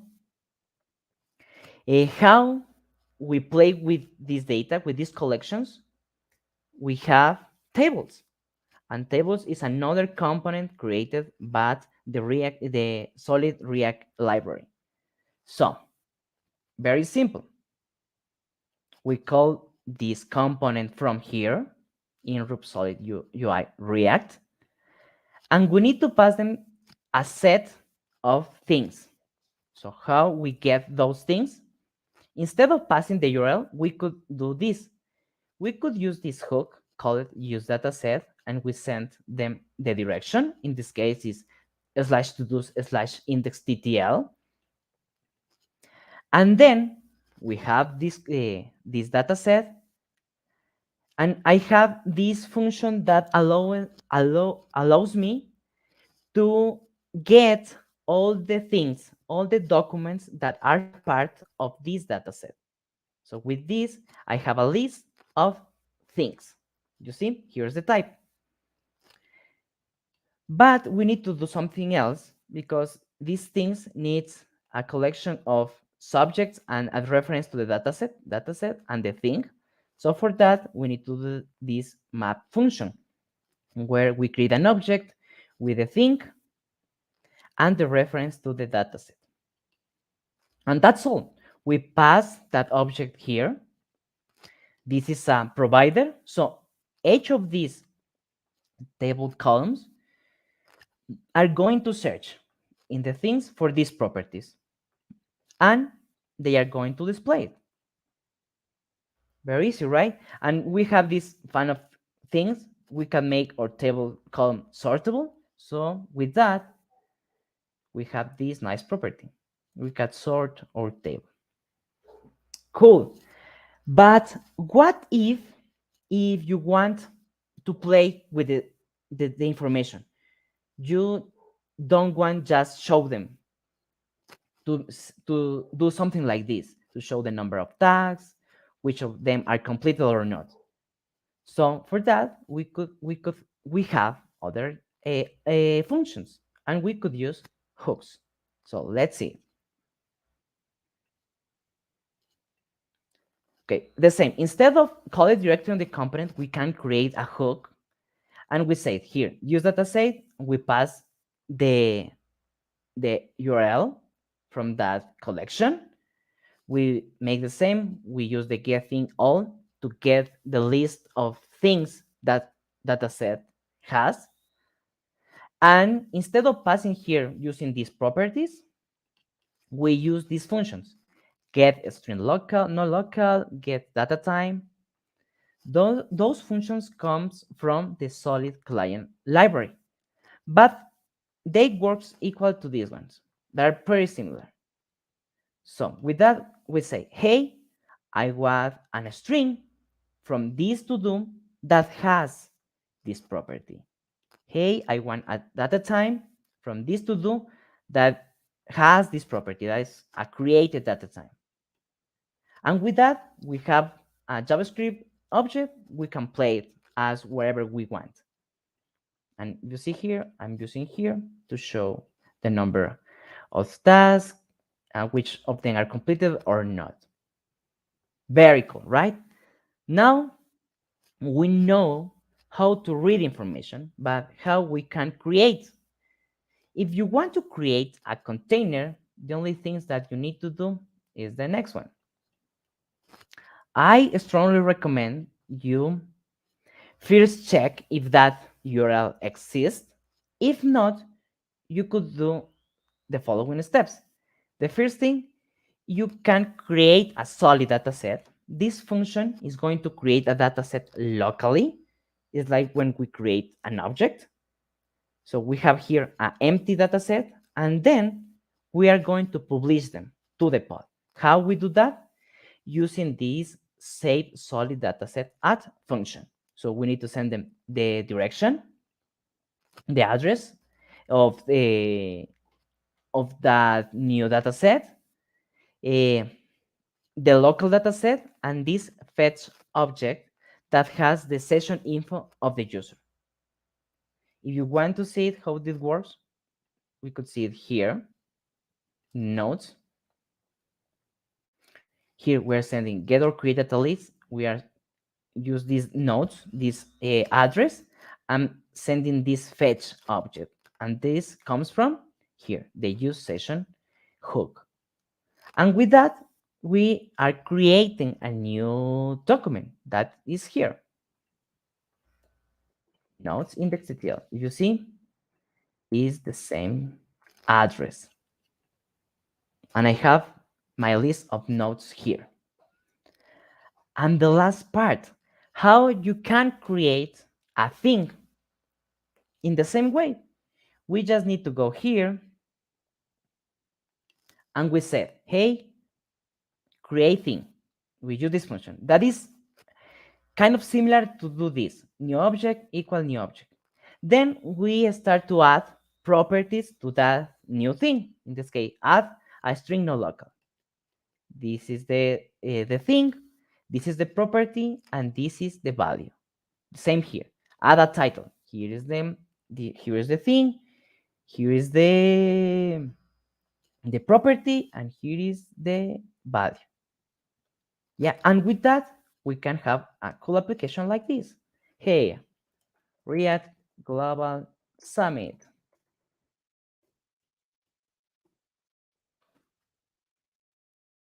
Cool.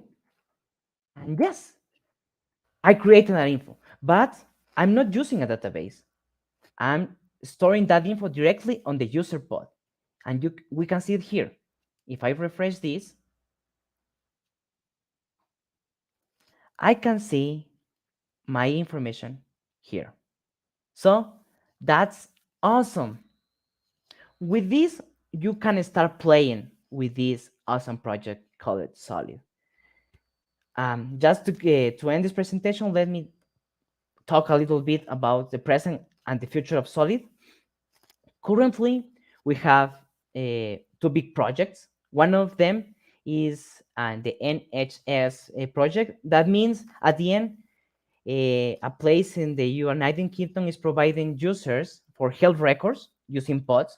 So it doesn't matter to which medical center they go, all of those information is going to be stored in their pods, not in the medical center servers. And the second one is an open government project. There is a place called Flanders where the government is giving their citizens pods to store and use their information. Which are the current challenge with Solid? The first one is the adoption. We need more users and we need more applications. We need Solid to be popular so we can have more people using this technology. The second one is a more technical problem. We have to do too many requests. If you are creating a platform like Facebook, how each profile is in a different place, we have to do too many requests. There is a solution for that. We can use advanced queries using Spark, but we need to continue working on that. The third one is the simplicity. We need to make the process and the experience for users simple. And the last one is we need to work hard to make people follow the standards. Now, it's very easy that each developer creates a file. So we are going to have a list of 100 files just for movies. One from Netflix, one from Disney, and one from HBO Max.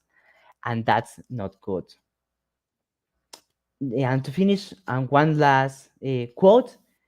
Tim Berners-Lee said 2 years ago that he always believed that the web is for everyone. That's why he and others fight fiercely to protect him. I strongly believe in that too.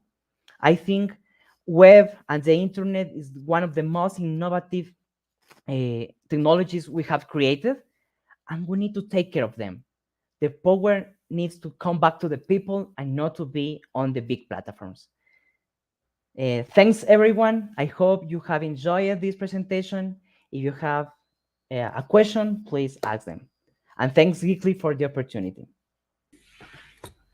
Wow, man, that was so good there, Jean. Let me go ahead and take away your slides here. Hey, I got a question for you before we start. How did you get into React development? Did you have any previous experience on other programming languages? Yes, I started at the university. I started using Java and C++. Yeah, me too. Yeah, so, and then I moved to C# and I started making things for web applications. Mm-hmm. But I heard that people start using JavaScript, and they told me there is a framework where you can use JavaScript to create web applications, and they shared me the link that was React, and I started playing with them. And then when I jumped back to my first internship experience, they used React, so I learned it from there.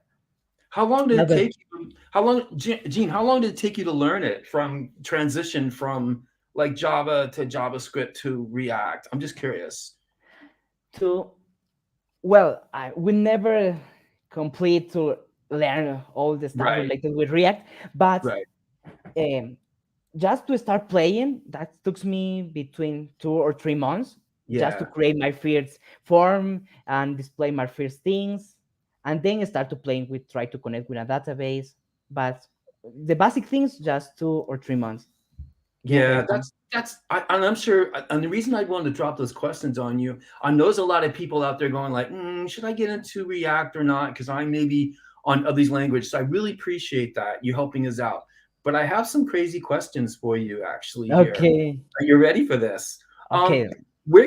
Okay, here we go. So where can I get more information? Okay, are you home? Could you repeat me the question? I couldn't hear you. Yeah, I think there was a cutoff. Where can I get more information on the session provider? Okay, you can go here to the Solid project organization. Okay. Here is the link. So you can see here the standards, the protocol, and if you want to get a pod, you can just click here.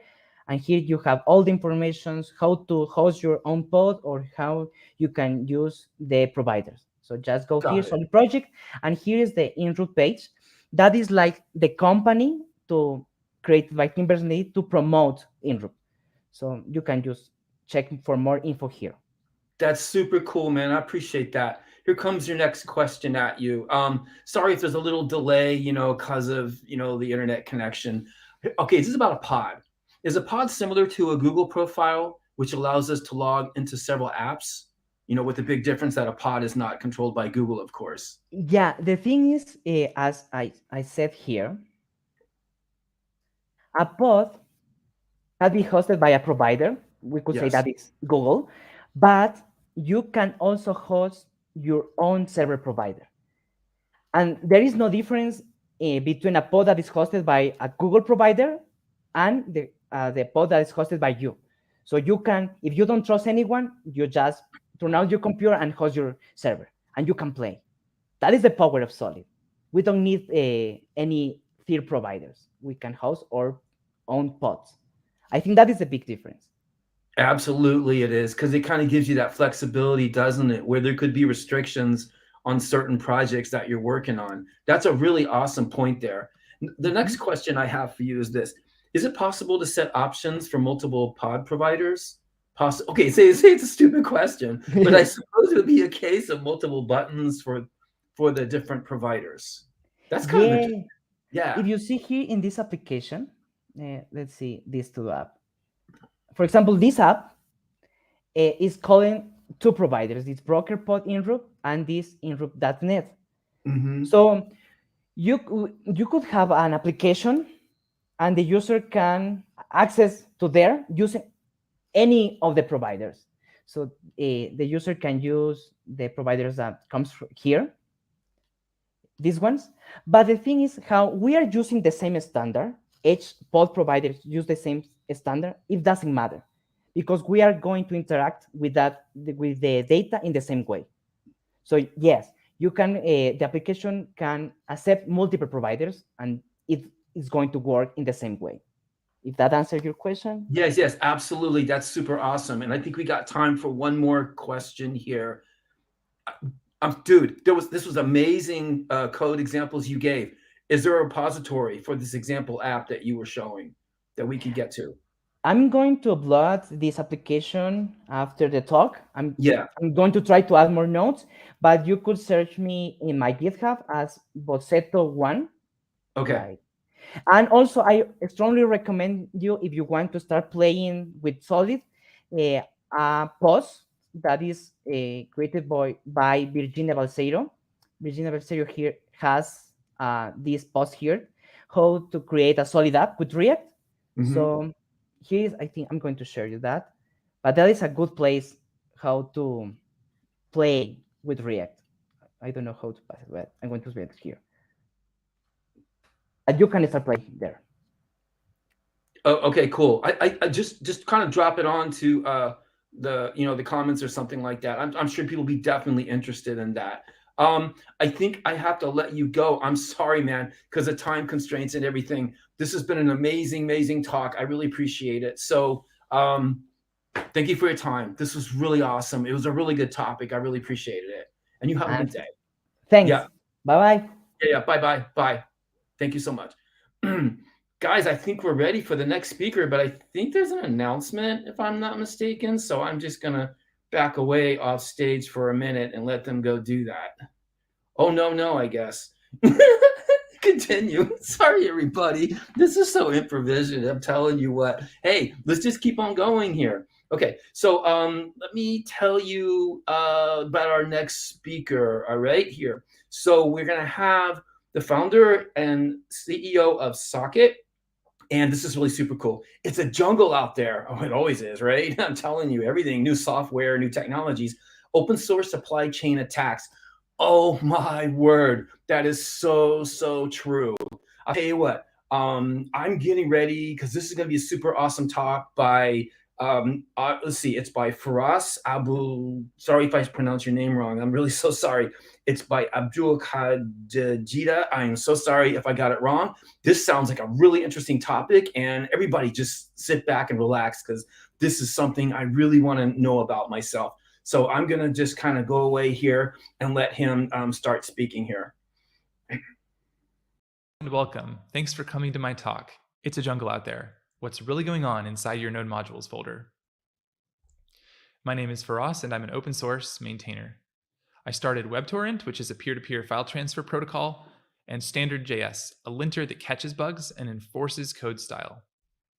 I've been doing open source since 2014 and have created over 100 NPM packages.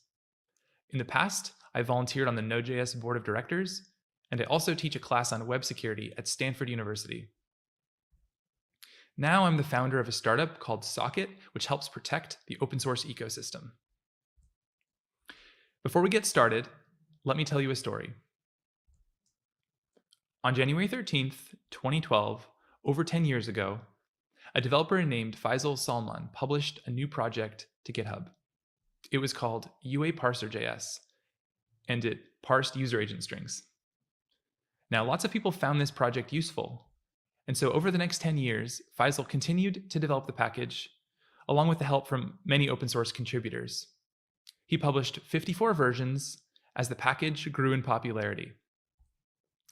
It eventually grew to 7 million downloads per week, eventually being used by nearly 3 million GitHub repositories. Now, let me tell you a different story. On October 5th, 2021, on a notorious Russian hacking forum, this post appeared.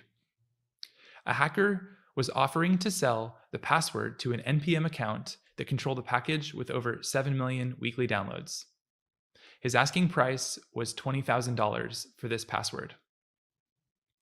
Now, this is where the two stories intersect. 2 weeks later, UA-Parser.js was compromised, and 3 malicious versions were published. Malware was added to these packages that would execute immediately whenever anyone installed one of the compromised versions. So now let's take a look at what that malware does. So this is the package.json file for the compromised version, and you'll see that it uses a pre-install script. So this means that this command will run automatically anytime this package is installed. So now let's look at what that script does. So the first thing you'll see is that it splits based on the operating system of the target. On Mac, nothing happens, which is lucky for Mac users, but Windows and Linux users aren't so lucky. And you'll see here that command prompt is spawned for each of these platforms using childprocess.exec. So now let's take a look at what that preinstall.sh script does. The very first line fetches the user's country and figures out whether the user is coming from Russia, Ukraine, Belarus, or Kazakhstan, and stores that in a variable. Now, if the user comes from one of those countries, then the script exits without doing anything further. However, if you come from any other country, then the script proceeds to download an executable file from this IP address, mark that file as executable, and then run it. And now based on these command line flags, you can see here that this program is a Monero miner, which is going to be used to mine the Monero cryptocurrency for the attacker. Now this is the script on Windows. It's very similar. So it starts off with downloading that same or similar Monero miner, but it also downloads a DLL file as well and runs that. And then here you can see it just starting up the Monero miner and registering the DLL file on Windows. Now, what does this extra DLL file do? Well, it steals passwords from over 100 different programs on the Windows machine, as well as all the passwords in the Windows credential manager. So yikes, this is a really nasty piece of malware. And anyone unlucky enough to run this lost all their passwords and had to do kind of a complete reset of their online accounts. Not a fun time. So this is kind of the aftermath. So this package was published for about 4 hours, and the open source community was pretty diligent and reported it, and the maintainer was also quite diligent. And so anyone who happened to install it during the 4-hour window was compromised, but it was removed relatively quickly. Any software builds done in projects without using a lock file were compromised, and anyone who was unlucky enough to update to this new version of the package, or maybe who merged a bot PR to update to this new version during this time, would have also been compromised. So this was big news in the JavaScript world, and I'm guessing that you may have already heard about this attack, but this is really just the tip of the iceberg. So we've been tracking packages that are removed from NPM for security reasons, and we've seen over 700 packages removed for security reasons in just the last 30 days. And I think this trend is accelerating as attackers take advantage of the open ecosystem and the trust that maintainers have for each other, and the sort of liberal contribution policies that we've all sort of adopted in the modern open source era. So I think 2022 will be the year of supply chain security, as the awareness of this issue is now coming to the fore. So one question you might ask is, why is this happening now? I want to start by just pointing out that what we're trying to do here is kind of crazy. We're trying to download code from the internet written by unknown individuals that we haven't read, that we execute with full permissions on our laptops and our servers, where we keep our most important data. So this is what we're doing every day when we use npm install. And I just have to say really quickly that, I personally think it's a miracle that this system works, and that it's continued to mostly work for this long. It's a testament, I think, to how good most people are, but unfortunately, not everyone is good. So let's dive into why this is happening now.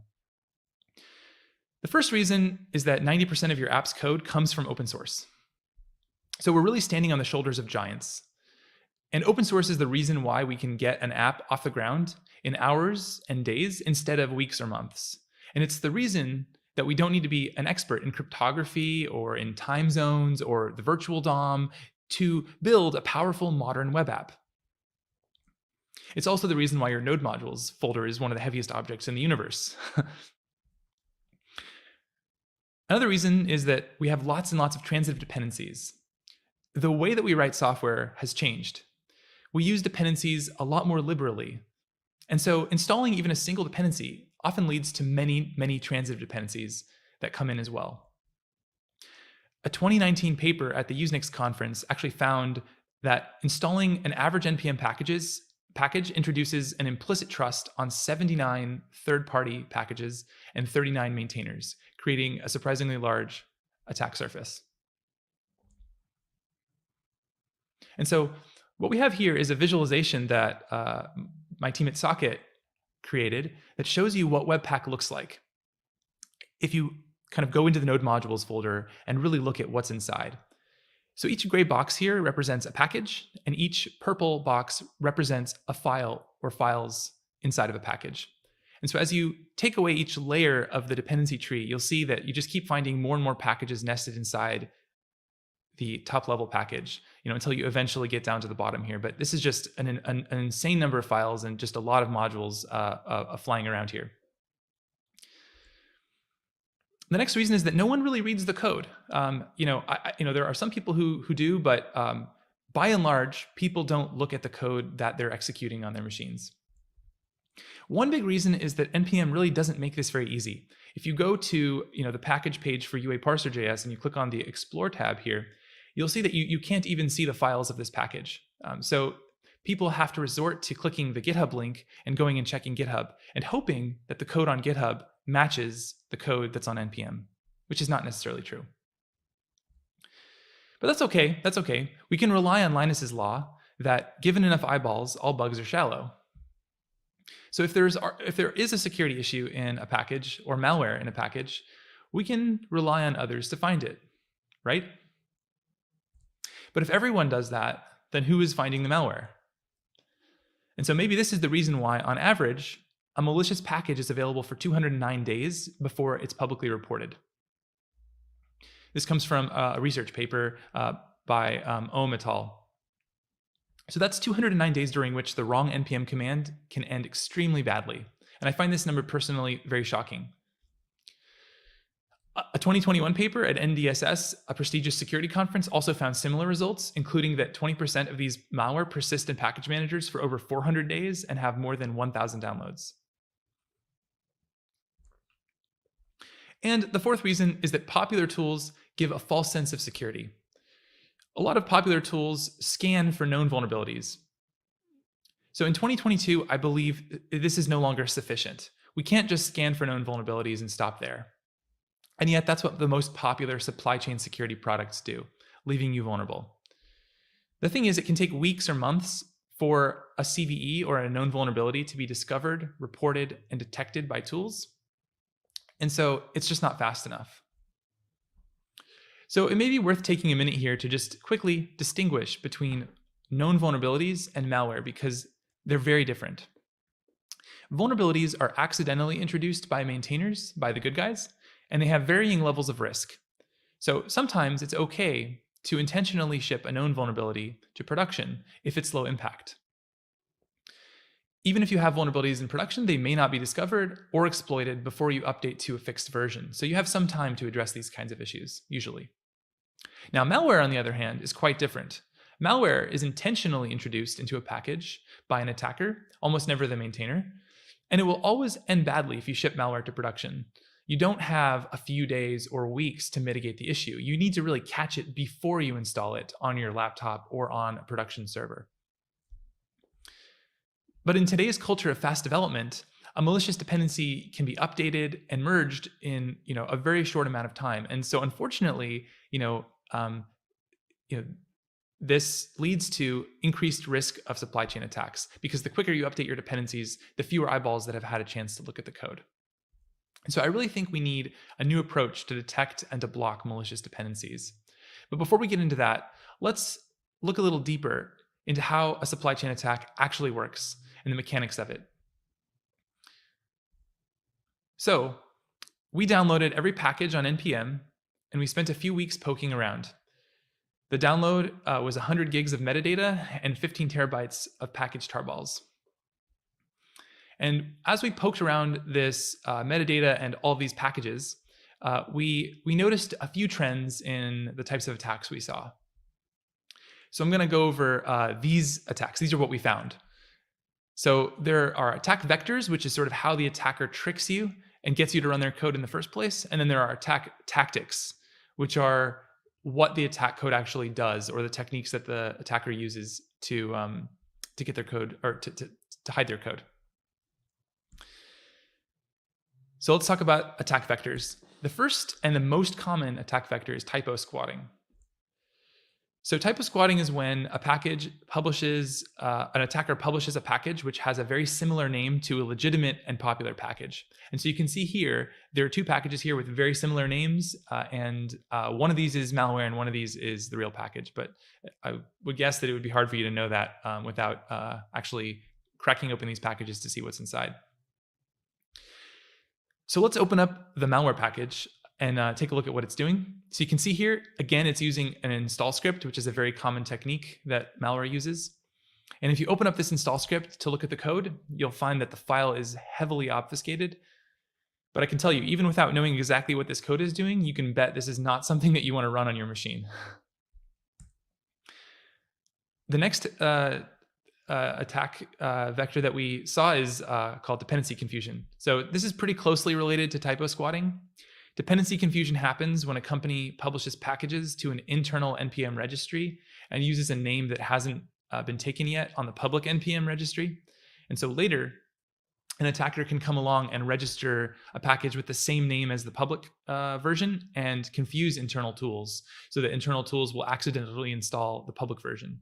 So this is why it's called a dependency confusion attack. So looking through the recently deleted NPM packages, we were able to find a bunch of likely dependency confusion attacks, and most of these packages had malicious code in them. So all these packages have names which appear to conflict with internal company package names. And you can see here a whole bunch of different organizations, including governments, were affected by this. And here are a bunch more clearly targeting these specific companies here in this list.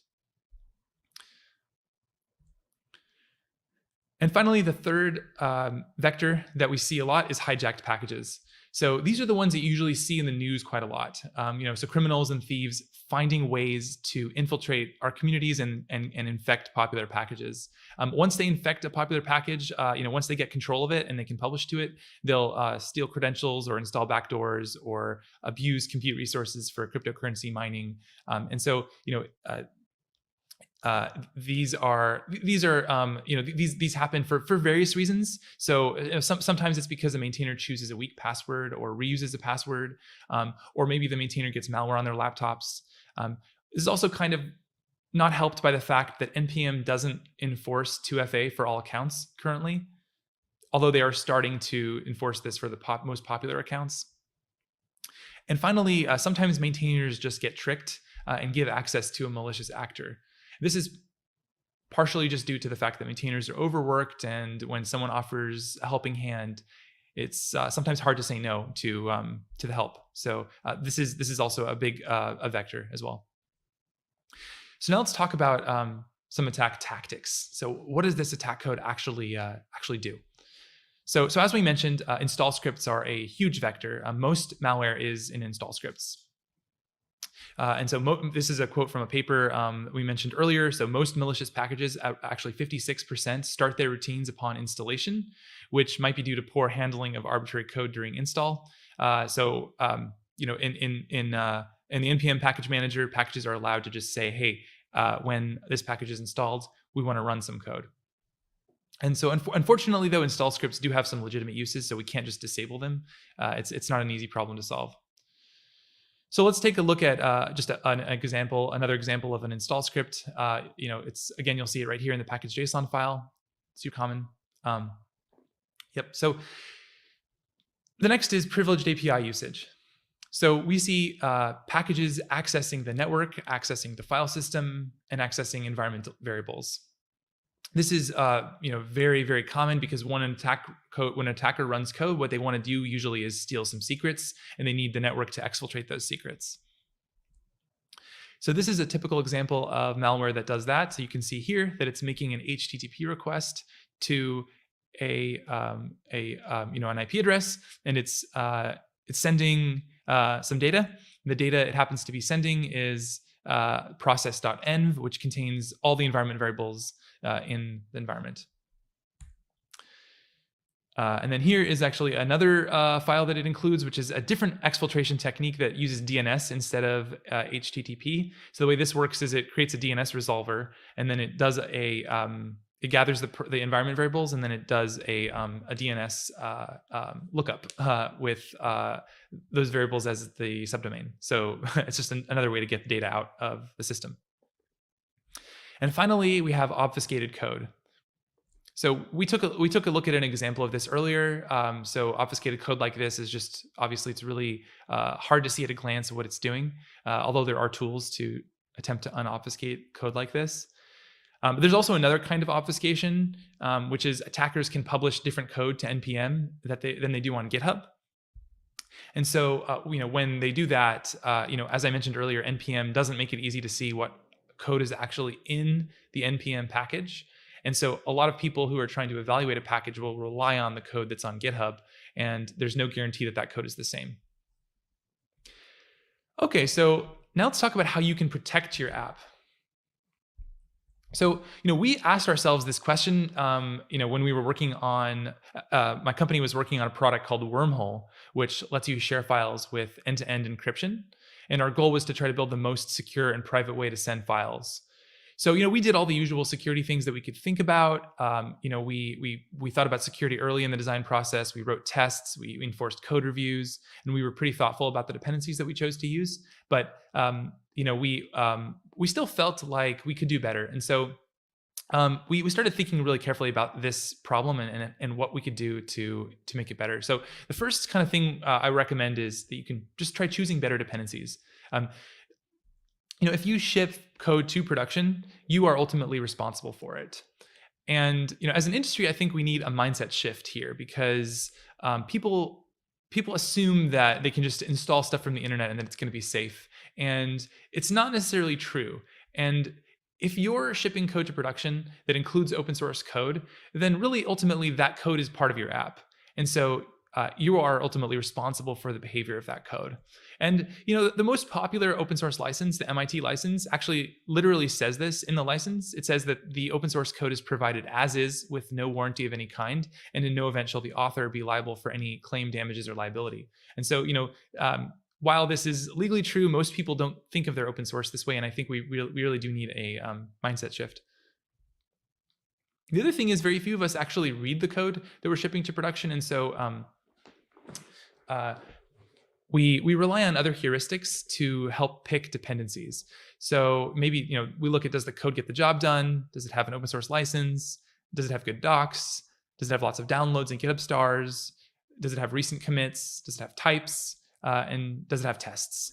And we're not really cracking open the code to go much beyond this.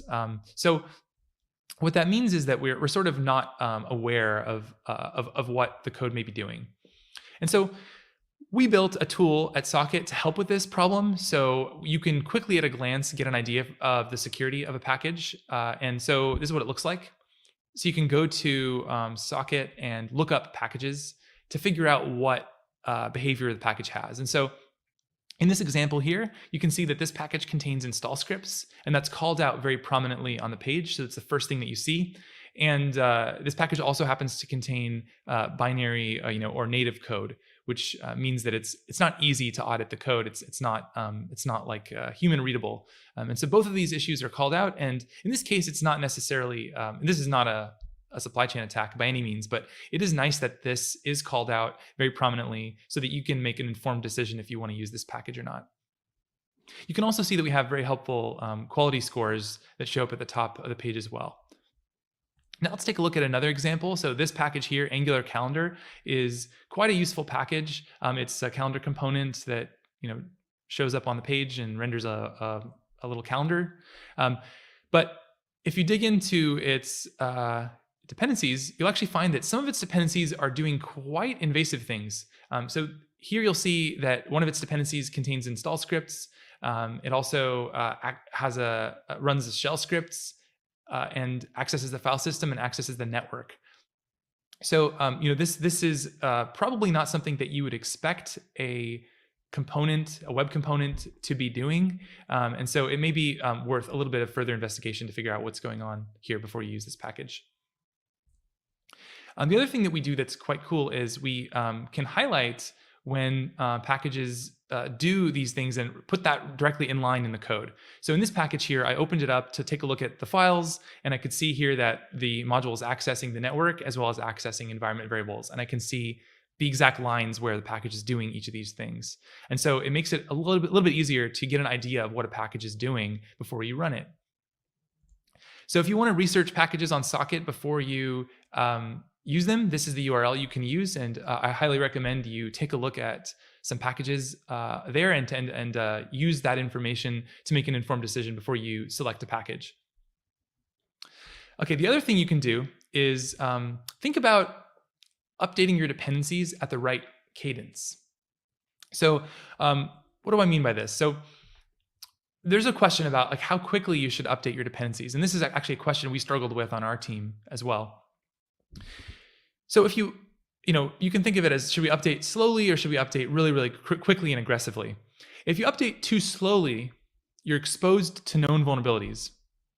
And you're running code that's old and that may have issues, may have some bugs that have been fixed in the newer version. And so there's some downsides to updating too slowly. On the other hand, if you update too quickly, you expose yourself to supply chain attacks because you're now running code that may have been published, literally yesterday or in the last couple of days, which means that you haven't had that many eyeballs able to look at the code. And so, as you think about security, you have to balance, this trade-off, and there really is no perfect solution here. It's just a hard problem. Another idea is to audit every dependency. So, if you're building a truly security critical application, like we were doing with Wormhole, then one option is to literally read every line of code of your dependencies. So if we again put this on an axis of starting from full audit on the one hand, reading every line of code, to YOLOing on the other hand, and by YOLOing I mean like doing nothing. How closely should you audit your dependencies? And what you see here is we're in the same situation. We have trade-offs and really no good solutions. So doing a full audit is something that only the biggest and richest companies seem to do in practice. It's a lot of work. Usually you need to have a security team looking at every one of these packages, and they also have to approve them one at a time and add them to an allow list, which is really slow, and this is expensive just because of the time and the effort that it takes. On the other hand, doing nothing and just installing whatever you want without even looking at the code has its downsides. So it means that you're vulnerable to supply chain attacks. It's risky, and a breach or bad security press can be expensive, especially as regulators start to crack down on this issue more. And so this is another difficult trade-off. What do you do? And most teams, I think, err on the side of doing nothing. But I think this is just a hard problem. So one thing that we tried to do when we were building Wormhole is to sort of think about a happy medium. Is there a way to use automation to kind of do something in the middle? And so what we want to do, and what we ended up doing, is using automation to automatically evaluate all of our dependencies. So we could use static analysis to look through packages to try to find malware, hidden code, typo squatting attacks, and this kind of thing. And that way we could manually audit only the most suspicious packages. So we could spend our limited team resources looking at the code for the most suspicious packages, and that's the most high impact way that we could spend our time. And so this seems much better to me than an all or nothing approach, where you either audit everything or you just hope for the best and look at nothing. And then the other thing we wanted to do is make sure that the security information was shown directly in pull requests, so that the developers on our team were empowered to solve the security issues that they saw before they deployed into production. So what does this actually look like? So this is the bot that we created. It's implemented as a GitHub app that you can install on your GitHub repository. And whenever it sees that the package.json file or the yarn.lock file has been modified, it will take a look at the new dependency that's been added, and it will run a full health report against that dependency. And if there's any issues found in it, it will leave a comment with whatever the issue is that was discovered. And so that way the developer reviewing the pull request can look at it and have their attention drawn to this potential issue. And in this screenshot here, you can see that I accidentally installed the package browser list instead of browsers list, which is actually a very easy mistake to make. And for that reason, browser list, the typo package, actually has something like 700,000 downloads a year. So this is really, really helpful. This is the kind of thing that augments your review process, and it's very low cost, since it only raises issues that that are really worth your attention, and it runs automatically. So if you want to actually try this app out, we've actually published it for anyone to use. It's free, so you can install our GitHub app by just going to socket.dev. I recommend you give it a try and let me know what you think. It has a bunch of cool features. So it actually can block typo squats, which as I just showed you earlier, but also can block malware, detect hidden code, detect privileged API usage, such as the use of file system, network, child process, etc. And also it can detect suspicious updates. So these are updates that significantly change the package's behavior.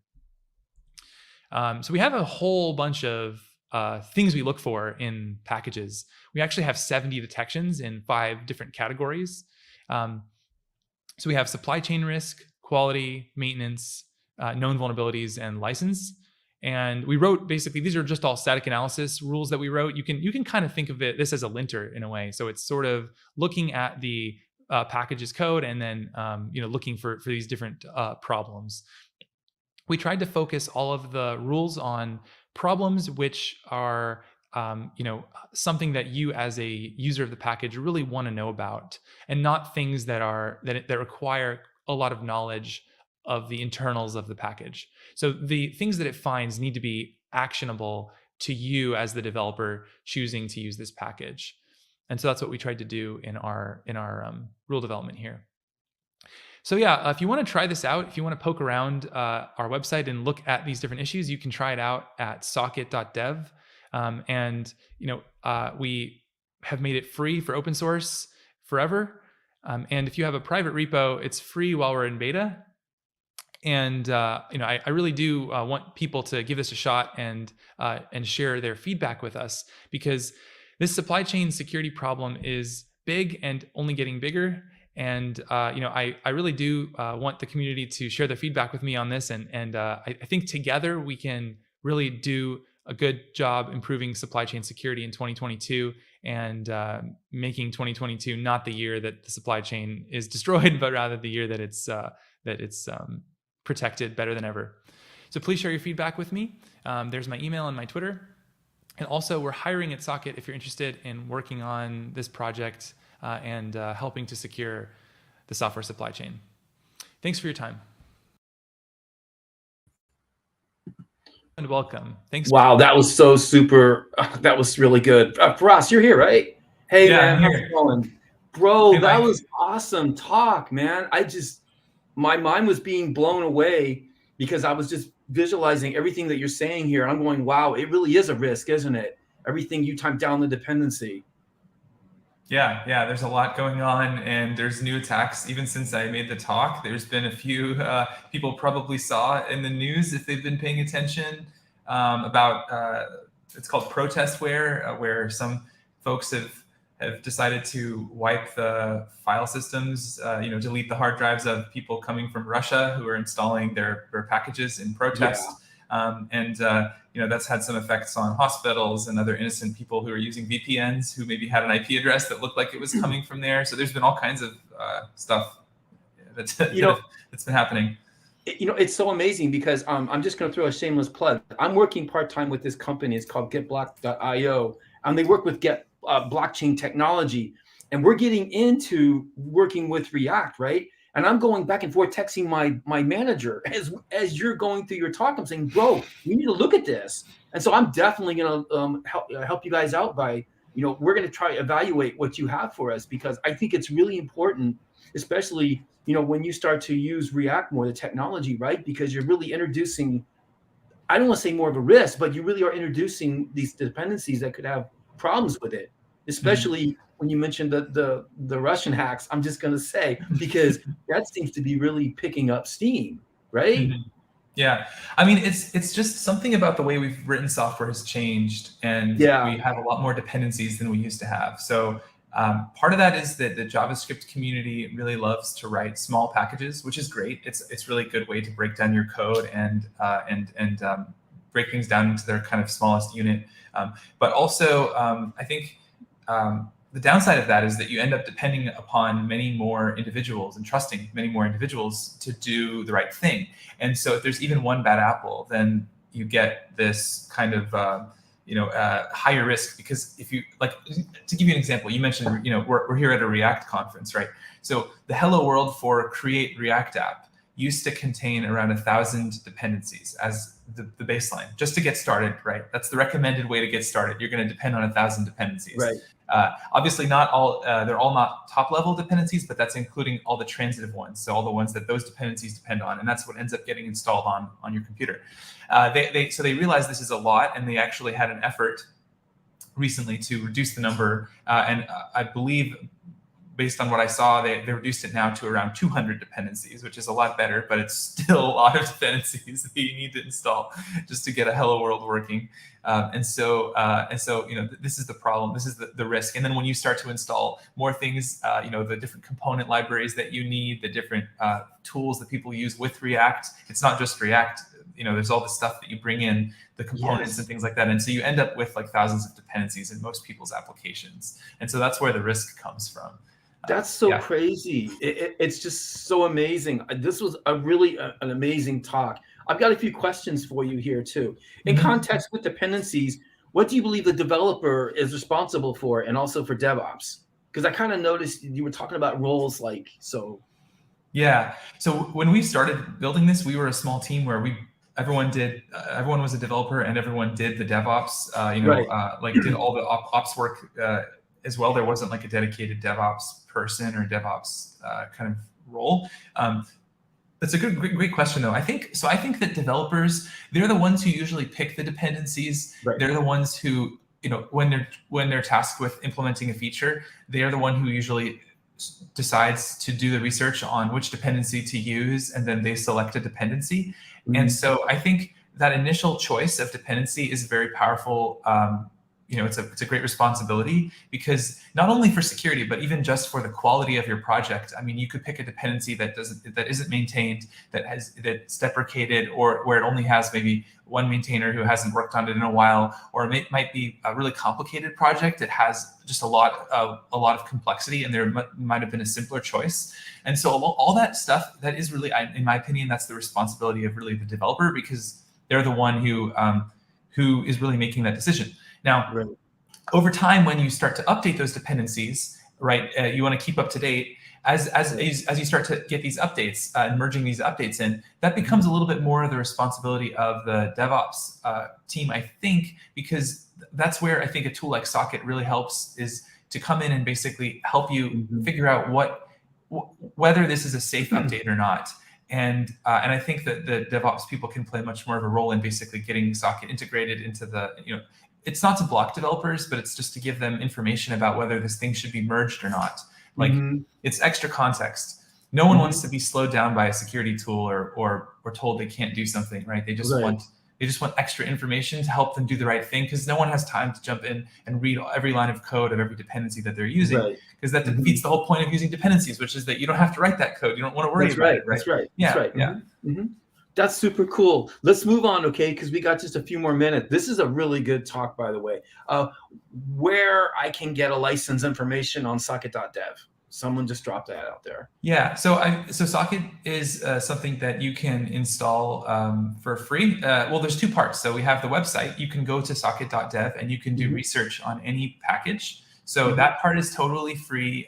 It's just public information. And you can even use this as a replacement for the NPM website. So instead of looking up packages on NPM, you can look it up on Socket, and you'll get all the same information, but also the extra information about the security of the package and what is it doing, what is its behavior. Does it do anything sketchy or something to be worried about? And then the second part is the app. So the GitHub app you can install for free as well, and that will actually monitor the changes to your package JSON, and we'll leave those comments that will tell the developer, or to tell you, if you're the developer, what is noteworthy about this dependency. Is there something in it that you should be concerned about?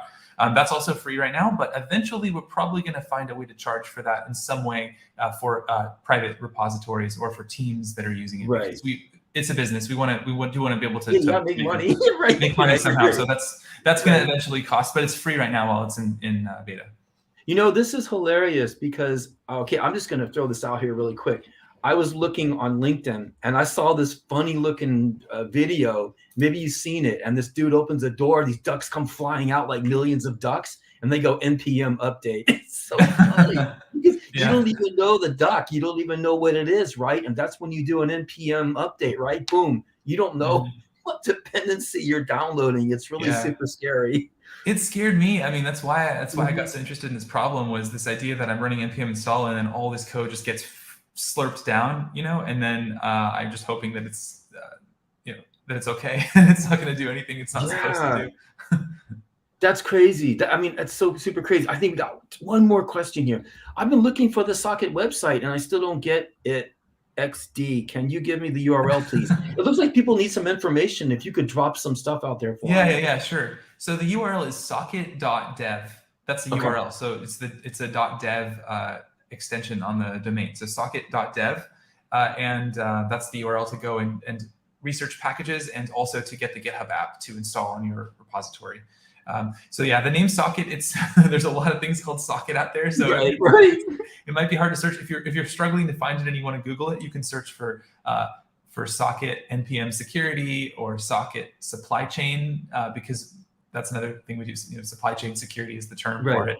So yeah, hopefully, but you can also just go to socket.dev. That's the easiest way.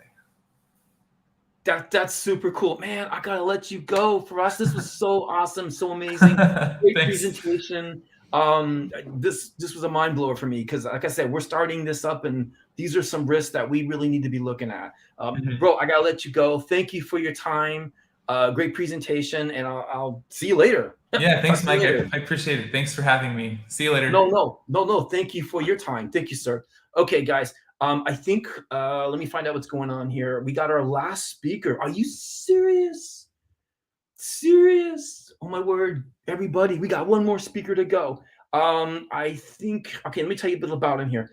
I have Agustina Shayer and Elizabeth Lofredo, and they're the tech lead, engineer, lead and senior. This is a good talk, everybody. Web accessibility for devs.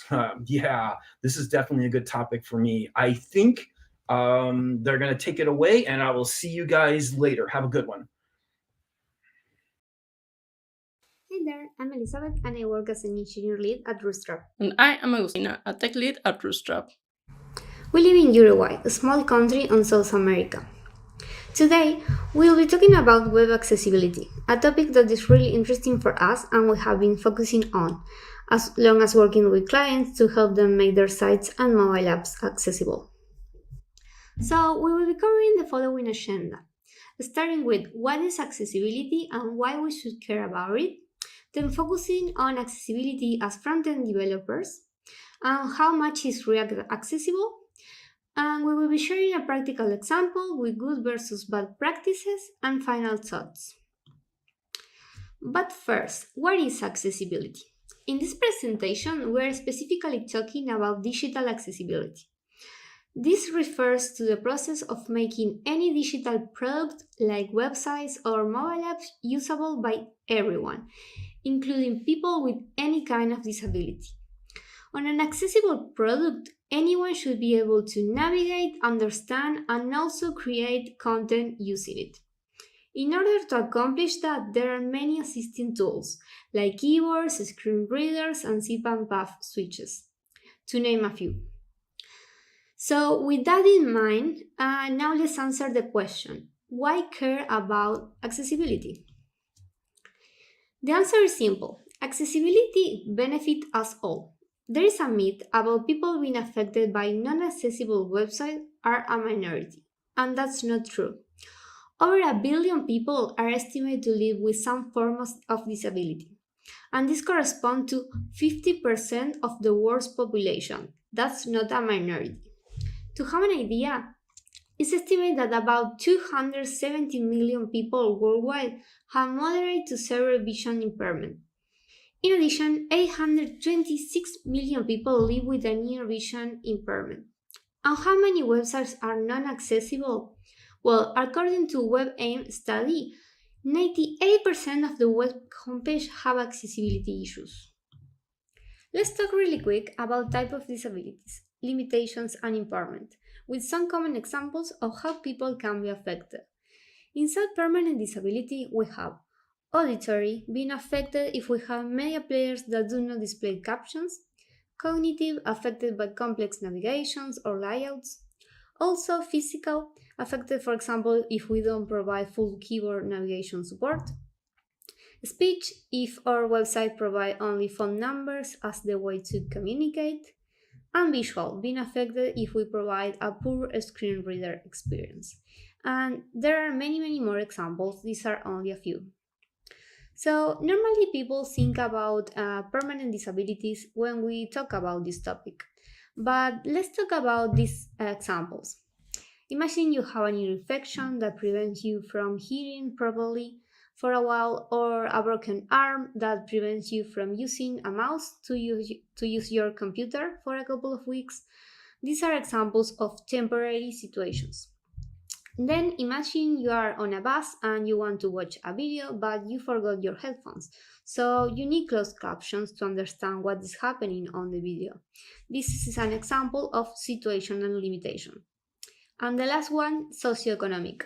If someone is using an old device with a poor internet connection on a website that has not been optimized for those conditions, can result in a very poor user experience. Now, with all that context, here are some points where taking into account accessibility benefits your websites. You will be increasing your audience and your site usability. Also, you will improve the site SEO, since good semantic and structure is a key point on this aspect. And of course, in case your competitors are not accessible, you gain a competitive edge. And the last one is probably the benefit that most of the people know about. You avoid potential discrimination lawsuit, since for some countries that is already a requirement. Let's focus on accessibility as developers.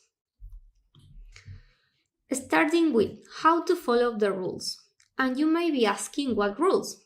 Nowadays, there are a set of rules proposed by the W3C that have become the standard to follow.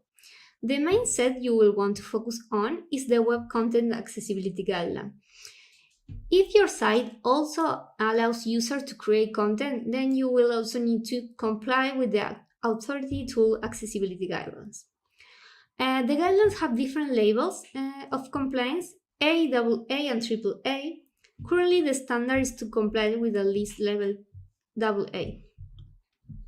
Let's talk about HTML, CSS, and JavaScript, and how well do they play with accessibility. Well, HTML is mostly accessible out of the box, but using good semantic like headings, landmarks, buttons, and links is key. CSS gives us a lot of freedom to create beautiful sites, but users have expectations of how things should look and work, so use good UX practices. JavaScript is super powerful. With JavaScript, we can make any HTML element do pretty much anything. So we wonder, is that good or bad? JavaScript allows you to do things like adding a non-click to a div, which works fine with your mouse, but is not accessible at all via keyboard, and is not announced as a button to screen readers. There are some cases where we need a little extra help. That is where Way Area comes in. It helps us add further semantics to HTML and fill some of the gaps that are left when using CSS and JavaScript. It has three main features: roles, which help us identify the elements properly when good semantics aren't enough; then properties, which are usually static and allow us to add extra information to the elements; and state, which is used to communicate the state of a dynamic property, for example, a toggle button. Is this supported everywhere? Well, you should try to use plain HTML when you can. Support for Way Area depends on what browser and screen reader the user is using, and there's a lot of combinations for that. All of this sounds like a lot, and it is, but fortunately there are tools that can help us make this process easier. Some of these tools run automatically, like linters, and they are very useful to catch a lot of very common bugs. The most common linters are the ESLint plugin, and you also have an Axe core for React that is used when developing tests. Some dev tools help you do semi-automatic testing and guided testing. For example, the ones that we like to use are Firefox, Axe DevTools, and WebAIM. You can also use a manual checklist to get a sense of where your project is at regarding accessibility. Some of the ones that we use are the Ally project or WebAIM. One thing to note here is that they are not a substitute for the WCAG, but they are easier to digest. Are all of these automatic checks enough to make sure that I'm compliant with WCAG 2.1 rules? Well, no, you should do manual checks as well, with keyboards, screen readers, and other assistive technologies.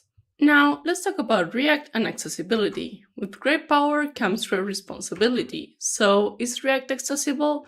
Well, in theory, yeah, it provides us with all the necessary tools, but in practice, there's a lot that can go wrong.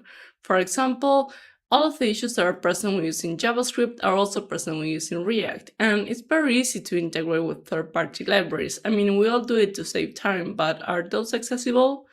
It also happens that a lot of the tutorials and documentations that we all have learned from do not talk about these topics, so it's really easy to know a lot about React and very little about accessibility. So how can we take responsibility? These are some of the things that we should be asking ourselves. When integrating with third-party libraries, we should be checking if those are accessible, and if they are not, we should look for alternatives. And when creating custom components, we should be checking for right semantics, keyboard accessibility, text alternatives, and so much more. Now, we're going to show you a hands-on example to put things into perspective and solidify some of the concepts that we just talked about. This example is based on some of the issues that we had to fix on a real project. To better show the impact of not having an accessible website and how much we can improve it, we created 3 identical looking pages. One that is not accessible at all, one that is somewhat accessible by just using good semantics, and one that goes the extra mile to make it accessible. So let's get started with the not accessible one. As you can see, we have a simple layout for a video player and with a playlist to the right so we can navigate between videos. If I click on the playlist link, the title of the current video on the left changes. It works, well, yeah, for able people. If we look closer at how we implemented the page, we'll start to see where things go wrong for people with disabilities. First of all, the video links were actually implemented as tips with on-clicks. Why? Well, for this case, we wanted to add some tracking to the link, so we needed to add an on-click. As you can see, our handle click calls the tracking function that navigates programmatically to the next page. Why do we use tips? Well, the button element comes with some styles by default that we didn't want to have to deal with in this component that doesn't look like a button. Does this implementation sound familiar? Let's see all the problems that this implementation generates. So first thing that I'm going to try is to navigate to another video by just using the keyboard. No mouse allowed. I tab, and the only thing that I can access on the page is the Go Home link. I can't access the video list on the side. This is because anchors have certain accessibility features built in, and when we use the div, we lost that. When I move my mouse over the video divs, the pointer of my cursor also doesn't change, and if I right-click on it, I can't open the video in a new tab. It's because it's not a proper link. Another issue that this implementation brings is that the supposed links are not identified as such to screen reader users. Screen readers have useful navigation tools like listing you all the links in a page so you can navigate directly to them. If I turn VoiceOver on the screen reader provided by macOS and open the router tool, I only get the Go Home link listed. So let's try that. VoiceOver on Chrome. Video 1, totally accessible. Links menu. You are currently in a visited link. Go home. Visited link. Go home. So the list only has that link and I can't access anything else. So those are the issues with the video list on the side. What other issues does this page have? It's not using correct semantics for landmarks, headings, and lists. So to screen reader users, this page has no hierarchy at all, which makes it very difficult to understand. The same router tool I mentioned before also lists you links, also lists headings and landmarks. If I open it again, you'll see that none are listed. Actually, those sections in the router are not even shown. So if we try that, you are currently in a window spots menu. I have window spots, links, and nothing else. If we look at the code, it's just a bunch of nested divs with text basically. You might be asking yourself, how do I make this better? Well, if we take a look at the next example, which we call somewhat accessible, with very minor changes, the accessibility improves drastically. The Go Home link is now inside a nav element to properly identify the landmark, and the rest of the page is inside a main element. We have properly identified the headings in the page without skipping heading levels as well. The video list is now an order list with a list of items, and instead of having a div with an on-click, we have an anchor with an on-click. That only handles the tracking, and the anchor handles the navigation once the on-click is resolved. Now let's look at the page and how these changes made it better. I can fully navigate it with the keyboard now. If I open the router tool, I see landmarks, headings, and links. So let's try that. Headings menu. You are currently in a voiceover menu. Heading level 1, somewhat accessible playlist. Heading level 2, video 1, landmarks menu. Navigation. Main. You'll see that as I navigate through the links, I get their content read to me. Visited link, go home. Visited link, 03, 50, visited link, 01, 21, video 2. It reads a bit weird, right? This is because the link calculates its label from its contents, and in this case the text content is the duration of the video written with numbers and a colon in between and the name of the video. These changes we made to the site made it more accessible, but as we just saw, it still lacks some things. You might not have noticed, but the links also have two other visual cues that provide us with information. That is, the play button in the video that is currently playing, and also the progress bar at the bottom of the thumbnail. None of this information is being relayed to screen reader users, so let's fix that. If we take a look at the third example, this is how links are read to users. Visited link, now playing, watched, video 1, progress, 100% duration, 3 minutes 51 seconds. Link, watched, video 2, progress, 100% duration, 1 link, video 5, progress, 25% duration, 7 minutes 11 seconds. 5, link, video 6, duration, 6 minutes, voiceover off. The information is sold to the user in order of relevance. That is, if the video is playing right now, if it has already been watched, which is a really quick and useful bit of information, the title of the video, the progress it has started it, and at last the actual duration of the video, which is read in a more friendlier way. Last but not least, we made an important change to the page title. The page title is what you see displayed in the browser tab. A lot of sites have a static title that doesn't change depending on which page of the site you're on. This is bad if the user has multiple tabs open of your site. How can they tell them apart? The title of the page is what is first read to screen reader users when they select a tab, so giving the right information to the user there is key. In this case, we inform the user of the name of the video. We also inform them that they are on the playlist section. There might be other kinds of sections on the site, like an about page or contact us. And last, we inform them of the name of the site, in this case, demo. We provide the most specific information first and the most generic last. Let's take a look at how we implemented these changes. The first one is simple. We use React Helmet, a widely used library, to change the title tag dynamically. And then this is how we implemented the video link labels. We added an area label to the play icon so it says now playing. The icon is an SVG and does not support a null attribute, as the image element does. If it were an image, the null attribute here would have been preferred. For the other bits of information that we added, we used a CSS class called sr-only, which in this case we're using the one provided by Tailwind, but you can define your own. They implement hiding things visually, but in a way that still makes them available to screen readers. Display none and visibility hidden are not suitable for this technique.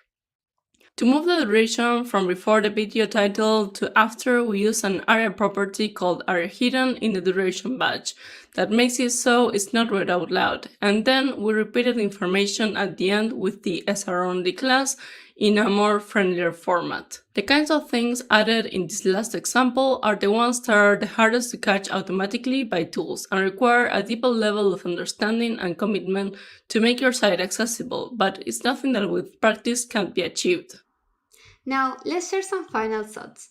What do we want you to take away from this presentation? Well, accessibility is here to stay, so it's time to learn about it.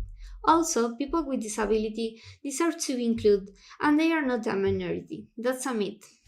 We all benefit from accessibility, and you can reach a wider audience, which is good for your business. And don't forget empathy. That's the most important one. In fact, that's the biggest step you can take. Navigate your site with empathy, and you will start seeing issues where you didn't before, and you will want to fix them. And you will find how to. So thank you all for listening us, and we open Q&A section now. Cool. That was so super awesome. I think I have these wonderful speakers here. Hey guys, how's it going? Hi, nice to meet you. Yeah, nice to meet you guys. That was a super duper talk. You know, I'm sitting here thinking like, this accessibility stuff is really, really important, isn't it? Can you explain to everybody again, kind of emphasize to them how important this really is? Yeah. I mean, if not only for like the legal reasons, that is like the main reason that this is like starting to more and more companies are starting to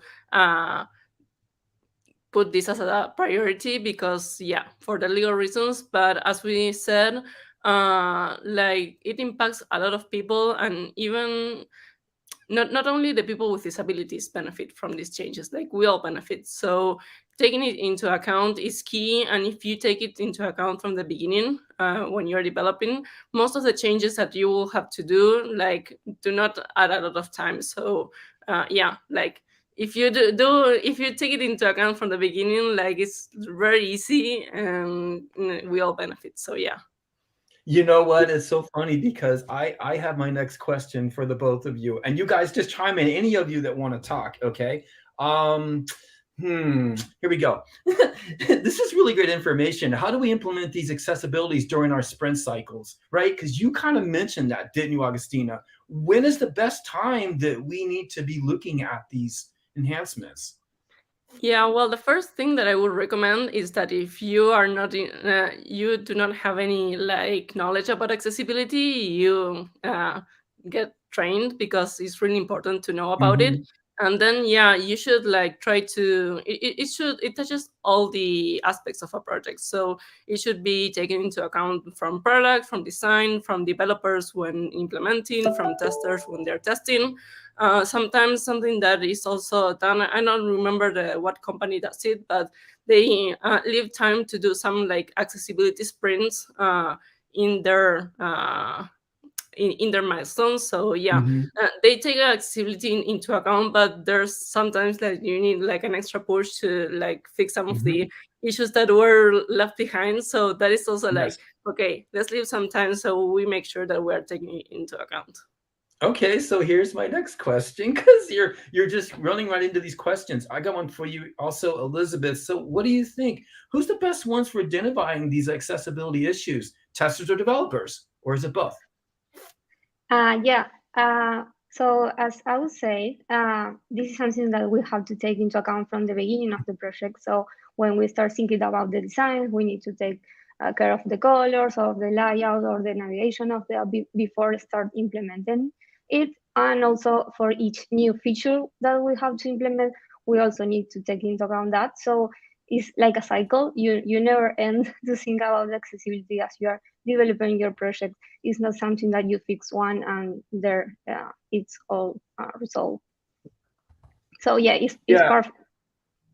Yeah, so everyone should be taking it into account. It's not just, okay, I'll leave it to the QAs to test it and let me know if I messed up. No, you need to, when you're developing, you need to test your code. When you're designing, you need to make sure that what you're designing and you're making developers implement is accessible. So yeah, it's on all of us.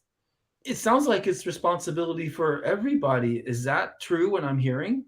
Yeah, absolutely. Entire team. Is okay, so here's the big question of all. Okay, how do we convince management and project managers? You know, they're the ones that pay for the project, right?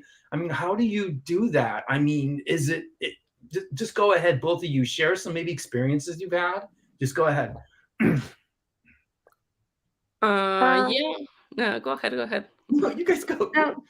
Sometimes it depends on the country. There are some countries that there is a lawsuit that you have to complain with accessibility. So maybe it's more easy in that cases when the client says, okay, I want to take care of accessibility on my projects.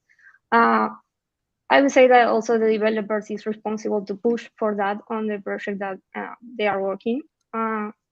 So yeah, it's kind of difficult. It depends on each project, on each country, and yeah, each company also. Yeah, the company that we work for is like kind of like a software factory. We get clients that already come with the requirements, so they can say, I want to make my site accessible. And we are also like trying to sell it to clients. That is like the difficult part that you were mentioning. So yeah, we are also doing like a lot of to bring awareness about the topic, because once you bring awareness and like the empathy starts, and all that is much easier to sell it. Yeah. Well, yeah, I mean, I can sit there, coming from the developer going like, oh, great, here we go. Here's another standard. Here's something else we just got to add. We have code reviews. We have this going on. And now we have to worry about accessibility. But it's important, isn't it? I mean, can you give us an example of how this helped a client or somebody to, really enhance their website? I'm sure you have examples. Yeah, we have worked on accessibility on a couple of projects already. The one that the most recent one, yeah, it was a matter of we need to make it accessible, and yeah, we are finishing that. We haven't like seen we have seen the impact on how we are perceiving the site. We haven't seen the impact on the users, but yeah, it's like the changes are incredible, like how much more usable the site is. Yeah, because I noticed that in your presentation. It sounds like you added some really nice enhancements that, normally us as developers, we're given requirements, right? And actually, when we have wireframes, we're not really looking at all of this, is it? Is it part of UX responsibilities too, UX, UI development responsibilities? You mean taking into account accessibility from design? Yeah, taking into consideration the accessibility or what? I'm just curious. Yeah, it's a responsibility for the entire team. I mean, as a group, taking into account accessibility from the design perspective, from the development perspective, and also the QA part. Yes, has to be involved. And to answer the question you just asked, as I will mention, the lawsuit is like the benefit that most of the people know about it. But as we mentioned on the presentation, you reach a wider audience because you're giving access to more people to navigate to your website. And improve your SEO is something super important also, because you are going to use good semantic. And as I will show on the example, we changed the code to use good semantics, and that make the site somewhat accessible. And that's a really great improve also for the SEO. Yeah, we went from not being able to navigate the entire site. I mean, as you see at the beginning, I could only access like one link in the entire site. From that to like, it was with like very few changes, we make like a huge improvement. Yeah, that's so important. Here's the next question here. Okay. When's the best time to address the accessibility issues, requirements or design? I know you said requirements, right? But I mean, does somebody's got to have the knowledge, right? So when you're in the phase of identifying requirements, I mean, when is the best time, or is it design or something like that? I think that most, go ahead. This is awesome. Go ahead.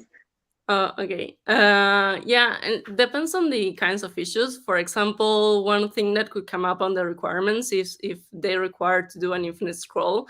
That is one of the issues that we have seen, and we had to call out because, for example, infinite scroll, if you have something that is to the right of the infinite scroll, that like on the HTML goes after, you just keep scrolling and new content keeps loading, and you are not able to reach the stuff on the right. So that is like a really bad practice, and that is probably something that would come up on the requirements. Then the other things most likely come up on the design, like visual stuff, ordering of things and all of that. And then is much more, the dynamic stuff is much more a matter of how the developer implements it. Yeah. Okay. So you kind of brought up another really good one here. So what is the worst that you've seen on a website? Could you mention the endless scroll thing? So what is like something we all can get tips from you guys? Like what are some really major things that we need to look out for, right, on our sites for accessibility issues? Just give us some good, examples. Do you want to go first, Ali? Yeah, the infinite scroll one. For example, if you have a footer at the bottom of the page and you have an infinite scroll, you never reach the end, so you never see the footer. So maybe there is, a contact email or something, and the user never can reach that and can be super frustrated. Other examples, I know we have buttons that are not set up as buttons, so the keyword is not focusing on them. Or another one, we have buttons, but we remove the focus CSS class that add the blue border. So you are focusing on the button, but you don't see it. So that's also a super small change that you can make with CSS and break the entire page. Wow, that's crazy. About you, Agustina, do you have examples too? Yeah, well, I was gonna say that about the focus. Like, it's not the worst, but it's like one of the most silly ones that I literally changed one line of code to remove that, and there was like a lot of impact because we had like a line of code that disabled the focus of all the buttons on the page. So even though you could like with the keyboard access some of those buttons, you weren't able to see that. So like just change one line of code and that whole thing was like, oh, now I see the focus on a lot of buttons. So it was crazy. I just got a question pop up.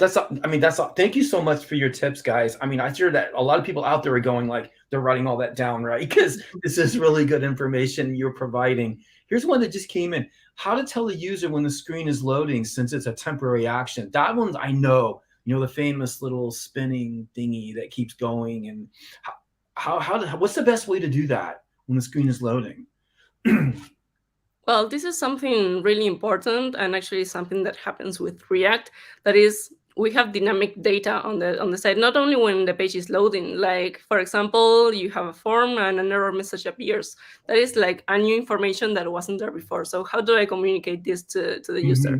So for loading, I think there's like an area property, a way area property that you can put there that it indicates that it's loading.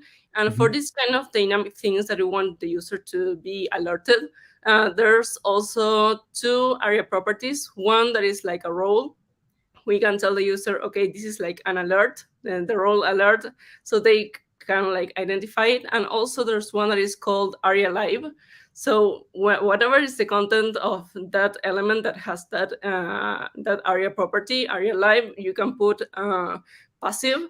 So when the content of that element changes, if it's passive, if the screen reader is like talking, when it stops talking, it then reads the content of that section of the code that changed.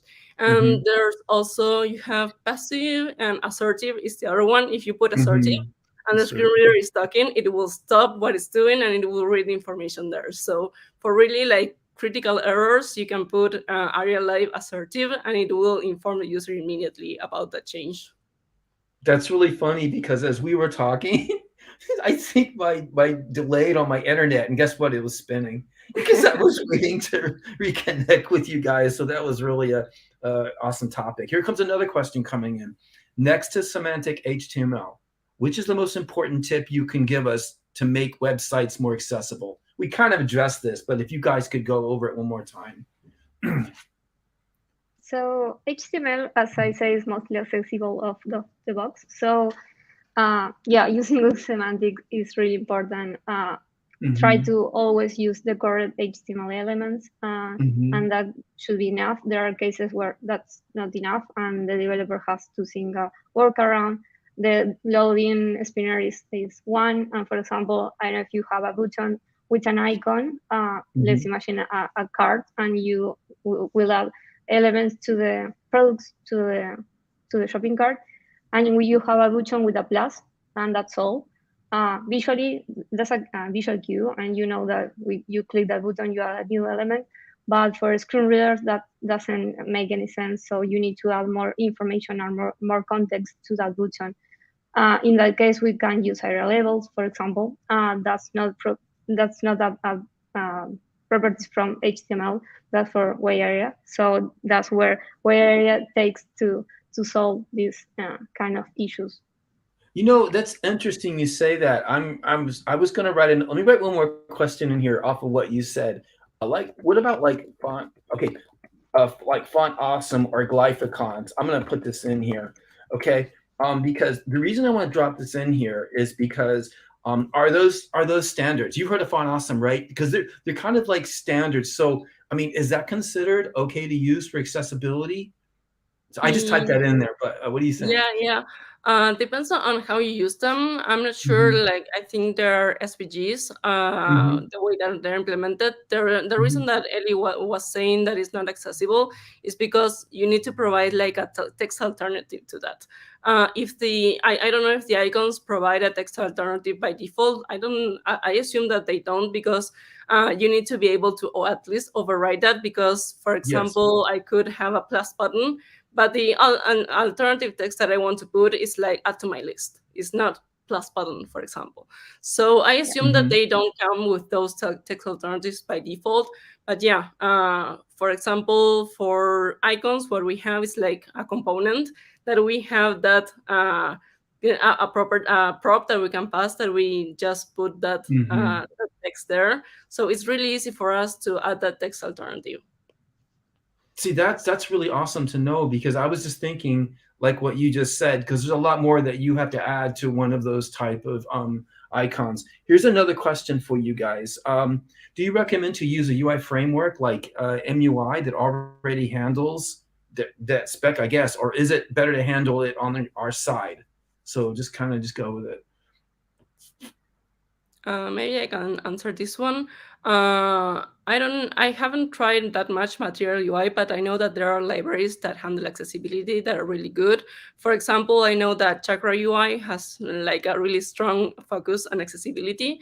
But sometimes using like a library like that has like a lot of designs that maybe are not in line with the designs that your designer wants to do, and it's like really difficult if you have to override all of those.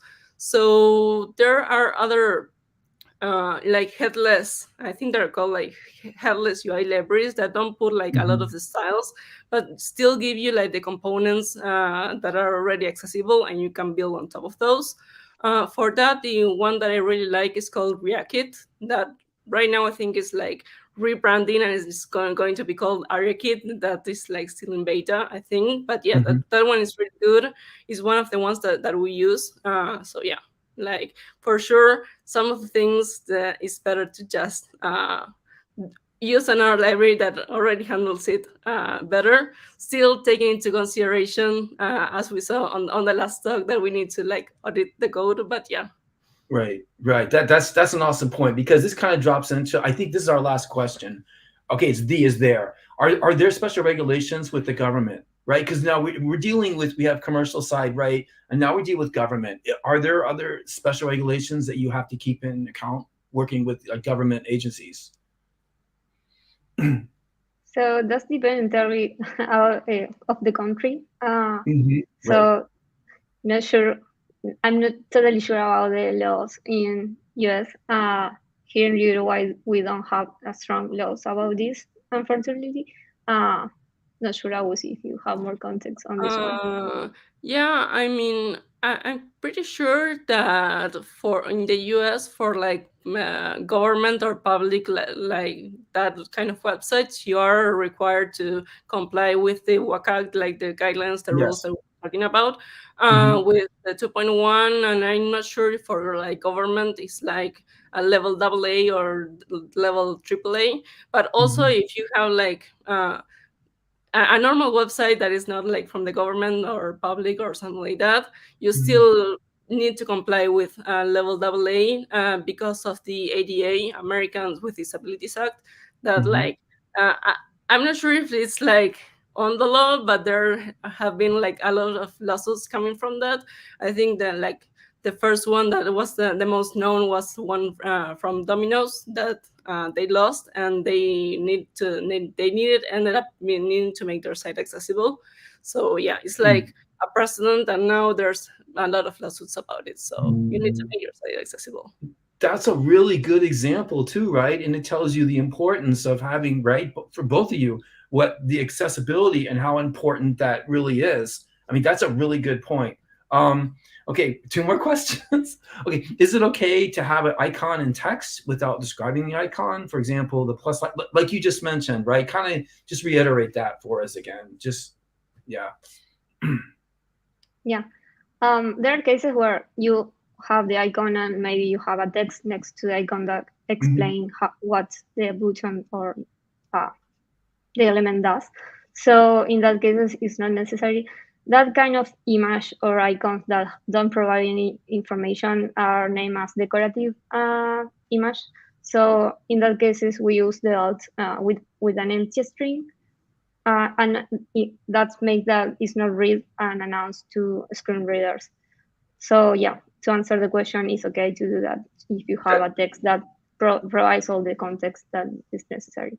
That's really, I think, important. Thank you for that. This is the last question, guys. This has been awesome and amazing. Are there any good practice for handling tools events external to the website? For example, if you open a PDF, we really mentioned PDFs, have we? From React app, and it opens in a new tab on a browser. Kind of give us some feedback there. Your thoughts? Yeah, that's a really good question. Yeah. Usually when you have links, for example, or buttons that take you to open a new tab, or open a new window, open perhaps a program on your OS, you should always like add a disclaimer for that. They usually have an icon that like is used to indicate that I'm not like has like an arrow upwards or something like that. And sometimes you also like put in parentheses like opens a new tab or something like that, maybe on an alt text. But yeah, if you are like getting out of the site to a new tab or something like that, you should always alert the users.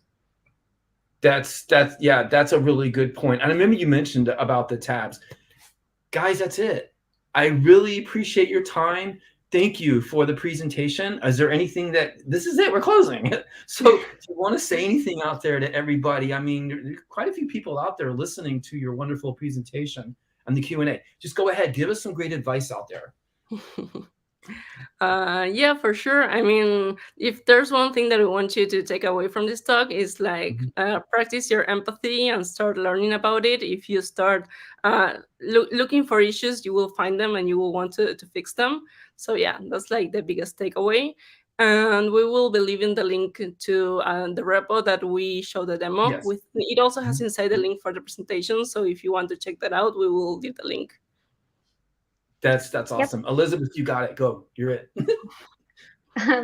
I will cover it. As we mentioned, takeaways, think with empathy, be aware of with third library parties, think about accessibility when you're thinking about the requirements for your websites. So from the design to the development and QA stage. So that's all. Thank you, guys. I appreciate your time. It's been wonderful information, and we'll talk to you later. Oh, hi, Anna. How's it going? I just also want to say thank you for such amazing presentation and amazing discussion after the presentation. I think it's the longest Q&A that we had today, and really we had the questions that were coming and coming and coming. So thank you guys so much. Thank you. Thank you. Has been a pleasure. And see you very soon. And at our next conferences for sure. Yeah. Bye. Okay, everybody, I guess that's it. Unless you're going to say something, Anna, we'll leave or what? I just want to thank you. Thank you for moderating, for coming to all our events. Even though they were like a part of all events. Without you, we don't have an event, I think. Like all events are with you. Yeah, thank you so much, Mike. What's up, Nick? And we will Yeah. see you tomorrow also. And it's a way to say that tomorrow we will have Senior Day. And for those who are still hesitating and thinking should they come or not, please join us. It will be awesome. First of all, we will have Mike with us. Secondly, we will have a lot of other perfect topics. So just join us. It's Senior Day for 65 years and older. I'm sorry, I just had to say that. That's a first. Like, I'm surprised it was never even once said anything like that for like 2 years we're doing this. Do you get like I'm gonna be quiet. First of all, I want to tell you guys both, thank you so much for what you've done and everything that's going on. You're both so super amazing, and everybody out there really loves and cares for you. And we just think you do such an amazing job. So thank you so much. Thank you so much. Yeah, we're here for everyone doing this. So we have one more thing to do, right, Anna?